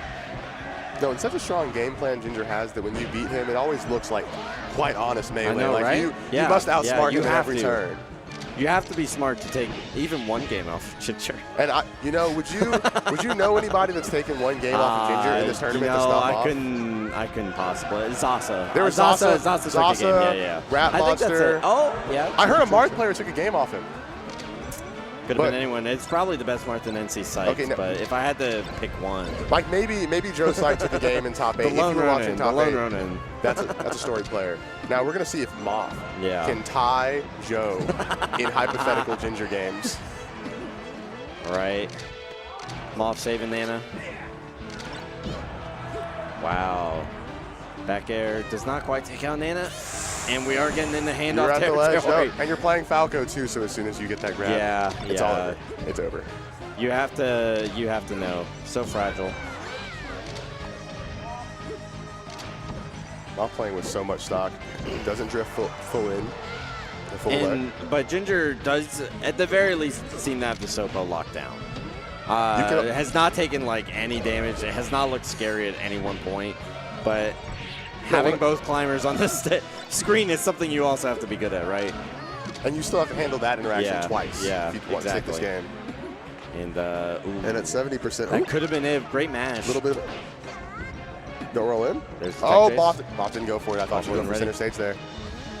And still a lot of damage on Ginger. This is going to require some miracles. Starts with it off, and let's see if what I was saying earlier is true. Yes. I think he's ready to work one. Has been so confident against the Sopo. Shakes his head, reconfirms that he's feeling like the Messiah today. Yeah. On the cross. You have to be so precise if you're gonna. You're Falco at 100. Ices, yeah. No, you're wanting it like I'm going to split them here for sure. And you just the confidence doesn't stop you from dying. It's just you want to bring it. All right. We are going to Yoshi's, but similar to when fire start from off. Similar to when Ginger lost the game to Zasa, he's asked Jamie to bring up the Yoshi stage. Yes. Has had consistently early kills against the floaties on this stage and is going to need them starting basically a full stock down. He was consistently killed back. It's true. It's true. Right. Isn't able or willing to find any kill on Nana there. No, when that Nair pushed Moth to ledge, it wasn't as advantageous for him. Okay, I can't believe Moth didn't throw out a move there. Is gonna go ahead and miss the forward smash on Nana. Still gets the kill though. Okay. And this should be relatively simple cleanup here. It's messy. There's something on the floor. There's still a spot on the floor. There was a twinge of concern there, but you had to get the bleach. Okay. You always have to get out the bleach. And Ginger fine. Oh, lost Nana in the light. Yeah, couldn't predict where she was in such a bright sky. Nice shine jump there. Oh, that huge disjoint on the hammer.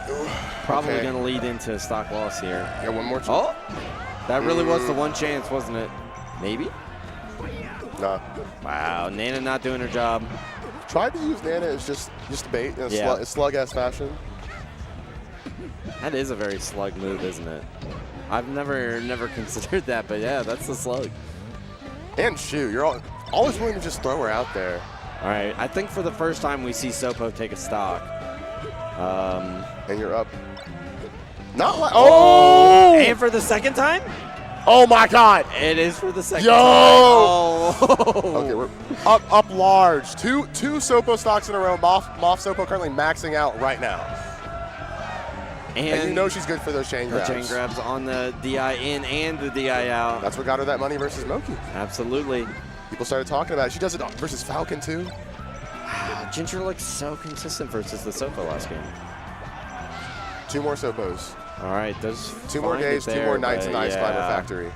I mean, yeah. Short stay. I haven't been seeing the low percent game plan from Ginger. Like when Ices are low percent, I mean. It feels like it's pretty consistently ending up in a trade that is not working out for him. We are going to go back to Yoshi's. Makes sense. Stick to your guns. Mob been willing to hold ground a lot of time. Anytime he gets the dare, it's good. Oh. Wow, what a save on Nana. That's huge. First time I think Moff has actively saved Nana in that situation. Yeah. Since Ginger missing was the... I mean, you have to really, really be in the right spot at the right time, right? You have to have the vertical for it. Yeah. It is very hard to compete with Falco on that vertical. You spent all your life trying to get to the same height of one single Falco jump. I know. And then you realize he can jump twice. It's not fair. I've been saying this. I've been saying it's not fair. I've been saying Falco's a top tier for this very reason. Like, he has ups. Okay. All right, good start for Ginger, keeping it going. Ooh. He's not able to find the kill on Nana quite yet. Great look to have her on the top platform so far above Moth, though, and finish that kill. Oh, and Ginger did get a jump. That's huge for keeping the momentum here.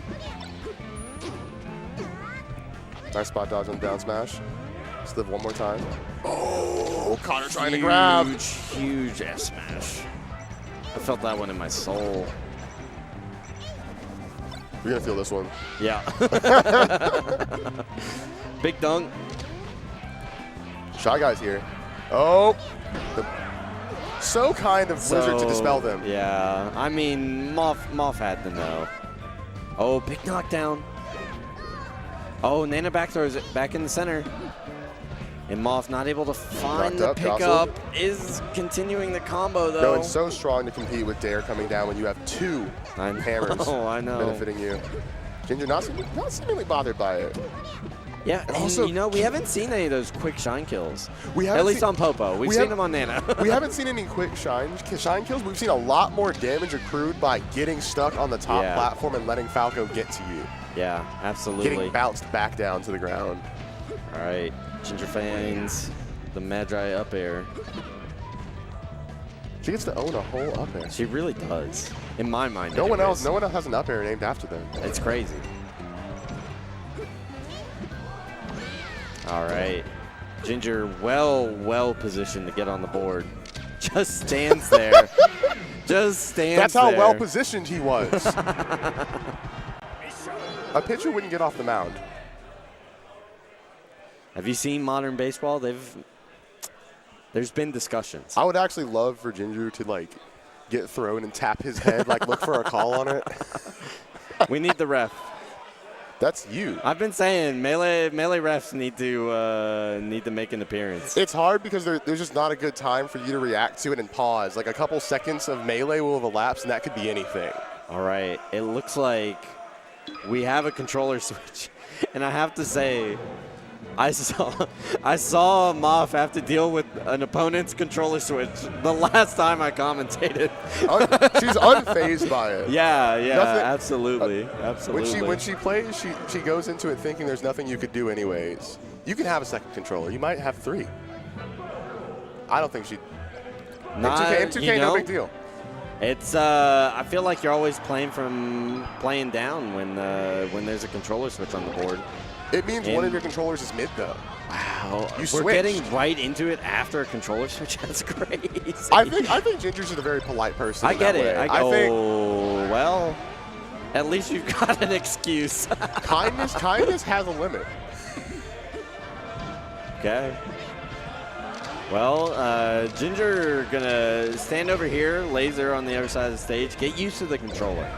I know. Get a little bit of downtime. Check it out on the right side. All right. Moth. Ooh. I love to see the Icy's combo off the RNG throws. It feels so good every time. Feels good every time you see it. Every time. I'd agree. It makes it feel really legitimate. it's a little bit different than how it used as opposed to be. to you think the usual combo routing is. Look. We don't need to say the dub word, but everyone thinks it. You've said it today. You've said the W word several times. Not on comms. That doesn't count. That's different. It's different when you're in the crowd. You know that. No, it's different when the energy's coursing through your veins. I'm saying. Sometimes you get caught up in it. All right. Ginger trying to find these safe dares. Ooh, nice smash bear. Yeah. Gets a shine. We're carrying. Manages to get the tag here. What's the punish? Get hit by up tilt. That's how I usually punish too. And she started looking for a roll in. But was sent away. The DI on the down smash. And Ginger potentially tournament stock here. Roll in. Oh, nice. Catching him before he gets the tech there. Yep. Bouncing him right off it. Oh, big mash.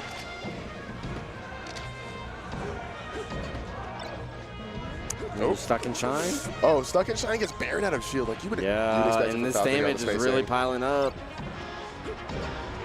Does find the stock, but Sopo did their job. Okay, and you see, you were talking about how worried you are about the early game, and you see. Yeah, I mean that's the struggle, right? It's harder on FD. Moth immediately scouts you and goes for the grab. On FD. But quick stock here. Oh my! Yo. Okay, 20% take that stock. We're working here. Ginger could end it at 103 if he's feeling like that. Oh, no, he's dead. He's dead. Sorry. I mean, Moth wasn't feeling that idea. I appreciate that. I appreciate. Oh, yup. Oh, I love the crowd getting into it. We've got passion here. That's what the P in Patchwork stands for.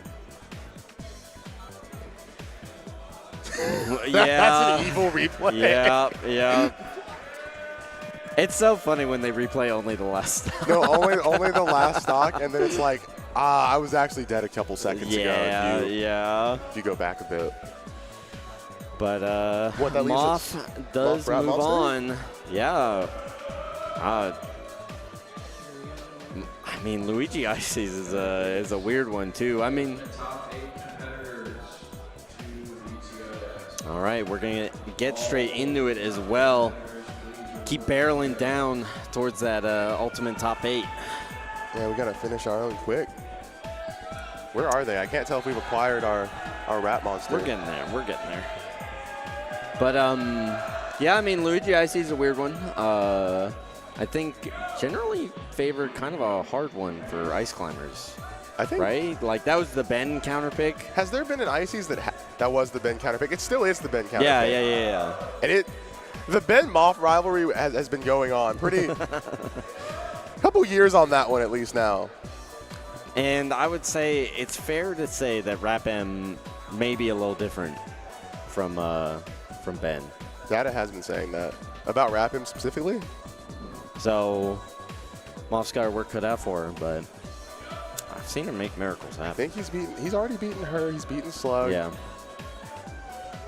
A lot of dangerous the head-to-heads for Moth going forward are a bit dangerous. She's got her work cut out. No, hoping to make some big upsets. I feel like it's possible. There's percentage on the board here. There's 10. You said 10. I said 10 before she won. Now it's higher. Does she just absorb Ginger's at 25 now? No, that's not how that works. Okay, well, then tell me. Go ahead and spit out the new numbers. No, I want to hear it from you. You've been putting me on the spot here a lot, Wills. I know your strategy. I know your game plan. Dude, I think just a number.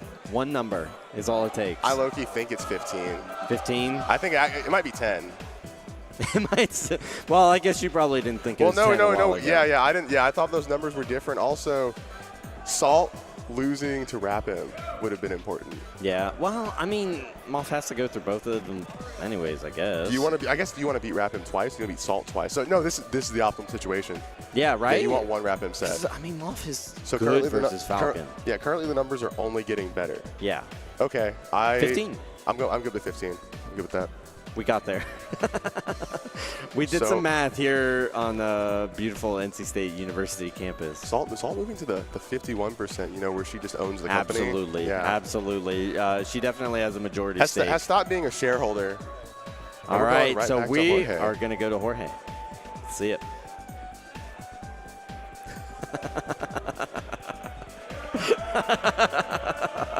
It didn't work. Yep. Rounding out the day, we have got two familiar competitors. We got two cameras. Back again, Master of Flavor, Moth from South Florida, stepping back onto the stage.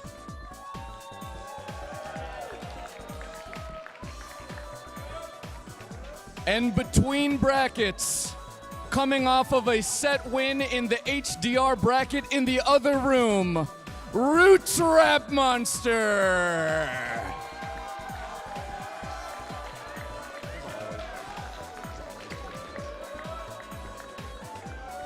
Yep. We're going to pass it back to Wills and Time Bones. I'm the world's biggest Jorge fan. That is, yes. I'll fight you for it. I'll fight you for it. I'm not number 2. Oh, who's number 2? Probably you. I feel like number 1's got to be like Spark and Med or something. Maybe Rap Him. Maybe his son. Maybe his child. Yeah, I'm probably not going to fight Rap Him for that one. What about Eric's wife? I just don't think you're close to number 1. I don't know. I'm not going to freely abdicate my position. I have said what I've said, and we can discuss later. But anyways, yeah. Wrap him off. In my personal hierarchy here, as I said earlier, it goes roots, then southeast. So we're clear. I'm looking for yeah. My position has been made. Do you think Wrap him actually knows the Konami code, or he just wears the hat? It's not the Konami code. No, I'm just saying. Do you think he can do it? Do you think he can input it? Wow, that like gun to your head. Do you think? I would not put money on it. I would not put money on Wrap M knowing the Konami. You still got it. Of course. Okay. And I know like the little bonus stuff. You know, there's a lot of people that just know the directions. They don't know the rest of it. The AB? Yeah, they don't know the AB start. That's crazy. That's what. There's just games that don't use the AB start. You didn't even read the whole page of the book, though. I feel like that would get around. It's fine. We'll see after this. That's an important interview question for later, for sure. Strong start for Wrap M. Gosh, and you just cannot be anywhere in like this huge bubble connected to the ledge if Luigi is on the ledge. And now you're playing with aerials that can force Ices to buffer roll. Like they run from you just if you like come closer. It must feel amazing. You have to have things. So go from playing against Falcon to playing against Ices? No, like it feels like you're scaring off a bear when you're playing Luigi Ices. You're like, I can't believe he was afraid. It's like, yes, totally. That said, it's just as powerful if Moth gets a grab while Nana's attached. So, still many things to look out for. Surprising catch on that. Wow, Nana. This is a Nana kill. Nana running a play right there to avoid the moves. I thought he was going to fair out there. I didn't think he would stay Nana is cooking Wrap M. Just, you gotta delegate. You gotta delegate if you're Moth. No, it's playing double, so only one of you has to be on at the same time. Like, and for Moth right now, it's Nana. Yeah, it's true. And if Moth finds it, then Moth can start to take the lead again. No, it's cool. Once if you're feeling the mojo spike back up, you can start being the main player if you feel like it. All right. Big damage. I think this does kill. No, not quite. I thought we were gonna see up smash. I'm not a knower though. You're not a no. Sharks would hate to hear that. I know. I apologize, Tyler. Okay, launched. Oh my God! Wasn't ready for the magnet. I feel like she did it in advance. Yeah, she knew. That was a timing read. Ooh, big up smash. No, I love calling your familiar back to you. Familiar recall for sure. No, because once they destroy the unit the first time, it's so much harder to reform it. Yeah. Moth actually performing spells here. Big down air is gonna kill. Big last stock. Huge knockdowns for Wrap M, but maybe feeling himself a little too much. Boost off. Okay, gets the fair chop. He's found so many down smashes. Okay. Kind of just dropped any aerial hoping Moth would run into it, and she just shielded there. So and finds a Nana kill. For that, Nana's dead. Oh! Slam did not get enough drift out there. I feel like that's a shout out to Sidward moment. No, is it the Sidward on a plat? No, it's not on a plat. It's not on. But I'm still shouting out Sidward. I'm still shouting out Sidward. You can't stop me. Chat post Sidward gift. NC tournament. All right, big start. If you don't know the Sidward gift, why are you tuning in? NC knowers know. Sid gets around all over the world. True, too. it's like, true. It's true. Oh. All right. Takes lead early, playing a stage where you can make Wrap M approach you, maybe predict his options, minimize them a bit. I heard about this earlier. The Wrap M mash, it's not just for down B. It is for mashing out a grab too. The Wrap M mash out of grab is crazy. And they're not always the same too. If you talk to like Ya Ryder or someone, like you can tell there's different techniques he has like in different situations, because some people will move their hands off a different grip. But you know, whether it's that was close. All right, Wrap M's not going to be scared by we got down throw combos as Luigi. I love that ice block. not posing a threat at any moment of its existence. No, you're just turning on the light. You know. Look, you got to do something. I mean, what else? Oh, jab grab. Going big here. Yeah, gets the RNG throw and gets the kill. Actually, I don't know. That might have been close enough to let to not have been RNG. It's close. Yeah, you know that starts changing it. Right. Rapin playing a really far distance here. Moth ready to take advantage of that. Ooh, tries to float the ledge. Shy-off kill. Will she up I think the first misfire I've seen this top 4. We haven't, and not the player. To clarify, I haven't seen him here. It's true. Both really. I've never seen misfire the move and misfire the player in the same room. Is there something to that?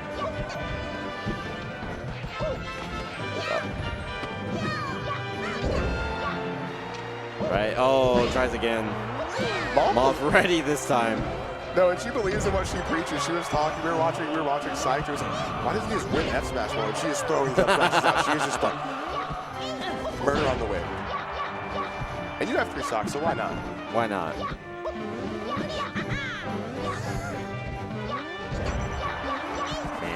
Rapin fighting battles versus the Sopo. Does find this stock, but it is an uphill battle from here on out. I mean, the strategy is clear. You gotta hit the dare for that early low 0%. The strategy at 86% has gotten so complex where it's either play your own game or don't get hit, but you can't start changing it too much. Yeah. Ideally, you oh, Nana has been outplaying this set. Switch the brain back to the homunculus. And Rapin smartly going for Popo, who has not been messing him up nearly as much. No, really had to check the matchup. Maybe. All right, Nanopole, Rapin does make it back. There's a world. Oh, all right, well. Wait. Still a chance. Downer with that huge disjoint. It's going to keep Rapin safe yet again. Oh, big damage starting to pile up, but Moth does find the back air. No, the hardest 50-50 is guessing who has the brain currently. Underrated aspect of the strategy. For sure. If you look really closely, you can see like the stitches on Moth's head. Like a bit hidden. Little sleight of hand to change it out mid-game. You know the trick of the camera.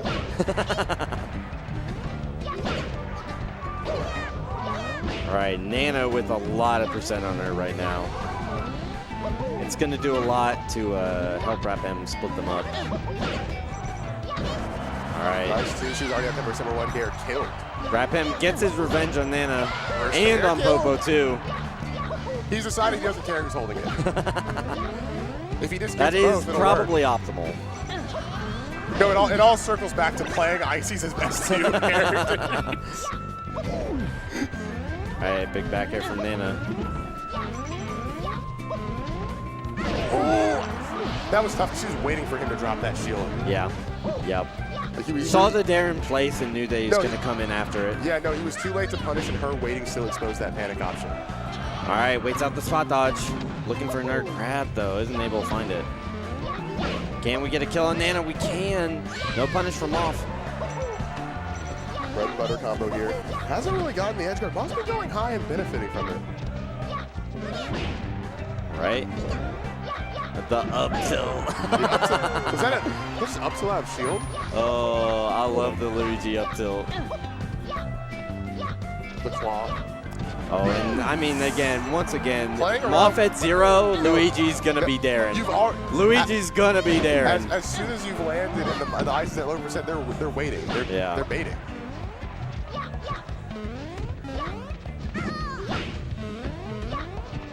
You know what they say, Luigi's be daring.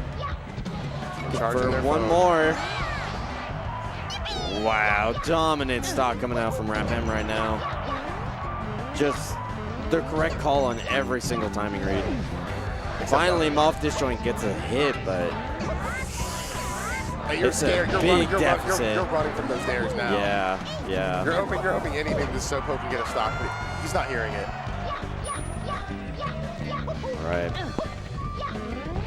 Off. Finds the jab down smash. Rap M with a stock to play with, though. But we know Ices. That stock could be deleted in an instant.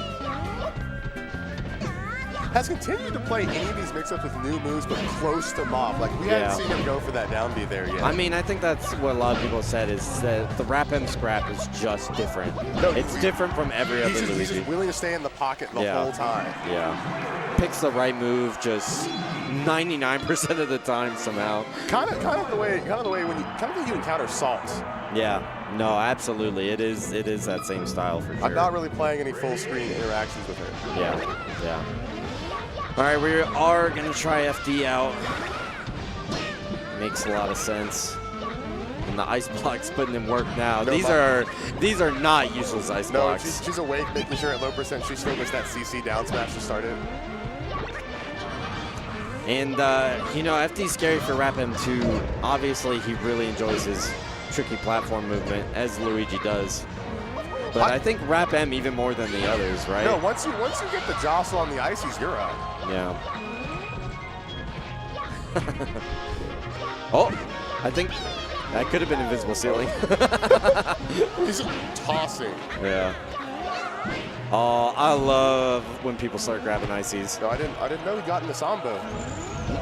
Just grabbing everybody. Oh, unfortunate SD from Nana there. And Rap M still with a chance to live here. Oh, perfectly timed up B. Doesn't have enough reachability. Oh yeah, and you cannot be anywhere within that ledge dash range from Luigi. That is a huge threat zone. The Moff gets to play on his reluctance to like roll backwards at all and get to down smash off that spot dodge. You're starting to just expect him to be there. Yeah.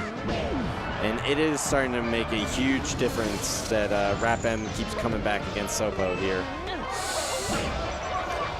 That is really starting to hurt if you're Moff. Yeah. Rap M celebrates.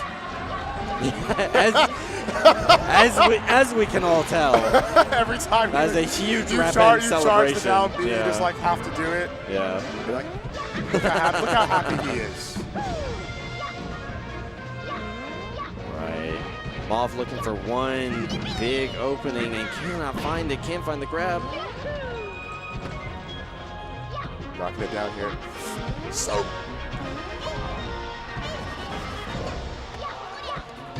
All right. Doesn't go for fair there or there. Oh, all right. Nana's still out playing. Look, she's again. Nasty. Look, old school players have played against the level 9 CPUs almost certainly a lot more than Rap M has, all right? To be fair. Back in the day, that's all we had, Will. That's all we had. Back in the day, you needed to boot up that level 3 Fox CPU and get to work. I'm saying. I guarantee Rap M has never used a motion bomb to practice wall teching. No, they talk about old school weightlifting, and it's just you like lifting rocks. Like it's like all I had was the worst CPU ever. I had to hope it DI'd okay. They said it had the best DI. They said level 3 had the best DI. All right, we got some Moff cheers out for the third, but we are going to have a run back of winners, finals, and grands. And I'm sure before that we'll have a cuts of Jorge.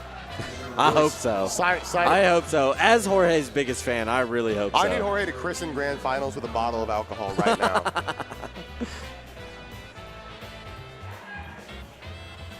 Oh, it's us. It's us. I'm here. Oh.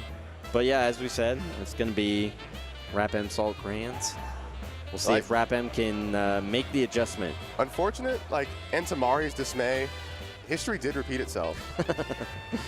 Yeah, it doesn't seem easy if you're Ices to beat Luigi. What? No Ginger, no Zasa, no Joe Sykes, no You're hurting me Zimmerfizz. deep. You're hurting me deep with that one. I'm just. I get it. You're stating facts, but it hurts me deep I'm anyways. saluting our fallen top 8 soldiers. You should show respect. I do. I do respect all of those competitors. They were all so strong. But We only have 2 left. We only have 2 left. We're down to 2. Salt looking for her third out of 4. No, she lost a. Oh yeah, 3rd out of 4. Yeah, she lost 1 to Junebug. Yeah, 1 last year over. Was it Ben or Panko? I was trying to remember. I know Panko took the 1 Ben set, and I'm trying to remember what portion of. I think it was over Panko. Yeah, I think it was too. I think that was like a loser set. And then Patchwork 1, it was Salt Zasa. So then Patchwork you know, 2? Salt, a true mainstay, has been in grand finals every Patchwork. No, the only thing more certain than the NC players, Salt and Calvar. It's true. Calvar's got to come down here and get his cookout. Calvar needs cookout, some Slay the Spire, and some time bones. Look, I think Calvar, I would really like to get a final count of the cookout trays. I think it's over 6. That's why I don't want to visit New England that often. It's like, if they love cookout, what am I going to love about New England? I know. I was asking them what if I visit for mate, what the New England cookout would be, and they didn't have a great answer for me. I got to be honest. Like, what is the New England staple? Maybe Dunkin' Donuts, but that's not. Well, what that's you the want. thing is Dunkin' is everywhere. But I mean, me, I've got to have my Dunkies. If Dunkies wasn't in NC, I'd be miserable. It's the ratios, though. They say it's better in New England. They say Look, there's nothing like going to a Dunkin's or a Dunkin' and then being able to see another Dunkin' from the Dunkin' you're at. No, I mean, it's like the Florida Publix. It's true. It is a lot. Or the Georgia Waffle House. Yeah. All right, we're cutting to Jorge one more time. I'm so happy. Let's see it. That's not Jorge. That's Jorge. Okay, there we go. We've already got the freaks on stage. The last set of Patchwork 2026 Melee Singles. Roots Rap Monster from the loser side of Grants and coming down from her throne. On the winner's side, Salt. Can we just get one last show of support to the full tournament from the crowd? Let's hear it. Let's hear it from Melee. Let's hear it from Melee. Let's hear it for NC.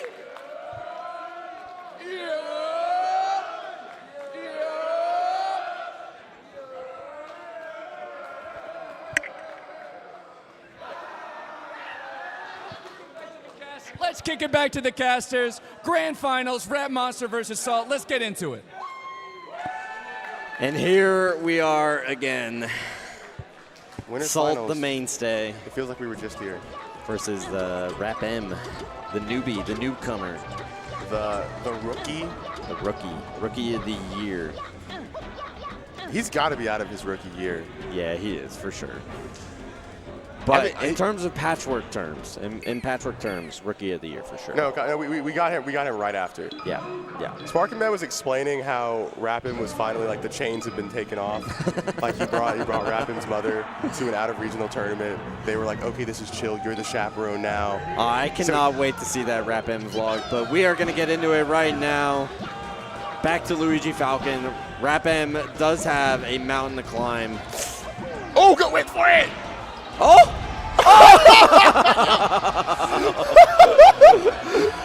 Oh, what an explosive start to Crowd this loves grand it. finals. Oh, Rap M loves it. Look at that. He's still smiling. I mean, none of us thought she would send it like that. the third knee was so greedy. It was so hopeful. We'll take a bite. But here we are back to the same old routine. Lots of powerful edge guarding from Salt. I noticed she'll always go for stop there in the corner and never for reverse knee. Yeah. Do you think there's any benefit to it, or she should keep it like this? I think she just keeps it like this. Like it's working.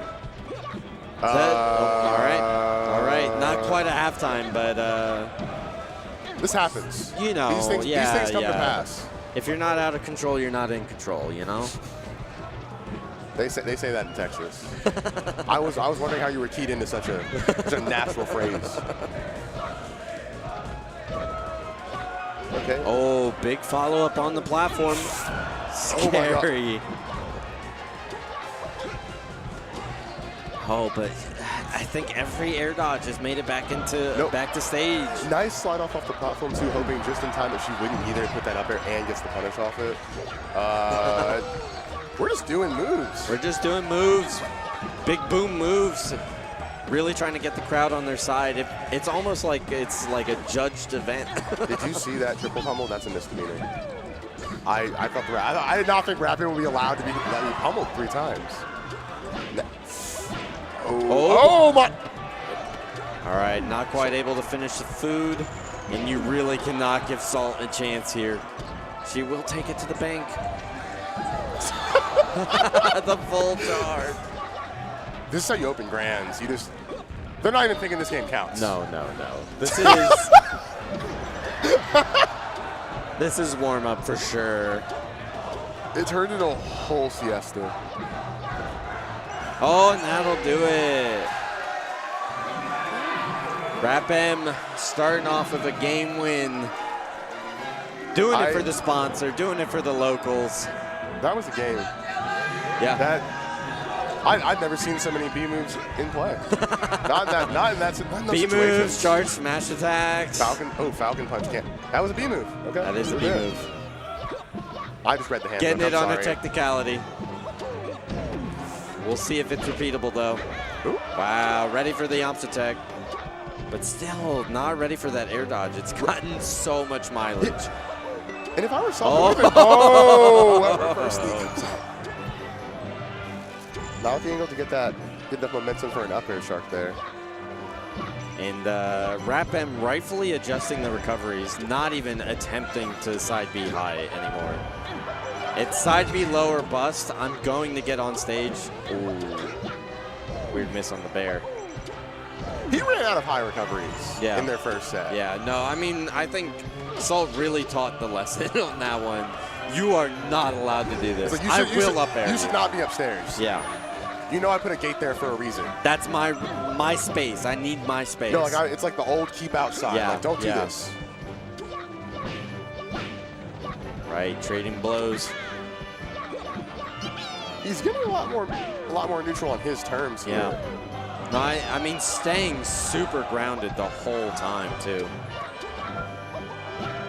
But I think a real decider, even if we make it to set 2, Rap M is going to need to start hitting these edge guards. He's getting forced into using things we just did not see in the first set. Like her pullback stomping out of shield, she hadn't even had to apply that in the first set. Hey, halftime, by the way. You have to. It's an ball obligation top. these days. Halftime. Halftime. I ain't more. Oh, really hard reads that tech roll in.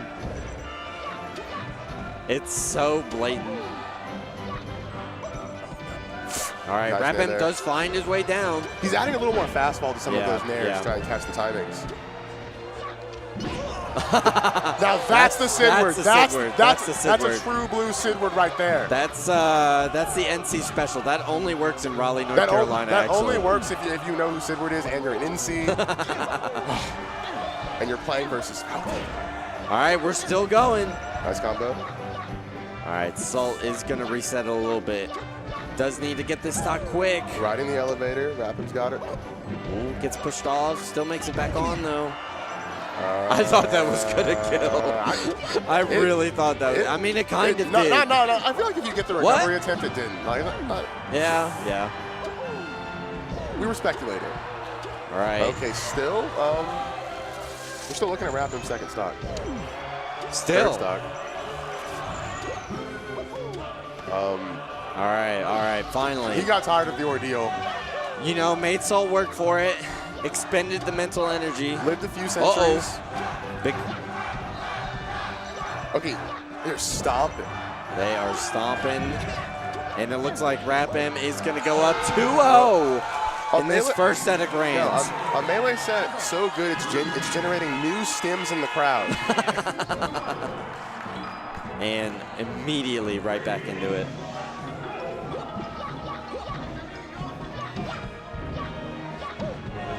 All right, big start for Rap M, is keeping the string going. All right, so finally gets her sea legs underneath her. Maybe? Needs that one big hit, though.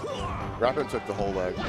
Oh, and the slide off fair. Salt. Salt of all people, not ready for it.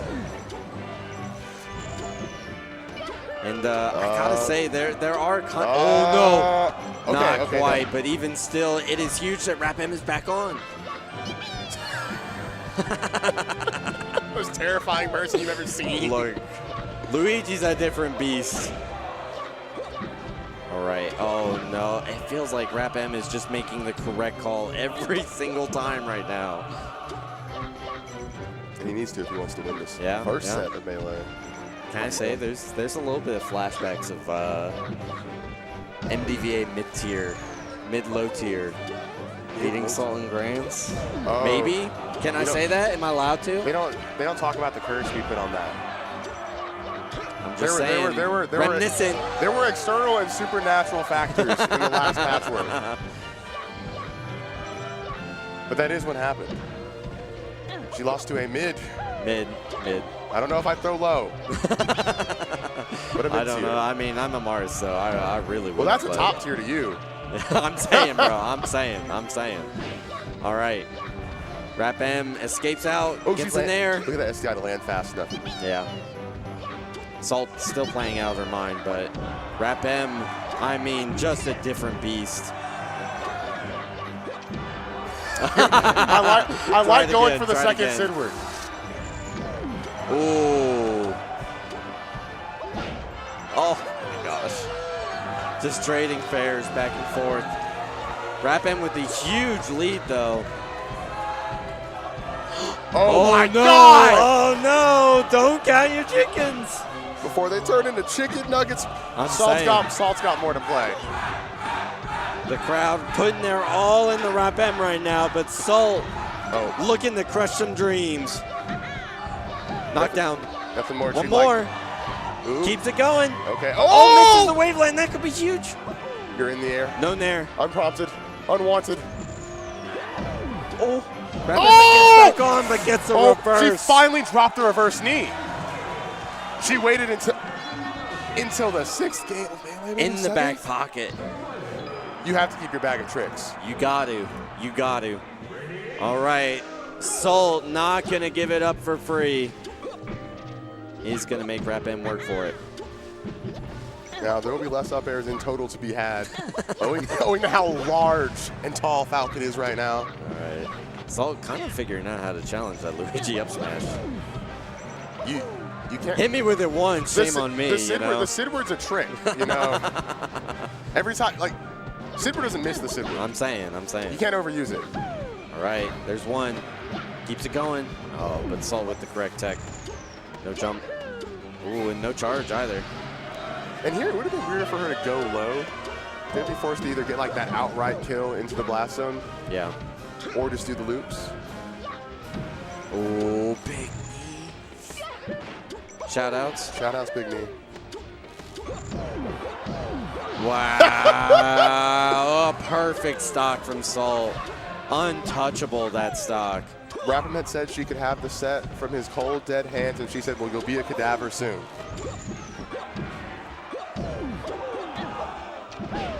All right. Rapin gets the first hit in, I think, like 90 seconds. Got a couple hits. He needed to make sure it wasn't one. Yeah, absolutely. Not after 90 seconds. You can't stop there. You can't stop there. But, oh, my gosh, I think we're going to a Game 5.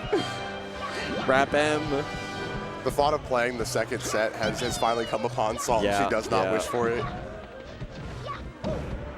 Okay. Maybe Rapin can hit these perfect stocks back, though. All right, platform cancel. Stairway to Heaven. Oh, no. Even has time to roll away. You got to. Expected to be there for so long, didn't even commit to like the wave dash over. Rapin cannot buy a move right now. And Salt with all of the vowels. Every single one of them. A, E, I, O, and me. Honestly, she had so much money, she bought Y too. I'm saying. Just because. I'm saying. That's how you know someone's got too much money. They start buying Ys. Really just reaching. All right. This is still playable for sure. Oh, my bad. Oh, no, it's still. Oh, my bad. Nice, gentlemen. Yeah. Wouldn't have time to get the upper out. Yep. And just goes for it. Yeah. No reason not to. Okay. Do or die for Rap M. Roots on his back. She was caught in the sway of the first game's tomfoolery and is finally locked back in. But, I mean, I got to tell you, I've seen some delicious Rap M comebacks in my time on some fire day tripper sets. There's some hearty meals, too. Absolutely. No, Rap M absolutely not out of this. Big stuff for Salt, though. Salt's still just... Oh, my... Has time to place that knee. Got to get stuck in his movement a little bit. Oh, my goodness. And now you're at the position where it doesn't matter. Rap M is rocking like a 15% success rate on hitting moves right now. Not where you want to be. Oh, my God. Oh, Grab. No. The Jets have been enabled. All right, finally, we're getting some knockdown. Salt gets out of there in the quickness, though. But now she's realizing she's a floaty, too, because just going for those trades, going for all those tick up airs on Rap M, he doesn't want it. Doesn't want the chance they hit clean and go for a second up air. And the edge guarding is just not there. I know it's difficult. I get in there. It's difficult and unlucky. Unlucky. Wow, Salt putting on a clinic. Rap M needs to dig deep right now. Rap M needs to plant his roots. That's a start. Okay. All right. Grab. Salt does find the grab. What do we get off it? Just the knee. Put the knee there, too, expecting him to go for the slide off. There's levels here. Oh, no. Luigi juggle. Oh, reversal. The down tilt. Just the tap. Just the shoe scuff. All right, finds the fair. No jump. What's the edge guard? We need it. We need it not bad. The Sidward. Oh. All right. Caught up in that Raleigh vibe. Absolutely. Oi! There it is. The North Carolina special. All right. What do you get off this? All right. Rap M gets back. Needs that bad. Nice. Just the two jabs. Terrified that she didn't even want to dash out of it. She held that knowing he'd go for two. The patience from Salt and tournament stock for Rap M. The invisible ceiling frozen in pain on the viewer screen for a second there. All right. There's a platform there. Couldn't even get that second one. Needs his edge guard. Oh. That felt like Salt just getting back too many times that felt like one of the easier ones for Rap M. But Salt does make it tricky. It looks simple, but it's a mix every single time. Nice there. Now, going high. Yeah, and there's the edge cancel. It's always difficult. No, edge cancel and then stopping from a height that Luigi probably couldn't even reach there. All right. Okay. No jump. You need this. You need this. Meteor into the down smash. Nice. Okay. All right. Okay. There's a world. It was a dubious look for a second. There's a world. Roots needs this bad. All right. No jump on Luigi. Knee. All right. One more chance. One more chance for Roots Rap M. Knee. Oh. Gets back. There's a world. But really needs a hit bad. Oh, back! Oh my! She gets time. Oh. The downward angle left tilt. I need to kill. Oh, and just a little too late on the meteor. And Salt is your Patchwork champion for the third time. Hugs all around for the tournament with the heart-shaped medals. Hugs all around. It's all love. And we are going to get Salt. And we have BuddBuds to present the trophy. Oh my! BuddBuds needs a pen. Stat. How do you have a love letter that you haven't signed? BuddBuds signed it. I think he wants Salt to sign it. Oh. I don't know. Is that how the letters Look, work? I know that Budweiser has signed the trophy. I swear. I've seen it. You've been looking at it all block. Yeah. But, wow. That was a fire showing for Salt. Really just dug deep, and it looked like Rap M was not ready for Salt to turn the jets on. All right. And while we're here, let's talk about the people that allow us to get this stream to you. Yeah, the people behind the magic, KML. I've got their stickers on my TV because they've been supporting Patchwork for years, and they're always cooking stuff up. I've got their stickers on one of my Wii's. Oh yeah. If you want to bring some production from MDVA straight to your doorstep, I would reach out to KML. Just goes to show how long they've been around, how dedicated they are to making this magic happen. No, they bring their best to Patchwork every year, and they could for you. Shout outs Kyle. That's my goat. Shout outs Kyle.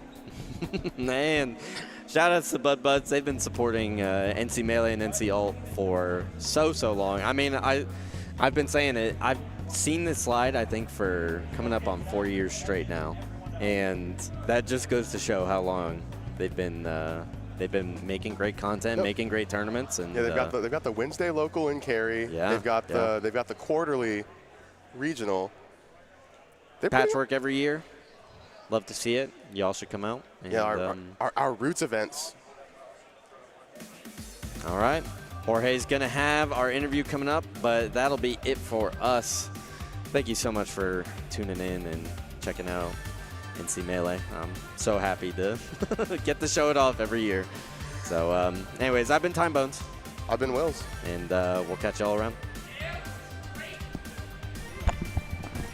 Salt, congratulations. You are the Patchwork 2026 Melee winner.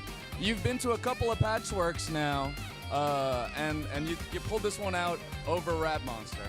Can you tell me a little bit about, you faced Moth earlier on, and it felt like people played pretty good against you, but also you're playing great. The Moth set, honestly, extremely stressful. Extremely stressful. I was like tense the whole time. Also felt a little weird, but I think it was like, I'm trying to get into the groove of top 8 playing. It's like it takes a little bit sometimes. What's different? It's just, there's just more on the line. It's more intense than just being like on a side and just playing, or like being off stream and just playing a set. Yeah. How does the stage affect you? You had a crowd. Oh no, I love the stage because there's pressure to it. You know, I like feeling. I like the stress. Even though I was stressed, I like the stress. Thrilling. You know, it's thrilling. There's nothing. You know, I'm blessed that I can do this and travel and keep playing. Feeling these types of feelings, you know, it's nice. Pushes you to your limit. Yeah. And you're traveling a lot now. You're reaching new heights with your play. You're reaching also events like crazy. What's next for you? I'm gonna be at Evo for Rivals. I don't know. Yeah, I'm nasty, but I don't know if I'm gonna get top 8. I really want top 8, but I don't know if I'll get top 8. I have to grind when I get back home. But then after that, I don't know. I think it's Gommel. It's like I know for a fact I'm going to Gommel, and then I'm going to. I'd have to look at my phone. I keep forgetting, but that's for sure. Who are you going to beat that you're not supposed to beat? What, at Gommel or at Evo? I think maybe Gommel, but in general, just like this year in Melee. If there's one person I haven't beaten yet on LAN, it was the guy who didn't show up. Are we talking about Shopify Rebellion Zane? Talking about Zane. Little bastard didn't show up. Dodging. He's dodging me. But he won't be able to dodge for very long because you're going everywhere. Yeah, I'll be at everything. We are going to congratulate Salt for an incredible no sets dropped Patchwork.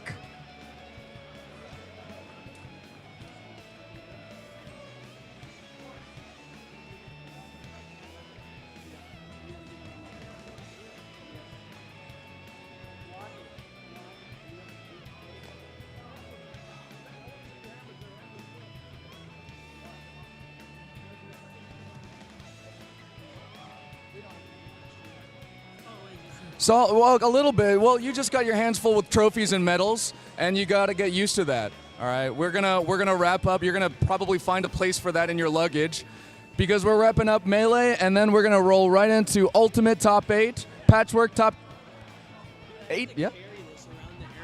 Like how the fuck am I allowed to curse? I don't care. How the fuck am I supposed to put this in my luggage? How the hell do you do that?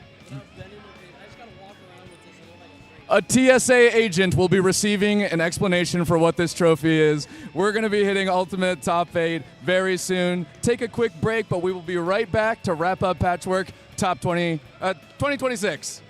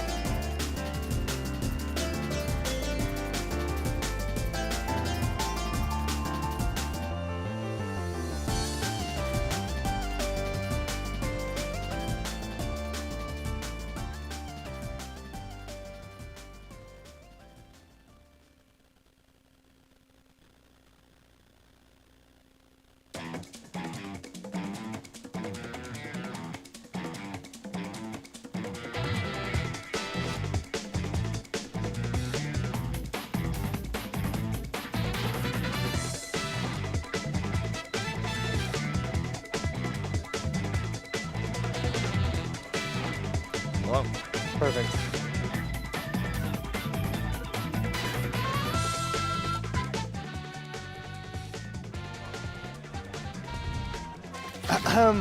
On behalf of BuddBuds, the Patchwork team, and the North Carolina Super Smash Bros. Ultimate scene, we would like to congratulate you on this monumental victory at Patchwork 2026, a love letter. That is the note on the trophy that these players will be competing for in this top 8 as we proceed, and it will be casted by me, Finesse, joined by Nerf. I'm very excited to get this going on with you. Hell yeah. I mean, I'm super excited. Obviously, this has been an amazing tournament. We have our top 8 finally slotted together, and the tapestry of Patchwork is starting to stitch itself together a little bit. We're finally seeing what lies on the horizon. We're starting off with a pretty nice set. We've got Ploopy versus Louis Money, all the way from the West Coast, and this one is sure to be an interesting one. Both of them having to make this loser's run, and this is where things get really tight. So Louis Money obviously had traveled a long way to be here. He is looking to fight as hard as he can, but Ploopy definitely has a lot of people behind them. So I mean, we're gonna have like a lot of the localities kind of putting their support, and that might actually give a big difference. And before we get it cracking on this next set, we're going to throw it over to our beautiful MC, MF Joe, to let us know what's going on. All right, Raleigh, North Carolina, and everyone watching at home, are y'all ready for Ultimate Singles Top 8? That's right. We have some amazing action coming up for you, and we're getting started with 2 of the best players in NA. Starting off with the greatest Palutena in the world, Louis Money! And his opponent, fresh off a win at Afterglow, give it up for Ploopy!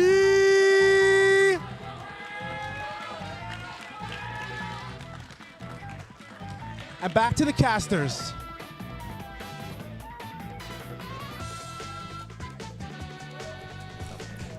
All right, shout outs to MF Joe doing the MC work. Love to see it. A caster, an MC, a multifaceted talent. What can you say? Hey, this man can do it all. And I'll tell you what, these 2 players were so ready. They were sitting down at the setup before they even got introduced. I love to They're see ready it. to scrap. It's going to be bare knuckle brawling. I'm excited to see what Louis Money has. Ploopy making a great run, the 11 seed, representing here in top 8. Absolutely, and we've got Palutena versus Game & Watch here on Small Battlefield, pretty neutral stage. But I think with all of the stuff that's going to happen here, and yep, we've definitely got the up air, and still waiting for one of these, something to hit Louis Money. Honestly, he's looking pretty good. Hey, before we could even rip the seal on this set, we got a lot of damage tacked up onto Ploopy. 61% in the blink of an eye, as Louis Money is going to continue to push this advantage. Ploopy stuck in the corner right now. Very, very solid pressure for Louis Money. That's going to be the name of the game, right? Louis Money can impose his game plan very early on a set. It's going to be up to Ploopy to adapt. And Ploopy historically has had a bit of Palutena struggles, so we're going to see if she can overcome that today. Yeah, I mean, this is the tough part. You know, you have a pretty consistent character in Palutena, but the consistency of Game & Watch is there too, and we know that it's a volatile consistency and that you can kind of outmatch a lot of the characters that do some of the same stuff. The zoning kind of outzones other natural zoners, and right now, Ploopy is starting to kind of set up the stage control and force Louis Money into maybe a potential overextension. Louis Money was ready for that air dodge there, just couldn't quite find the connection. Still chasing the air dodges, but hey, there was that overextension that you mentioned earlier. Louis Money goes too far with an air. Ploopy waiting and baiting and catches him with the chair. So far, the patience winning out a little bit for Louis Money, an extended edge guard, but the Nair gets you right back in, get a 2-piece. Then Louis Money just able to reset here on the ledge, but I mean, it's so hard to pin down Game & Watch here. He's a slippery guy. Yeah, the low profiling on Game & Watch is going to be a useful tool against Palutena. Obviously, she likes to rise on those neutral airs, but a forward tilt in the corner is not going to be something you can low profile. Ploopy loses that stock. We're going to even up the stock count here, but it's still Ploopy with the advantage, kind of holding Louis Money in this corner, as he hasn't really been able to set feet in center stage ever since he lost that first stock. Ploopy's looked pretty solid. A little close for comfort with the up smash there. Not going to hit, though. Ploopy still waiting for one of these up airs to give yourself the vertical advantage. It's something that you can just keep Louis Money in the bucket. And now the bucket full. Let's see. Immediately throws it away. Yes, Ploopy immediately lets it rip. I can't imagine that'd be too strong of a bucket being filled by just one explosive flame, but a bucket's a bucket, man. Hey, you know, you got to send the message. Yeah, right? And hey, I'll tell you one thing you don't want to do with the bucket is kick it. You got to avoid that bucket. And we are still staying alive here. Louis Money at 107, looking pretty decent. I mean, some of these longer-lasting active moves are really starting to win out on both sides. You can see even on the shield, the back air from Game & Watch. Able to put the pressure on, and Louis Money losing the stock there. Unfortunate. Yeah, that pressure is very impressive there for Ploopy. Wait a minute. Nothing but a wind hitbox from that wing as Louis Money striking the fear of God into Ploopy already, looking to do some more of that, but the nairs are going to come out and immediately kind of alleviate from Ploopy. You can't keep her pinned down for too long. That's true. Still, Louis Money just having to go reset right there, and then the platform cancel as well. Waiting for the slow fall, and Ploopy able to just kind of delay the fall. Wait for Louis Money to maybe use a resource and kind of show his hand. But the patience yet again, is what I'm talking about. The classic tried and true down tilt back air. Yep, that's great timing. The patience that you called attention to is really what did Ploopy in there. Louis Money just waited and got the exact correct timing on that down tilt, but a lot of damage is going to answer right back. Ploopy does not stay down for long.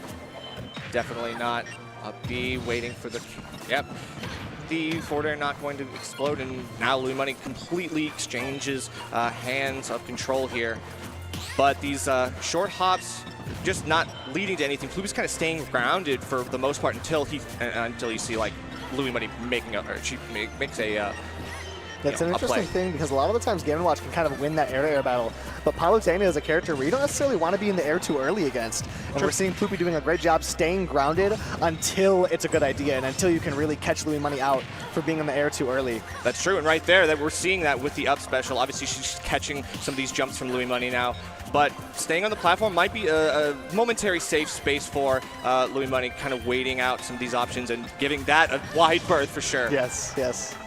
That way off stage is going to be this corner pressure for Ploopy. Louis Money's kind of gotten the most of the corner pressure so far, but Ploopy trying to flip that on its head right now with that neutral B, with the sausage in the pan. Anything to burn you, you know? Know it. Then the Nair coming in, not going to take the stock just yet. 138 though. Louis Money kind of starting to bleed out a bit. Hitting that back air on shield, still relatively safe though, you know? These back airs being placed very precisely here for Louis Money. And all of a sudden, although Louis Money's at such a high percentage, catches the air dodge and puts Ploopy on the back foot. Now off stage, trying to make their way back. Up smash doesn't connect. She's scrambling on the platform. Louis Money all of a sudden loses advantage. Ploopy's reversed it. I know, but with max rage, Palutena can be a little bit of a monster. Nair sending you far out enough that you have to reconcile with this quick bucket, but then throws it all away. Doesn't get the grab, and it's the forward tilt that's going to seal out the game. Ploopy, she made the right play at the right moment, and that's a shot calling. But in that quick scramble, when you're right on top of each other, it's so hard to know which way to go. And it really seemed for a moment like Louis Money had the right direction, right? Getting the roll in, waiting for that neutral get up. Louis Money knew that neutral get up was coming, but just didn't get the timing right, and Ploopy's going to make you hurt for that every single time. Oh yeah, you know it. But that got down to the wire. I mean, Louis Money bringing it back to a last hit situation. Honestly was on the verge of taking something. A good advantage state kind of led to that scramble at the end, but it's that edge guard that if you can't make that happen and if you can't get Game & Watch out when you know that he's most vulnerable. That's the point where a Palutena can sometimes let things slip through their fingers, and you hate to see it, but you got to come back stronger in this next game. Yeah, and when Game & Watch is down but not out, Palutena's got to make sure to kick him out. That's He's got to get all the way out of here. But Ploopy did a great job from that disadvantaged position, mixing up those timings, you know what I'm saying? But this is a spot you can never count out Louis Money in a situation like this. Louis Money has made great sets happen, some great runs against the best Game & Watches in the world. We've seen those Mia sets. We've seen those tight results. True. Not always able to bring it home, but Louis Money is always going to be a threat in a set against the Game & Watch. And if you think about it, Game & Watch is just kind of like evil Palutena. You know? The Nair's a little bit too similar here in that they are great multi-hit combo potential moves. And Louis Money taking a little bit of early percent, but not too far behind. Just looking for a grab here, running almost full stage for it, but still coming up short. The one thing I'm liking from Louis Money, the adaptation I'm seeing, is a lot more back air and neutral. As in that air-to-air battle that Louis Money didn't do the best in that game one, the back air is just going to be an auto win for you if you get the timing correct. So early on, we're seeing a few kind of mid-distance back airs getting thrown out by Louis Money, but still Ploopy's able to find a way around it. Oh yeah, but we're still trying to figure out how to punish Louis Money's platform cancels with the teleport. So far, still going to have to go back to the drawing board. Louis Money still looking for the down tilt as well, the quick high-profile over, but it's not over just yet. F tilt at down tilt. What do we got here? Yep. Fastball back air, that's the consistent stuff. But Floopy, I think that she's still hesitant on ledge, not able to really get past the wall of Palutena. Yeah, and it's not easy. I'd be scared too. I'd be super hesitant. The way Louis Money is placing these back airs, it's definitely striking the fear of God into Ploopy already. True. Watching out for that up smash. As now we're at that point. One thing that we don't see Ploopy do as much as a lot of other Game & Watches is just kind of let these smash attacks rip the high percentages. We're seeing a little bit more of it this game, but last game we didn't see very much of that at all. That's true. I think she was a lot more conservative with those in the last game, but I mean, you got to make some plays, and this is where in game 2, when you're up one game, you actually have the freedom to be able to mix up those things while you know you're strong, and you can make those risks. You can accept that there's a little bit of risk reward here. Yeah, and if it doesn't work, it doesn't work. We're back to square one, right? Exactly. It's not going to bite you in the butt too hard. True, but Louis Money working his way back from the corner, staying very patient in the shield. It's not easy to do against Game & Watch. Definitely not. You got to make sure you're hitting all the landing hits of the back air as well. Things like that just kind of extend, and it goes. And Louis Money still taking a lot of that damage right to the face. Off the top, though, you still have a lead. We just got to make sure we. Okay. Okay. Yeah. Obviously, it's Game & Watch. Obviously, it's Game & Watch. That we're not that worried. But that was a moment where Louis Money. I was kind of almost expecting like a down tilt or something like that, but it's okay. Yeah, we've seen those timings come through. It's hard not to expect it. Ooh, and that Palutena neutral air clanking with the neutral B from Game & Watch is going to be huge to get out of the corner. As that can sometimes be such an oppressive tool. Strong hit of down tilt, almost killing. Do we have a follow-up? Good timing there for Ploopy, waiting out for that first down tilt. And still barreling your way back in with the Nair. Brute force if necessary. Look at the spacing. Back throw for sure. That will do it. Game & Watch is not a heavy champion. No way. That back air in the corner is going to take it 10 times out of 10. That's now 86% onto Louis Money. Looking to kind of extend this lead a little bit. Get accordion with it. Neutral air is not going to connect. And the up smash will connect, but only with the shield. Again, it's those smash attacks you were talking about, Finesse. I mean, we definitely are seeing Ploopy a little bit more fervent with those, keeping the trigger finger ready. That'd be the 5th or 6th up smash we've seen. Make it 7. Yep. We're just racking them up right now. Make it 8. Can I get 9? We're just racking it all the way up. Patience here from Louis Money off the platform. Not going to let anything swing too early, and that's exactly why. Eventually, you're going to catch Ploopy overextending, and you're going to make her pay for it. Off stage, it's going to be the back air. That bucket hasn't been too much of a threat. I think Louis Money knows that, and that's why he's comfortable sending out these explosive flames. Yeah, and I think we just want to get rid of it. We don't really want to keep the full bucket just because you want to be able to keep that option to negate some of these explosive flames or otherwise. And so far, that's been really good. You don't expect Louis Money's going to jump right into it, but hey, if he does, it's nice. Right, yeah, why not throw it out? It's one of those things, no harm, no foul on that. As we're seeing those back airs that are becoming more and more effective for Louis Money, but hey, Ploopy's just going to break right through the wall, hammer and chisel. You know it. All right, still quick fast fall fair. That's enough to do some of this stuff. The empty hops have been good in mixing up the timing, keeping Ploopy on her toes, unable to really pin down what Louis Money is looking for at any particular point in time. Ploopy has had a very fascinating spacing when she's off stage, and it makes it really hard for Louis Money to get punishes off of air dodge reads because she's just kind of an awkward distance from the ledge, and it's too far to down tilt and too close to feel comfortable back airing. Yeah, Louis Money just can't get these confirmed that he's so used to getting. That is true. It's that uncomfortable mid range that I think is really difficult for a lot of characters who are really good at that extremes. Palutena obviously can close range scrap, but you don't really want to do that with Game & Watch unless you've got invincible frames on your moves. Unless you have one of the craziest back airs in the game. True that. That'll make you feel pretty comfortable taking those air to airs. And now I'm going to be interested to see how Ploopy can kind of find this adaptation, because you called attention to the effectiveness of Ploopy's ground game in Game 1.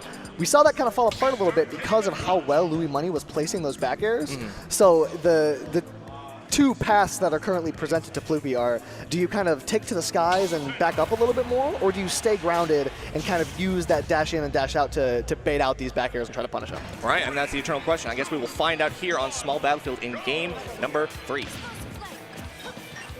Game 3 is where you make the money. We're tied 1-1 in the series. Yeah, this is the break point here. You got to make a big difference here. Set yourself up for the rest of the set. Best of 5, no chances lost. Triple roll from center stage gets Louis Money into the corner safely. A couple of forward airs are going to make that safety even more secure. Back air's coming out, and that's what I'm saying. That little drift that Ploopy does makes it that much harder for Louis Money to punish an air dodge. Exactly. Slower airspeed characters, I mean, you've got to be ready for it. You've got to know that you can find them in the middle ground, especially when they have disjointed aerials like Game & Watch. It's really difficult. Yep. Man, when it's Game & Watch's turn, that pressure is just so overwhelming. Up smash, Yeah, wait a minute. No, that was the right play. To just back off and say, okay, I'm going to throw something out. I know it's not going to connect, but at least it gets me from the roll distance that I'm also tempted to go for. And I don't mind that from Louis Money. We haven't seen those strong, aggressive options that Louis Money could throw out, and he's feeling himself a little bit. The smash attacks are coming out in full swing. Yeah, you got it. You got to kind of match that energy that Ploopy was bringing to the last game. She kind of put that card on the table, and he's got to call. Yeah, maybe you can't totally match the volume of smash attacks, but perhaps you can beat the quality. Connect with a few extras. The back airs aren't connecting. The up air threatens to do so as well. Okay, and Ploopy, again, the micro spacing to just narrowly avoid so many of these kill moves has very much impressed me. And that's, again, you know, with the lower airspeed characters, you have the freedom to kind of do that. You don't have as much margin of error, but it is what it is. Right. Explosive Flame trying to pressure for Louis Money, but he gets himself back through Fire and Brimstone, trying to find this forward air. The back air won't suffice either. Jab in the corner, we're at 130, yeah. For sure. That's going to do it. With all that rage, you know, Palutena going to get something for it. Now we get down throw, back air, the classics. Looking for maybe more of a vertical combo, but Ploopy doing the right thing. She's just going right back to the platform, trying to reset. Patience off stage here. Speaking of resetting, Louis Money would love to do that right now, but off of a regrab, very smart to go high. Yeah, you know, that's the thing where, especially if you're going for the chef, there's not a lot of verticality on that. You don't get a lot of options, so Ploopy, you know, she kind of committed. Yeah, Palutena, one of the few characters with options after a regrab. Yes. You know what I mean? You can grab the ledge, but you can also find yourself on a platform where you can teleport grounded, and really Ploopy just has to hard guess which one Louis Money is going to throw out. That's true. Just being ready for the 50-50s and the others. I like the center stage pressure here for Louis Money.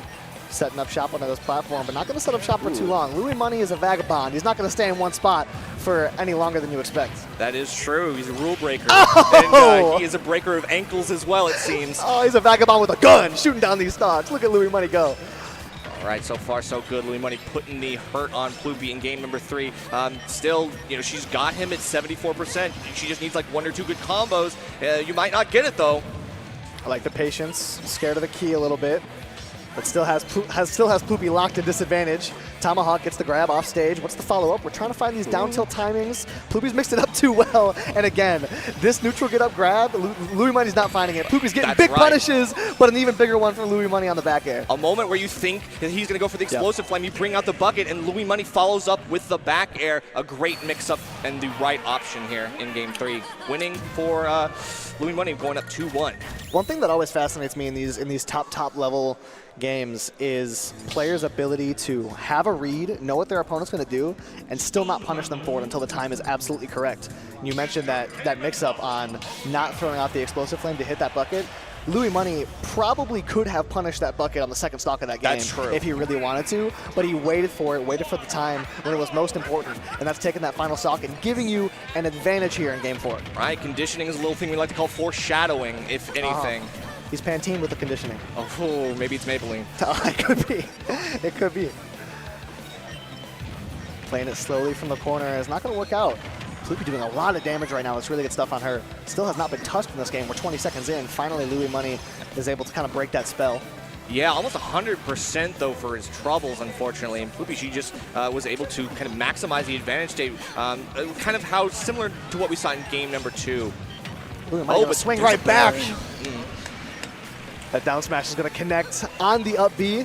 Immediately, once Louis Money started to catch some momentum, Ploopy was able to shut it right back down. So Ploopy definitely with a command over the pace here in game 4. Right, and that kind of punishes Louis Money for going for a more grounded gameplay. You can see now he's having to just empty hop the entire time. Cannot let that happen again. Yeah, this is a spot where both of these players have been finding success when they are able to stuff out a jump. Yeah. And now that Louis Money has a deficit, it's going to be a lot harder for him to force Ploopy to jump. Ploopy can just stay grounded until Louis Money is finding himself approaching from the air, and she is punishing that really, really well right now. Okay, but the smothering playstyle at the ledge for Ploopy is not going to work out forever. Louis Money kind of barrels back in with a get-up attack. Now we're still stuck back on ledge. Chef's starting to do the work that you need. Can we get that back?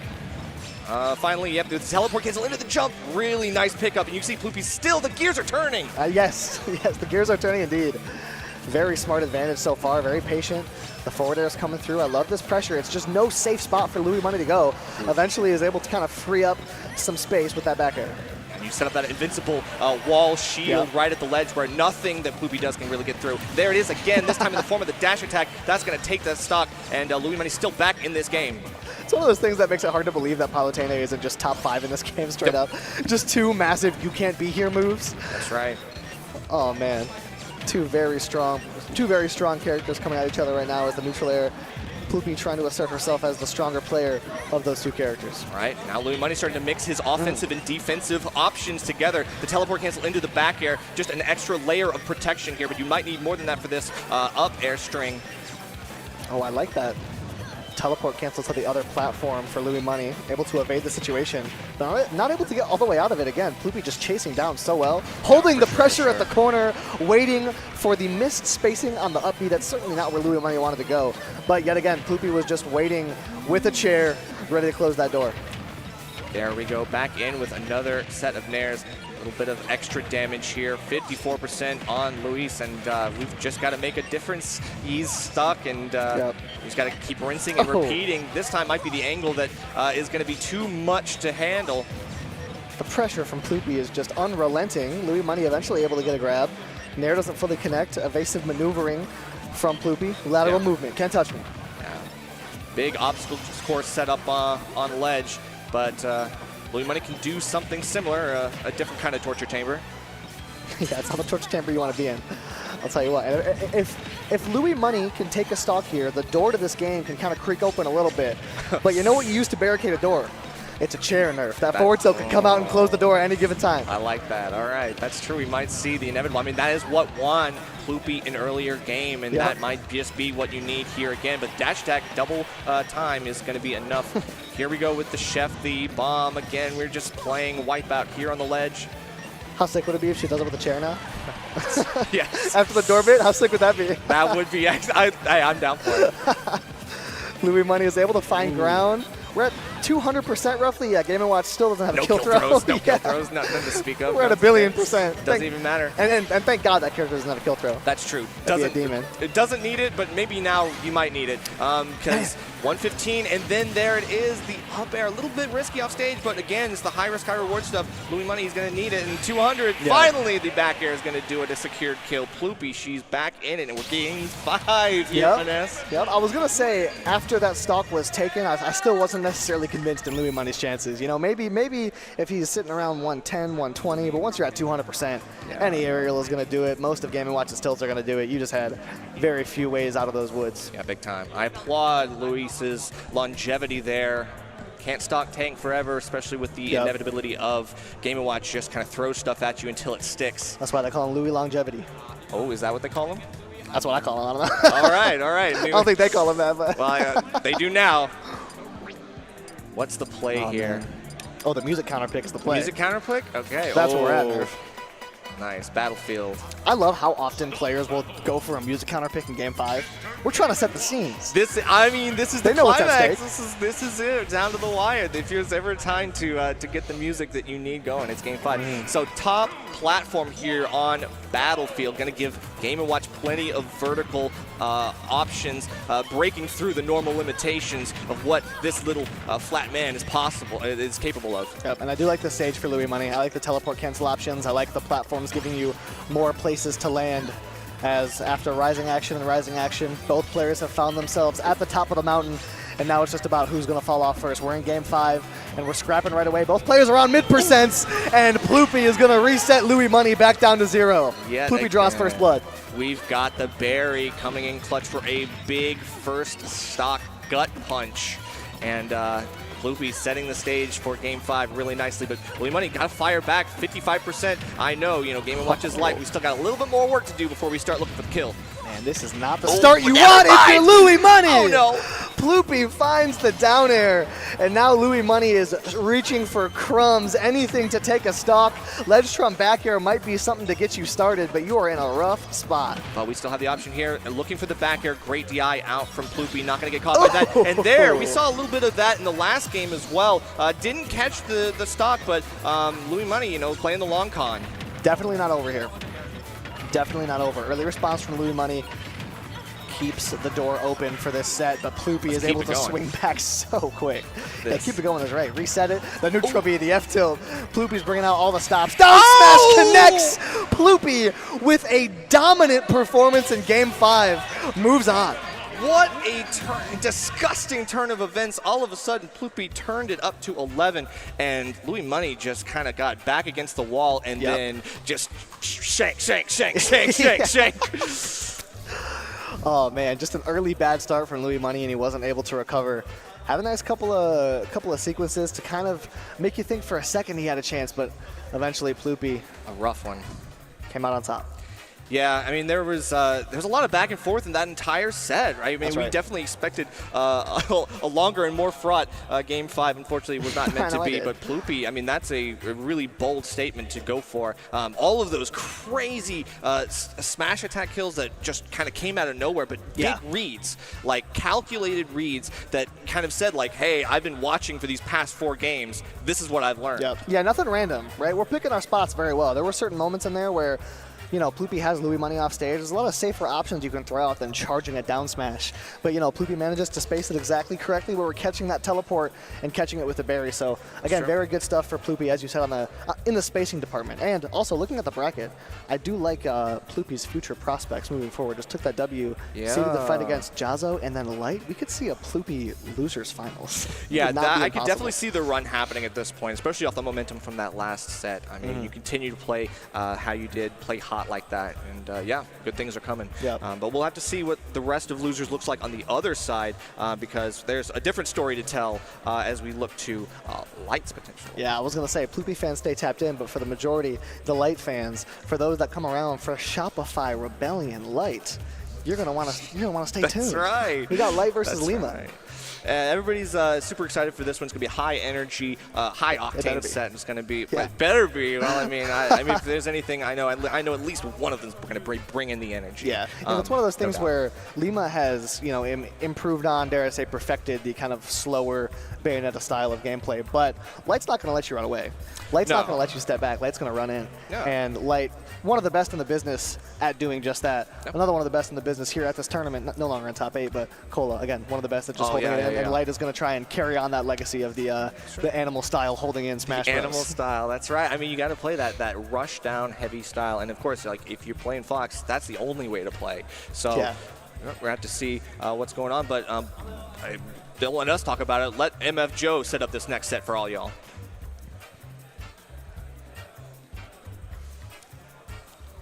And we're with our second set of losers top 8. This one's going to be a beautiful high-octane match. Let's get started with one of the best Bayonetta players in the world. Back at Patchwork after a great showing last year. Give it up for Lima!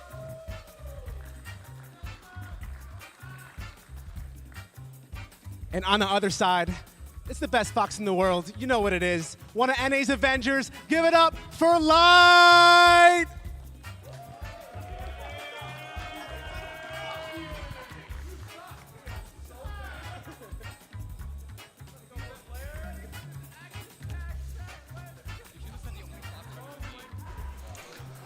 Light feeling confident, man. Look at that. Light playing to the crowd a little bit, telling them, that's what I thought. You better make some noise for us. That's right. I mean, hey, you got to support the boy. He knows that he's definitely one of the fan favorites for this bracket. Everybody loves to see what he's bringing to the table. Everybody loves to see a good Light set, and we're sure to have one here coming up. Obviously, all the way from the place up in New England. The place that Light's from? Yeah, the place that Light's from. You know. Connecticut, anyway. Connecticut, New England. I saw earlier the overlay when Light was playing Jazzo. It was Light from Connecticut, Jazzo from the U.S. From the U.S. Oh, just Yes. generally. Jazzo putting the whole country on his back, and he did just that. You know what I'm saying? Meanwhile, Lima coming all the way from Texas, one of the farther travelers, definitely out there with Ploopy from Kansas. Yeah. We're getting a lot of like mid U.S. representation in Patchwork, which I'm super excited to see. It's getting bigger and better every year, man. Yeah, maybe patching together different regions. That's all right. coming into the same tournament. That's right. It is a very patchwork group of states that we have. Yes, I agree. I know It's exactly what you're talking like about. a flag or something like that. I don't know. I'm with that. Metaphors. A kilt, perhaps. And stuff like that. Anyway. Quilt. Which one's a blanket? Quilt. Which one's a blanket? Okay. That's It's a little bit. That's like patching together different states. A little revolutionary. A nice war blanket era. of a tournament. You know what I'm saying? Oh, okay. That's. And this tournament's ball heating knower. up Ball as a knower. blanket would. You know what I'm saying? That's right. Ball knower. Ball knower. I know that guy. Ball? I know that guy. You ever meet someone with the last name Ball? Yeah, actually I have. Yeah, me too. Me too. Good people. I'm a ball Good knower, people, I those guess. balls. I guess I know some ball. I do know 6 lovely balls. All right. So, all right, we're gonna kick it. Let's get this light set going on in just a second. Who do you think is gonna take this one? I mean, I do think I would generally side with the seeding here. Light coming in as the 1 seed, dropping a set to Jazzo earlier on, in a surprise.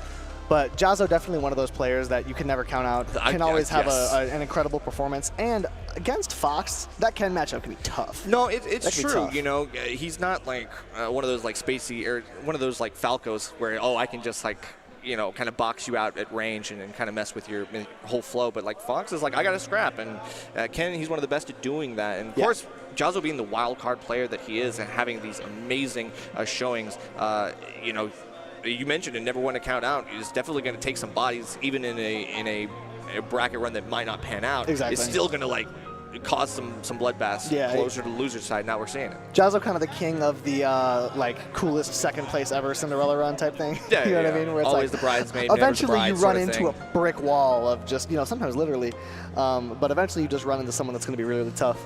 And we'll get into that Jazzo storyline later, as Jazzo got thrown to the wood chipper in this top 8. First ever winner's side top 8 at a major for Jazzo. Yeah, it's huge. Notably. Love to see it. I mean, this is the chance to make history, for yourself at the very least. But I don't know. Specifically talking, I guess, about the Fox Bayonetta matchup.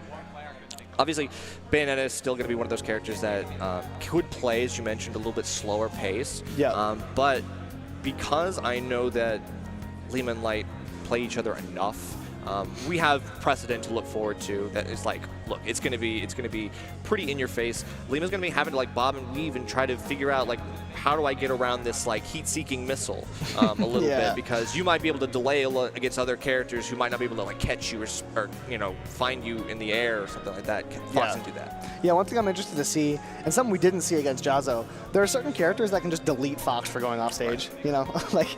It's obviously the downside that people talk about when mentioning Fox, and specifically Fox's place in the meta, is that he's just so volatile, because when he winds up off stage, there's just so little he can do. And Bayonetta, one of, if not the best in the game at just punishing that super early, probably not the best, but one of the best characters in the game at going off stage and punishing Fox for making a mistake off stage early on. So that's going to be something that Light is going to have to really think about avoiding, more so than he did in his last match against Jazzo, who really can just maybe go for a 2-frame sometimes, but Ken kind of has limited options to challenge that. Yeah, I mean, again, kind of talking a little bit about margin of error, is there's a lot less here for Fox in this. You've got more precise timings. You got to make sure that anytime you're off stage, you got to make every shot count. You got to make sure you're illusioning right. You got to make sure you are the shine fireboxing right. Exactly. Slow follow when you can, and then just kind of do what you got to do. Word from production: we introduced Lima. He sat at the set and then went to the bathroom. Oh, thanks for introducing me. I gotta go. Yeah, hey, and you know what? Give me a second. Just give me a second. All right, he's walking up now. Okay, All right, we're good. We got him. But I'll say this: most of the time I get introduced to new people, I'm arriving to a house. It's after a long road trip. I'm using the bathroom right after I get introduced to. You know what I'm saying? I guess that's I can't argue with that. Right? You've been on the road all day. Introductions. Nice to meet you. Nice to meet you. I'll be right back. I gotta. Yeah. Granted, I'm usually not getting introduced in front of you know, several hundred, perhaps a couple thousand people watching. I also don't have people waiting on me. Anyway, all right, so let's get into it. So Lima, seed 5. Not too far behind. We are in top 8 after all. And this is a loser's side, so not where we expected this to happen, perhaps, but it is what it is. Yeah, definitely at the point in bracket where, honestly, looking at bracket, I think literally anyone in bracket has a chance to win this tournament. Yeah. We're at that point in top 8, and this isn't one of those super top-heavy tournaments where once you hit top 3, there's kind of a fall-off, or once you hit top 5, there's a fall-off. I think everyone here could do it. I think Jazzo can make the run. Wrath is so consistent. Peanut and Danny both so solid. No, so, that's actually true. I agree. I think there's a lot of potential for everybody here. I think everybody has like the chance to really pop off and show stuff. I mean, we saw just in Game 5 how quickly Pluby was able to unlock that next level. Right. The same could be true of anybody else in this bracket. But right now, let's get into it. Light versus Lima, sticking with the old classic, or the new classic, small battlefield.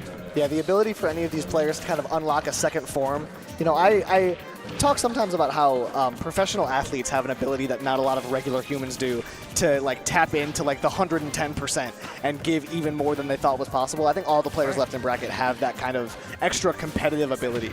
Yeah, for sure. Gonna have to unlock that right now against Light with the ledge control that he has established very quickly here in game number 1. 60%, that's not a lot, but it feels like it's a lot. And it's enough to make Lima kind of have to slowly edge your way back in. Yeah, I do think this is going to be one of those matchups where being able to rack up enough damage per opening is going to be massive. A lot of the times in matchups, percentages don't really matter because regardless, whoever wins neutral next gets the kill, you know? Yeah. And I don't necessarily think this is going to be one of those. We're going to see some nice back and forth neutral, some advantage state, apart from perhaps a nice string from Lima and offstage edge guard against Light. Other than that, I think we're going to see some solid back and forth. I agree. Obviously, Light kind of letting go a little bit off the gas while that ledge control was happening, or at least the ledge guard. I think we're starting to just kind of set up, like wait for Lima to show those like usual habits in terms of like the get up options, and then Light will be able to make that move. Yeah, this is definitely like the settling in phase, you know. Just kind of waiting to feel out your opponent. Both players kind of going with like the bread and butter, bare bones basics of their game plan, as Lima's going to win that Edgehog battle and just catch you with the foot guns, baby. Yeah, unfortunately we didn't see like the potential reflector there. I mean, you know, might have helped save him, but Light, still it's a risk, and you gotta take and hedge your risks when you can. The Stiletto Berettas coming out in time to take that stock. Light is going to be... This edge pressure situation is going to be so tough for Light because it's so easy for Lima to find reversals and be patient off stage and really make Light pay for getting aggressive off stage. The Shine does great work there. That was beautiful. Yeah, I mean, that did create kind of like a slippery situation down under the stage. I mean, you never know, but Lima has a lot of those resources still unburned, so did have the freedom to get back after all of that. But like, you know, kind of making you sweat there a little bit. Say, hey, you know, if you really want to fight this off stage, we could do that. Yeah, right? I'll scrap a little bit. I don't have many tools in my arsenal, but the ones that I do have are getting thrown at you at terminal velocity. Lima stuck off stage. I like the way that Light is trying to pressure this. Kind of from a distance, keeping the hands warm. Lima's going to spend a lot of time floating around off stage. Light doesn't want to stand still there and all that. He wants to play the game, so he's going to move around. He's preventing the mid-game ice out. He's completely, he's got hot blood in his veins. Yeah, I can't edge guard, so I just have all the more chances to just do hand warmers on stage. Facts. While you slowly float your way back. Like, I'll just wait. That's fine. I'll press some buttons. Like I'll fight the ghosts, and people can call me what they want. Like a teacher losing control of the classroom. I'll wait. That's right. I'll wait. I will literally wait. Kids just keep talking. They can go as long as they want. The F smash is going to hit. I thought we might have to wait a little bit longer to see the fruition come out on the plans laid by Light, but just like that, we're down. Okay. Pay your taxes, baby. I know tax season already passed, but keep yourself prepared. That was tax-free. Oh, never mind. Okay, we got something here with Witch Time. It's going to be big damage here, but it's the age-old question of we're seeing the two Bayonetta tropes back-to-back right now. It's the Bayo can't kill and the Bayo SDs, both happening at the same time right now as Lima tries to clean up the stock and not allow Light to extend his lead too far. I know it. And then, again, you just like hang out center stage. Like, that's fine, Lima. You can come back. I'll let you play the game a little bit. I'm not in a rush, and I'm not really in that much danger unless I feel like I've got a very difficult disadvantage state here. Light, by the way, was real close to killing himself with that side B. I don't know if you caught that. But that side B in the glass, it shifts you backwards a little bit. Yes. So that was a very close call for Light. You know, obviously he's keenly aware of that. That's not going to happen too often to a guy like Light. As he's tacking this damage up, man, 67%, even more, 80%, 154 off stage. We might even be out of up till back air percentage with Light being, or with Fox being so light. I don't know how Lima finds this kill. But at the same time, like look, full rage on Fox and Bayonetta, like you said, is very light. You know, I think anything could happen. You just need one opening, and there it is. Back air ledge, that gets the kill screen, takes it all, and Light didn't even lose the second stock at high percent. You talked about it, Bayo can't kill. We are unfortunately seeing that happen in this first game, but there's more to come. Yeah, I kind of called attention to the volatility of Fox earlier, and that's something that we're going to see really decide whether or not Lima wins individual games. Does the volatility swing in Light's favor, or does it swing in Lima's favor? And the offstage interactions to lose early stocks versus the survivability and the mobility to live to 150. Which one is going to come out on top? That's what decides the set here. I mean, I think it's also going to be the balance between how much Lima actually makes these plays and how much he waits for Light to potentially misplay something. You're trying to wait for him to kind of make his own grave, and that can be viable in some situations, but I mean, Light's a careful practitioner. Yeah, and we saw earlier when Lima was off stage, especially there was one interaction, I think, on second stock left side of the stage. Lima was just kind of floating around, throwing out aerials, regrabbing ledge and sharking, waiting for Light to bite, and then he did, and he wound up off stage for it. And then for the rest of the game, Light basically stood center stage whenever Lima was off stage, said, I'm not even going to play this game with you. I'm going to wait, I'm going to make you come to me. I know I can beat you on stage, so I'm not going to play the game off of it. I mean, that is very true. If you don't feel like you gain anything, or the risk is just not worth it at the ledge, then yeah, all I need to do is just kill you on stage, and that's it. Very much true, and that's what we're going to see more and more as this matchup goes on. Nice grab in the corner there. Lima putting together a little three-piece. No biscuit, though. Fox is able to get his way back to ledge. Okay, no biscuit, but it's still very dry. I think we've got a little bit more. I don't know, 44%. There's not much. Up air not going to connect. I like the evasiveness for Lima, but might put yourself in a rough spot here. Stuck in the corner. Let's going to walk up and catch the ABK with dash attack. That is a great tool that Light can have in the back pocket there. Yeah, I'd love to see a little bit more of that as this game goes on, but things can change very quickly. But what hasn't changed so far is Light's dominance of the stage. I think Lima's starting to claw some control back, but now we get something on the platform. This could be a viable option. Fast faller means that you can't get too much, but at least Lima's getting some more damage closer to a kill. It's a great Firefox angle there from Light to be able to kind of avoid any further pressure. 131 off stage. Again, we find ourselves in the situation. Lima wasn't able to find a kill, and that was really what did him in at the end of last game. Similar spot here. How do we find this? 131. Light's got you kind of in that confirmed percentage, waiting, trying to wait for an air dodge, but it didn't come out. Yeah, exactly, because you want to outwait that quick frame window where you get the special air dodge. Yeah, and it's so scary to let that up smash rip out of shield after Lima lands with that nair, because it's minus 20 billion if you miss it. So you have to be careful with when you throw it out. Exactly, because you definitely don't want to up smash bats with it. You do not want to do that. You have to be sure it's going to hit. There we go. Right? Okay. There we go. Yeah, with it's like plenty of time. Honestly, that's up air being witch time right there. So a lot of time on that. Yeah, it gives you ample opportunity. We have another down air, no follow up though. Light not pulling the trigger on these up smashes. Forced out one of those like panic options out of Lima kind of high up, but Light waited, still was able to pick it back up, but had me worried there for just a second. Yeah, you mentioned earlier how much Light was kind of like feeling things out, not really committing. Right. And we're still seeing some of that in the corner because Light really doesn't want to. It's still really doesn't want to commit to something in the corner until he knows it's going to go his way because it's just so risky. I mean, you can't pull out all your tricks in game 2. You got to wait. Yeah, right. You've got 3 really good cards. How are you going to win the Whoa! Very nice. I mean, still, again, it's kind of trying to scare Lima a little bit. Like, hey, back off. Do not do this to me under the stage. Light using Shine off stage is like a chihuahua barking. It is kind of an empty scare tactic, and if you challenge it right, it's probably not going to win. But man, that yipping is annoying, and man, it's hard to get around. It's more like a fox like screaming. Okay, I'm with that. Foxes in the burrows. Yeah. That's exactly correct. As Fox goes screaming to the left side of the stage there. Lima putting on a lot of damage, although Light's able to reverse it. Yeah, I mean, getting some quick grabs. I mean, at least letting Lima know that he can't shield as well, you know, trying to punish the defensive options. Looking for the down air, very risky. Light not going to let that slide. I like how in-game inputting down smash forces an IRL animation on Light with the same head bob. Every time the down smash comes out, it's that and head nod, got him. Everyone with intent. Yes, exactly. The FGC nod knows no bounds. That's true, it's transcendent.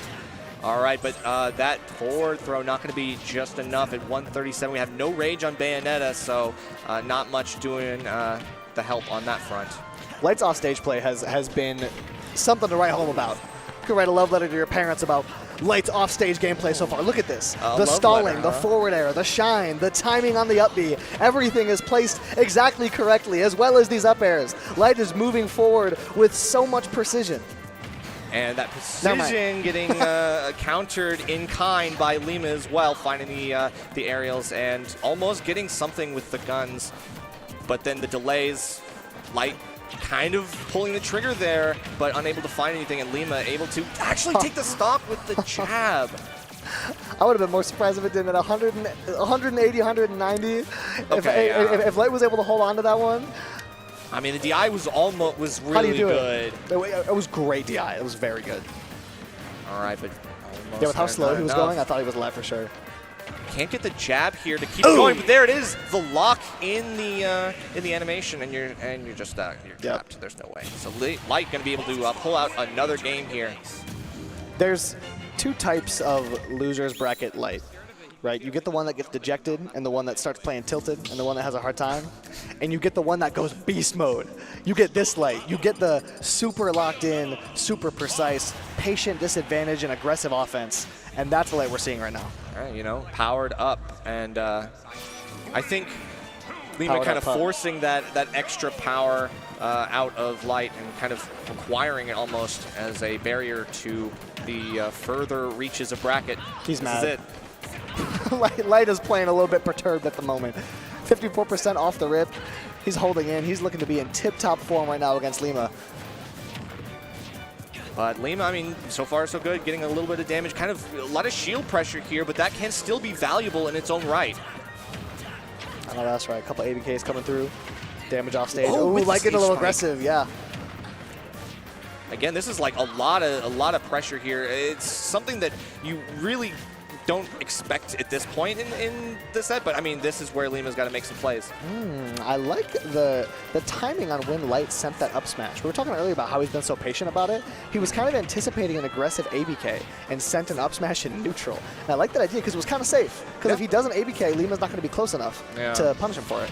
Okay, here we go. And then, waits for the shine. Good patience there from Lima again with it.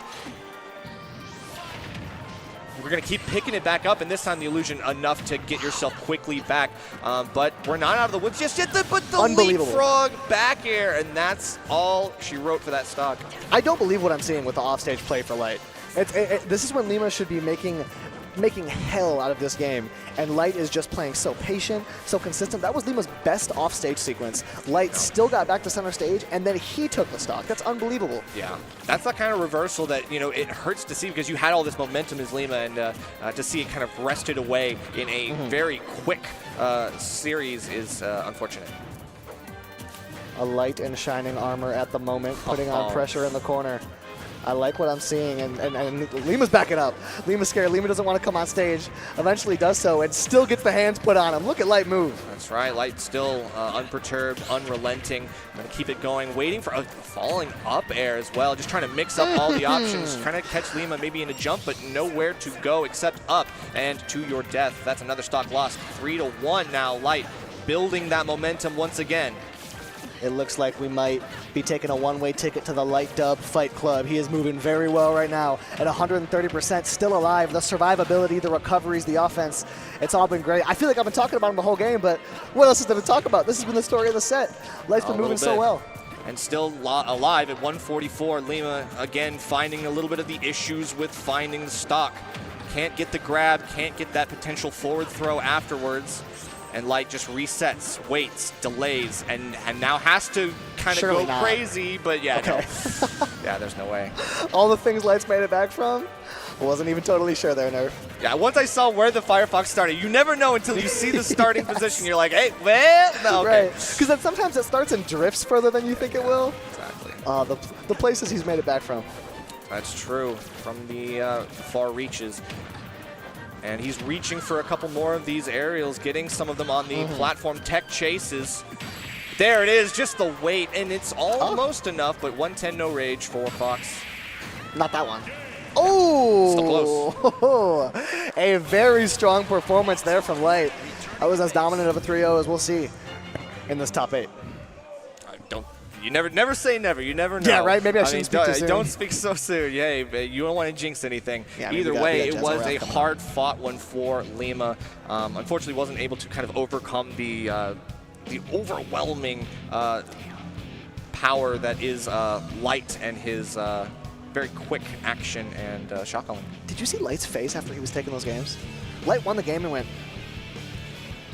A little disappointed in himself for not making it like easier or something like that. Like, that's crazy. Wow. Oh, man. See, that read to me is like, it's like, why are you even trying? Why are you even trying to step to me? That's true. He's like, you never know. Really quick, we are going to shout out to the people keeping these beautiful lights on and putting our faces on this camera. We got some shout outs to give you. Firstly, we have BuddBuds. Very importantly, Budwar, the man himself, making this event happen. Patchwork is presented by BuddBuds.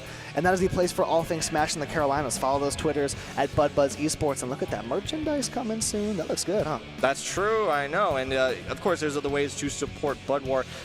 There is the local, which is the BBL here in Cary, North Carolina, down at Bad Machines on Wednesdays at 6:30. You can go check out a lovely staple of North Carolina Smash Ultimate. That's going to be perfect for all of your stuff. Every week has top talent, great production, great food and drinks from the bar, and the last BBL of every month features an out-of-state invader. So make sure to catch your NC Smash info at start.gg/BBL and get yourself one of those. Uplifting Smash over at BBL. That's right. I'll tell you that much. We have Starlight Singularity as well. Join BuddBuds in the heart of North Carolina for Starlight Singularity 2, hosted 4 times a year. Come fight nights, NC's top talent at their premier regional events. Go to start.gg/Raven. Get yourself signed up. You know, it's crazy when a lot of other regions, you know, are seeing a lack of locals or a lack of representation in Smash. You know, NC continues to kind of lead the field and having multiple options for people to kind of go out and have not only that third space, but an option to compete and actually, you know, be a part of the community. It's huge. The East Coast is moving. North, south, right in the middle. There's events everywhere, right? We got big events in Virginia, North Carolina. Obviously, New England's moving. Obviously, Florida's moving. Just everywhere on this East Coast, up and down, you got places to go. That is true. And shout out to NC for hosting Patchwork for the 4th consecutive year. It's been an amazing ride seeing this tournament series grow and prosper. And honestly, super cool. You know, NC is a great community, and it's always a great time to be here. NC State giving us a great place to make this happen. Also true. Venue's great. Yeah. A tournament doesn't look and sound and feel and play this good if you don't have a venue just as good. Facts. To allow it to thrive, you know what I'm saying? Yeah, for sure. You know, it's all of the pieces of the puzzle coming together to make this a really nice event. Definitely one that you should support in any way or come out to next year, because that's surely to be a good one. Yeah, you know it's not over. You know this ain't the last one. That's right. That's right. We got more to come. There's this story is not over, and we are just beginning our top 8. We've got 2 sets of losers that we've finished, and now we'll have to see what comes next. Yeah, 2 more sets that I'm excited to see. We are going to have Peanut and Danny, and also Wrath versus Jazzo. Yep. We're looking at winner's side. Yes, this is the winner's side. Wrath Jazzo is going to be an interesting one. I mentioned the history earlier. I think their offline set count's like 26-2. Yeah. So it's going to be the story of, you know, can Jazzo kind of flip the script a little bit, or is it going to continue to be the Wrath? This would be the Cinderella run, right? Yeah. This would be it. Like you're in winner's side. You're already set up for success, but can you break the mold in your past failures and find that success? Yeah, can you find the glass slipper of, you know, which beating Wrath in this case. That's right. And then Peanut versus Danny is going to be an interesting one as well, because I think, you know, by seeding and by reputation, I think a lot of people would favor Peanut in that set. But the last time I saw Peanut play against a wolf, I'm sure Peanut's played other wolves since then, but the last time I was able to bear witness with my own eyes was that Flash Flood against Jackal. And Jackal put the hands on Peanut. Yeah. It was a rough set. So Danny, you know, obviously a very different player, doesn't play the same way. Sure. And Peanut, you mentioned off stream, the type of player who's not going to lose to the same thing twice. So Facts. It is going to be the matchup of can we adapt. But before we get to that, we have MF Joe for you one more time.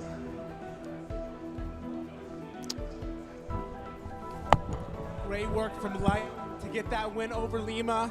And we're sticking with the Spaceys up next. We have the best wolf in the U.S., fresh off of 13th at MomoCon. Give it up to Danny!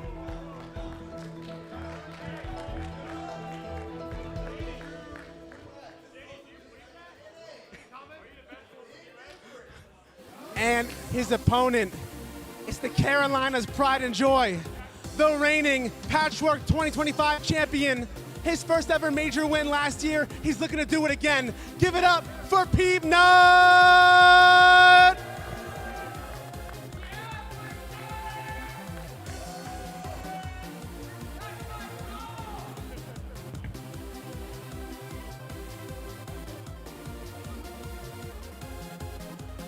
All right, you already know what it is. The crowd starting to peep out just a little bit for their boy. You know, it is the Carolinas' darling Peanut, but Danny is going to be the one to kind of show that the Invaders still got some strength here. The Invaders can really show you what's up. I mean, not too far. You heard it here first. That's the best wolf in the nation.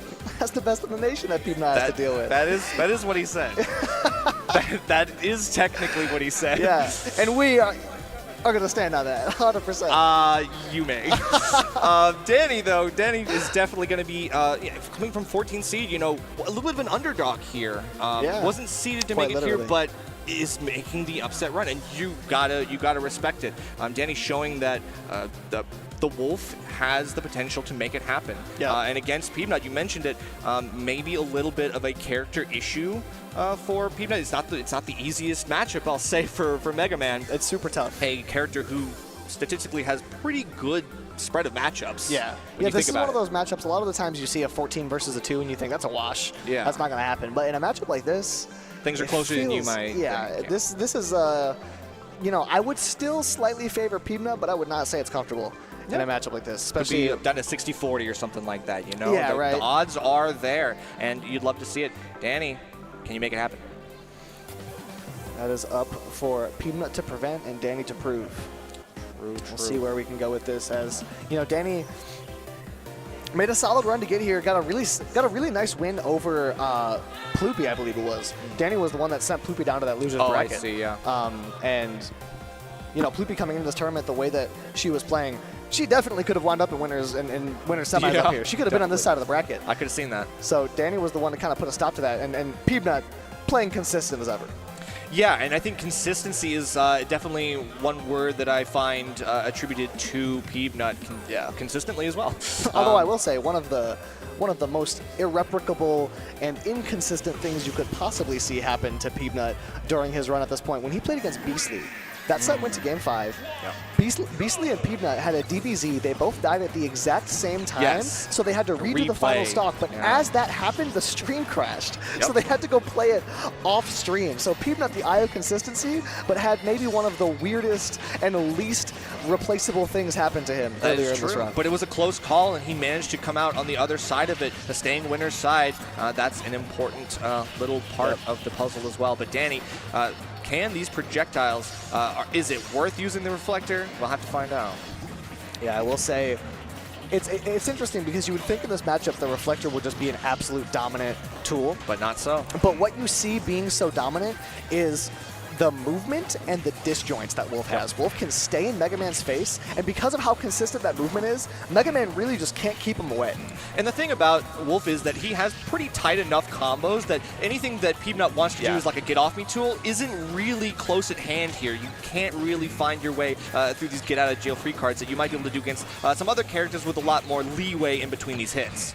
This is true. This is true. And we used to talk about kind of the bracket demon that Peanut had in Light, as Light would always just kind of shut down Peanut's runs. Peanut's been able to overcome that, beating Light at Comic Palooza 2025, I do believe. Yeah. But coming into this set, it might just be the Wolves that become Peanut's bracket demon moving forward. I know. We were talking about consistency, but all of a sudden, the complete opposite, unexpected from Peanut, but you take it on the chin, you keep it going, and you just run it right back. Danny, though, not going to take that for granted and is going to keep this momentum rolling. And Peanut took it off the chin. Now he's taking it to the body. He's taking the headshots. He's taking it to the body. He's taking them everywhere as Danny is running in, getting a lot of openings. That could have been a lot stronger. Only an up air off the punish on the whiffed up tilt. But it's still early. It's that condition. You gotta like throw out your simplest tricks first to see how much you can get away with. Yeah, Peanut often ages like a fine wine or a fancy cheese throughout these sets. It gets better as time goes on. The Shark Peabery board. Something like that. The Peep-Cutery board? The Peep-Cutery board. I was going to go there too. I wasn't sure. I had to we'll workshop it. Yeah, could you try them both? Yeah, we're going to workshop it. That's fine. Yeah, let us know in the chat. What do you think? Yeah, what do you think the bid is there? Yeah. Chat, you just let us know. Yeah. Danny, on the other hand, getting these blaster shots. I think that's what you're talking about, like a little bit of the mid-range and the far range as well. I mean, blaster giving you something to kind of force Peanut into these aerials, the approaching aerials. Yeah, and this is one of those. I don't know what happened. Did you see what happened? I don't know. This is one of those matchups where Wolf really wins at every distance. All of those little interactions go Wolf's way. We saw F-tilt break Leaf Shield. Yeah. We saw Reflector get out of up air after he already got hit by it. There are so many little things that just go Wolf's way in this matchup. It's so difficult.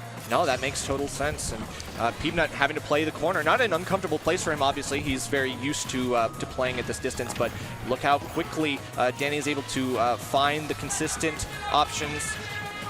Down throw, dash attack, things like that. You know, you just kind of play your consistent game, play your normal game. Don't just treat it like any other day at the office.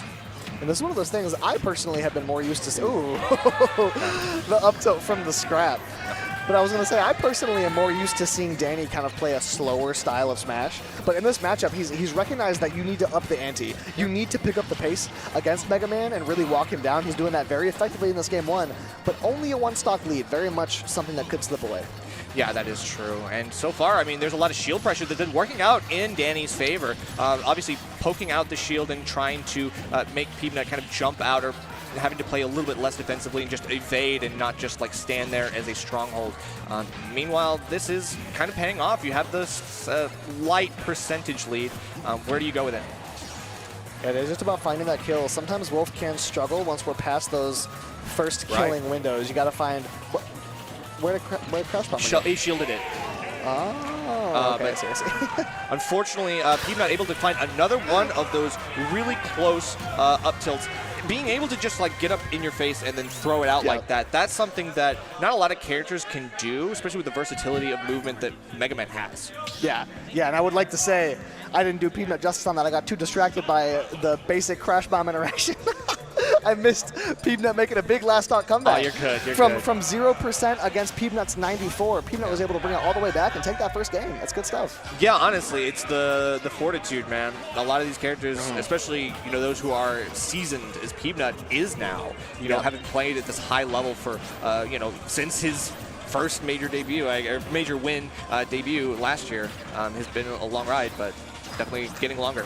Yeah, Peanut was one of those players that really burst onto the scene and then just stayed at that high level. Had that early performance, it didn't really drop off very much after that. Right. It's been consistent high-level gameplay from Peanut ever since. Right, and even those like momentary setbacks, are never really enough to kind of diminish his light, as it were. Yeah. Too optimistic, too steady-minded is Peanut. Yes, he's a Zen master, one might say. He's been training with the monks. Yeah, I might say. I would agree with that. As Danny has to play from the corner. Eventually able to find center stage and reset things here. Playing aggressive, maybe he's going to want to start kind of resetting things a little bit. I do think that Wolf Blaster has a little bit more utility in this matchup than we've seen. Maybe playing a touch more grounded could benefit Danny here, as really since the last stock began on game one, Peanut has looked to be in very good shape here. For sure. I mean, the percentage aside, it felt like that entire string was really strong for Peanut for a few reasons. He's kind of relying on some of those ranged projectiles, which I think he's able to kind of overstimulate Danny a little bit with by just throwing them constantly and alternating the angles and order. Honestly, it's been really working. There it is. Fall back air off the platform. Not going to take the stock, though. Just barely. Peanut survives. And that could make things really tough unless Danny just finds an up tilt. True. It is easy to forget that that's kind of like a mini snake up tilt. It is taking these stocks. Yeah. It's not doing it the same way, but it is taking these stocks as Peanut is able to answer back. Little Metal Blade back air action. That's right. The name of the game is always the same, and getting that Metal Blade re-grabs, just trying to mix up, get Danny to kind of hear maybe the audio cues and try to maybe use that as a way to force him to make a play. A lot of different things at play throwing Danny off. That landing back air is going to connect, but Danny just swings right back. Back against the wall. Doesn't even matter for a guy like Danny. He's going to keep swinging. Again, from disadvantage. Tech situation on the platform, get up attack.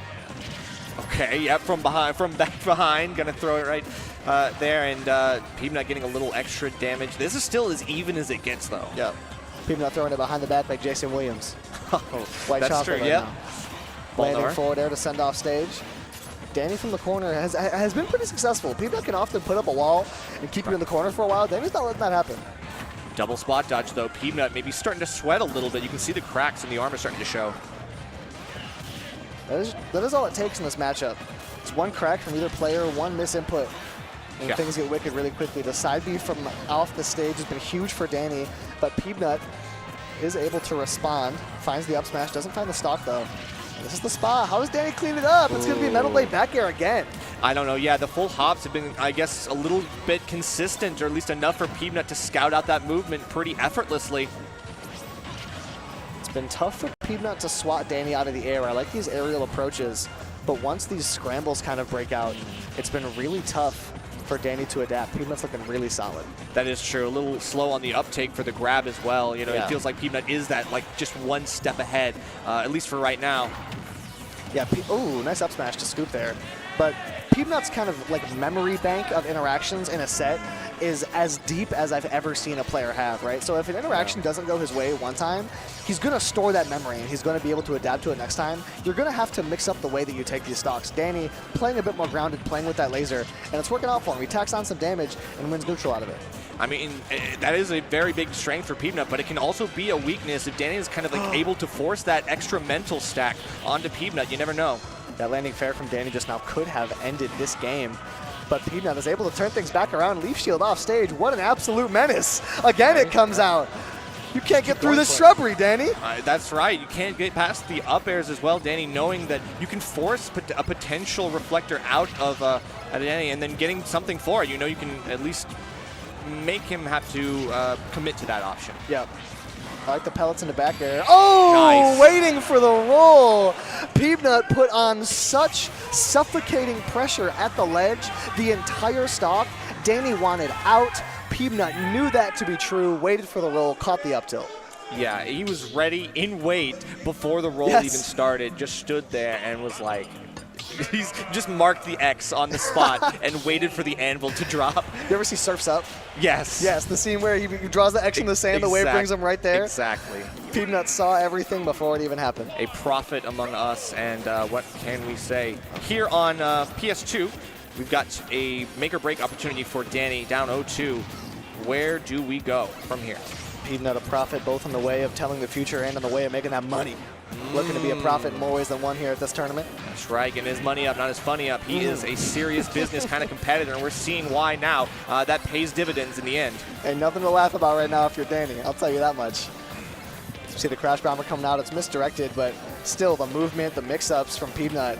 Danny is starting to look more and more like he's less a predator hunting his prey and more of a mouse on a chase for cheese. It's constantly getting pulled away from him. The fish can't get the bait off the hook. It's been tough for Danny in these past couple games. Okay, yeah, you're right. I mean, it feels like it's been a never-ending battle, and it feels like it's been Sisyphean even. Yes. It's just been every single time I'm rolling this damn boulder up the hill, and I get nothing to show for it except this T-shirt.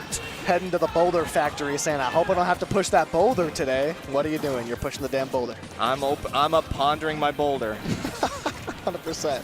But Peanut, one must imagine Danny happy. Other orbs being thrown around here, or at least discs of metal kind. We have other things to worry about, and Danny still getting hit by the whole thing and the kitchen sink.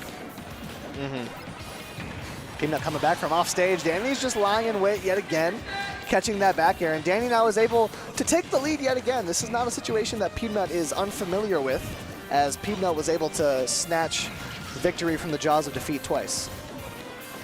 Okay, I mean, the patience now. Peanut really not taking a lot of actions. It's kind of just like standing and waiting and seeing what Danny does when faced with the daunting task of making the first move.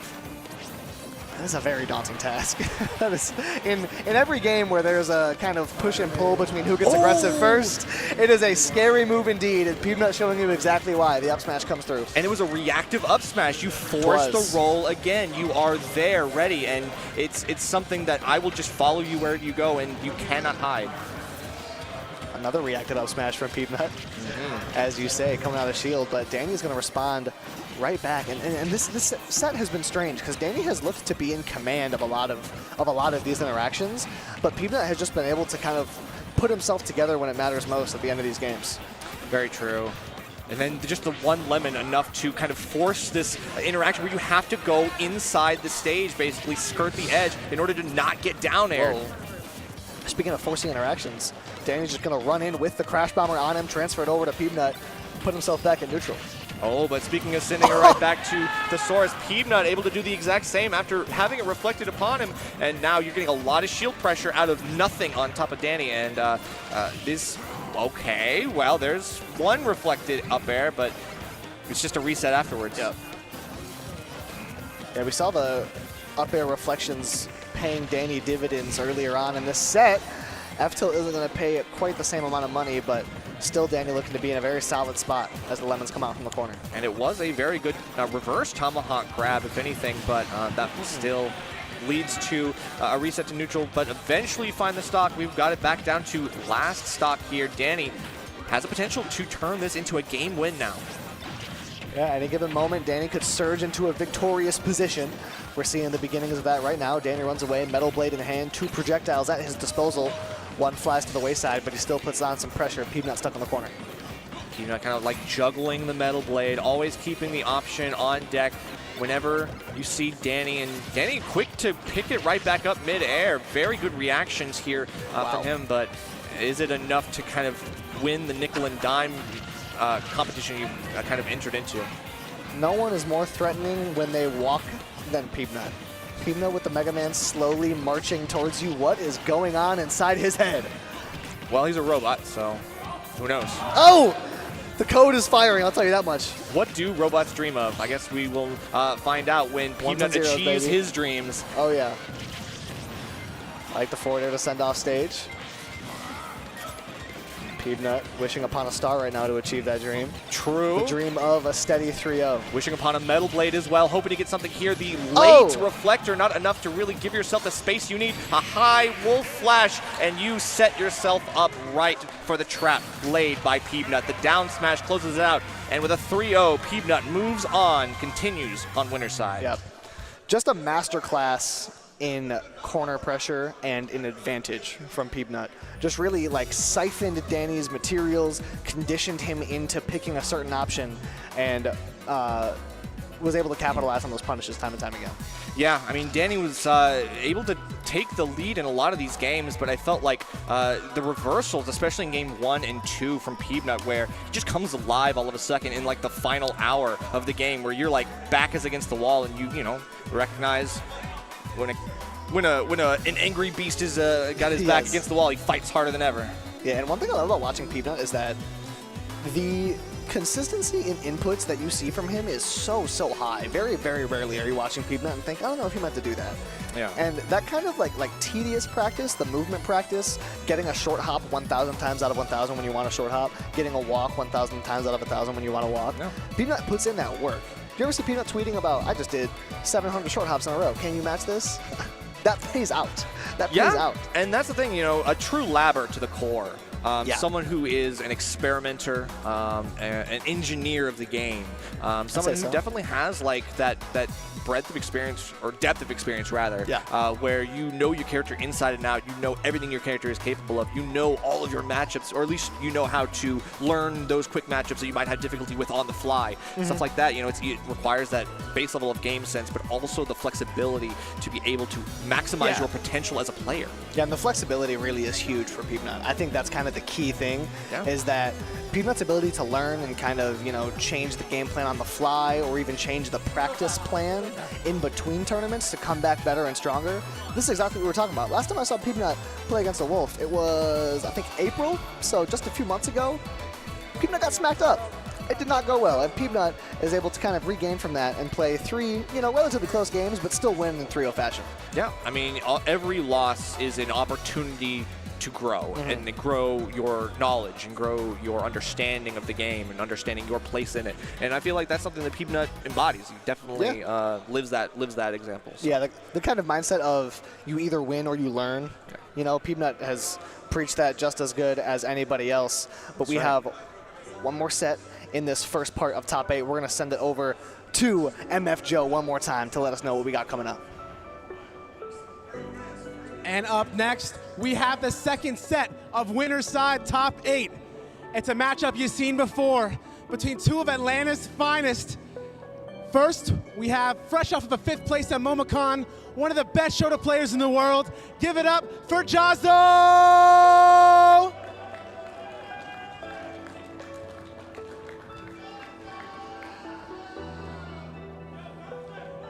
And on the other side, we have one of the greatest Sonic players to ever do it. Fresh off of a win at Cafeteria Cup Kings, give it up for Wrath!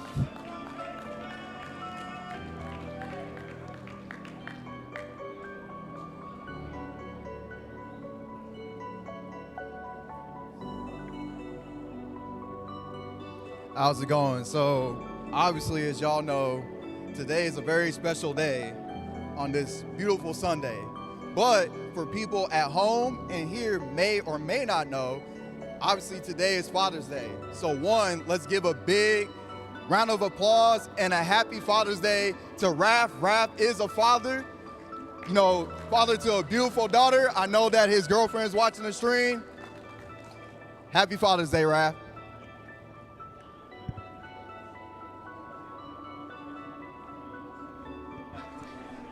Yeah, shout outs for the wholesome lore drop there. Wrath, happy Father's Day. And to all fathers out there. Shout outs to you guys doing your thing. My heart, that's beautiful. I didn't know Wrath was a father. I didn't know that either. That's amazing. I think my father might be watching. Hi, Dad. Love you. Did you get your dad a Father's Day gift? What do we get? Nothing. That's all right, but we're going to get it kicking. I'm excited for this set. I mentioned earlier these two have a very storied set history. It has almost always gone in the favor of Wrath, but Jazzo has taken a couple in solid times, and these two close friends, it's unfortunate that they're running into each other. Jazzo in his first ever winner's side top 8. He's got 2 chances at this. For sure. I mean, and we, know that these two have a extensive history. They play enough times that we can look to the body of work in their past sets, but Wrath, this is definitely a little bit favored. You know how it goes. This is a very tough matchup for the Shotos, and no matter what, it's going to be an uphill battle for Jazzo, but one that we have seen him make happen before. It's like this whole bracket has been an uphill battle, and despite all those setbacks, he continues on. He perseveres. Yep, it's one of those things where if you look at the set history, obviously it's not favorable, but as long as you have that one, it's not 28-0. It's 26-2.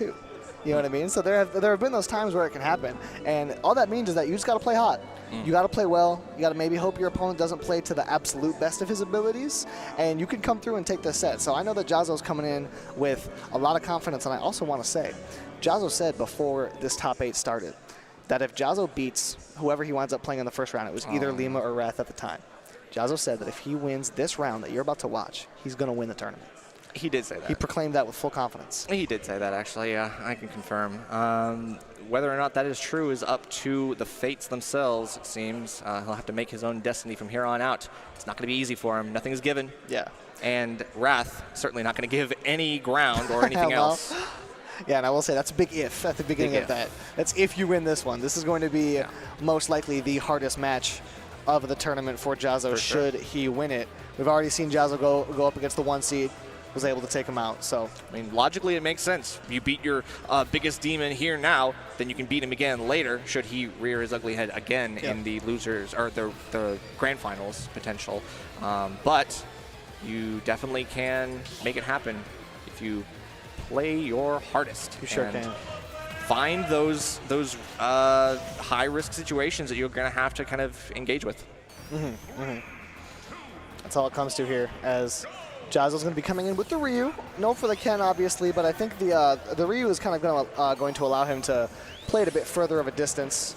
That projectile is the slower speed of that projectile is kind of going to allow him to wall up and approach Wrath from behind it. But already we're seeing Wrath spin dash right through the projectile. So you're seeing already shades of the things that can make this matchup so difficult. Definitely. I think Sonic going to be able to kind of create this space, force these ledge opportunities. A lot of the fight is going to be fought probably on or near the ledge. A lot of it might be off stage as well, but these high vertical combos, stuff that Jazzo technically can't really contend with since up air is 2 hits. Yes.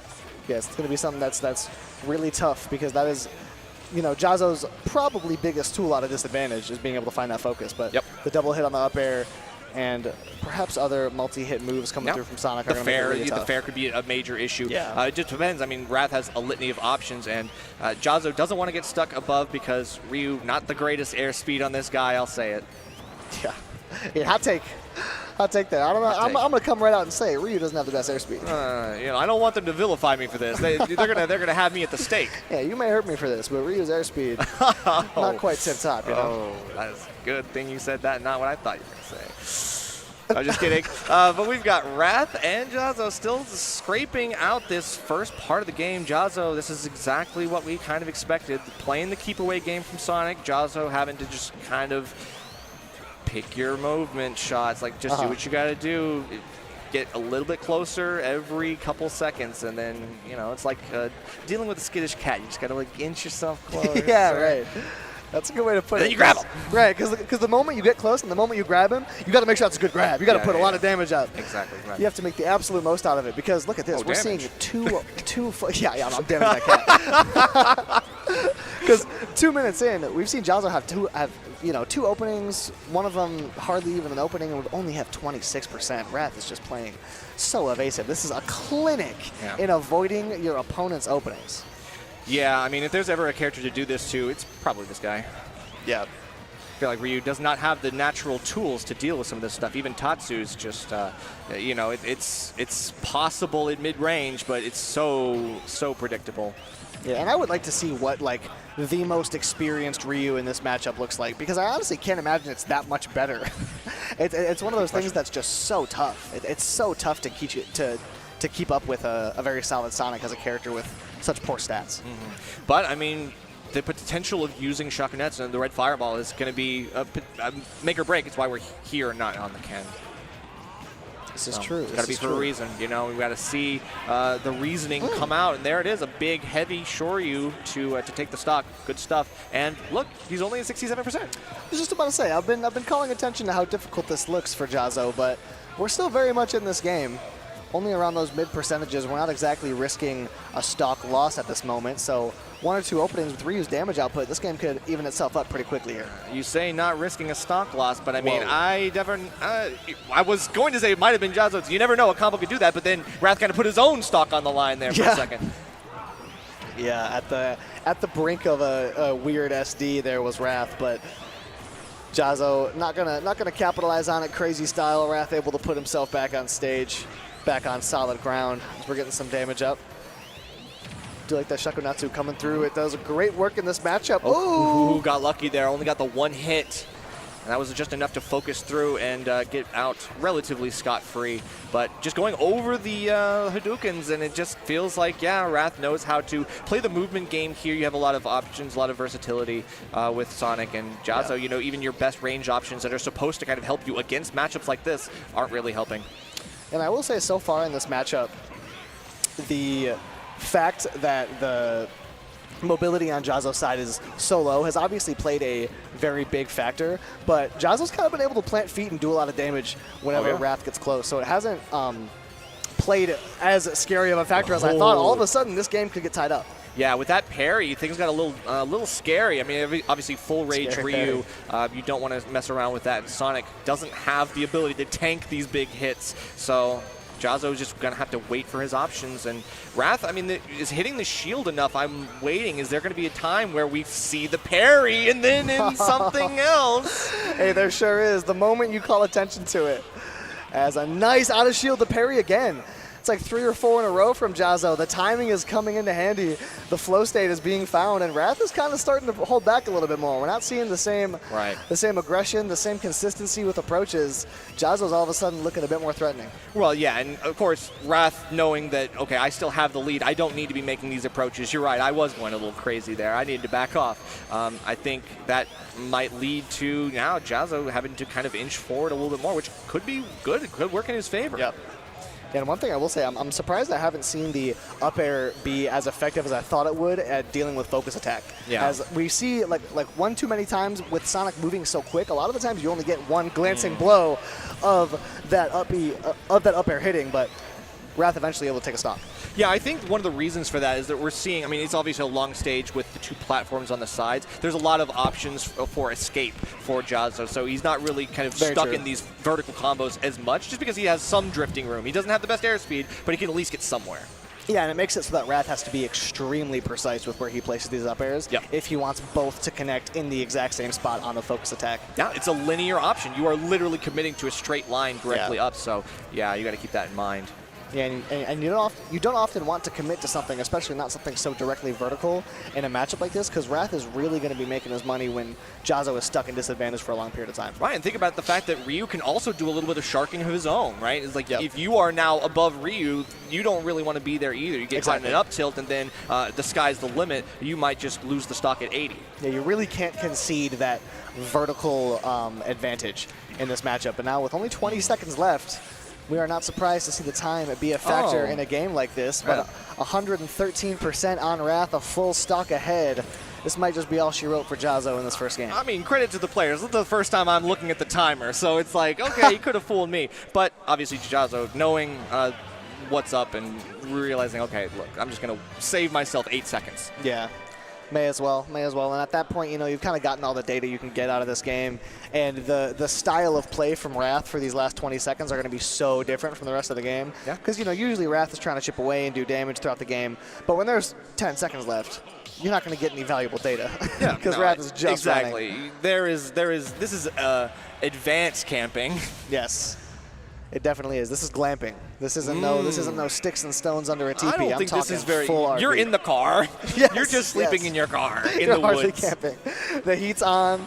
You have a full like mini griddle. You're making breakfast. There is nothing hard nosed about this camping. That's true. But we are going to go to Battlefield for game number 2, bringing in the top platform. This is Jazzo's choice, which is interesting because I would normally think that against Sonic, I don't know if I'd really want to bring in more verticality into an already incredibly vertical game plan that Wrath 1 wasn't even able to unlock much in that last game and could now, but also kind of limits your potential here as well. We'll have to see how he uses the setup here.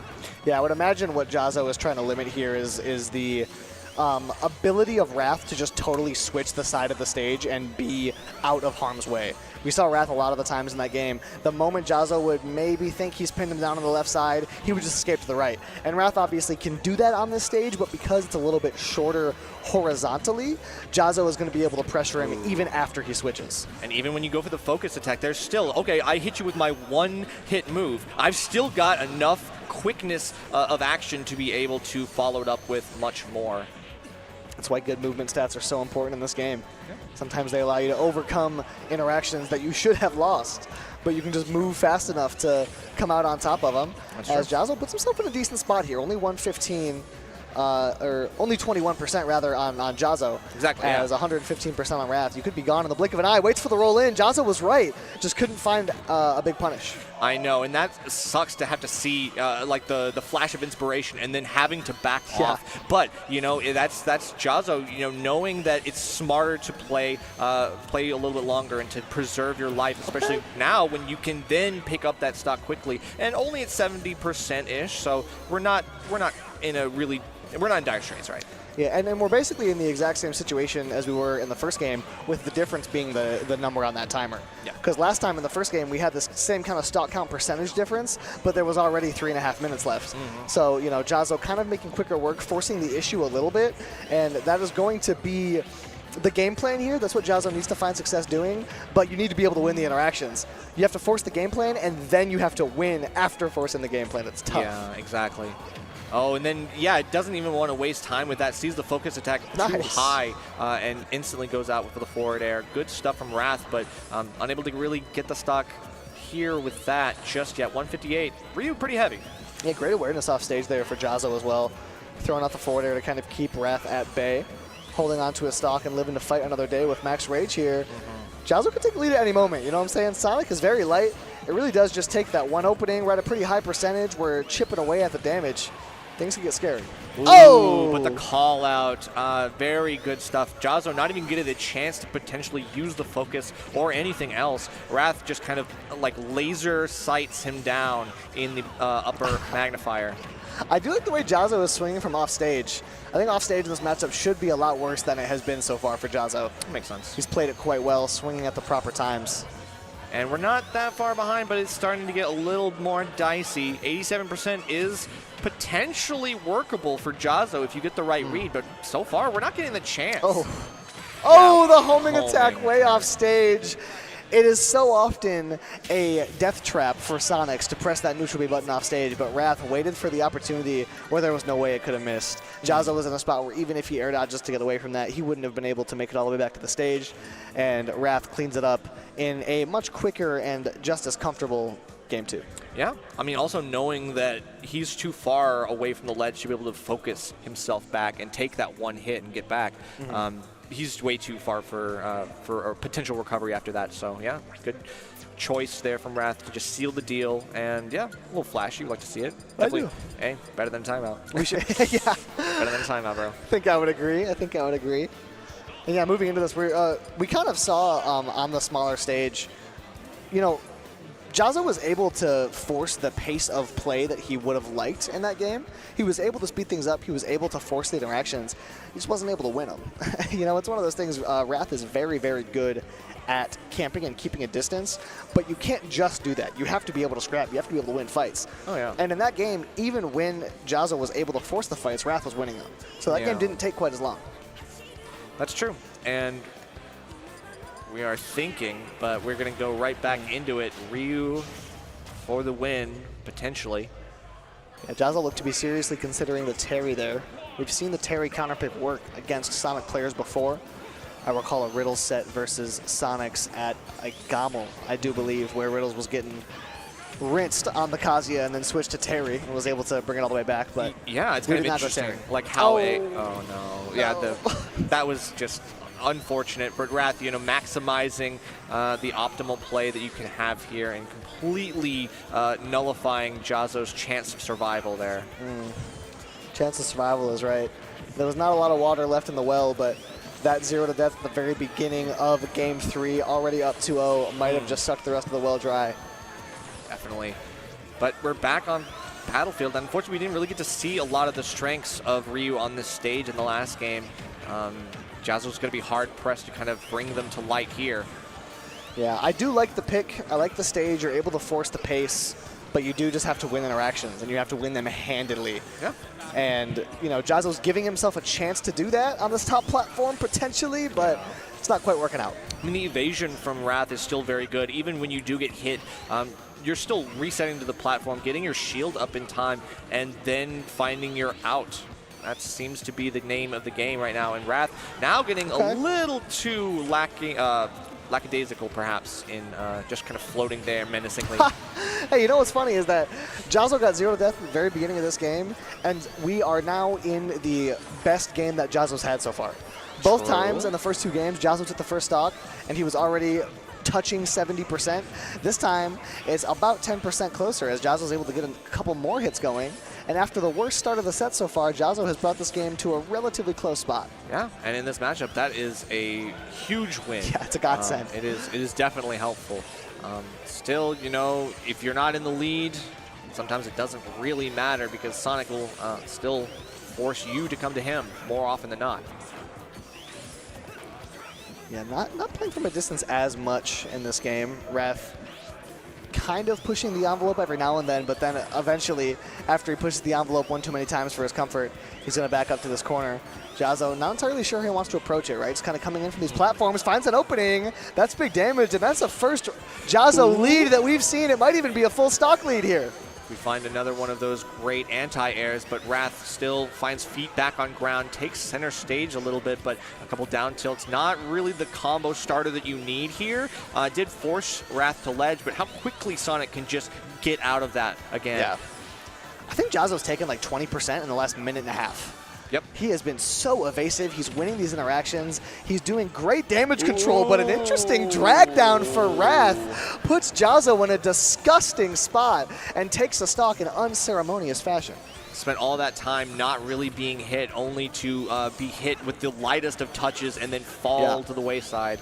Unfortunate, but Jazzo, again, you know, these setbacks, you're close to the stock here. Cannot give up the Ghost.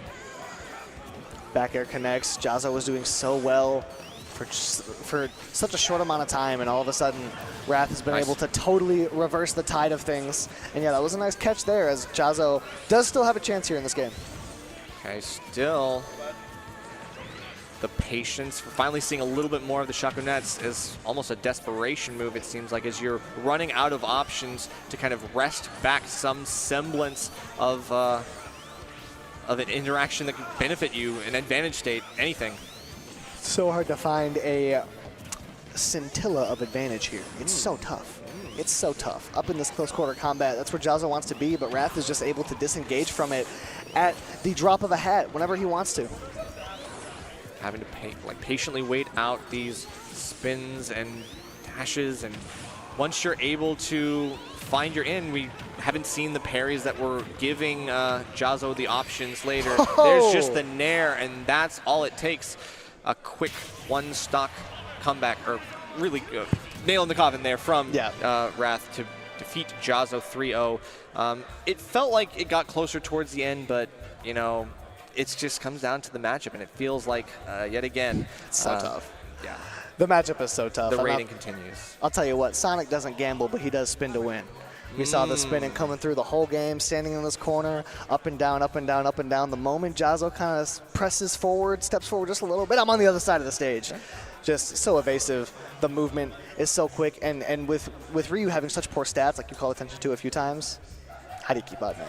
Well, it's tough. I mean, in theory, the projectiles are supposed to be the way for the Shotos to get in. Fortunately, it's just it is just not what it's not what it seems to be on the surface. And there's always something deeper beneath. Just like the production that runs our tournament. Beautiful. Did you know that? KML, one of the greatest production managers this side of the East Coast, is always able to help you elevate your own production for your events. It's been his privilege and honor to be here and be the official production manager for Patchwork for the second year now, and we really love to see it because from humble beginnings, KML has shown us why he's one of the best. You can definitely follow him and his crew at KML Tournaments on Twitter, YouTube, and Twitch, or contact him at kmltournaments@gmail.com if you would like to work with him in the future. I'll tell you what, KML has done a fantastic job with this tournament so far.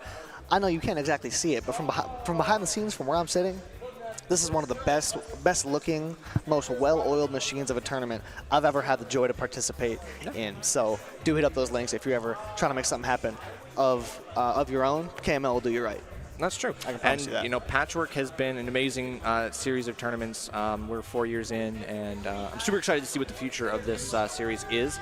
Super excited to see if the crown moves on to a new wearer, or if Peebnut will bring it back home. He's definitely on the run right now, and we'll have the rest of top 8 to kind of hash that out. Yeah, I'm looking at bracket right now. It's looking like Peanut's in a really good spot to bring home the crown and keep it as, 2 champions in 4 tournaments. I'll tell you what, you said they've done 4 events here for Patchwork. We're 4 for 4 right now, as far as I'm concerned. It's been 4 incredible events, and we're going to have 2 more sets to bring to you. That's right. And I'm very excited to participate in that and take part in that. It's going to be Danny versus Light, which has set of the tournament potential. That could be a lot of fun. That's going to be fun. And then we're going to have Jazzo versus Ploopy, which could also be very exciting. Right, especially since Ploopy, she had that 3-2 very close win over Louis Money, or at least close until the end, right? Yeah, right. That close till means it wasn't. that, she's now going to have to go face off against Jazzo. But we've got the Light set up first. Light versus Danny. This is the one that I'm definitely excited for. I know you are as well. This is going to be the Spaceys at it again. The old canon matchup. The rival and the hero. Yes, this is very true. Reunited once more. not only canon matchup, but a matchup that has kind of plagued these two characters for a very long time. We've seen occasionally, time to time, Light has been known to struggle against a Wolf. I recall all the way back to 2018, Light was getting upset by Wolves. You know what I mean? It's kind of been a thorn in his side ever since the onset of this game's meta, and I believe it will continue to be that, as Danny is gonna take a crack at it. It's the 14 versus the 1. Light already giving up a pretty big upset earlier on in this tournament, and the way he was playing against Lima, I don't foresee that happening again. Yeah, but you know, again, it depends on how hot he's kept himself. Exactly. In the meantime, right? Did that downtime kind of affect you, or are you right back throwing the NOS up through the engines? We'll have to find out. That's what we're looking at. Will Light continue to shine like the sun, or is Danny gonna dim? Is Danny gonna dim that flame a little bit? Ooh, I don't know. Okay, so Danny, I feel like with the Wolf and being a slower character, it's speed versus power. This is the old classic, you know, MDVA ball knows you know. You know, this is the OG. Yeah, these two characters are like kind of Smash Ultimate personified. You know what I mean? This is Animal Style Smash, quite literally. This is what you sign up for. This is as Animal Style as it gets for sure. Well, maybe Duck Hunt. I don't know. But we've still got Danny kind of forcing out some of these options. The percentage has been rather low. No big, huge advantage states on either side. It's been a couple 2-piece, 3-piece here and there. One Wolf Flash to kind of force Light back, and just like that, he's right back in unperturbed. Yeah, Light getting a little bit too aggressive, going for an F smash at the corner. Doesn't get it out fast enough, and Danny is just waiting with the ledge pressure. That's one thing. Oh! Immediately, Light's going to respond with the up smash. But that's one thing that both these characters can do so well, is make the corner an absolute hellscape to get out from. Danny's going to find a big opening. Up air's landing. That's going to be a fair. No follow-up, but Danny's getting a lot of damage. We're off stage. How does Light get back? Side B doesn't find the mark. I know. The angle was just a little bit off, and Danny didn't want to kind of full send. Maybe didn't trust himself a little bit, but you got to make that play, especially because Light going to get the easy straight up recovery back to the ledge. And now resetting back to the neutral. Danny, still the disjoints, I think, are winning out in these close-range scraps, both in the air and on the ground. Ooh, nice string there for Light. Able to tack on some more damage. Talking about Danny's success on the ground, Light's going to try and diminish that as soon as possible, but a risky maneuver off stage, that could have lost his stock right there. Right, every Firefox is an opportunity for Danny to get one of those 2 frames, especially with the claws. That's huge. The F-tilt is a danger, but so is Light on platform. No escape here for Danny. Yeah, we got some high-octane Smash Bros already, as these two are absolutely scrapping. We got 3 stocks off the board, make it 4 in just 2 minutes. We got 0% each last stock here in Game 1. These guys are swinging the big back air right in the middle of the stage, and Danny trying to make a statement here, but so is Light with these combos. Got to get this percentage up and keeping yourself as healthy as possible. Just absolute whiplash compared to the pace of the set we just watched. Okay, but just like that, the dash attack straight through the shield. Obviously, Light looking for any opportunity to get yourself back in. Leapfrogs back over with the jab. That's a great little tomahawk jab. And the forward throw, of course, get yourself back. Mixing up the recoveries is Danny. Getting some of these up Bs as well, not just the sides. We got 109% on Danny. It's going to be a tough comeback. It does just take that one opening, a dash attack, landing up air. Doesn't find the mark for a bigger follow-up. Light's able to find himself to the ground. Dash attack on shield. We're mixing up both of us. Neither player can find consistency on the shield. And it's going to be an up smash out of Light to take Game 1.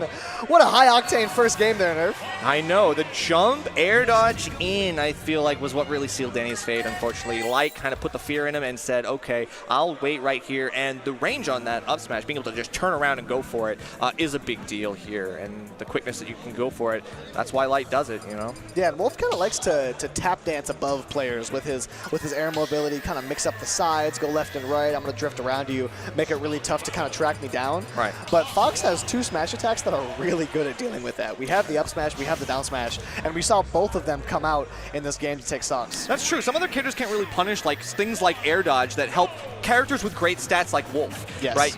In these situations, you might be able to get away with that somewhere else, but not against Fox. This is the one person you cannot do this against. Yeah, not against Fox, not against Light. Yeah.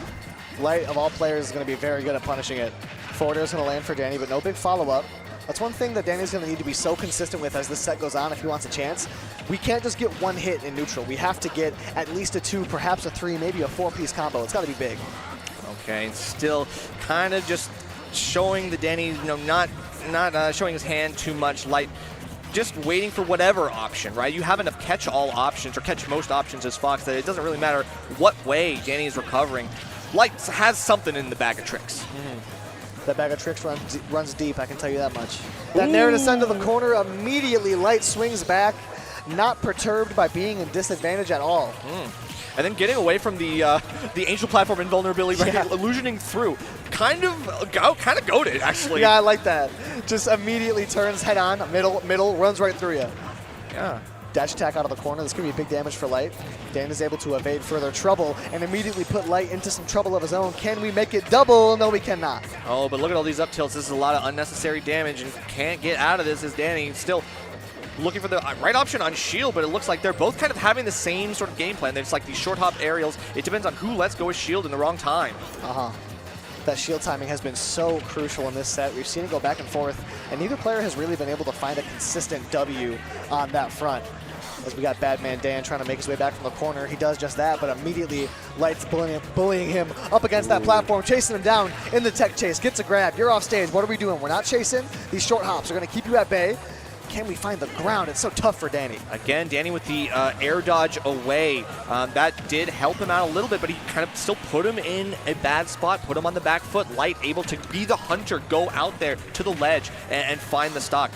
It's tough now because Danny is looking for the kill, and Fox... okay, well, sometimes you just get him. Looking for the kill. Light said, I found it for you. It's right here beneath the couch cushions. Easiest place you could have found it. That's right. See, this is tough because a lot of the times you would kind of default to saying, okay, Danny's got to slow down the pace of play here, feel things out a little bit more. You cannot do that in this matchup. Wolf does not have a way to keep Fox out consistently. You got to scrap. The only way out is through right now if you're Danny. Right, and can't really force out the ledge hang either. Light's still waiting, but you can see he's getting antsy. And Danny might be able to kind of slow down the pace a little bit and might see where Light kind of shows that little gaps in the armor. Yeah, and there's not a lot of gaps right now. No. Light's coming at you from every angle like a kaleidoscope. He can do it up, down, left, and right. That's right. And Still pushing forward. That's a great parry. I mean, the best defense is good offense, and there it is. The back air to close it right out. Light, all across the stage, it seems like he is just following up these great combos and kind of keeping Danny in the blender long enough that anytime Danny tries to reset or try to get some place back to neutral, he's just kind of forced back on the back foot again. Yeah, and this is the thing in this matchup. A lot of the times, it can be tough for Fox because almost always in this matchup, the volatility leans in favor of Wolf. Yeah. But the disadvantage for Wolf is that if you're getting smothered, it is really, really hard to take a second to think. Light is just always all over you. Fox is so quick. His frame data is a bit better. Right. So if you're Wolf and you want a second, you want to try to breathe, you want to run away, Fox is going to be on you. It's true, and we are kind of used to seeing Light at least fight against a more aggressive Wolf in Jackal, right? There's a lot of options where we have seen him have to have this sort of aggressive play style even against Wolf and trying to force out the weaknesses of Wolf simply because of what he's learned from those struggles. Yeah, Danny kind of turning tail and up in the aggression. As you said, it works really well when Jackal does it. Danny said, hell, why can't I do it too? Exactly. I mean, sometimes you need to be that kind of, go that extra mile and take the risk. Oh, wow. Just like that, takes the stock. Fox is so light. That's an unbelievably low percentage for that to be happening. Yeah, taking the risk is something we've seen Wolf players find a lot of success with. Ouch, one of the riskiest Wolves, might just be the best in the world. As we see a lot of weird consistency comes from risk with Ouch. As we see Danny already taking some early risks, the up smash is coming through, just fully sending back airs to try and catch jumps. I really like the way Danny is approaching this game, but I also like the way Light is approaching with that Nair. And yeah, Light just doing the consistent stuff, catching you before you even hit the ground with the up smash. That seems to be the name of the game. Don't even give Danny the chance to escape. Don't even let him play the rock, paper, scissors anymore. Light's telling you what the name of the game is, Abba. Don't even worry about it. That's right. Footstool off your head to get a bit more height. The F smash coming through. That's what Danny needs. That's what we need. Definitely. Unfortunately, this is not what you need. A lot of these quick up tilts getting bounced back and forth, taking some damage. It's enough to get Light back in the driver's seat yet again. And it feels like once he does, Danny's hard pressed to get him off. These tilts and these disjoints are enough temporarily, but we need some sort of long-term solution. Yeah, that's the question here. What is the long-term solution? Because, you know, finding these F smashes isn't going to be it. Not every Wolf can just send smash attacks and make them land as their answer. But we're seeing Danny find a lot of success playing reactionary right now. Kind of waiting at center stage, seeing where Light's going to go in disadvantage, not as anticipatory as you would expect to find success against Fox. Yeah, and the issue with playing reactively against Fox is that he has a huge flow chart, is that you can do whatever you want after whatever you've just done. So you never really know what they have next, but you have to keep an eye out, especially since now with full rage, that's going to be an easy stock for Light to kind of close out in a reversal. Yeah, and kind of to the tune of what we were just saying, a lot of the times you have to play anticipatory against Fox. We're seeing Danny trying to, throw out some up airs, throwing out a fair like that, because he knows it's going to clank if Light jumps. Yeah. Doesn't work out in his favor there, but I do like the idea as Light runs him down, tries to extend this advantage. Danny has him in the corner. This could be big. How do we take this stock? The down smash could have been the thing to do it, but still in the corner is Light. Right, but you just go right back to the drawing board, take a take two later on. But one of the things that we were seeing a lot from Danny that was helping him in early game one was finding those big reads with the smash attacks, finding things that were catching Light off guard. I think now Danny is kind of like backed off into this sort of safe play because you don't want to take that risk anymore. You don't. You really don't. I also love the way that Light has been DIing up to get out of these fair bears. It's been really tough for Danny to track him down on those. Now at 118%, just about anything could do it here if you're Light, and this could be a swift 3-0 in what's been a very exciting set. The quickness of the Nair coming out means that anytime Danny gets close enough, we've got the big read. It doesn't even matter. 128, look at all that rage, and look what happens. Listen to the way Bad Man Dan lights up the crowd when he lands an F smash like that. The people are making some noise. He knows he's got a shot now. That's all it takes. You just got to get one. The momentum can start flowing. That's what I wanted to see, though, right? Literally, it's those big call-outs. We just talked about it, and he delivers. How important it is to anticipate the next move, throw out these things. And we've seen Light do that same side B a few times in that set. I think that's why he was shaking his head so hard. Because he's probably thinking in his head, okay, maybe I don't do that next time, because he seemed ready for it. I mean, in this situation, yeah, you got to just grab the ledge. It's better safe than sorry. You cannot let yourself kind of fall for that. Yeah. Either way, Danny's on the board. We got a set on our hands finesse. And Battlefield is the stage to go to. Light's pick. Yeah, I do love this for Light. Fox with a lot more vertical mobility than Wolf is going to be able to make better use of the extra vertical addition on this stage. But Danny's going to search forward anyways, threatening with the side B. Good thing too, and not super risky in that regard. You can kind of take a little bit of those here and there. Danny, though, not able to get the down tilt, and we are getting some big call-outs just a little early for that one, but we've got a second chance, and Light still is getting back beaten here on the ledge. I like the swagger that Danny is moving with right now. We're throwing out bold options. We're playing confident. Light's trying to match it. He's trying to throw out these smash attacks in response, but it's not working out. Danny is really utilizing what makes this matchup decent for Wolf. Yeah, and that as well, right? The disjoints jumping from ledge and having something with range that can contest against Fox aerials is huge. There's the delay, the air dodge. Danny is now picking up on the panic options, and the sleeves are up, baby. I was going to say the same thing. Both these players got shoulders out. Nothing is restricting anybody in this matchup. Early pressure here from Light, way off stage. Danny forced the air dodge right away and just can't find the angle. The sleeves came up, and the success came through for Light. That's okay. Shakes off the hands a little bit. Danny going right back into the fray, has a slight lead, but it's not really enough to show for it, especially with how quickly the hands have changed control in this game alone. I like that fair Nair attack on damage for Danny, and more importantly, send at a very awkward horizontal angle that Light was able to get back from, but it could have been risky. A nice pressure back from Light. Not ever going to stay down for too long. Danny taking a page out of Light's book as well with a lot of Nair coverage here. Being able to use that long-lasting sex kick to completely control the air, and now Light giving him a little bit of his own medicine. That jab is going to be huge to cover that spot dodges. Perhaps Fox's best tool to do that. Nair's going to clank with an up tilt. It works out in Danny's favor. Able to land back on that ground. Lasers come through. Precise. He's a sniper. Up smash connects, takes the stock. I like the way Danny's moving, but Light has an up smash to respond. Yet again, Light straight off the Angel platform with a renewed fire and ready to take his one free shot and definitely makes it count. However, Danny now still having to deal with some of these extra issues like Fox catching him in mid-air. Danny looking to aim down sights and take this set, shoot the stock away. Off stage now is Light. Down smash doesn't connect. 80% is a very scary number to be dealing with, but off stage is even scarier. Light puts himself right there. Side B can't connect yet again. So close to not being able to grab that ledge, skirting the edge of what's possible, and Light is still maintaining control here in center stage, but Danny, even on platform, doesn't seem to be in a bad spot. We are in the lead for now. It's a nice nair to send Light to the corner. Danny looking to bring this to a game 5. Light trying to shut that down right now. Up air's threatening. Forward air does the same. Okay, misses the grab, unfortunately. And then he gets the back air after Huge! all. It looks like Danny's going to take us to game 5, Finesse. I can't believe what we've seen. Danny's getting amped up. You see that? You see that energy? I love it.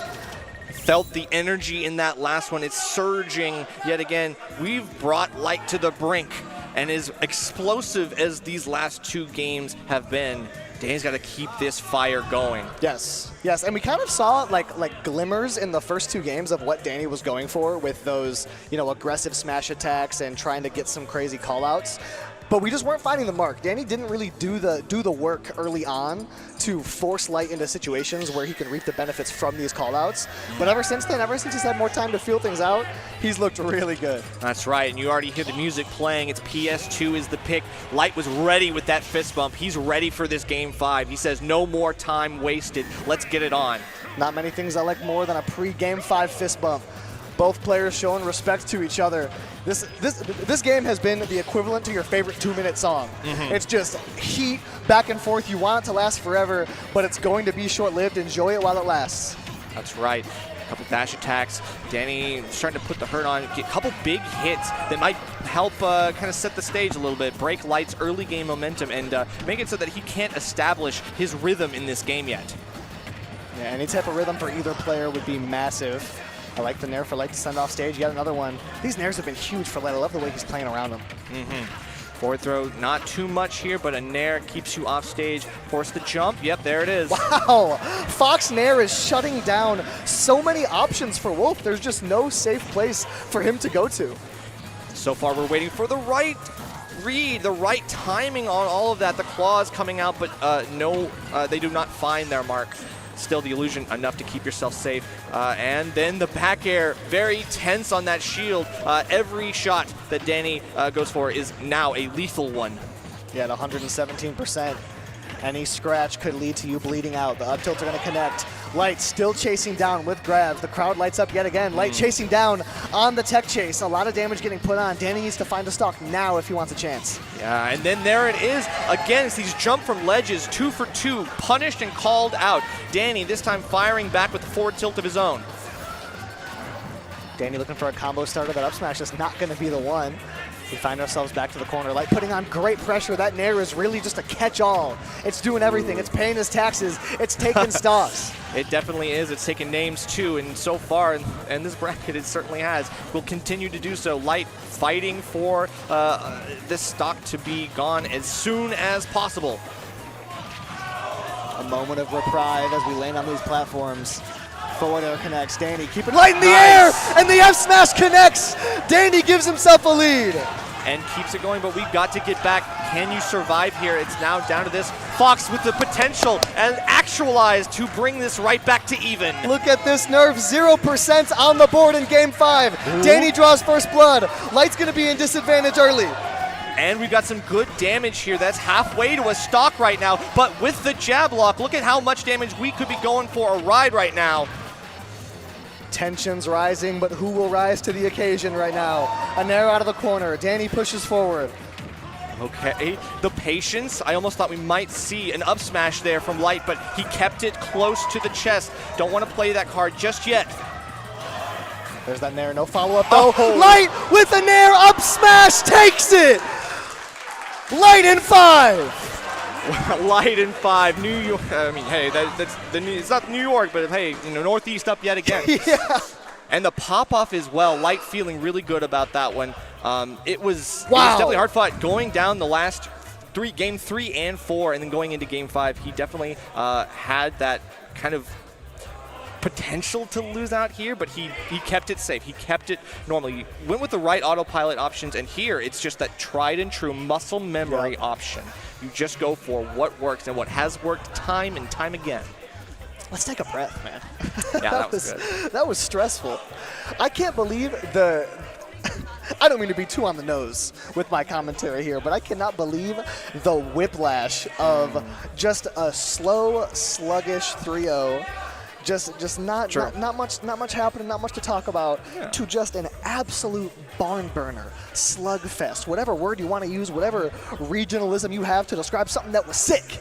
That's exactly what we just saw. And that's kind of the thing about losers. You know, this is where everybody is fighting a little bit harder, right? They are closer to defeat, and they know what that's like, so they know how to kind of stave it off as best they can. And this time, Light, even though it kind of got down to the wire and it looked like, you know, it could have gone either way, he just closes it out just as he always does. And that's two players that really wear their hearts on their sleeves. Well, I guess in Light's case, not on his sleeves. When they're up. When they're yeah, up. right? But that's two players that are down to show emotion. They're down to get involved. And I know a lot of the times a pop-off like that could hurt, but I know Danny was thinking I would have done the same thing if I won. Yeah, no, of course. And, you know, that again, shows to the respect that these two players had for each other. You could tell that they were like, this is a good-ass fight. Yeah. Man, can we just do that one again? Yeah, can we just do like Danny some let's more? run that back, just in case. Like, I mean, Danny first to 10. I'm down. We'll just say that was like a reset. Reset something. Yeah. The first ever reset. Word from production. Oh. Okay. Okay, so.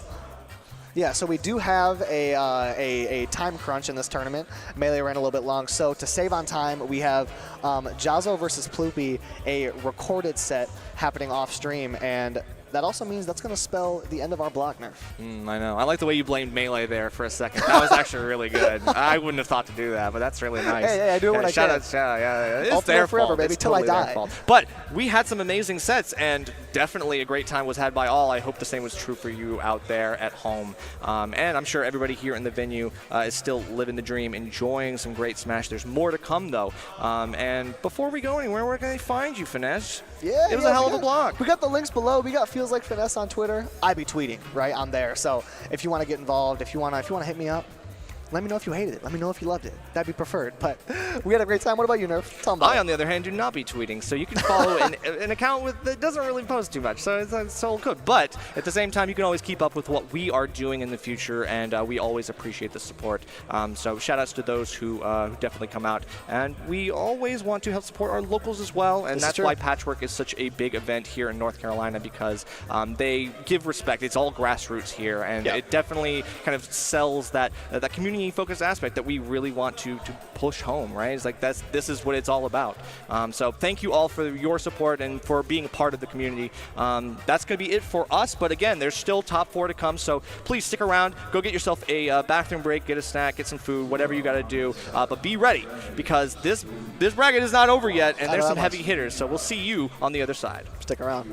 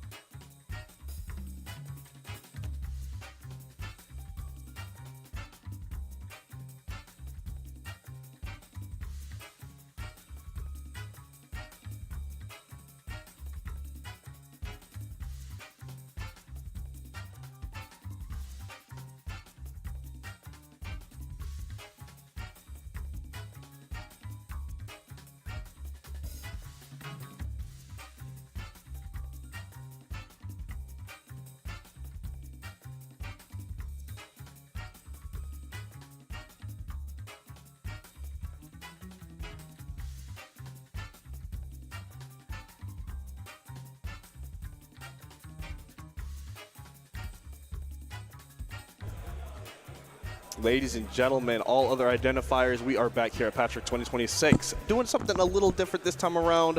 We've got a bit of a situation unfolding, so we are going to have the losers quarters between Jazzo and Ploopy. They are playing out right now. Jazzo currently up 2-1. That's going to be recorded. You're going to find it on the BuddBuds YouTube channel when everything's all said and done. And then we're also going to play loser semis, record that away from the stream while we have winners finals here for you guys, and that is going to be between Wrath and Peanut. Last year's Patchwork champion going up against the best Sonic doing it at the current moment. Okay. The voice of my head was talking to me, my bad. But yeah, best Sonic in the business right now, just tossed it in the air between him and Sonics at this point because Wrath has really just been doing it big this last couple of months. On a tear, and what a tournament it's been. You know, overall, we had Melee and Rivals going on as well, but we'll come back to us in just a minute. Let's talk to our friend MF Joe to introduce the players. What we got?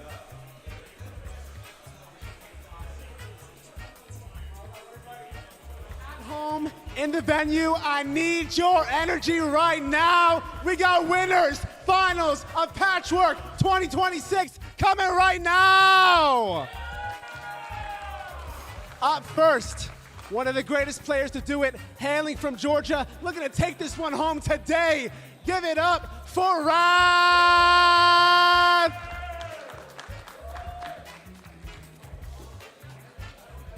And his opponent, the reigning, defending Patchwork 2025 champion. Give it up for Peanut!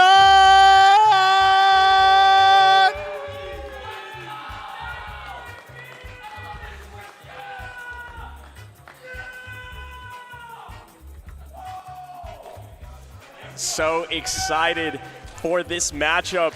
We're speeding things along, and that's a funny thing to talk about because when we talk about these two players, we are not going to be speeding things along for much longer. It is the nature of the beast. We got Sonic versus Mega Man.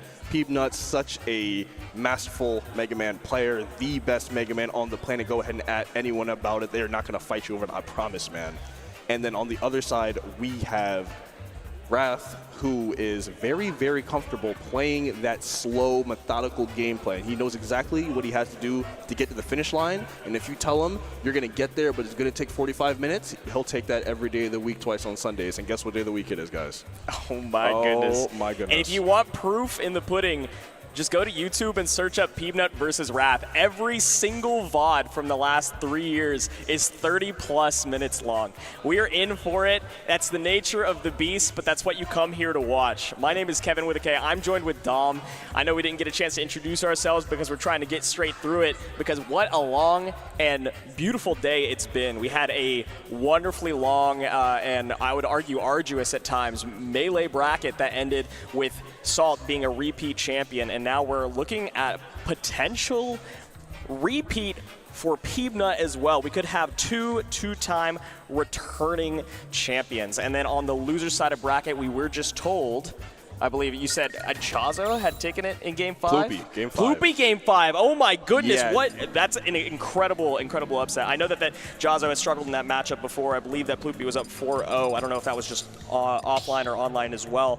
So Ploopy, what a run from the Midwest GOAT herself. Yeah, she's doing it big at this tournament, man. There's really nothing you can say more about it at this point. It seems like when it comes to that Game & Watch specifically, everyone's been struggling in an extra bit of amount. So really not surprised to see her move on. I just walked away from the setup when Jazzo was up, and I just kind of like melded in mentally. I was like, okay, he might have this one. But we're not talking about that set. We're talking about this set, the one currently on your screen. We got the Battle of the Blues right here. Mega Man against Sonic, Peanut against Wrath for a shot at Grand Finals winner side here at Patchwork 2026. Let's get right into it. Battlefield for Game 1. We appreciate the default colors. These two have only played once in the last year. Lifetime, Wrath is up in this matchup 4-3.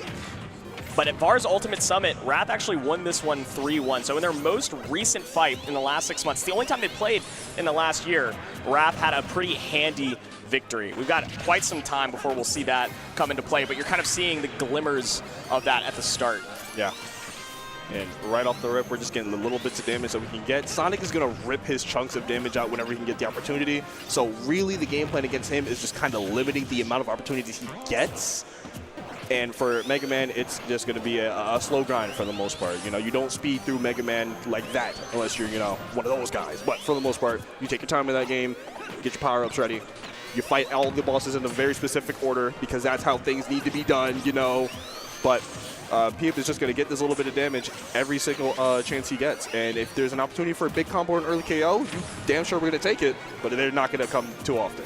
It's a big challenge here is that Sonic definitely has more regular combo confirms out of spin dash, out of spin charge to rack up multiple percentage points at a time, right? 20, 30% at some given time, but Mega Man doesn't have that as much guaranteed. The type of stuff that you have to fish for to find multiple hits into each other are like off footstool combos that are just too difficult to hit on the speedy Hedgehog. So we're going to be seeing, like you said, piecemeal hits where available from Peanut as Sonic's, as the Sonic Wrath is going to be enjoying the lead and running with it, literally running with it. Oh yeah, if I'm in that lead, bro, come on.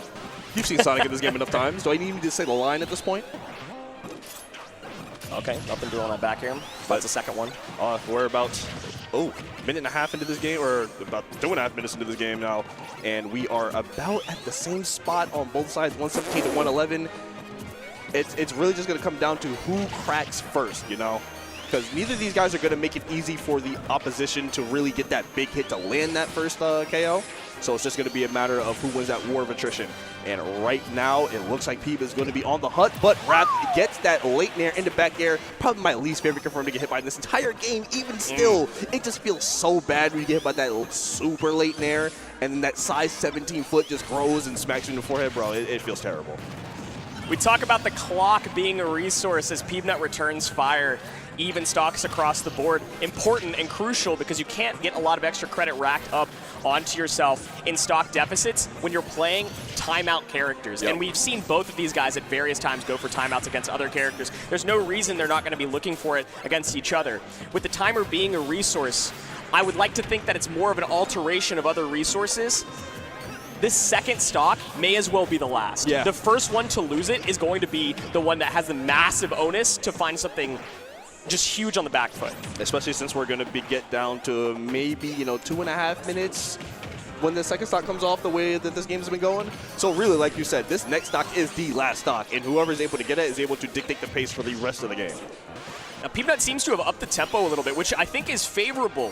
Whenever we're at like this 3.5 minute mark, if a stock goes down, we're kind of out of timeout territory. Yep. I don't want to say fully out of the park there, but it does make it to where you have another stock to play with as a resource. And Peanut's definitely going to be preferring that favorably whenever I'd say Mega Man just doesn't have quite the tools that Sonic does to run away. You want every resource you can get. Back here, going to get Wrath on that ledge right there, and Peep is just going to be content with backing up, just playing that ledge trapping game from far distance. You're not going to get nearly as much. It's not going to be as effective at doing what you need to do at the ledge, but it is going to keep him safer. It's going to minimize the chance for reversals and make sure that this tiny lead that he has, or this tiny deficit that he has, doesn't get any more out of hand than it already is. Oh, up air is broken out of. Not taking the stock off the top just yet. And we're virtually at the same spot that we were on that last stock. And like I said, 2.5 minutes remaining on the clock. So we are on pace. We are not going to miss that bus by any means. Dead even.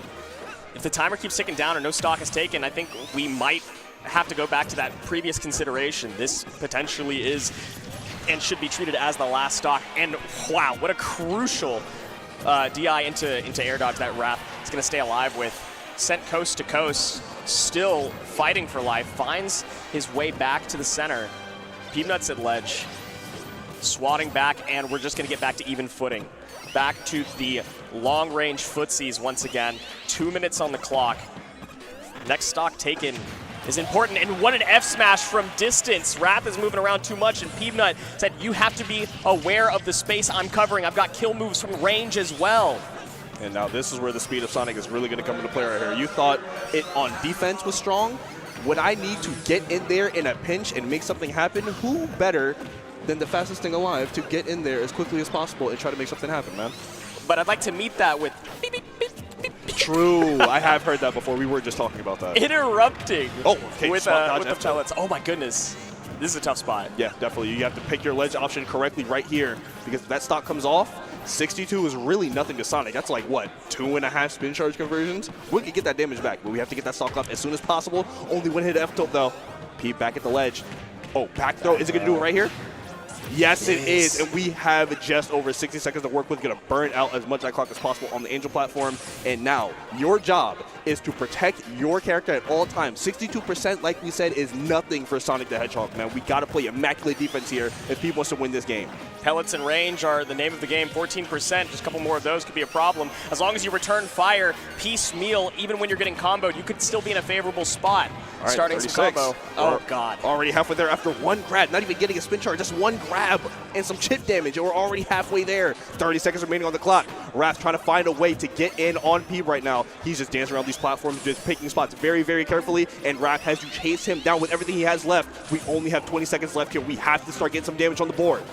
Peepnut's keeping the distance. We talked about how crucial this third stock could be for Peepnut as a resource, and he's utilizing it. He's taking the entire range of the third stock and creating more and more space in between. This offensive movement, this speed is not enough, and the timeout should be just plenty to give Peepnut the first game. And that was pretty much the long and short of what we're going to see throughout this best of 5, all right? Mega Man is going to set up the pellets, use the Metal Blade, Leaf Shield, and all the other cool tools that the Robot Masters have given him to keep the blue blur as far away from him as possible, get that chip damage up, and ultimately just make sure that those big conversions that we see Raph get time and time again, set after set, just don't happen. And if he's able to do that, then, you know, good chances. If he's not able to do that, you're going to be surprised how quickly we get out of here. So then we get to game 2. We're removing the top platform, small battlefield, and slightly smaller ceilings, but really importantly, we have not an additional top platform for either of these characters to run away with. Raph was a little bit uncomfortable with how easily Peepnut was able to escape his clutches when Raph was at a deficit, and Raph says, let me remove a piece of defense and trust in my ability to play defensively when I'm ahead. Yep. Continuing with the action, Peepnut's holding center stage, not over-aggressing, but needs to really find some meaningful damage here soon. The nice thing is that Raph has to kind of fish for a kill confirm, otherwise this percentage means nothing. This first stock is a real resource. This is not one that you're playing for piecemeal. This is one where you have to figure out who's taking the stock first so you can start building extra credit on the second resource in the event that the time runs low. But so far, big action in the first minute. Yeah, a lot more action than we had in the first 60 seconds of the last game, that's for sure. So the evidence that these two can speed it up if need be, and even at the end of the first game, you did see that. If the game needs it, you know, the tempo to be stepped up, they have the tools to do it, and they have the willingness to do it. But this is by far the safer way to play, and they both know that. Now holding the Metal Blade, trying to fish for a kill option. I mean, Peepnut on this Mega Man has some good kill options. Can find some kill confirms and edge guards, but right now it's the reversal of fortune on that edge guard. Raph goes up the stock. That's tough. Yeah, the spin charge, it's kind of demoralizing to get hit by for lesser experienced players because it just kind of rips you from your strong spot and takes you to where it needs you to go.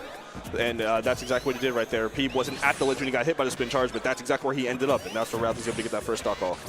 Yeah, being able to carry your opponent to the blast zone is honestly more important in this matchup than I would have thought, because Mega Man just does not have that capability. Leaf Shield can get you maybe a quarter of the way there, but not being able to send Raph off stage and like create openings without finding like a stray forward air like we saw here is one of the big problems with finding this kill confirm. But a read off of the ledge is going to do it. We love a good trap. Yeah, it may not have been a full read. That was pretty weighted of a situation right there. Crash Bomber was about to go off as he grabbed the ledge. Really the only thing you could do is rush a get up option, and this is the quickest one to get you away from the situation right here. Why wouldn't you go for it, you know? So smart stuff on Peeve's side, and they're going to even up the stock count, but again, they're playing the same battle as they were on the last stock. We got to get some of that damage up. Yeah, 88% deficit.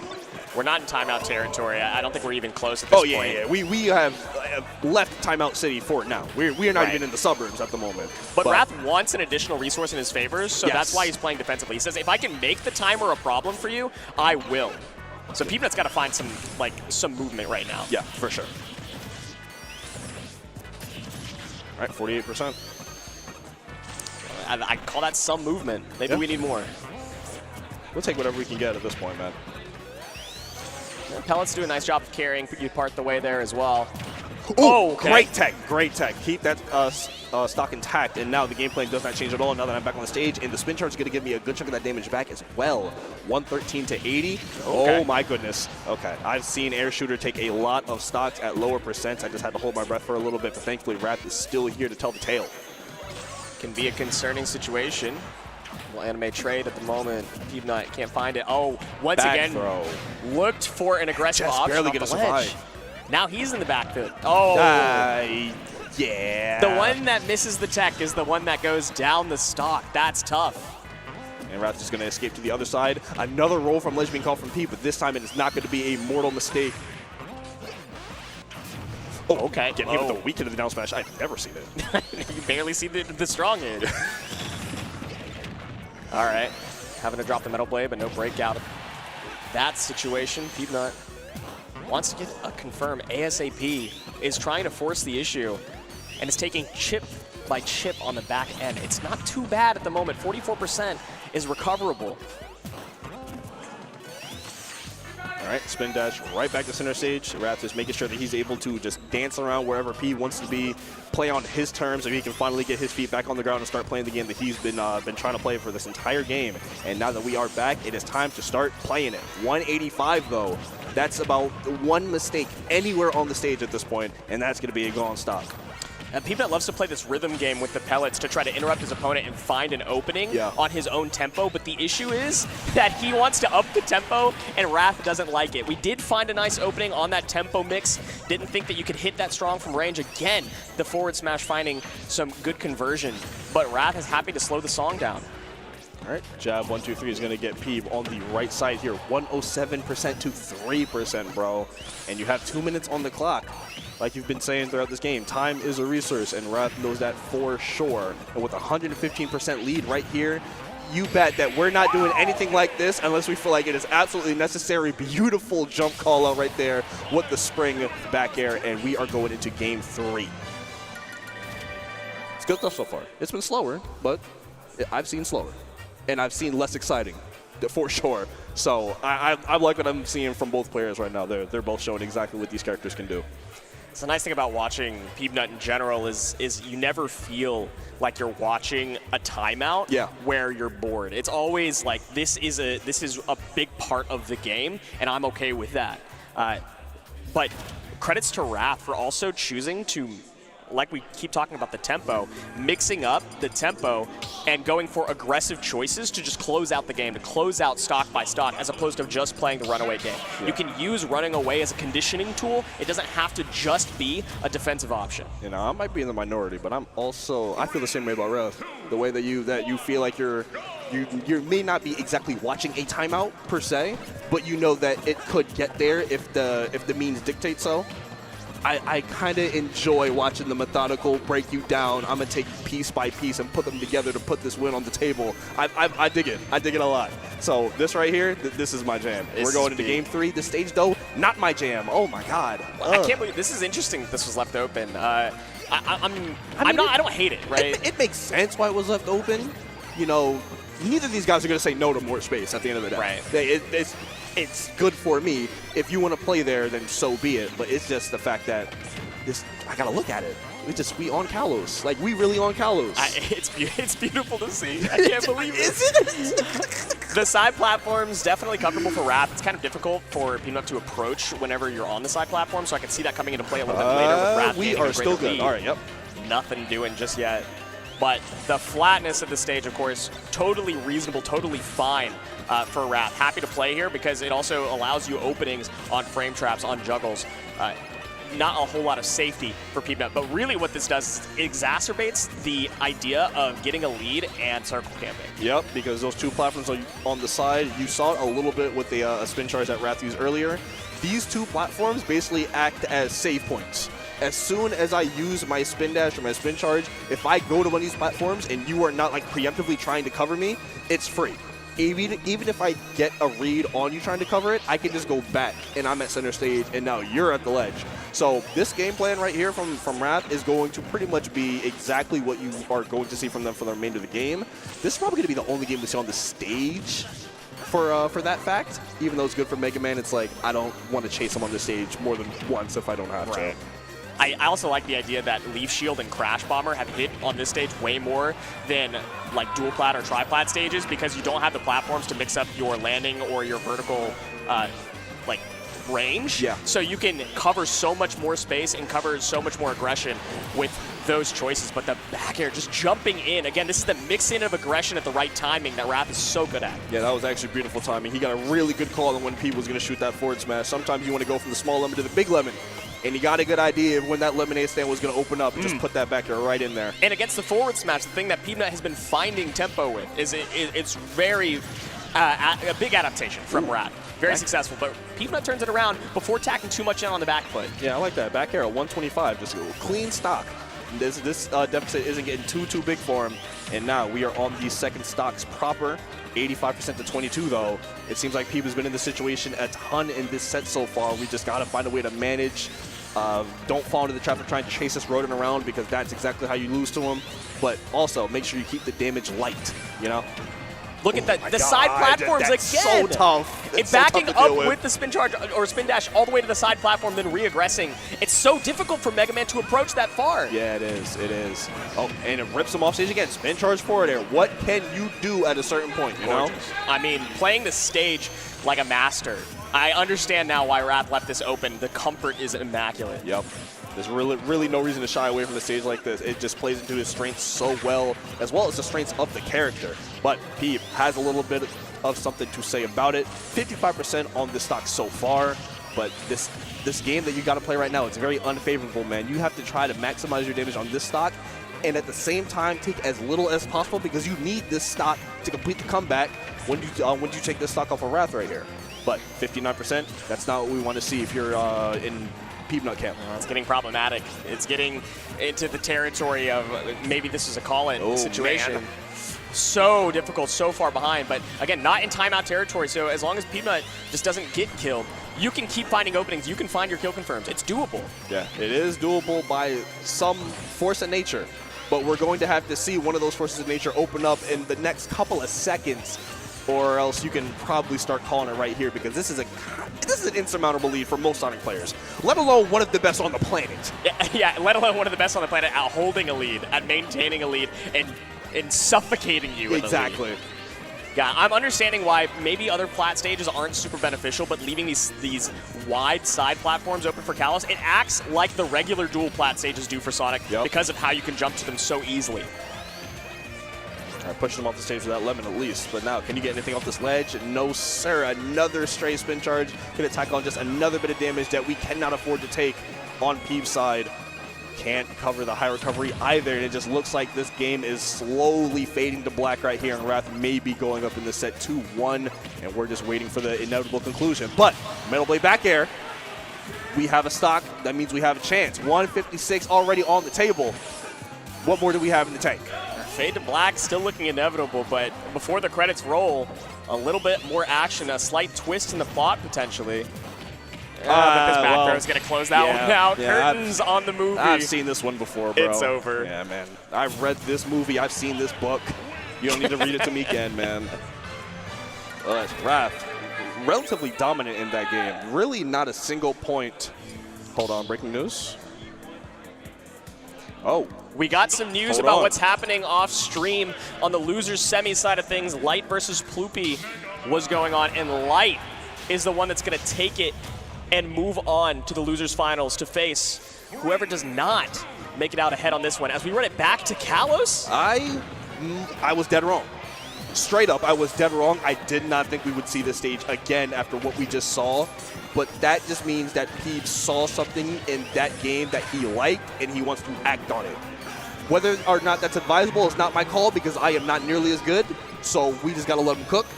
But I really didn't think we'd see the stage again, man, because we kind of saw what the game plan was, and Wrath was so good at it. I'm wondering what the decision is to just run it back wholesale instead of just going back to maybe a small battlefield or, a town was probably struck, but I don't know, anywhere else. Well, we saw the flashes in the pan with things like the Leaf Shield and the Crash Bomber covering so much horizontal distance. I think it really comes down to this stage exacerbates whoever has a lead continuing to maintain that lead. So as long as Peanut doesn't fall deeply behind like we saw in the last game, I can see how this Crash Bomb, this Leaf Shield, this re-aggression using projectiles from distance can cause big problems. But if Wrath can start spin dashing, jumping back to the platforms and playing that defensive mix style, then it's a problem. You just can't fall behind. Easier said than done, though. I put Sonic the Hedgehog in front of you and say, don't fall behind. Oh, man. That's a tough one. Many people have tried to not fall behind, and it just happens. It just happens in the blink of an eye. It feels like somebody telling you, just don't lose. Yeah, right. Like, just, come on now. What if you just locked in, bro? One of these guys just wants it more. But Peep currently doubling up Wrath on the damage right now, and we are about a minute and a half into this one already. We are near seeing a KO. We might be back in Timeout City. The bus routes have opened back up. I'm heading back home. I like it. I like that Peanut is now trying to reclaim the timer as a tool and a resource for himself. But again, it's about how you can hold a lead. Now, we know that Wrath is really good at re-pushing aggression, and we know how good Sonic in general as a character is at carrying you off stage and closing out stocks at normal, reasonable percents in a way that Mega Man does not have quite that capability to. But if Peanut can force Wrath to aggress with the timer being a worry for Wrath, then Peanut can start to make Wrath conditioned to choose incorrect choices. And I think that's what the exploitation is going to be. I feel that. All right, little Leaf Shield action out of shield one more time.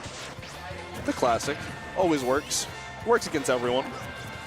And now Wrath is going to get back to the ledge right here, and Peep is just content with just holding that center, not really doing too much, because, again, these reversals, these big chunks of damage that Sonic takes out of you, it's like when he hits you, you bleed, man. You just take so much more than what meets the eye, right? You feel like you're just getting hit with a spin charge, or you're just getting hit with a landing up air. All of a sudden, 30, 40, 50, ledge, off stage, dead almost. And now we are looking at an even game, even after the slow game plan that P put on. And it was looking beautiful. It looked like we were going to get that stock off with much less damage than we have on now. But this is the reality of the situation. You got to get back down to the stage, and then you have to avoid death. But the interrupts, like you said, with this Leaf Shield are so beautiful. The pellet interrupts, the Leaf Shield interrupts on the aggression is so beautiful. We just have to continue to tack on damage. I don't care how slow it is. I don't care how long it takes. If anything, it's for the better as long as I hold on to this stock. I can take more and more time, and it's just for me, baby. All right, 50% on him, though. This is a good start. Oh, gets around that forward smash as low. Leaf Shield tacking on another 15 or so %, and then you just get a little bit more chip after that. Okay. If we're able to slow it down to a crawl like this, the game plan works. The stage is fine.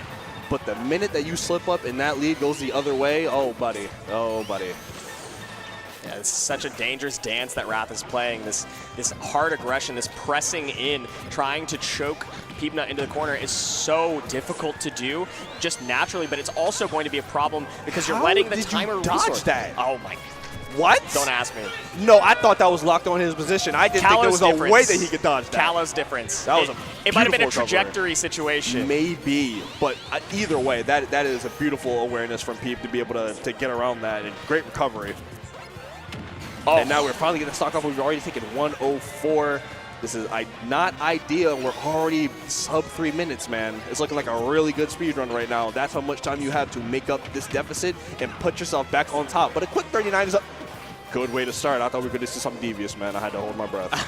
I worry. I worry for the state of our hearts. Peanut, 60%, 70%, and climbing is all that separates them, and we know that that's 2 interactions. That's all it is. He got 40% on 1. Wrath can do a whole lot more with the openings, and Peanut's starting to, I think, sweat just a little bit here. I was definitely sweating being stuck on that platform below Sonic, and I've already input the roll.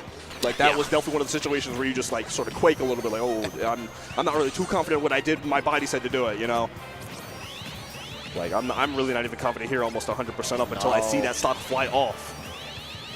The pellet interrupts are just buying time, buying tempo for Peanut. Wow, what a good swat. Yeah, Flame Sword. My tried and true. It's having to interrupt and continuing to interrupt with the Flame Sword because the next one is going to look like it kills. Parry and positioning on the back air as well to actually catch him on the cooldown, even though he crossed up the shield. Big lead with only 90 seconds remaining here. 64 is nowhere near kill percent unless Wrath is able to pull a rabbit out of the hat. But until that magic happens, I don't believe in it. Oh, but again, carrying you off stage, finding ways to bring you to your coffin is the thing that Sonic can do so much better than Mega Man. It's really just about, can Wrath find the one opening? Can Wrath find the important opening? But Peanut is holding center stage so hard that he doesn't want you to only have to find one. He says you're going to have to find 2 or 3 consecutive correct choices. Otherwise, I'm not getting pushed to the corner so easy. And you see he's totally fine with just defaulting to center stage as well. If there's even a slight opportunity at the ledge where anything could turn to a reversal and I could potentially lose a stock right here, I'm good on that. I don't care what the potential reward could be for me. I know what the risk is. I don't want to take that. With 45 seconds remaining on the clock and a full stock up, if Wrath can't close the stock right now, it may be curtains, and you can see he tried. He went high for it, but nothing is doing just yet. Continuing to try to chase as Peanut has found the answer. Run, run, child. Yeah, and even at this point, if you get the stock off, are you going to do 100 plus in 30 seconds? No. I would love to see Even Sonic, I don't think so. Yeah, I don't think it's happening. you would need like an ideal setup into a reset to even get to like 80 or 90. So at this point, we're just running out the clock. It's a formality. We're going on to this game 5. We're thinking about what the adjustments need to be. We are just trying to see if we can get the stock off for the mental. Yeah, okay. Trying to get some sort of momentum back in my favor would be nice, but Peanut says I'll take all of that and more. Thank you. Where are we going for game 5? Here's my bands. For as good as Wrath looked in that stage, game 3, Peeb looked every bit as good in that game 4. Like that was crazy. I went from, I don't think we'll see the stage again, to, I understood why. Well, why the hell would you go anywhere else? Yeah, it's about that. It's about that lead. It's about that early lead, and Peanut did not let it slip even for a moment. On stock 1 for a moment, it slipped. Yeah, he got a little spooky, but we fixed it. But we're swapping off now. We're going to small battlefield.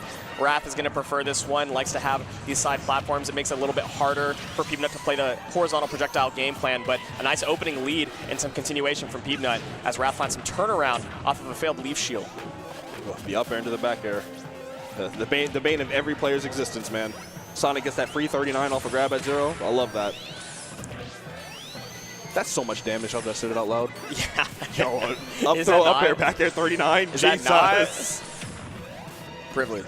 60% on Peanut. You got to keep swatting back. You got to swat 2 or 3 times for every one opening that Wrath finds. It's going to be a little tough for him to do like the verbatim game plan from last game just because we're on a smaller venue this time.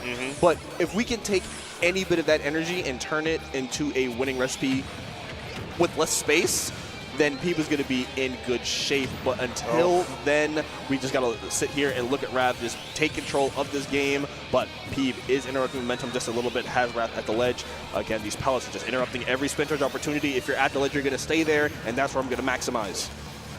This is not a slow game. This is not a slow start by any means. And Wrath is happy with that. Again, it's about who finds his first stock opening, but Peanut has an opportunity here. Oh, yeah, nice. Made it look like he was just content with landing on the ground, and then at the very last second, the pixel-perfect directional air dodge for platform. You know where you can't Beautiful do that. recovery. What's going on? You can't do that on Kalos. You really cannot do that on Kalos. That is very true. The safety in the air and the safety out of a juggle seems to be beneficial for Wrath. I see the vision with small battlefield. All right, now we're both in a very precarious situation right here because any stray aerial back air from either side was going to wrap it up. Peeb able to land his first, and now we get to play the numbers game. Oh my goodness, I love this game. I play a platform water, I'm up. This 10% about to hit. Continuing on, you can hear the stock pop off in the crowd because that's all that we have to pop off for. But Wrath returns favor, and this isn't enough. You're going to find that one grab combo, and you're going to be at a deficit. Peanut's got to stay distant. Yeah, and he's staying as distant as possible. He doesn't want to be anywhere near him. Ooh, good. Big damage, big damage. He could have chained that into another one if he had the APM for it, but even that, we'll take 30. We'll take that off a simple Z-drop conversion. The amount that you have to do and how close you have to be to find multiple hit conversions with Mega Man, it's got to be mentally taxing. Dude, it is mentally taxing. Getting hit by it and performing it, either one. Ooh, and we get more damage with the reset. Nice, 49. Oh my god. Oh, such a dope combo at low percent, man. I love it. Like, unironically, I'm smiling right now when I see that. Big damage from Wrath, cuts that deficit in half. And now, spin charge conversion, not able to read the direction that Peeb was on, so he's not able to get any bit more. And now we're just doing a quick little reset right here. Just go ahead and take a breather, get back in there. Got to get out of dodge when you use that leaf shield. Peanut has failed too many on just standing still and taking a bunch of damage on the return. And Wrath has kind of evened this up quite a bit. Now we're getting into the territory where this next stock take is going to be the most important one. We're not nearly in timeout situation, but we are in aggressive territory. Yeah, I don't think playing for the timeout is the move here on either side, just because the way that this game has been going, the pace that we're at is way too fast for it. But, oh man, it can slow down at a moment's notice. And when that happens, it is not going to be by choice of the other side, to say the very least. So we've just got to make sure that we find a way to stack up this damage, make sure we stay in this percent range that we're at right now, and we'll find that strong hit just like that. Speaking of the devil, back air from Peanut, and we are currently up in stocks, and now we get to play the numbers game. This 10% finna hit. But you got to find your way back down to the ground. Taking it all the way to the other side of the stage. Wrath does not want to regress, does not want to take unnecessary damage, looks for and fishes for only reliable openings or distant spin charge options, but this leaf shield, I like the footstool leaf shield. Little bit of damage, lot of mental tax. Absolutely. Put the image back in their head. Hey, I know you've been hitting my shield a lot, but I still have these. Heat of the moment, I still have them. Only 17%, and we've got under 3 minutes to go. Again, we are nowhere near a timeout here. It's just going to be straight hands for a shot at Grand Finals winner's side. Peanut drops a smile at the stock loss, saying it can't just be that easy, huh? It's always got to be something more with this guy. In Game 5, we're on this last stock, 2.5 minutes on the clock. I know we said there's no playing for timeout, but I know if Wrath finds the lead, a sizable one, I could see the visions. There's an opening. Maybe we don't need it. Beautiful spin dash edge guard right here. Resetting situation. Another forward air. He's going to put PB further away from the stage. This safe homing attack because the crash bar recovers him. A lot of damage right there on that edge guard. Even though he wasn't able to get the set right there, we got so much damage we can get us halfway there. Crowd is raucous for Peanut. Wants the hometown hero to take it home at a slight percentage deficit. We're playing for kills now. We're playing for openings off stage. Virtually dead even, 72-64. Beautiful spin dash to go through the leaf shield. Oh, it's going to rip him off stage on spin charge. Tries to go for the jump read again, not going to land it. Not quite a last hit scenario, but you feel all the pressure in the room collapsing on those two players on the stage. They're both looking for an opening. Peep at center stage. Wrath, trying to find a way to get Sonic back down to the ground. Spin charge forward air. Is that going to do it? And that is the ticket punched here at Patchwork 2026. Wrath, huge 3-2 victory over the hometown hero Peanut, and that is going to be everything that they maybe need to wrap up this 8 tier and bring it back home, man. What an incredible closer from Wrath. As we watch back some of the replays from this back and forth set, all I can think is what won Wrath that final interaction where they're both playing for kills, where they're both playing for aggressive jockey positioning. It's the fact that you can carry your opponent to the blast zone. Yes, the like fact that you can combo like this all the way off the ledge. Mega Man does not have that freedom. Just doesn't have it. He just doesn't have it. It's not in his repertoire. You have to find the tempo. You have to find that pacing. The thing that Peanut likes so much is having the driver's seat and controlling the speed of the car. Yep. And Rat said, if you don't know how to drive a Ferrari, I don't know what to tell you. Like, this is not. Get off the track. Have that, bro? Why do you don't have it? need all that. Let me borrow it for the weekend. I got insurance. At least for a couple of sets, he's going to borrow it. Sitting pretty on winner's side of Grands. Wrath is happy to have already, I believe, potentially outplacing his seed. Doing super well, at least matching his seed. He's been playing very consistently lately. I mean, Wrath is kind of the picture of consistency. Absolutely. When it comes to Sonic players, and actually just players in general. It's so messed up that the two players I think of when I think consistency in this game, this late in the game, are the Sonic players. It's true. I was going to say Peanut and Wrath. Like Peep is also very consistent. Yeah. Don't sleep on him. I know y'all aren't, but like he's also very consistent on an international level at this point. But you're right. The Sonic players are kind of Sonics and Wrath. And when I think, what is your seed? What are you projected to get? And they're going to go ahead and get that. They're just going to do it every single time, man. But a huge win for Wrath getting into that winner's side of Grand Finals, man. That is such a huge relief because trying to come back and win the tournament when you have to go through losers finals as well, it's a lot different than being able to walk off that stage, reset, and come back in 30 minutes. Oh, yeah. It's a huge difference. That is a 30-minute VOD you're going to want to watch. What a heater to close out the end of that set, but we're not done with the action. We're going straight into our losers finals. We've got Peanut just freshly sent down there, no time to waste, and Light, who recently beat out Ploopy. These two have quite a set record against each other. Light is up 7-1 against Peanut. But here's the rub. Last time they played was Comic Palooza 2025, the start of Peanut's big, huge run of massive success, and it was a 3-0 against Light. Okay. So if we're talking about recent form, if we're talking about recent fights, as recent as we can get, and it might be too distant to call on, Peanut has a great shot at closing this set gap. And if they're able to get another win here, send the #1 seed, or the #1 seed here out at 3rd, and snatch that spot for themselves, that'd be huge. Because a run back with Wrath, I don't know a whole lot more people that love a run back more than Peanut. Oh yeah. The opportunity to sit down, digest the data, and reapply everything. Oh my God, he's a sicko. He loves that.